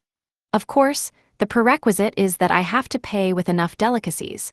Satisfied, Lumian rose and made his way to the washroom adjoining the master bedroom, where he washed up. The brass faucet delivered warm water at a comfortable temperature. Lumian soaked a towel, relishing the refreshing steam that enveloped his face, invigorating him. Hotel Aurella's utilization of a steam engine to power its mechanical elevators and machinery ensured continuous hot water, a notable feature of its service. The following morning, Lumian, sporting a golden straw hat, appeared on Cania Street beside Port Pilos's Resurrection Square. Once the ruling center for Inti's colonists in Matani, the area bore remnants of its history with road signs and shop names in the Intisian language. Lumian effortlessly traced the path beneath the Inti's parasol trees, arriving at a 4-story beige house showcasing Inti's opulent architectural style. Signs adorned in Dutanese, Intisian, Highlander, Lone, and Fasak languages marked the building. Port Pilos Patrol Team. Below the sign, 5 lines had the same meaning, only deals with paranormal events. Fully taking into account the needs of adventurers from different countries to report a case, Lumian playfully remarked as he entered the beige establishment. Within the hall, devoid of occupants, Lumian found a receptionist casually perusing the day's local tabloid from a lounging position. The native, in his 30s with dark brown skin and black hair, possessed a slender face and dark brown eyes. Approaching, Lumian addressed him in Intisian, "I want to report a case." The native glanced up, rising unsteadily. He opened a partition behind him, uttering a few incomprehensible words in Dutanese. Lumian could barely understand him speaking in Dutanese. Someone who understands Intisian or Highlander. "This won't do. Since you don't understand foreign languages, don't waste time reading the newspaper." Study diligently, maintaining a genial smile, he patiently awaited other patrol team members to appear. Within a mere minute or two, a young man with fluffy brown hair, appearing as if he had fallen asleep without washing his hair the night before, swung open the door from the depths of the hall. Dressed in a white shirt and an unbuttoned yellow vest, he strolled towards Lumian, one hand casually tucked into his pocket. In fluent Intisian, he inquired, "What case are you filing?" Lumian assessed the young man, unmistakably hailing from the northern continent, cigarette in hand, and brownish. Yellow eyes. With a reserved smile, Lumian responded, "I found a killer." Amused, the well-defined young man gestured towards the door. "For killers, go to the police on the opposite street." Opposite the patrol team stood Port Pilos's police headquarters. Maintaining his composure, Lumian reiterated, "He's a serial killer." Serial killer, the young man with the cigarette muttered to himself, a shift in his demeanor indicating a sudden seriousness. "How do you know?" "I found many severed lips in his house, human lips," Lumian disclosed with a reserved smile. Cut off lips. The young man, yet to fasten his yellow vest pressed with urgency. Where's his home? After a brief pause, Lumion replied, I can't spell the street name, but I can take you to the scene. It's on a street near the man-eating flower bar. Forcing himself to calm down, the young man took a drag on his cigarette, asking, What about the killer? Did you see his face? He's dead, Lumion truthfully responded. Taken aback for a moment, the brown-haired young man queried, How did he die? Lumion's reserved smile transformed into a more open one. I killed him. The young man's expression froze in disbelief. He scrutinized Lumion for a few seconds before inquiring, Are you an adventurer here to collect the bounty? Bram's serial murders had prompted a local wanted poster issued by Admiral Quiraril. However, the poster lacked a corresponding name or appearance, featuring only a case description due to the suspect's unidentified status. Smiling, Lumion replied, Sort of, but you can also claim it. The young man furrowed his brow. What do you mean? The bounty can be yours, Lumion stated, making his intention to bribe clear. The young man cast a glance at Lumion. What would you like in exchange? I want the dossier on a serial murder case from 4 years ago and the relevant items you gathered, Lumion disclosed openly. There might be something among them that Ludwig could consume. The young man fell into contemplative silence, assessing the pros and cons. Eventually, he scratched his brown hair and said, I can show you the case dossier and related items, but you can't take them away. You can only copy them. Also, I need to confirm if it's a serial killer at the scene. All right, Lumion agreed, extending his right hand with a smile. Happy working with you. The young man shook Lumion's hand. Nice working with you, you can call me Camus. What about you? Lumion smiled once more. Louis Barry. As Camus entered the door deep in the hall, preparing to gather 2 teammates, he pondered, Louis Barry, why does this name sound familiar? Chapter 640, Commonality. On the street adorned with the words Chilicasco in Dutanese, Lumion led Camus and the rest of the patrol team into the apartment, crafted from dark black stones and brown wood. The moment he swung open the door to Bram's room, a blend of charred scent and the tang of blood wafted through the air. Corpse fragments lay strewn across the floor, the walls tainted with a mixture of blood and flesh. Handprints, crimson and searing marks adorned every surface. Camus' eyes widened, as if thrust back into the midst of a serial killing. Yet, this was a level of devastation beyond even that. Turning to Lumion, Camus, despite already anticipating the grim answer, habitually inquired, Where's that person's body? Lumion gestured towards the scattered remains and minced meat, responding with a grim smile, All of these. Camus fell into a momentary silence before signaling his 2 stunned teammates to examine the scene. He had promised to share a portion of the bounty with them, making them witnesses to his merits. Camus hadn't ventured alone, wary that this might be a trap set by Louis Barry, an assassination attempt by the Rose School of Thought, or other secret organizations targeting the patrol team. In the southern continent, vigilance was a necessity. Approaching a cupboard, Camus fixated his gaze on lips soaked in preservatives, the tragic fate of the victims replaying in his mind. After a moment of silence, Louis Barry spoke calmly. Bram is a member of the Devil family and Dariel.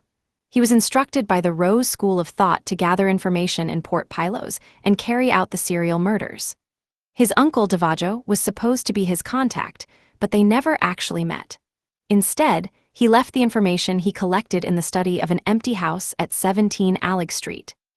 Camus and the others were initially startled, then deeply puzzled. How does Louis Barry possess such detailed knowledge? Camus couldn't help but glance at the scattered corpse pieces, the blood-soaked walls, the handprints on the ground, and the various charred marks. Eventually, his gaze settled on Lumion's face. Lumion responded with a warm smile curling his lips. Camus and his 2 companions exchanged glances, refraining from questioning whether Louis Barry obtained the information through spirit channeling, torture, or if he had discerned Bram's motives from the start. Louis's pursuit of the serial murderer wasn't solely due to a criminal act. This intel is crucial, Camus nodded, gesturing towards the severely damaged six-barrel machine gun in the room. "We need to secure Bram's weapon." "No problem," Lumion replied casually.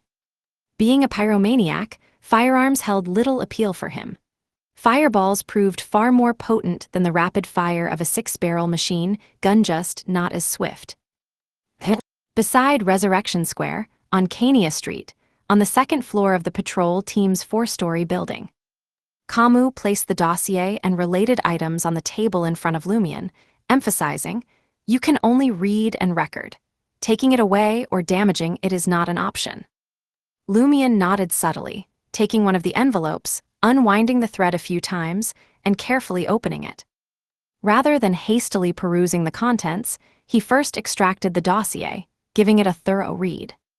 The dense dossier meticulously outlined the identities, origins, possible pathways, sequences, locations of death, the scene's conditions, and the varied speculations and investigations conducted by the patrol team. It was clear the patrol team had been diligent in their investigations, especially when new victims kept emerging. Daily operations varied until the serial murders appeared to cease, leading to a slackening of efforts. They gradually reduced the frequency of case studies and large-scale visit trips. After 6 months, investigations reached a standstill, concluding the dossier. In the final report, the vice captain overseeing the matter concluded, "This is a classic serial murder case committed by the devil pathway. Though serial killers seldom target only 7 individuals, as more victims enhance the ritual's efficacy, this time, all victims are Beyonders, including mid-sequence Beyonders. Even with just 7 deaths, they are more favored by devils, pleasing them more than 14 or even 20 ordinary people. The main question in this mystic case is that, aside from being Beyonders, there's no common thread among the 7 victims. This sets it apart from previous serial murders. We hypothesize that the 7 victims were active Beyonders in West Balam, likely having committed some form of killing in the past. It can be seen as a manifestation of depravity." Lumion read it meticulously, concurring with the theory that 7 Beyonders surpassed 14 ordinary individuals in devil. Pleasing rituals. This wasn't new information to him. After all, ordinary people were only the 3rd best sacrifice, while creatures with Beyonder characteristics ranked 2nd. Similar situations arose in specific acts, particularly those requiring feedback. It was akin to deciphering an angel's conspiracy, allowing Lumion to assimilate a potion more effectively than an ordinary person's intrigue. Having grasped a general understanding of the entire serial murder case, Lumion delved into gathering information about the 7 Beyonders. Synthesizing Anthony's psychological profile of Hisoka, Franca's archetype summary, and her speculations about the actor, he scoured for potential commonalities.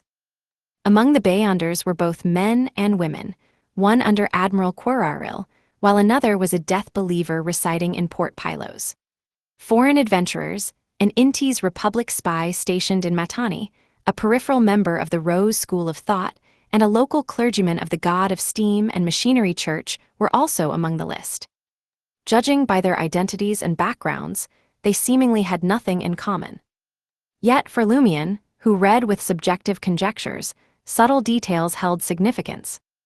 All 7 victims were young, with the oldest in his early 30s, widely praised for combat talent and outstanding intelligence. Lumion mused to himself, "Are the targets Beyonders who are young, filled with potential, and have already reached a certain level of maturity?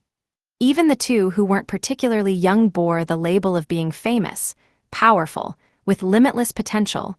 Lumion gained a rough understanding of Hisoka's selection criteria.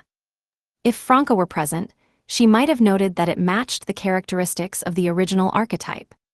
However, Lumion believed Hisoka would adhere to the archetype when it suited him, not letting it dictate his true motives. Mad Lady's evaluation of Hisoka as not being pure enough further supported Lumion's perspective. Considering the selection criteria, Lumion thought Louis Barry fits Hisoka's homicidal fetish. He clicked his tongue and retrieved items related to the case from the official envelopes.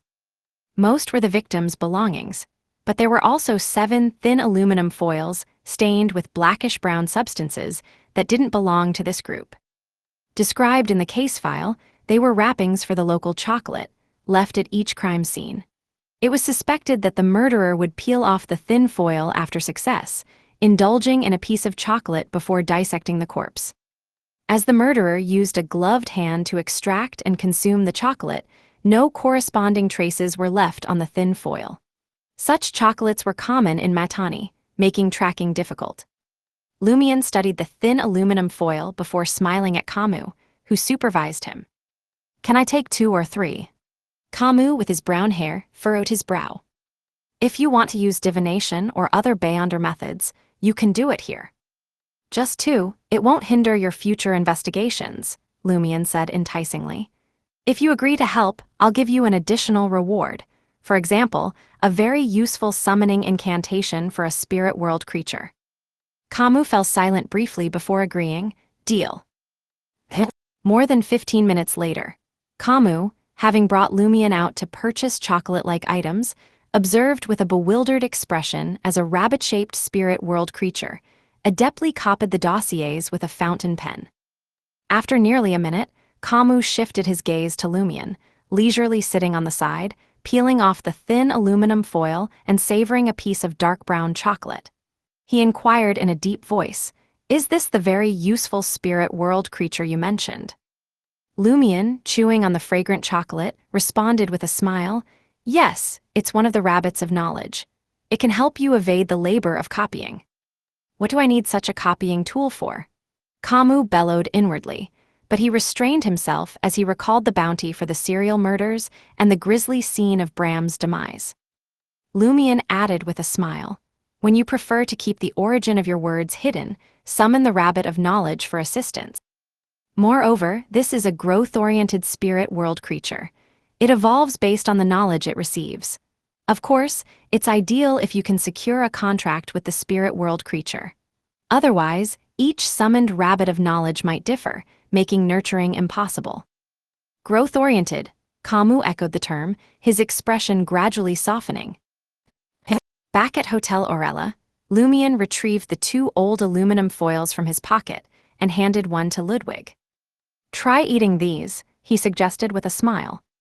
Chapter 641, Information from Eating.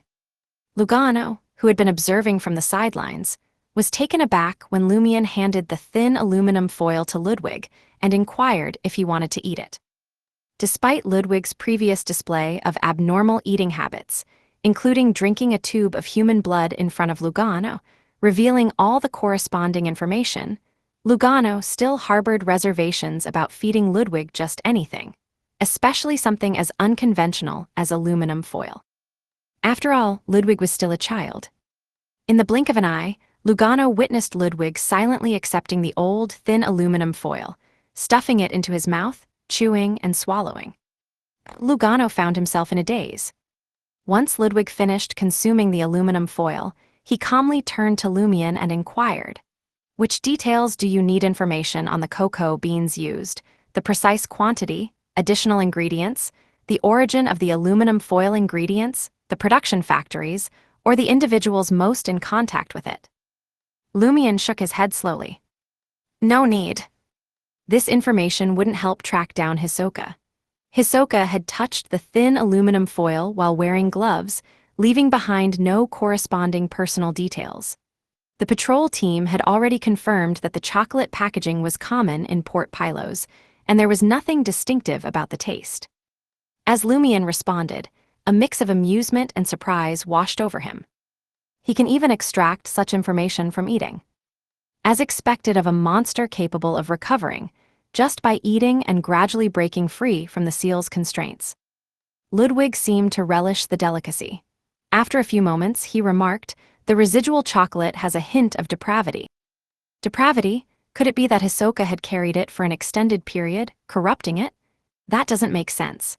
Unless one was a demigod, Beyonder auras couldn't reach such a level. The only possibility was that they were on the brink of losing control, deep in a state of depravity. However, such a Beyonder's body would undoubtedly display various abnormal details. They wouldn't be able to leave the house. Stepping out would lead to discovery and pursuit by law enforcers. Could he rely on the human skin Bram mentioned for disguise?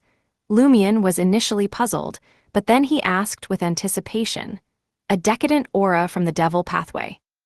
Ludwig licked his lips, savoring the taste of the chocolate residue. "Yes, at least a demon's." "Demons?" Lumion was taken aback and couldn't help but frown. Having extensively studied Devilogy, he knew that sequence 4 of the devil pathway was known as demon, representing a demigod. If the chocolate slightly tainted with a decadent aura came from a demon, it clearly didn't belong to Hisoka. Lumion wasn't arrogantly dismissing Hisoka's potential to have advanced to sequence 4. Instead, the aluminum foil and chocolate marks represented the state 4 years ago. Hisoka couldn't have been a demon back then, unless he had become a desire apostle upon transmigration. If that were the case, his targets for the serial murders should have been sequence 6 or 5 Beyonders. Although Beyonders at this level were rare in Matani, Devilogy didn't specify that serial murders could only occur in one location. "Are you certain?" Lumion looked at Ludwig for confirmation. Ludwig replied earnestly, "A demon's decadent aura has a completely different texture from low to mid-sequence devils." Upon hearing his godson's response, an image suddenly surfaced in Lumion's mind. Hisoka standing within the wall of spirituality, engaged in a special ritual to establish a connection with a demon. Throughout this process, a few pieces of chocolate wrapped in thin aluminum foil remained in his pocket. They were slightly tainted by the decadent aura permeating the altar, subtly and silently transforming. "Yes, when I perform a ritual, I don't remove all my belongings in advance and leave them outside the altar, unless there's a specific mention in the ritual requirements that I should avoid." As a conspirer, Lumion quickly made a guess and asked Ludwig, "Can you tell which demon's decadent aura it belongs to?" Lumion's current idea was that if Hisoka couldn't be found in the future, he would exhaust his resources and seek the help of the new City of Silver's demon hunter experts. He would set up a ritual and summon the demon who had established a connection with Hisoka. He would have it beaten up before interrogating it for information about Hisoka.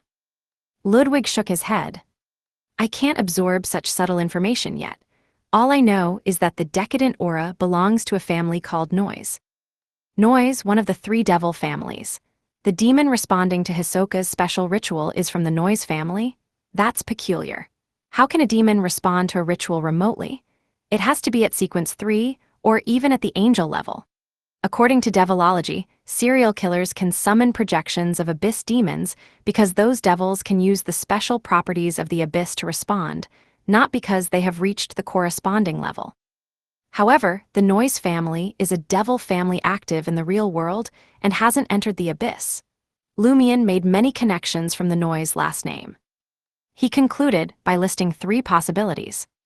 Firstly, the demon responding to the Hisoka ritual was none other than the Noise family's angel. Secondly, it had reached sequence 3 and was located in Port Pylos near Hisoka. Thirdly, the Noise family had a close connection to the abyss. They could borrow the abyss's properties to some extent. Even a demon could respond to prayers from afar. Lumion pondered for a moment and asked Ludwig, "Any other information?" "No," Ludwig replied, disappointing Lumion. Lumion handed over the remaining piece of aluminum foil. "Try this one too." Ludwig didn't hesitate. Like many children drawn to the sweetness lingering on wrappers, he popped the thin foil stained with chocolate into his mouth and chewed.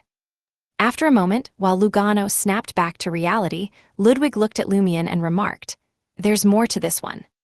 "What kind of information?"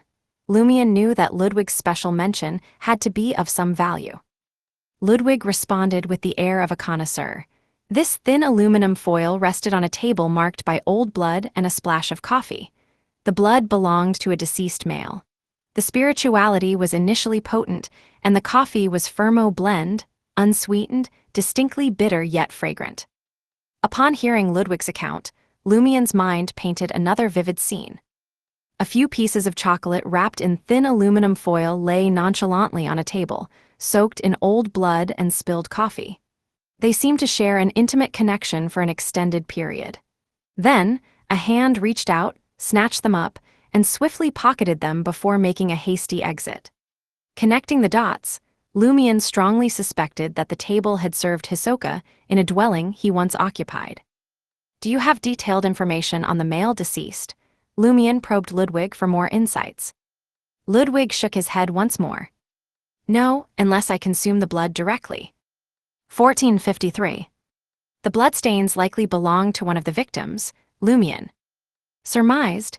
He pondered whether this information was documented in the case file or elsewhere. Was Hisoka using no, unless I consume the blood directly? The bloodstains likely belonged to one of the victims, Lumion the table as an autopsy platform or perhaps an altar. Lumion mused inwardly, a tinge of disappointment clouding his thoughts. Nevertheless, he refocused his attention on the Fermo coffee. He mumbled to himself, does this mean that Hisoka has a penchant for coffee, specifically the Fermo blend from the Paz Valley?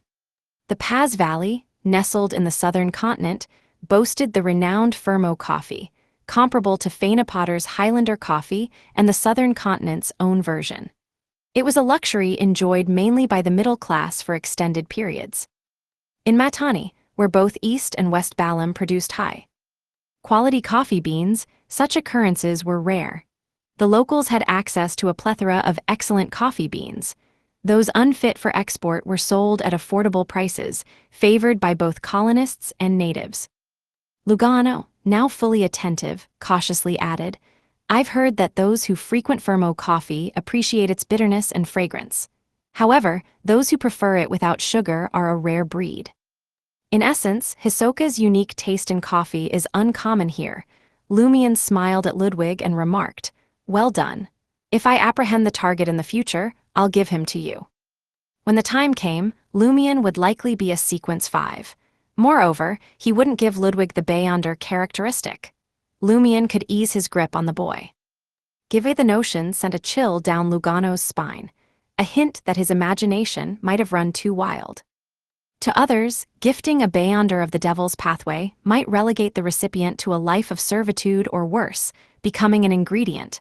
However, with Ludwig, Lugano involuntarily shuddered. He didn't dare to think about it. Ludwig nodded, his eyes gleaming with anticipation. Lumion turned to Lugano and said, don't you have a good grasp of Dutanese? Check Port Pylos this afternoon and find out which shops sell Fermo coffee. It's preferable if it's one that has been operating for 4 to 5 years or longer. All right, Lugano suddenly felt a surge of usefulness. In the evening, he returned to Suite 7 at B3 and reported to Lumion, there are only 3 shops selling Fermo coffee. One is on Cania Street in Resurrection Square. You mentioned Cania Street in Resurrection Square, Lumion interjected. Yes, Unit 21 on that street. It's called Matani Import and Export Shop, Lugano confirmed. Lumion fell silent. Isn't it close to Port Pylos' patrol team?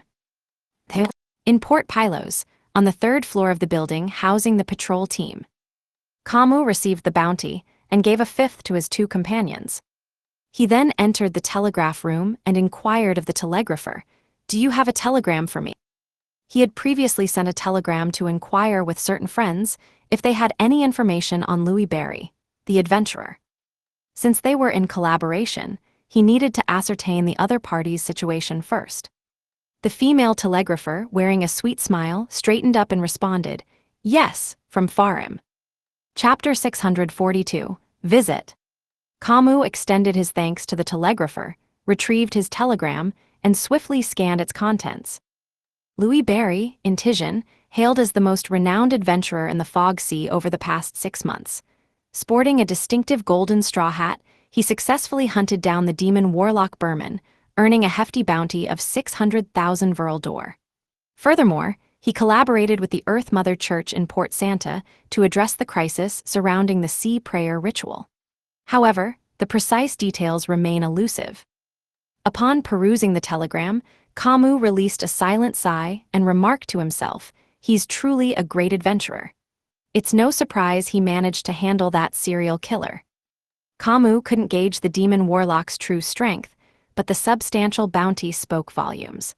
The sum of 600,000 Verl d'Or was a testament to the demon warlock's threat level.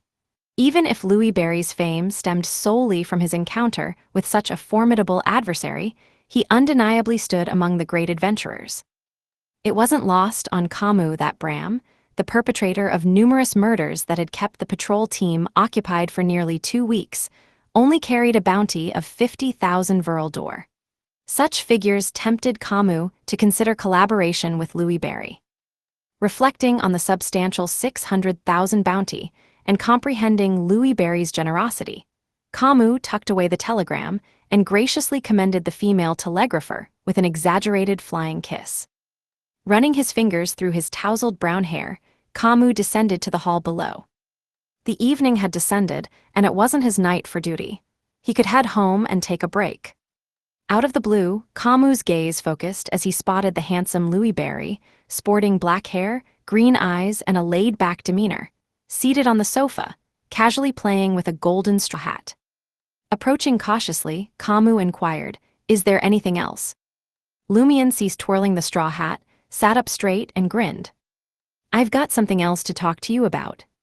Realizing that one of the 3 shops that could buy Fermo coffee was on Cania Street, not far from the patrol team, Lumion's immediate thought was, could Hisoka be hiding within the patrol team, perhaps as one of its members? Is the most dangerous place the safest? After careful consideration, Lumion considered it a possibility, though not particularly likely.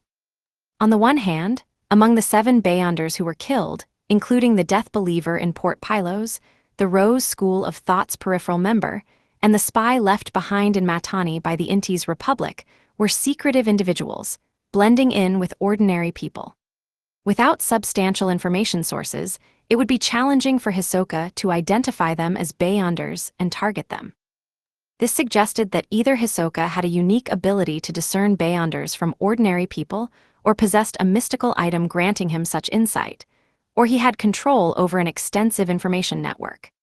The patrol team, being intimately familiar with Matani and Port Pylos, might have already detected something amiss with the Death Believer, the Rose School of Thought's member, and the Inti's spy and been conducting surveillance. Hisoka's membership in the patrol team would explain his ability to uncover a Beyonder's hidden identity and carry out the murders. On the other hand, if Hisoka, a Devil Pathway Beyonder, had joined the patrol team, suspicions would undoubtedly arise once the serial murders occurred, unless he concealed his true pathway from the start. However, the patrol team differed from the curly-haired Baboons Research Society. Hisoka would need to use his abilities frequently during daily missions, making it difficult to conceal them for months or years. There was no room for mishaps. It wasn't feasible for him to meticulously prepare before each mission, adorning the corresponding mystical item solely to reveal his abilities in that specific situation, right? Even as a devil, he couldn't pull it off. Given that many missions had no specific target, devils couldn't foresee imminent danger. Driven by suspicion and uncertainty, Lumion took a special trip to the patrol team, visiting Kamu to unearth new clues or gain inspiration to either confirm or eliminate the corresponding possibilities. "What do you want to discuss?" Kamu furrowed his brow. "Is this guy scheming to use the morning's bribe as leverage to threaten me?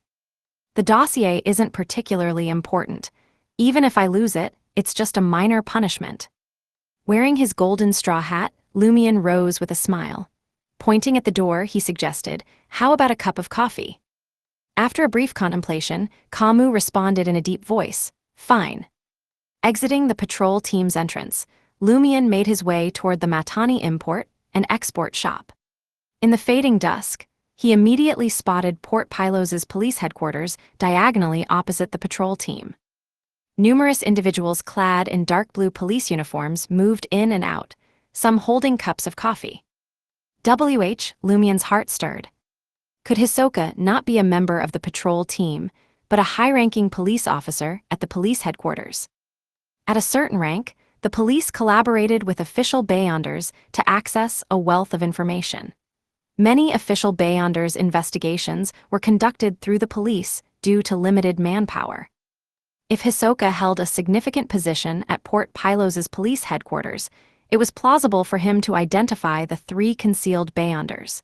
Additionally, there would be no risk of exposing his pathway during routine missions, and acquiring his favored Fermo coffee beans would be a breeze.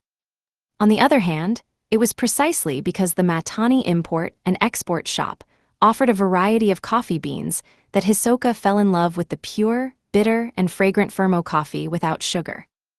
However, this was just one possibility among Lumien's speculations.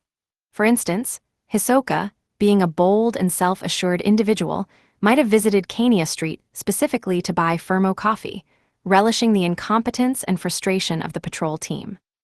Alternatively, Hisoka might not be a Beyonder of the Devil pathway, but simply possessed the corresponding sealed artifact and had mastered a unique ritual to appease devils. There was also the chance that Lumien was mistaken. Hisoka might not be linked to the serial murders 4 years ago. With these thoughts in mind, Lumien contained his excitement and entered the Matani import and export shop alongside Kamu. They reached the section where various coffee beans were on display and secured a seat in the attached coffee shop. Highlander coffee with milk and 2 cubes of sugar, Kamu ordered from the waiter with a sense of familiarity. Lumien, on the other hand, opted for a cup of fragrant Inti's coffee. While waiting, Lumien casually observed the coffee choices of other customers. Turning to Kamu, he inquired, "Judging by the name, are you a Phaenopatirian?" Kamu hesitated briefly before truthfully responding, "My full name is Don Javray Kamu Castilla." He was willing to share his full name, as the telegram mentioned Louis Berry having a good working relationship with the Church of Earth Mother. Lumien chuckled. "So, you're a noble lord." The name Castilla belonged to the royal family of the Phaenopotter Kingdom, and Don, at the beginning of Kamu's name, signified honorable, representing his noble status. Kamu smiled wryly and remarked, "If I were truly a nobleman, why would I join a local patrol team in the southern continent? Our branch has long dwindled, but I can't deny that this last name and the Don prefix have provided me with advantages beyond those of ordinary people. I received a potion upon reaching adulthood, achieving sequence 9 Beyonder status. However, my subsequent advancements were the result of my own efforts. Accepting my 50,000 Veraldor bribe is part of your efforts." Lumien teased inwardly.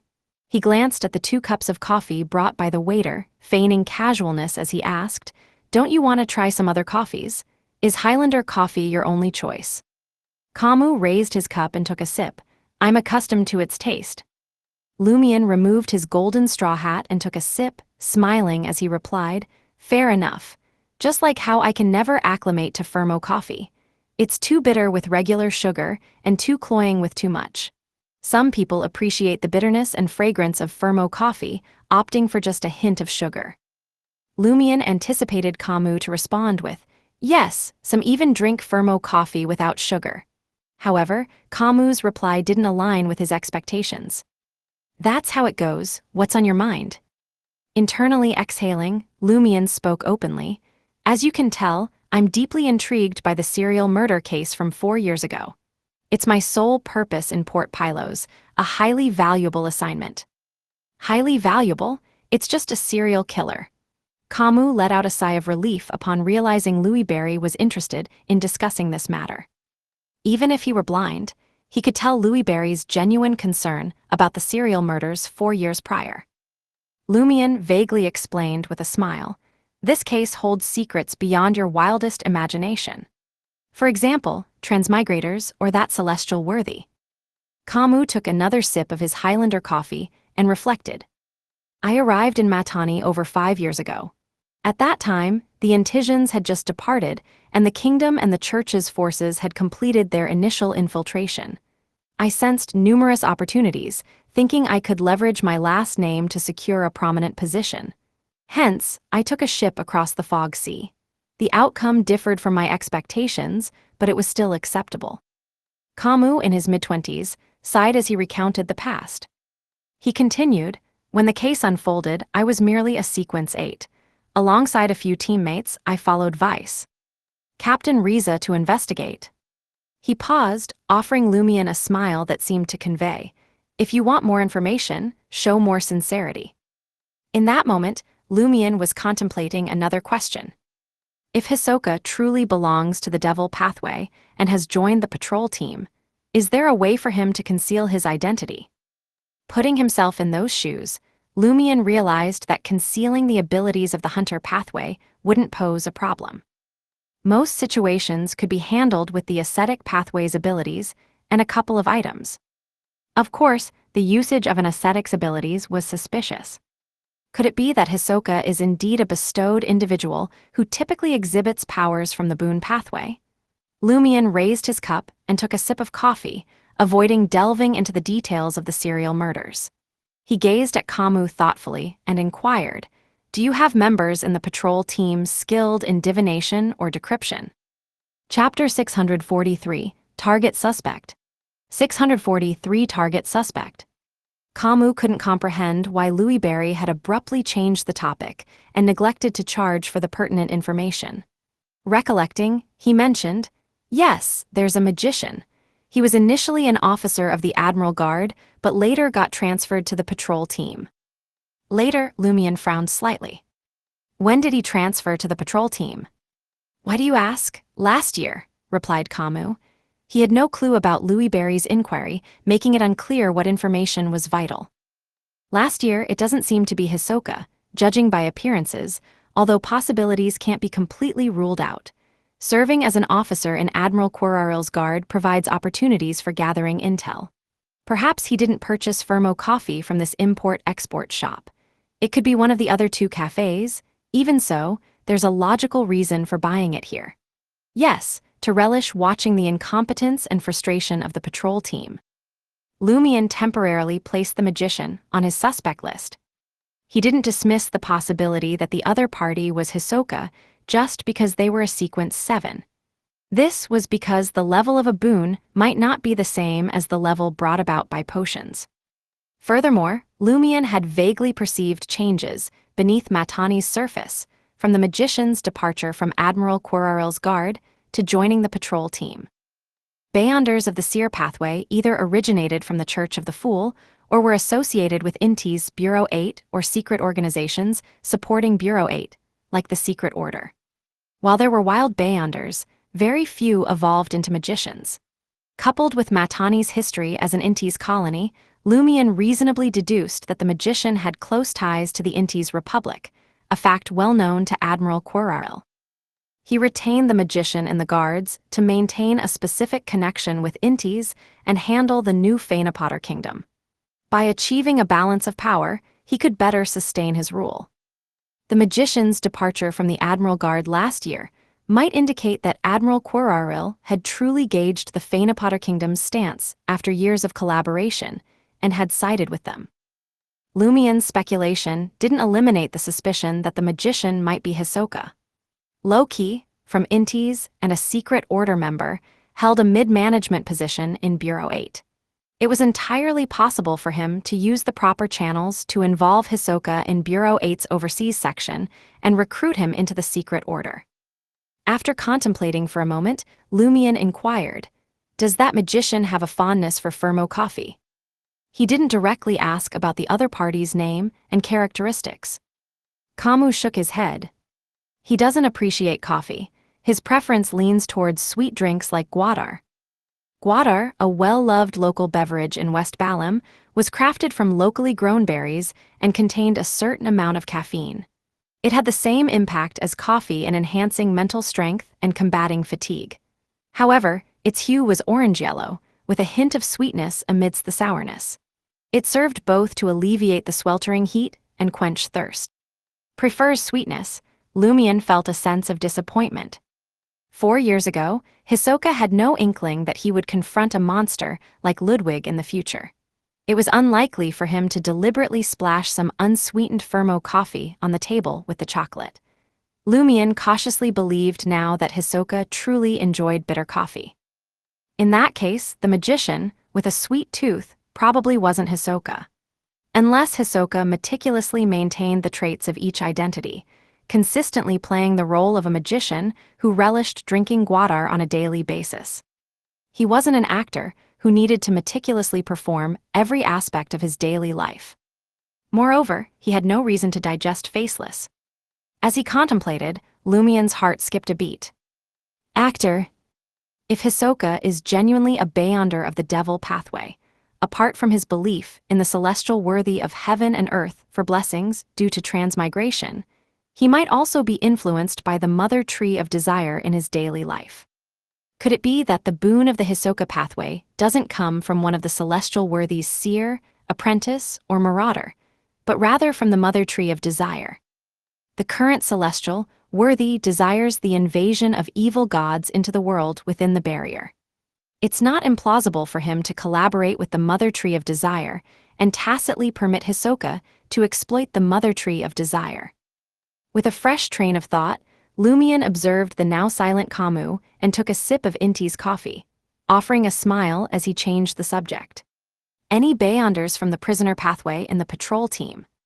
He had long suspected that the mother tree of desire was an evil deity at the pinnacle of the criminal, prisoner, and Scrooge pathways. The corresponding boons likely originated from one of them or were intertwined. Lumion refrained from asking about the existence of the Scrooge pathway because it was even more suspicious than the criminal pathway, also known as the devil pathway. It didn't belong to the 22 paths of the divine. It was akin to a thief being apprehended by the police and asking in confusion, "I clearly disguised myself and left no traces. How did you quickly lock onto me?" Only to receive the answer, "This isn't Trier." No ordinary person would disguise themselves as a turkey and hide in a secluded alley. Do you think there's a spy from the Rose School of Thought in the patrol team? Kamu believed Louis Barry was casually raising the issue of the Rose School of Thought's interest in Port Pylos. No, definitely not. He adheres to temperance and doesn't indulge at all. Lumion smiled. In other words, there really is a Beyonder from the prisoner pathway. Yes, a Sequence 6 zombie, Kamu confirmed. Lumion interjected suddenly, "Don't disclose who he is, what he looks like, or his characteristics. Answer a few questions first." "What questions?" Kamu, feeling a bit disoriented from the rapidly changing topics, planned to decide when to ask for benefits later. Lumion held a porcelain cup filled with Inti's coffee and casually said, "When did he join the patrol team?" "Half a year after me," Kamu recalled. "You arrived in Matani over 5 years ago and joined the patrol team shortly after." Half a year later means that the prisoner was already on the patrol team when the serial murder case occurred 4 years ago. Lumion's spirits lifted as he pondered for a moment.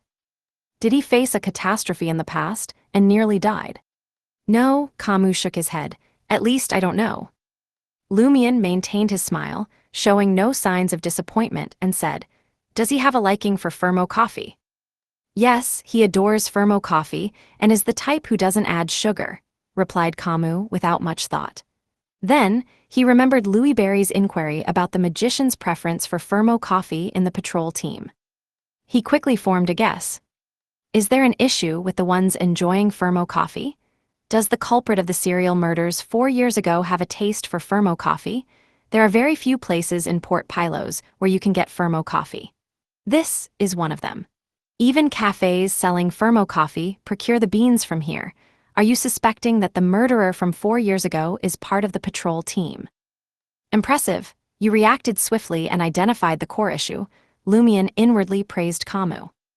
Simultaneously, a surge of joy filled his heart.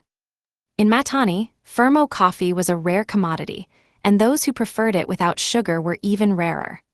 Moreover, this individual was on the patrol team and seemingly from the prisoner pathway. With so many conditions aligning, Lumion felt like he had caught Hisoka by the tail. To avoid triggering any sense of malice and danger, Lumion refrained from asking about the patrol team member's name, appearance, identity, or characteristics. Feigning ignorance about the enemy, Lumion casually asked, "Is he from around here?" Observing Kamu's silence, Lumion added with a smile, "I won't claim the official bounty." Kamu's expression eased. He's a local of Port Pylos, born in Tizimo Town, which is part of Port Pylos. Though the patrol team wasn't as stringent in member recruitment as the various churches and governments, they still gathered basic information and conducted verifications. Otherwise, Admiral Quararel might have to worry about being assassinated by a patrol team member investigating a Beyonder case one day. Tizimo Town, the location of one of Hisoka's pranks, it fits. Lumion controlled his excitement, preventing the corners of his mouth from curling up. Regrettably, he told Kamu. Unfortunately, that doesn't seem to be the target. This was to prevent Kamu from investigating the target. This could potentially alert the other party to the corresponding malice. All right, Kamu shrugged. Curious, he inquired. How did you find out that the murderer from the serial killings 4 years ago liked Fermo coffee? I was already aware of such a person before starting the investigation, Lumion replied with a meaningful tone. He chose not to disclose that the information came from the thin aluminum foil wrapping of the chocolate. Revealing this might prompt Kamu to believe he could uncover more clues and reignite the investigation, potentially drawing Hisoka's attention. With this realization, Lumion understood something. I should now be a target for Hisoka, but fishing has its benefits. Louis Barry, adorned with a golden straw hat, had bribed members of the patrol team to examine the files of the serial murder case from 4 years ago. Other team members paid little attention, but if the prisoner was indeed Hisoka, he would have detected Lumion, his adversary's investigation into the 4-year-old serial murder case. Hisoka refrained from taking action likely because Lumion openly presented himself as Louis Barry, making no effort to hide his identity. This led to the suspicion that Lumion was fishing, making Hisoka cautious of stepping into a potential trap. There was no sense of malice or danger perceived, as Lumion didn't possess details about the suspect's identity. Lumion was merely preparing for a potential surprise attack from a devil or desire apostle. Before, I fished to catch fish, but now my fishing is a bluff. Lumion's thoughts clarified as he looked at Kamu and said, keep an eye out for anyone at the police headquarters who enjoys Fermo coffee. All right, Kamu agreed, thinking that Louis Barry had identified the suspect as a member of the patrol team and the police through details he wasn't aware of. For now, the possibility of the patrol team members was tentatively ruled out. After finishing the remaining Inti's coffee and settling the bill with the corresponding Viral door, Lumion donned the golden straw hat and maintained his smile. He left the Matani import and export shop in Kania Street, step by step. Passing by Port Pilos's police headquarters, he deliberately cast a few glances. Chapter 644, Patrol Team. Kamu stood at the entrance of the Matani import and export shop, casually smoking a cigarette as he observed the passing customers. Despite his watchful eyes, he didn't spot anyone purchasing Fermo coffee. As the gas street lamps gradually illuminated the surroundings, casting a dark blue hue across the sky, Kamu extinguished his cigarette and tossed it into a nearby trash can. He then made his way back to the beige 4-story building that housed the patrol team. Originally planning to indulge in an Inti's feast in a neighborhood frequented by foreigners to celebrate his unexpected windfall of 40,000 Viral door, his plans were disrupted by Louis Barry. By the time he returned, it was already late, and he couldn't be bothered to wait for a top chef to prepare something special. Instead, he decided to return to the patrol team, pool money with his close teammates, and order takeout from a nearby restaurant. After satisfying his hunger, he intended to relax at a bar or dance hall. While crossing the hall, Kamu spotted a teammate with dark brown skin, thick lips, and a height exceeding 1.8 meters. Curious, he inquired, "Why did the guy in the straw hat come looking for you again?" "Hess, I heard you and the others caught a serial killer and got a bounty of 50,000 Viral door." In Matani, the currency was commonly denoted in Viral door and Delexi copper coins, a system ingrained during Inti's colonization. Despite Admiral Quiraril's control, there were no significant changes in this aspect. The only difference was a partnership with the Fainapotter Kingdoms Bank that facilitated the free exchange of Viral door and gold risat. If he were one of the two teammates, either the magician or the zombie whom Louis Barry had asked about, Kamu would undoubtedly be on high alert. However, the person standing in front of him was Sao, a Sequence 8 pugilist of the warrior pathway. Sao had joined the patrol team as an adventurer just last year and was known for having a pleasant personality. Besides a bit of laziness and a love for enjoyment, there were no significant issues. Kamu laughed and said, "That's my informant. Without him, I wouldn't have received that much bounty." Sao, with his single eyelids, had a realization. Did he come to you just now to get his share? Kamu thought for a moment and replied, "That's one reason. The other reason is that he's still investigating the serial murders from 4 years ago and wanted to ask me for some details." He had kept the case dossier hidden from the captain and vice captains of the patrol team, but he couldn't keep it from his teammates. Therefore, he had no intention of concealing Louis Barry's investigation into the serial murders from 4 years ago. Moreover, he planned to monitor the police headquarters to identify anyone who enjoyed Fermo coffee and seemed suspicious. He would need his teammates' assistance to some extent. Any progress, any chance of claiming the bounty? Cao, dressed in a pleated shirt and carrying a broadsword, displayed visible interest. Kamu wasn't ready to provide detailed information at the moment. He vaguely responded. He suspects that the murderer might be hiding at the police headquarters from 4 years ago. I plan to investigate discreetly. Why do you think the murderer is a police officer? Cao looked puzzled. Kamu hadn't discussed this with Lumian earlier, so he pondered for a moment and explained, "Consider this. In the case 4 years ago, only Beyonders were targeted. Several of them usually concealed their identities. How could the murderer accurately locate them and know that they were Beyonders? Only us or those from the police headquarters at a certain rank can access that kind of information. It's easier to verify if there are Beyonders of the Devil pathway on the patrol team."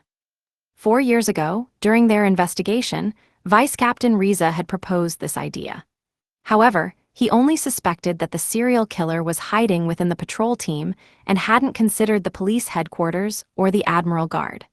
Subsequently, the patrol team conducted an investigation and found no suspicious individuals, leading them to shift their focus. "I see a glimmer of hope and smell the fragrance of Viral Door," Cao said with anticipation. "If you need help, feel free to look for me.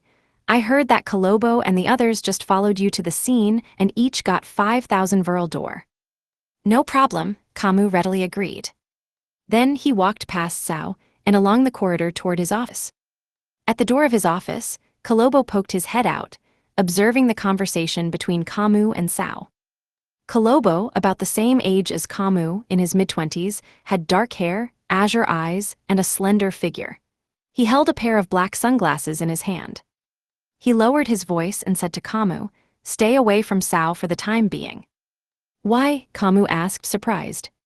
Observing Cao vanish through the door leading to the hall, Kolobo averted his gaze and explained, "I have a feeling that something bad will happen if one interacts with him during this period."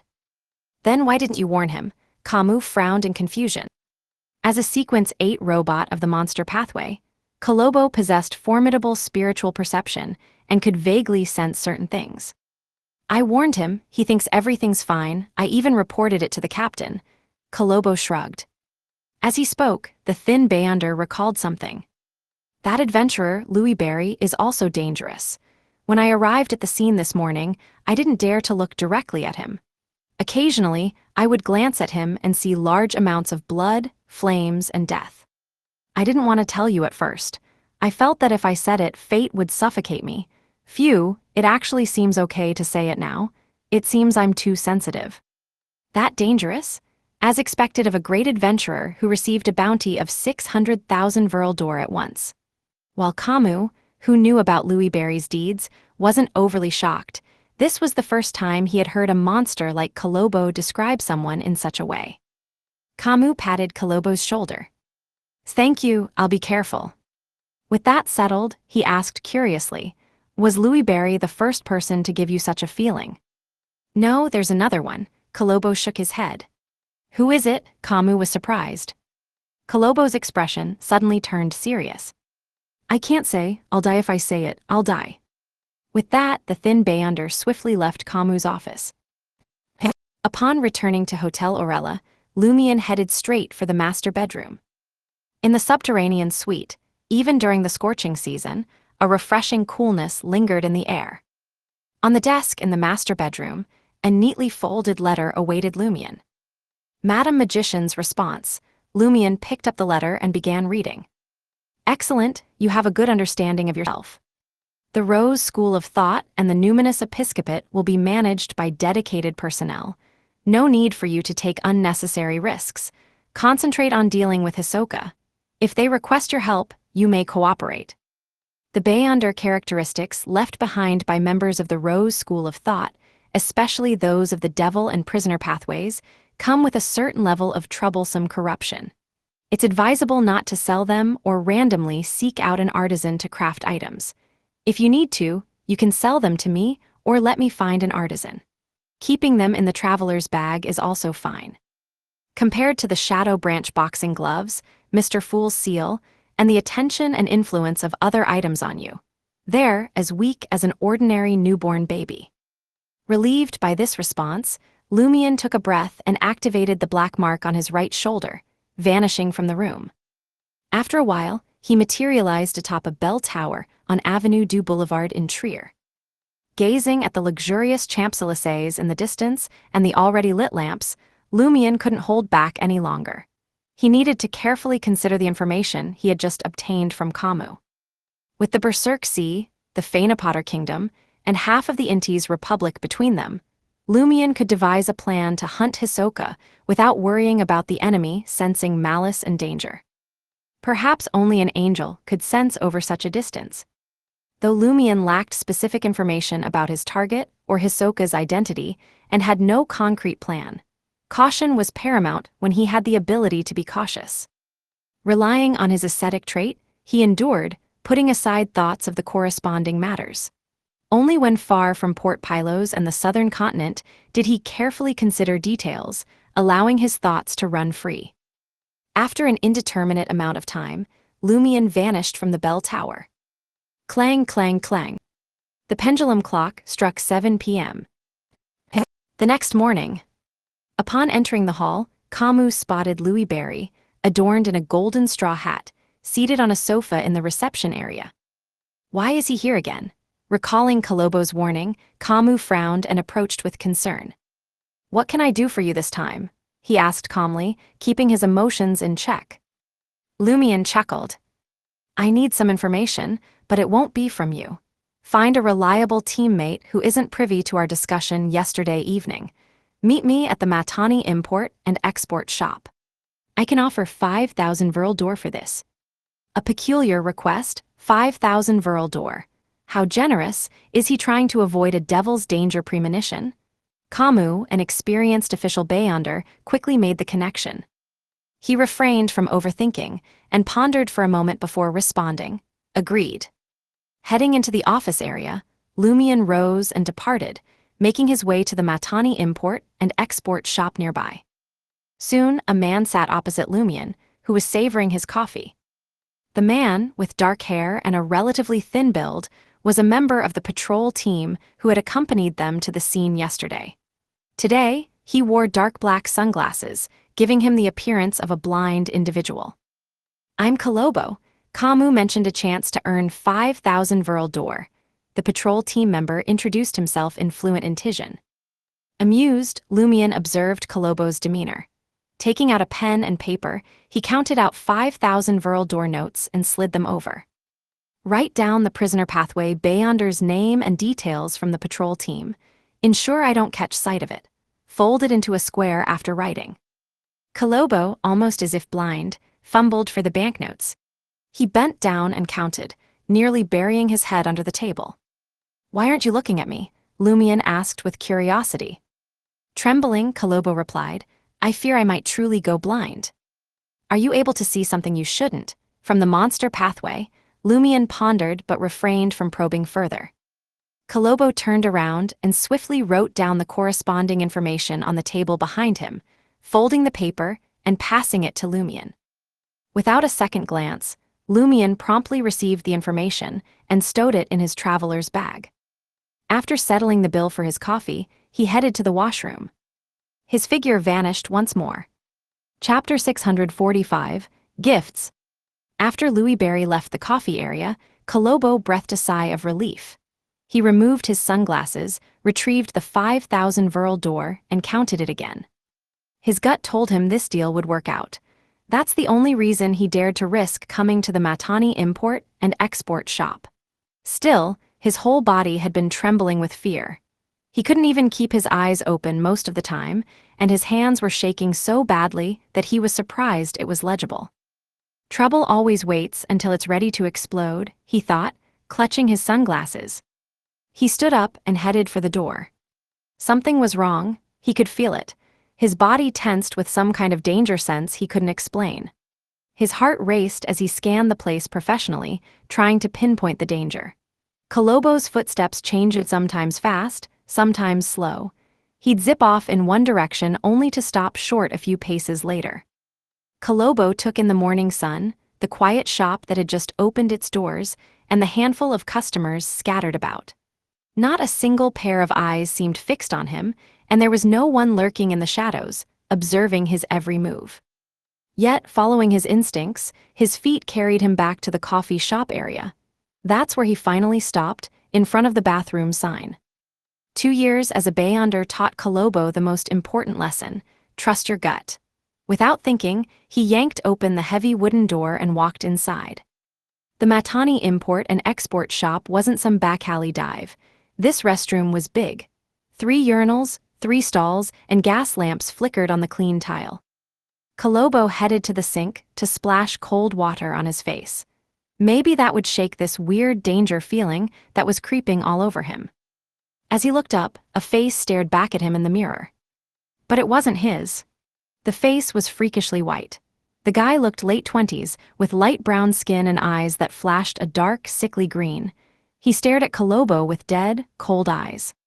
Kolobo's brain short-circuited as recognition hit. Twanaku Tupi A Tildoen, the only prisoner pathway Beyonder on their patrol team. The guy had become a Sequence 6 zombie last year. He was also the first guy to ever make Kolobo's skin crawl. If he told anyone else, he gut told him he'd end up dead. When Lumion asked Kolobo to spill the beans about the prisoner pathway Beyonder on his team, something about it felt wrong. He'd almost bylaid on the whole deal. He'd counted that huge 50,000, some not out of distrust, but because he needed time to think, to weigh the risk. He decided to trust his gut, but he hadn't told Lumion about this feeling, this fear of Tupi A Tildoen. And now, here Twanaku Tupi A Tildoen was, reflected in the mirror. This is a Sequence 5 Wraith power. When did he advance? Kolobo could barely think over the growing horror. Suddenly, his body felt like it had been dropped into an icy lake. Twanaku's face in the mirror vanished. Kolobo could barely move. An icy coldness gripped him, the kind that chilled you to the bone. It wasn't his own hands that were moving, they lifted without him wanting them to. A voice drifted through his ears, flat and emotionless. Looks like my cover is blown. You were actually asked to provide my information. I'll get out of Port Pylos, but I'm going to leave 2 gifts for Lumion Lee. What did that even mean? What kind of gift? And who the heck was Lumion Lee? Kolobo's thoughts were a jumbled mess. His own hands were tightening around his neck. Then, with a sickening jolt, he realized what gift the voice was talking about. Twanaku Tupi A Tildoen was going to kill him and leave a gift, his dead body. But he said 2 gifts. What was the other one? In the 4-story beige building of the patrol team. Camus sipped his Highlander coffee and read the West Balam Telegraph, contemplating the deal between Kolobo and Louis Barry. If successful, as an intermediary, he would receive 20% of the amount. Knock, knock, knock. A gentle rap echoed on Camus' office door. Please come in. Though not particularly young, Camus had ample experience, leading one of the patrol team's operations teams. If there were a vacancy for the vice-captain position, his only competition would be Twanaku Tupi A Tildoen of the prisoner pathway. The southern continent was a chaotic place, especially in an area torn between multiple factions. Whether dealing with the bloodthirsty Rose school of thought, the ominous numinous episcopate, ambitious adventurers, spies from various countries, or missionaries, danger lurked at every corner. Some would take the initiative to assassinate patrol team members, while others would rebel and escape. Meticulous planning was not uncommon, and even the patrol team members found themselves as targets. Consequently, the patrol team faced casualties every year, leading to a constant need for new recruits. Encountering more attacks had its advantages. Victorious confrontations often yielded valuable items and Beyonder-related ingredients. Many of the patrol team's advancement formulas and potions were acquired in such situations, creating a noteworthy trend. Compared to cities of similar size in the northern continent, Port Pylos had an even greater number of official Beyonders, especially mid-sequence Beyonders. However, they lacked higher levels of power or corresponding sealed artifacts. Kamu found himself in a tight spot financially due to his rapid advancement outpacing his cousins. Arriving in Matani State and Port Pylos as a Sequence 9 Arbiter, he had swiftly climbed to a Sequence 7 Justiciar in just 5 years. His goal was to advance to Sequence 6 and become a judge, and he had recently been gathering the funds to purchase the necessary materials. If the opportunity to become a vice captain arose, the patrol team would certainly contribute resources to aid his advancement. Spoils of war weren't always suitable for him. Sometimes, he needed to trade with teammates or sell them to the patrol team for money. He patiently waited for the potion formulas and Beyonder ingredients corresponding to his pathway to appear. The patrol team, being relatively new, hadn't accumulated substantial reserves. Kamu needed to find a way to purchase practical mystical items, regularly replenish charms, potions, and other essentials to stay prepared against assassinations and conflicts. In such a situation, money was naturally scarce. Chaos was a path to hell, but also a ladder to the top. Pugilist Sao entered. With his brown braids gently swaying, Sao, clad in a sky-blue shirt and beige pants, approached Kamu with one hand in his pocket, smiling as he asked, "Have you seen Kolobo? I need to discuss something with him." Kamu had already prepared a reason. He went to the import and export shop to buy coffee beans. Sao tersely acknowledged, "Then I'll wait for him to return." "What's up?" Kamu asked casually. Sao took 2 steps forward and smiled. "There's an investigation we would like to involve him in. Maybe he can uncover clues that others can't." "You bastards, aren't you concerned about Kolobo getting hurt?" Kamu replied with amusement, lifting his coffee and taking a sip. At that moment, Sao withdrew his right hand from his trouser pocket, holding a poker card flickering with a metallic gleam between his thumb and index finger. The card portrayed a grayish-white clown. With a swift motion, Sao hurled the poker card at Kamu's head. In the men's washroom of the Matani import and export shop, Kolobo finally caught his reflection in the mirror. His skin had turned a sickly green, and his hands were locked around his own neck, the pressure making his bones crack. Tuanaku Tupian stared back at him from his bright blue eyes. Kolobo tried to scream, but nothing came out. He wanted to run, but his legs wouldn't move. It was like his body wasn't his anymore. It was killing him. A choked sound finally escaped Kolobo's throat, too quiet for anyone to hear. Fear and despair tightened around his heart. Then Kolobo's fingers slipped. A figure emerged from the shadows, by the bathroom vents. Lumion, black hair, green eyes, all dressed in black and white with a golden straw hat. A flicker of surprise crossed his face, then understanding. He held a black bone flute to his lips. A hum resounded, accompanied by a melancholic tune echoing from the dark red holes. Symphony of Hatred. Why did I only sense malice and danger now? Just as this thought crossed Tuanaku's mind, Tuanaku's murderous intent exploded, fueled by the haunting melody. Silently, a figure peeled away from Kolobo's body. It was Tuanaku Tupian, his light brown skin gone deathly pale. Blood vessels bulged in his yellow eyes, threatening to burst. The symphony of hatred tore into Kolobo, already weak with fear. His heart almost stopped. He crumpled to the floor, barely alive. Lumion stopped the melody. Holding the black bone flute, he slid back into the shadows and under the vent. A moment later, he reappeared behind Tuanaku Tupian, who was practically vibrating with murderous intent. Lumion lifted the flute, its blood-colored holes gleaming ominously, and took a breath. "Finally, you're here." Chapter 646, Indoor Fight. Tuanaku Tupian's ears rang, his eyes stinging with blood. His mind burned, his thoughts scattering like sparks. For an agonizing moment, he couldn't process his situation, couldn't even think about the enemy closing in. Blood, smelling strangely metallic, trickled from his eyes and nose. His pale skin darkened ominously. "Huh?" Lumion spat a blast of pale yellow light, hitting the suspected Hisoka from barely 2 meters away. Twenaku's eyes slammed shut and he collapsed. Before he hit the ground, Lumion's symphony of hatred, a black bone flute, jabbed towards his neck. Instantly, the tiled bathroom floor dissolved into a vast, muddy expanse of darkness. Arms burst upward. Some were stripped of skin, all raw muscle and glistening tendon. Others twisted and ghostly, pale and transparent. Some bore bulging eyes that spun madly, others sprouted thick green growths. The grotesque limbs tore at Lumion and Twenaku, clawing and dragging.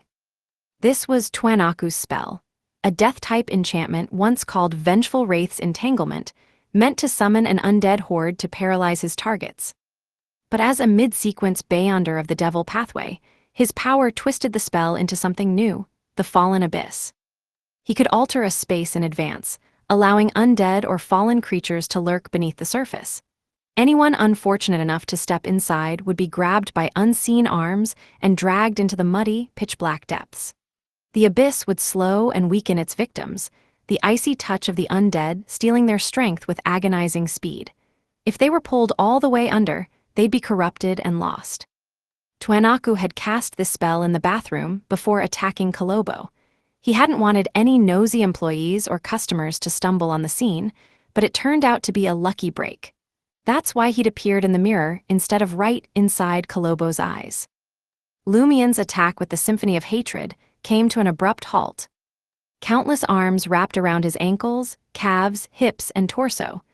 A wave of icy stiffness washed over him, his movements turning sluggish. It was the same for Twenaku. With the Wraith and Desire Apostle unconscious, the fallen abyss slipped from his control, leaving him vulnerable. His limp body was seized by the strange arms and dragged to the ground. Nearby, Kolobo, badly injured and out for the count, was pulled into the muddy, pitch-black depths of the illusory abyss. A burst of crimson flames exploded from Lumion's body, surrounding him like a blazing cloak. The flames roared, scorching most of the arms into retreat. Still, some remained unaffected, their grip relentless. A creeping coldness numbed Lumion's body, but he regained a sliver of his former agility. Before, he could have simply lunged forward, thrusting the black bone flute towards his enemy's neck. But now, the target, the one he believed was Hisoka, was about to vanish into the ground. Thud! Twenaku slammed into the ground, the impact jarring him awake. The spell of Harumph's grip faded, and he finally regained his senses. His toughest moment, that relentless surge of desire, was behind him. Lumion lowered his head, a single scornful sound escaping him. HMPH. Twin beams of white light shot out while Lumion retracted his hands, fingers slipping back into his traveler's bag. The beams missed their mark, but horrifying, bloody arms sprouted from the ground, a gruesome forest that blocked Twenaku from their path. With a flash of awareness, Twenaku seized control of the Fallen Abyss spell, shielding himself and attacking his enemy. The arms hit by the spell of Harumph softened, sinking back into the pitch-black mud as if drained. Twenaku took his chance. His body twisted, morphing into a dark, oozing malevolence, a shape born from the darkest shadows of his heart. Silently, Twenaku transformed into an illusory, viscous, and foul black liquid, merging with the muddy abyss and vanishing. The evil arms, unfazed by the flames, clung to Lumion, limiting his movement. His hands flew to his traveler's bag, pulling out a suit of gleaming silver armor. He set the armor beside him, sinking it firmly into the pitch-black mud. Pride armor. Evil, writhing arms erupted from the illusory abyss and the corresponding spirit world. Guided by the spell, they lunged for the Pride armor, seizing its ankles, legs, torso, and back. The Pride armor struck back, a broadsword of pure light flashing in its hand. Blinding, holy light flooded the washroom. The shadowy arms recoiled with hisses of black smoke, retreating into the depths. The pitch-black mud dissolved, revealing the bathroom's stone tiles. Kolobo, who'd been on the brink of sinking into the abyss, lay unconscious on the floor. Just meters away, near the washroom door, a figure of viscous black liquid prepared to flee. Now free, Twenaku came to a swift decision. He wouldn't waste time trying to possess Lumion Lee. Instead, he'd abandoned the Matani import and export shop and Port Pylos. It was a trap. He had to escape before it closed around him. Staying to fight back was foolish. He couldn't risk lingering just to satisfy his rage and murderous desire. That would be far too dangerous. Tuanaku was glad he'd chosen to give Lumion Lee those two gifts. He'd even divided his favorite mystical items to do it. The patrol team should be in chaos by now, focused on a false target.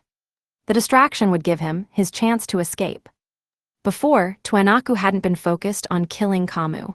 His priority was taking out Kolobo and escaping. If everything went smoothly, there shouldn't be problems for either side. Any chaos caused by Kamu's death would be a bonus. Distracting the enemy by having the other passing off as the real deal. He'd sent that extra gift as a precaution, not some bloodthirsty urge.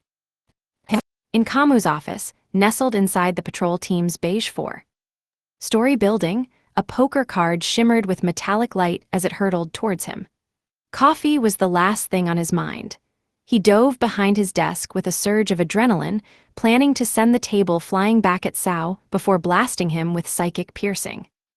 The Joker-faced card soared over Kamu's head, missing its target. But then, as if it had a mind of its own, the card swerved and plunged down, aiming for Kamu's back. It seemed to melt right into him, vanishing in a flash. Sao's grin stretched wider. He strode to the desk, yanking the broadsword from his back. Inside the men's bathroom of the Matani import and export shop, a figure made of thick, black liquid slipped through the crack under the door, then strangely reformed in its original spot. Bottle of fiction. The moment Lumion harbored Malice and took out the symphony of hatred from the traveler's bag, Lumion had used this bathroom vent as a base, using the bottle of fiction to set one condition. Only females could enter or exit. That way, innocent customers wouldn't stumble into the dangerous Beyonder battle, and Hisoka couldn't escape without destroying the bottle of fiction first. The black, liquid figure spread toward the vent, dodging the two white beams from Lumion. Tuanaku was done with dodging. His body swelled and warped, transforming into a monstrous giant almost 3 meters tall. The monster's skin turned a dull, dark shade, and a pair of curved goat horns marked with strange patterns sprouted from his head. Colossal bat wings wreathed in blue and crimson flames lashed out, releasing a stinging, sulfurous stench. Devil transformation. This was the signature power of a Sequence 6 devil from the prisoner pathway, a boost to strength, speed, defense, everything. Lumion knew his target, the one he thought was Hisoka, was on high alert, braced to dodge his spell of Harumph. He stopped using it. He decided against the symphony of hatred too. The situation was different. Before, his enemy had been fueled by bloodlust in his murder attempt on Kolobo, a perfect trigger. Now, there was only a cold, emotionless focus. With no guarantee that the symphony of hatred would work. Or that it wouldn't backfire, Lumion wasn't taking that chance. Instead, a crimson spear sparked into existence. From a few meters away, he hurled it at the suspected Hisoka. The second the spear left his hand, Lumion vanished. He couldn't stay put, possession by the Wraith, a mind. Shattering psychic blast from a desire apostle, some twisted desire spell, any of those were risk. Chapter 647, Inexplicable Action. In the face of the flaming spear, Tuanaku's eyes, now crimson from the devil transformation, reflected dancing and burning crimson flames. He remained unfazed. Instead, he conjured an aberration of broadsword made of crimson magma and pale blue flames. Swiftly turning, Tuanaku exposed his back to the flaming spear. With the magma broadsword in hand, he slashed at the foe who had seemingly teleported behind him, launching an attack. The broadsword, adorned with crimson magma and pale blue flames, sliced through the air but missed Lumion. It left only an exaggerated mark on the wall behind, a testament to its destructive force. Had it not been for the bottle of fiction's protection, the bathroom wall would have been split in half. Even so, the bottle visibly trembled, bearing some damage. The nearly white flaming spear also struck Tuanaku's back, piercing a little before being halted by the elastic dark skin and sturdy flesh. It failed to penetrate the devil's body, leaving only blackened traces from the resulting inferno.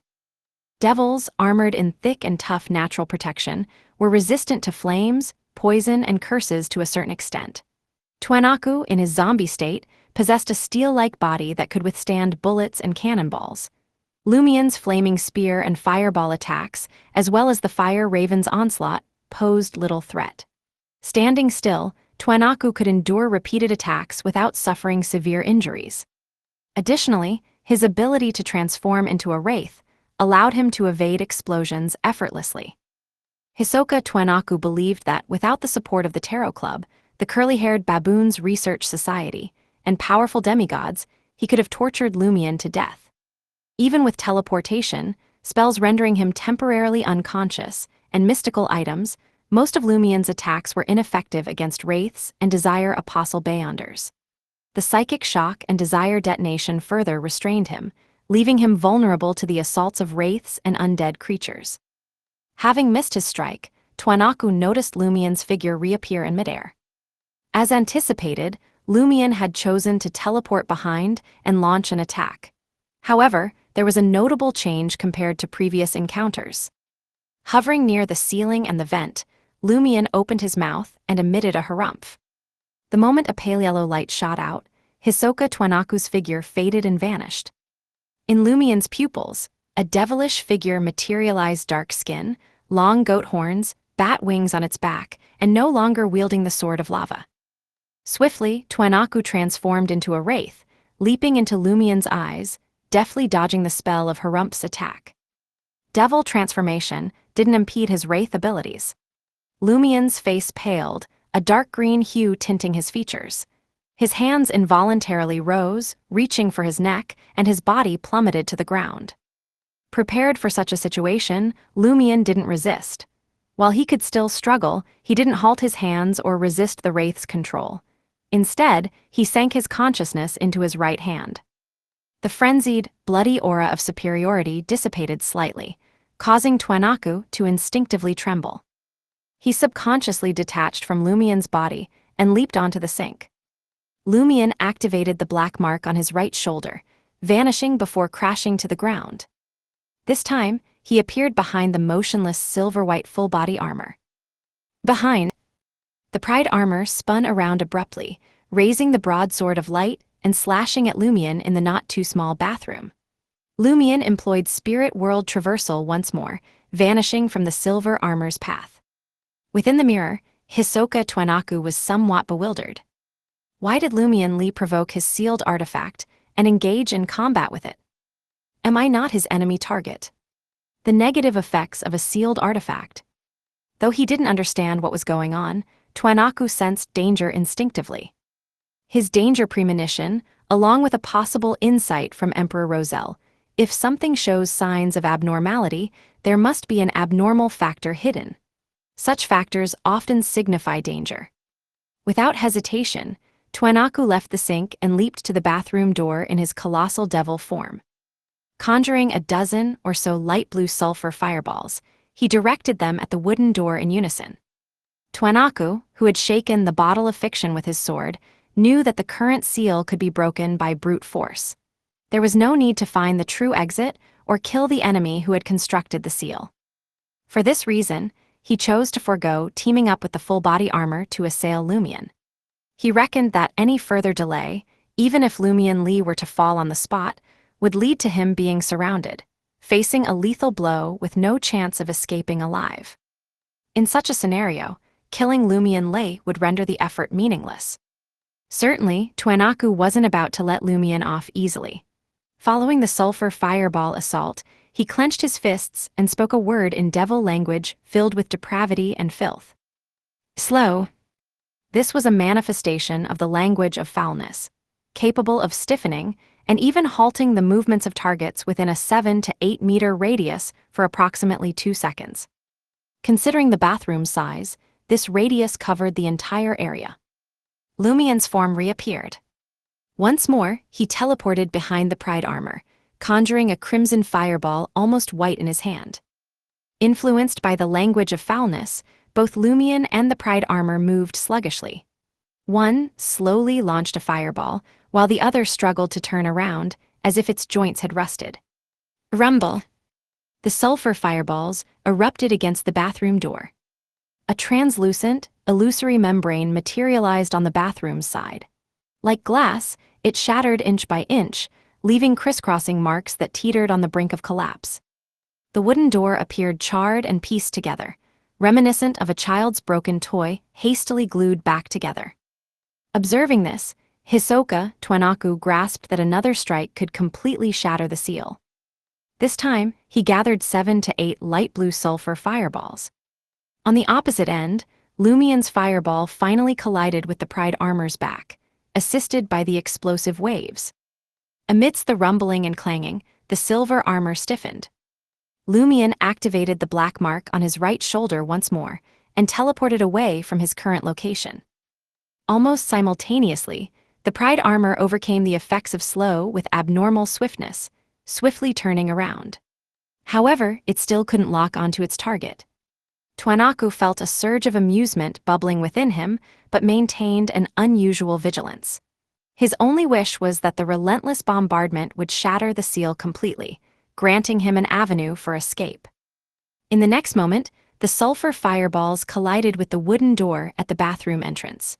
Twanaku witnessed the silver-white full-body armor squat down, driving the broadsword of light into the ground. Twanaku's pupils dilated as he instinctively readied himself to transform into a wraith. Yet he held back, exercising restraint.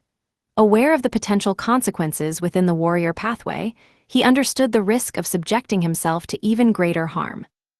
Rumble. Simultaneously with the explosion of the sulfur fireballs, the Sword of Dawn, embedded in the crevice in the stone tiles by the Pride armor, disintegrated into fragments of light. Densely packed, they formed a flickering, violent, and sharp hurricane that swept in all directions, filled with the intent to annihilate everything. Hurricane of light. Since it couldn't lock onto the backstabber, it opted for a wide-ranging assault. The sharp and terrifying storm of light enveloped Twanaku and Kolobo on the ground.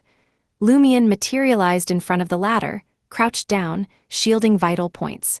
He faced the formidable hurricane head-on. The washroom bore the brunt of the assault. The urinal was wrecked, and the cubicles silently collapsed, shedding a layer of bricks. As a depraved creature, Twanaku had nowhere to hide. All he could do was endure the damage, his eyes flickering with a sharp light. In the radiant blade's storm, Lumien's figure cracked inch by inch, shattering into numerous mirror fragments. Mirror substitution. With his obstruction, Kolobo avoided fatal injuries, but couldn't escape multiple bleeding wounds. In Kamu's office, within the beige 4-story building housing the patrol team. Crouched behind a table, Kamu's face turned pale, tinged with a dark green hue. It was as if a grayish-white clown laughed exaggeratedly in his eyes. Kamu strained to ignite bolts of lightning in his eyes, piercing Sao's mind. His betraying teammate grimaced in pain, causing his broadsword to lose strength and direction, crashing into the desk and failing to hit Kamu. In that critical moment, Kamu drew a silver revolver from his right hand, aiming it not at Sao but at himself. Across the street, in a room facing Kamu's office, Jenna, holding a telescope, huddled by the curtain, closely monitored Kamu's condition. Seeing the other party under attack and struggling, she swiftly grabbed the loudspeaker she had prepared and brought it to her mouth. Kamu has been attacked. Kamu has been attacked by the Rose School of Thought. Kamu is being attacked in his office. The loudspeaker's sound reverberated through every room of the patrol team. Chapter 648, Teamwork. On the top floor of the beige building belonging to the patrol team, a middle-aged man in a thin black suit heard Jenna's voice. Without bothering to trace the source of the shout, he stood up abruptly and retrieved a white human skull, seemingly carved from crystal, from his hidden pocket. The man, a mix of Intis and West Balam lineage, held the crystal skull and recited a mysterious language with a strong sense of death. In the next moment, a decaying palm extended from the void in front of him. Its joints were thick, and its skin was bleeding, revealing signs of decay. The palm belonged to a corpse that looked vaguely human, but, upon closer inspection, resembled a monster. Over 1.8 meters tall, its face concealed by a rusty bronze mask, and its torso composed of corpses from various species, including lions, tigers, black wolves, baboons, giant serpents, vultures, and humans themselves, all in a severe state of rot. The corpse's bronze mask flickered with dark red lights in its eyes as it took a step forward, arriving in Kamu's office. Faced with Kamu, who had a revolver in his right hand, staggering toward his forehead, the monstrous corpse removed its bronze mask. Underneath the mask, there was no nose, flesh, or bones. Only two dark red balls of light and a mouth that occupied 4/5 of the head. The mouth opened wide, revealing a pitch-black interior. A terrifying suction force emanated from the mouth, affecting Kamu's spirit but having no effect on the documents, newspapers, and other items on the desk. It only caused Kamu's spirit to surface, as if pulled by an invisible force about to be plunged into hell. As Kamu's spirit body materialized, the grayish-white clown seeped out of his flesh, revealing its complete forma magnified, illusory poker card. The poker card had no body of its own and was swiftly drawn out by the pitch-black mouth beneath the bronze mask. Kamu's spirit body struggled. Smack! The poker card materialized and fell to the ground, emitting the sound of a heavy object colliding with solid bricks, but there was no metallic sound. In the Matani import and export shop, the male bathroom lay in ruins. The door and the wall facing the corridor crumbled into fragments, scattering for several meters, as if a storm had passed through. The bottle of fiction had lost its effect. Amidst the residual fragments of light and the lingering sulfur smell, Twanaku rolled out in his devil form. His pitch-black skin bore hideous wounds, and his flesh seemed to evaporate.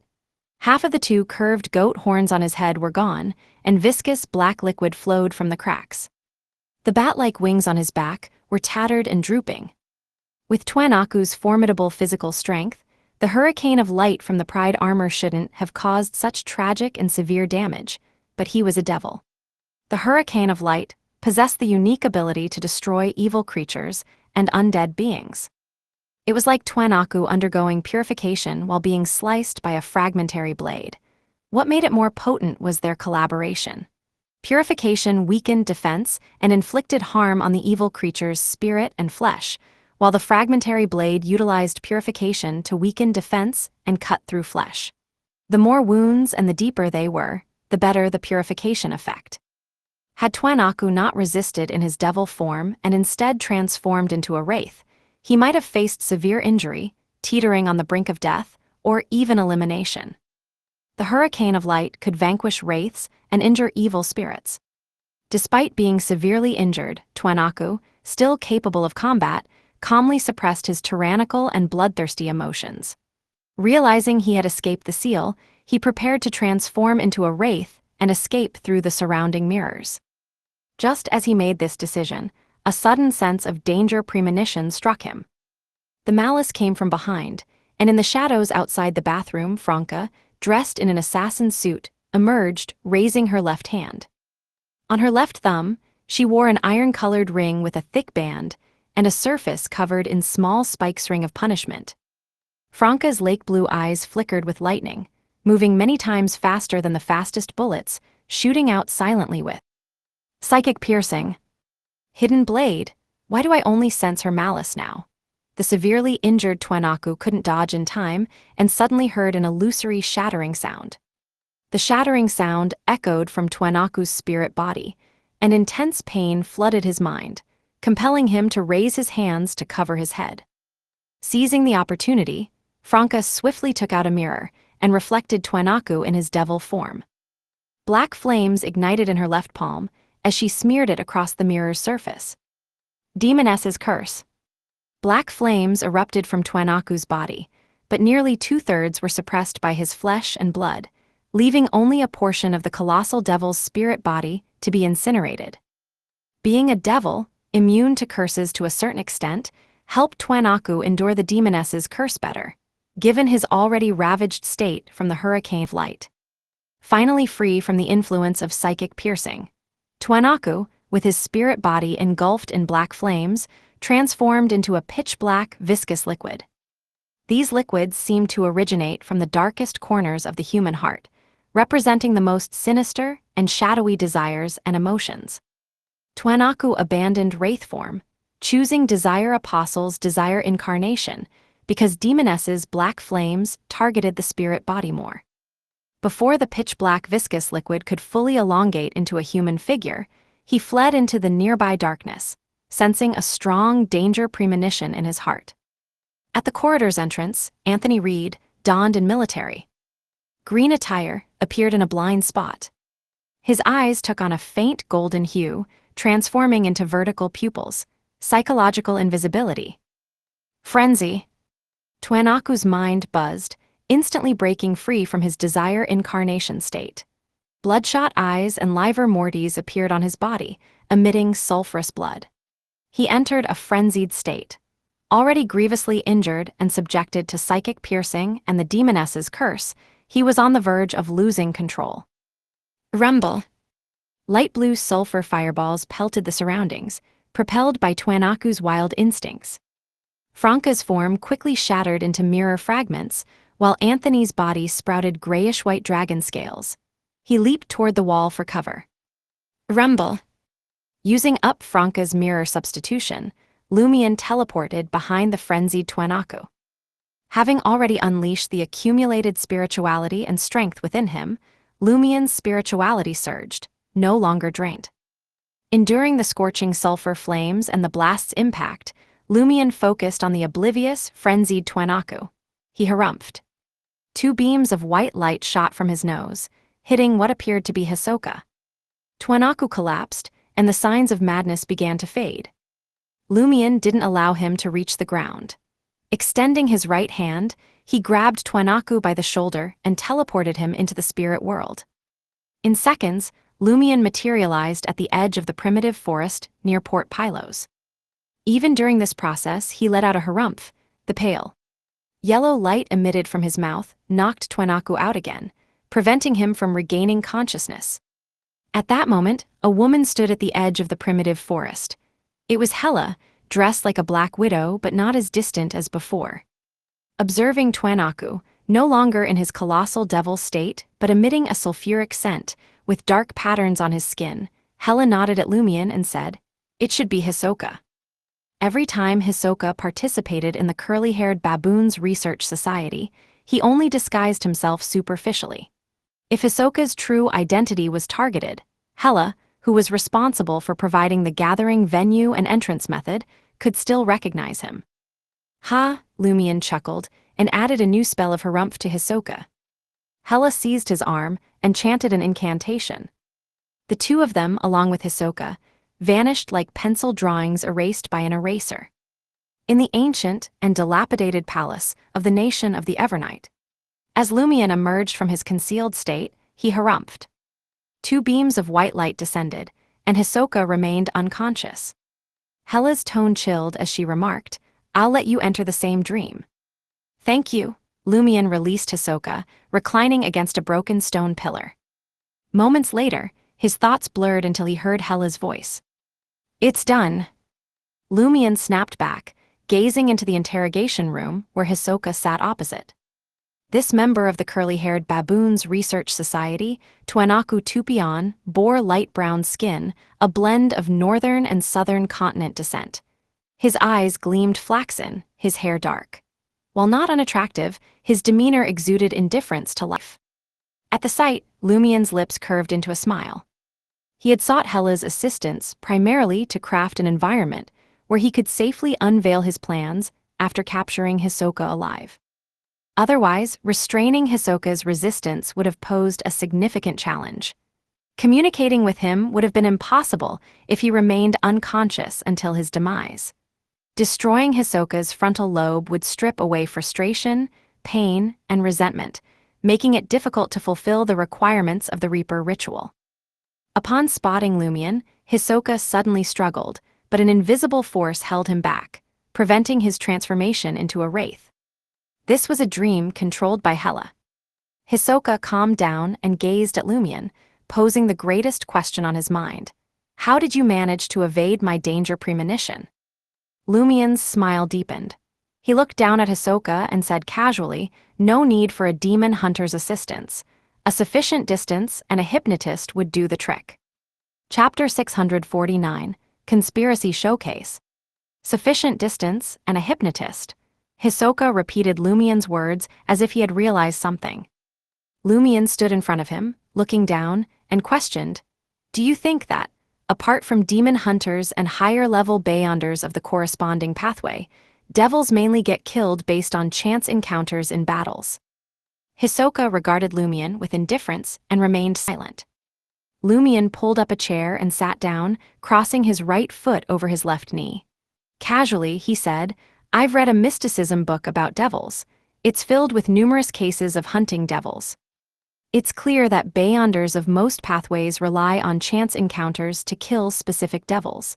That's what I believed back then. However, when I revisited the detailed description of devil abilities, I found a contradiction. This is how the mysticism book describes your danger premonition. Danger premonition, also known as malicious perception if an enemy can soon cause lethal harm to a devil and takes clear action to do so, a devil can sense the danger in advance and grasp the source. They can target it, kill it, take revenge, or escape, but it's impossible to know the exact details of the plan. Different devils have different intuition, ranges from a few minutes to a day, from a few kilometers to as wide as a city. What's the contradiction between this and a battle encounter? Hisoka asked, sitting upright, cold and curious. According to this description, devils can indeed sense a battle encounter, Lumien said with a smile. For example, even though I only intended to have a cup of coffee today and suddenly encountered a devil and had no choice but to kill him. For that devil, it's literal. He should have sensed that my coffee drinking at the cafe would pose a fatal danger to him in advance and that it would happen, but that's not the case in reality. Observing Hisoka's thoughtful expression, Lumien clasped his hands together. This means that a devil's danger premonition doesn't stem from fate. If it were a powerful Beyonder of the monster pathway, there's a high chance they would suddenly feel that coffee isn't suitable today and avoid danger. But you can't. Since a devil's danger premonition doesn't stem from precognition of fate, where does it stem from? Once, a high-ranking demon enlightened me about the concept of the abyss. According to its perspective, the abyss holds two dimensions. The first is physical, with an entrance hidden somewhere in the real world. The second is in the mind, with an entrance nestled deep within everyone's hearts. Considering this insight, I believe we need to tweak the foundation of a devil's danger premonition. It kicks in only when an adversary has a well-defined plan capable of inflicting fatal harm on a devil soon. That's when the devil can sense it beforehand. Got it? A more distinct thought process or intent. Lumien adopted the cadence of Madam Magician to taunt Hisoka, weaving the narrative of his conspiracy. In the beginning, I probed bit by bit and investigated step by step. When I stumbled upon crucial information, I purposely skirted around it, leaving me in the dark about who I was dealing with and without a rough plan to handle the target. In simpler terms, I didn't have clear thoughts or intentions, and there was no effective plan to cause lethal harm to you anytime soon. Everything was vague, chaotic, and uncommitted, filled with variation and accidents, ensuring you couldn't naturally sense danger. However, your position alerted you when I delved into the serial murder from 4 years ago. Since then, you've been using a Wraith's ability and the patrol team members under your control to keep a vigilant eye on this matter, right? Hisoka listened coldly, showing no intention of responding. Lumien smiled and continued. After figuring out that you were hiding in the patrol team as a zombie sequence Beyonder, I resisted my urges and tried my best not to dwell on such matters. When I returned to the hotel, I immediately teleported to Trier. At this distance, you won't be able to sense that I'm formulating a plan and putting it into practice. After coming up with a preliminary plan, I went a hidden blade and my 2 other companions to discuss a detailed plan. It was just past 7 p.m. Trier time. The next move involved assigning tasks. Each of us had a role to play. We underwent a hypnotist's hypnotism, erasing our true purpose from memory. Only when a devil like you emerged would we recall the specific details. My mission was to use teleportation, making it seem like I left, only to return stealthily using shadow concealment. I trailed the patrol team member I interacted with, believing that I was checking if there was anything problematic with him. Hidden Blade's mission was to tail me, providing necessary vigilance and support. If I activated the Bottle of Fiction ability, she'd preemptively don the Ring of Punishment and lie in wait outside. The reason for her ambush eluded her until she laid eyes on you. With her combat prowess and intelligence, she instinctively knew what steps to take. No need for me to give detailed instructions. The hypnotist's mission involved using psychological invisibility to wander the vicinity, just aimlessly wandering. As for the other demoness, her duty was to monitor the patrol team and promptly report any issues to the authorities. Before your arrival, she too was unaware of the real reason behind her actions. She simply thought we had plans involving the patrol team. Before the hypnotism wore off, none of us had intentions of confronting you. Our individual actions couldn't pose lethal harm to you, ensuring you couldn't foresee it. This was a premeditated encounter, a clash pitting you against multiple adversaries. With that final sentence, Lumion suddenly heard an illusory shattering sound. He sensed that his conspirer potion had been fully digested. He also felt Hisoka's seemingly cold expression, vexation and regret growing, gnawing at his heart. Lumion's smile widened. He stood up, leaned forward, and inched his head in front of Hisoka. He looked into Hisoka's bloodshot flaxen-colored eyes and said, "Your biggest mistake was not leaving Port Pylos ahead of time and sticking with the patrol team. Why are you so certain I won't track you down? How do you know I enjoy Firmo coffee without sugar?" Hisoka inquired instead of answering. Sensing his intense anger and killing intent, Lumion straightened up and replied with a smile. "My sister always says that wherever you go, you leave a trace, and I have an expert at finding traces with me." Ha ha ha, Emperor Roselle must have said something similar. You must know what it means. Hisoka's hands tightened on the chair's armrests as he asked again, "Why were you so sure I'll kill Kolobo?" Lumion replied with a sense of satisfaction, "I wasn't certain. Didn't I mention I had a demoness companion monitoring the patrol team? Hidden Blade, and I believed that if you ultimately choose to escape, you will definitely do something to vent your murderous desires. Otherwise, something might happen to you, considering your devil and prisoner pathways. And since you want to kill someone, it's either the patrol team member who traded with me or Kamu who gave me the information. It's either at the Matani shop or in the patrol team." At this juncture, Lumion guessed with a smile, "You took the gamble of staying in Port Pylos and the patrol team because you wanted to seize an opportunity to kill me. Under the watchful eyes of the Tarot Club and curly-haired Baboons Research Society, finding a chance to eliminate a promising young man like me and escape unscathed can satisfy your twisted mind to the fullest extent." Hisoka subconsciously licked his lips. "I initially planned to bide my time, waiting for your patience to wear thin and an opportune moment to present itself. But it seems you didn't seek the assistance of the demigods, you only reached out to Hela. I should have struck last night." Hisoka didn't conceal his frustration. Lumion didn't immediately address the topic. After a few moments of contemplation, he said, "Waiting for an opportunity, you're quite confident in concealing your identity, unafraid of normal investigations. Is it because the higher-ups of the patrol team allowed a sequence 6 of the prisoner pathway to join?" Hisoka sealed his lips, responding with silence. "Seems there's a significant secret lurking here." Lumion suddenly sensed a conspiracy. "Is the opportunity you're waiting for connected to the secret?" Hisoka maintained silence, his eyes transformed, now bloodthirsty and filled with a desire to kill. "Not willing to share?" Lumion chuckled. "No problem, let's discuss something else first." He bent down again, looking at Hisoka. "In this operation, I sought only Hela. Firstly, to guard against the Noise family demons who had made contact with you. Secondly, to create an environment for a quiet conversation with you." At the mention of the Noise family's demons, Hisoka's gaze subtly shifted. "How do you know?" Lumion didn't reply. The corners of his mouth curled up even more. "I chose Hela because I wanted to capture you alive, relying on my own strength and that of my companions. Each of us is weaker than you, and each of us is someone you think you can easily kill. However, as a team, through teamwork, we've put you in a tight spot. You'll descend into hell. Hisoka shattered the chair's armrest, but he couldn't attack Lumion. Observing his bloodshot eyes, Lumion retrieved a golden straw hat from his traveler's bag, pressed it to his chest, and bowed. "I'll excuse myself for a moment," he said with a smile. In the next moment, Lumion left the dream.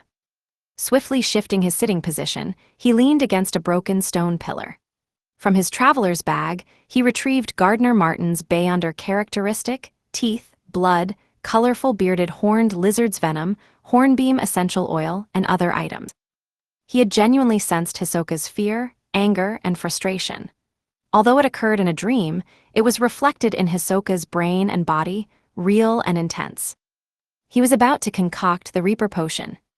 Chapter 650, Reaper. In the ancient, crumbling palace of the nation of the Evernight, Lumion carefully poured Gardner Martin's blood into a measuring cylinder and added the unusually sharp, small white bone blade that emitted a cold light. During this process, he moved swiftly, paying no attention to the bone blade-shaped Beyonder characteristic slicing his fingers and causing blood to flow. Instead, he ignited crimson flames, helping the wounds contract and preventing the white bone blade from entering the potion with his blood. The physical pain heightened Lumion's clarity and excitement. He added Gardner Martin's 2 teeth, the colorful bearded horned lizard's venom, and the hornbeam essential oil into the bright red blood. Bloop, bloop, bubbles bubbled in the blood, and the items mysteriously dissolved. Soon, black iron dregs emerged from the bright red blood, as if an iron weapon had shattered inside. Lumion glanced at the still slumbering Hisoka Twanaku, picked up the measuring cylinder, and poured the liquid into his mouth. The pungent smell of blood, the unfamiliar taste of rust, and the burning sensation instantly filled Lumion's mouth and pierced his brain. It felt like being caught in a chaotic war, constantly facing blades, firearms, and relentless enemy assaults. Wounds appeared all over his body, throbbing with pain. "Son of a sow, am I being attacked by a potion?" Lumion muttered, bewildered, as he found himself locked in combat with a swarm of oncoming adversaries. Fireballs, fire ravens, and blazing white spears shattered, tore through, or impaled the enemies, turning them into torches that illuminated the battlefield. After an unknown span of time, Lumion felt his strength waning, his spiritual energy on the brink of exhaustion. The accumulated spirituality of an ascetic had long been unleashed. In that moment, a colossal figure materialized before him, radiating a formidable and intimidating aura. Despite Lumion's weakening state, he sensed the colossal figure's fear, hatred, and frustration. "He's afraid of me," Lumion realized suddenly. Summoning the last shreds of his courage, he condensed a blazing white flaming spear and hurled it at the colossal figure. A blinding white flame erupted, piercing through the colossal figure's head. Rumble, the giant figure exploded from within, shattering into countless fragments. Rumble, the entire battlefield crumbled. Lumion shook off the daze and found himself in front of a crumbling ancient palace, its stone bricks weathered by time. Hisoka Twanaku still slumbered, and Hela stood silently by his side. Sweat dripped from Lumion's body, bursting into crimson sparks. Eventually, the sweat returned to normal. Phew, Lumion let out a relieved breath. His spirituality was rapidly recovering. He had advanced to become a Reaper. Having completed the ritual of capturing a higher sequence enemy alive and revealing his conspiracy, Lumion had consumed the potion and advanced to Sequence 5, a Reaper of the Hunter pathway. Compared to his previous sequences, Reaper bestowed 3 additional abilities. The first, Weakness Investigation, allowed Lumion to discern the target's vulnerabilities and weak points in their defenses from a mystic perspective. The second, Cull, could be infused into any attack to harvest the target's life. Any part struck by Cull was akin to an assault on vital points and weaknesses, dealing significant damage.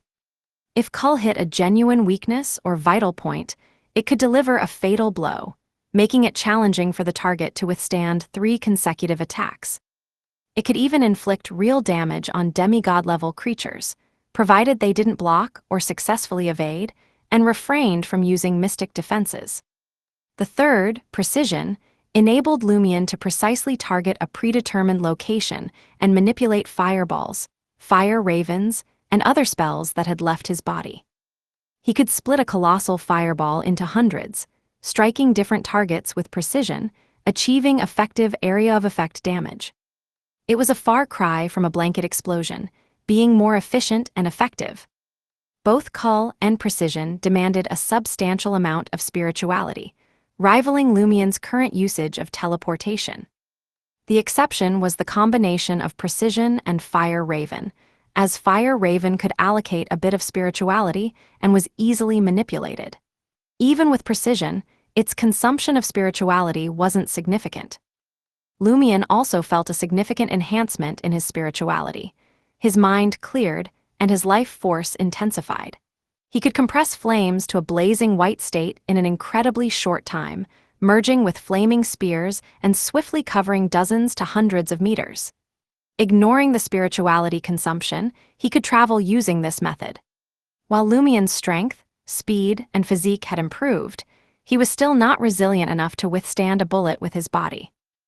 At the entrance of the mostly collapsed male bathroom in the Matani import and export shop, the silver-white full-body armor burst out, wielding a light condensed hammer in both hands. It searched left and right but couldn't locate its target. Gradually, it seemed to calm down. From a nearby shadow, Franca emerged, her eyes assessing Kolobo within the half-collapsed bathroom. His life wasn't at risk, but his injuries were significant and he appeared weakened. He'll be Pride Armor's next target?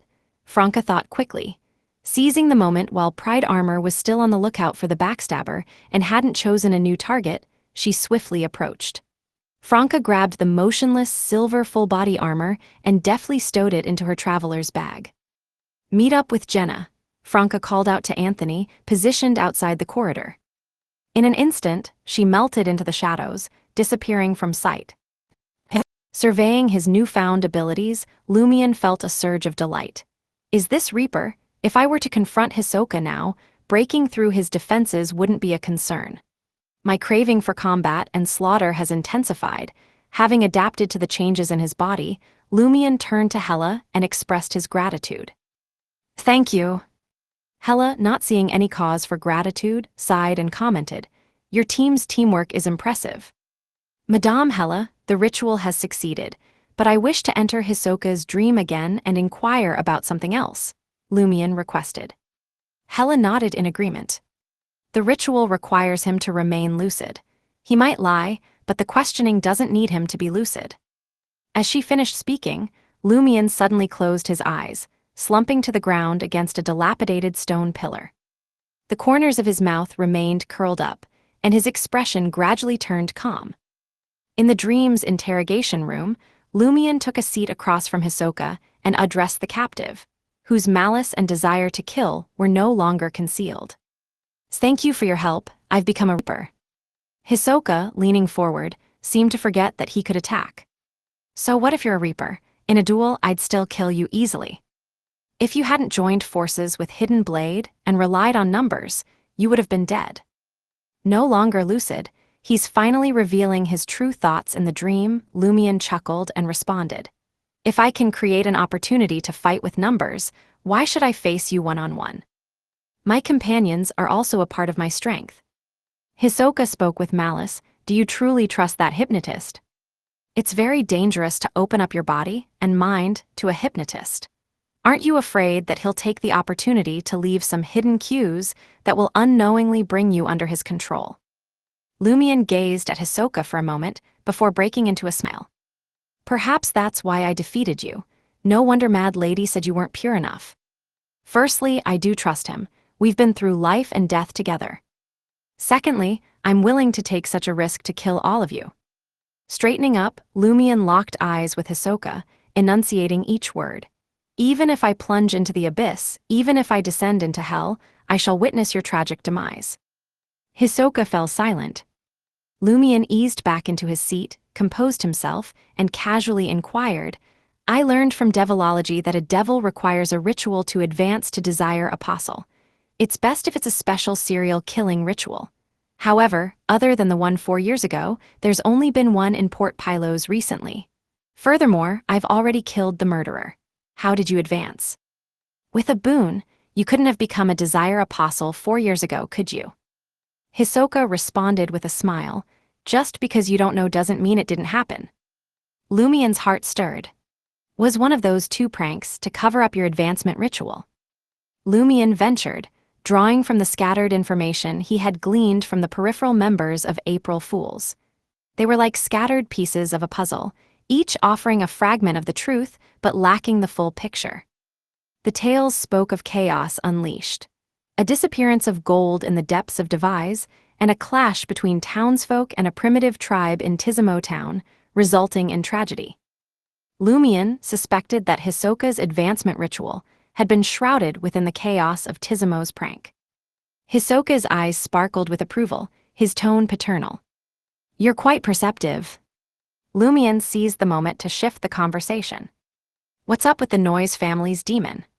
He treaded cautiously, sidestepping the celestial worthy and the mother tree of desire, for now. Hisoka's expression turned cold. I aimed to utilize him to acquire something and carry out a ritual to appease him repeatedly, but he only formed a connection with me. He only granted me an opportunity 2 years ago. 2 years ago, the pranks in the gold mine city and the town of Tizimo took place after this. One happened at the close of the preceding year, while the other unfolded at the close of last year. Lumian started suspecting that these two pranks might have motives beyond concealing the advancement ritual. Before he could delve deeper, Hisoka asked vehemently and frenziedly, why didn't you seek the Tarot Club's assistance this time? Lumian arched his eyebrows and inquired with confusion, why does it matter to you? Even without the Tarot Club's aid, I could have successfully dealt with you. You've reached the end of the book.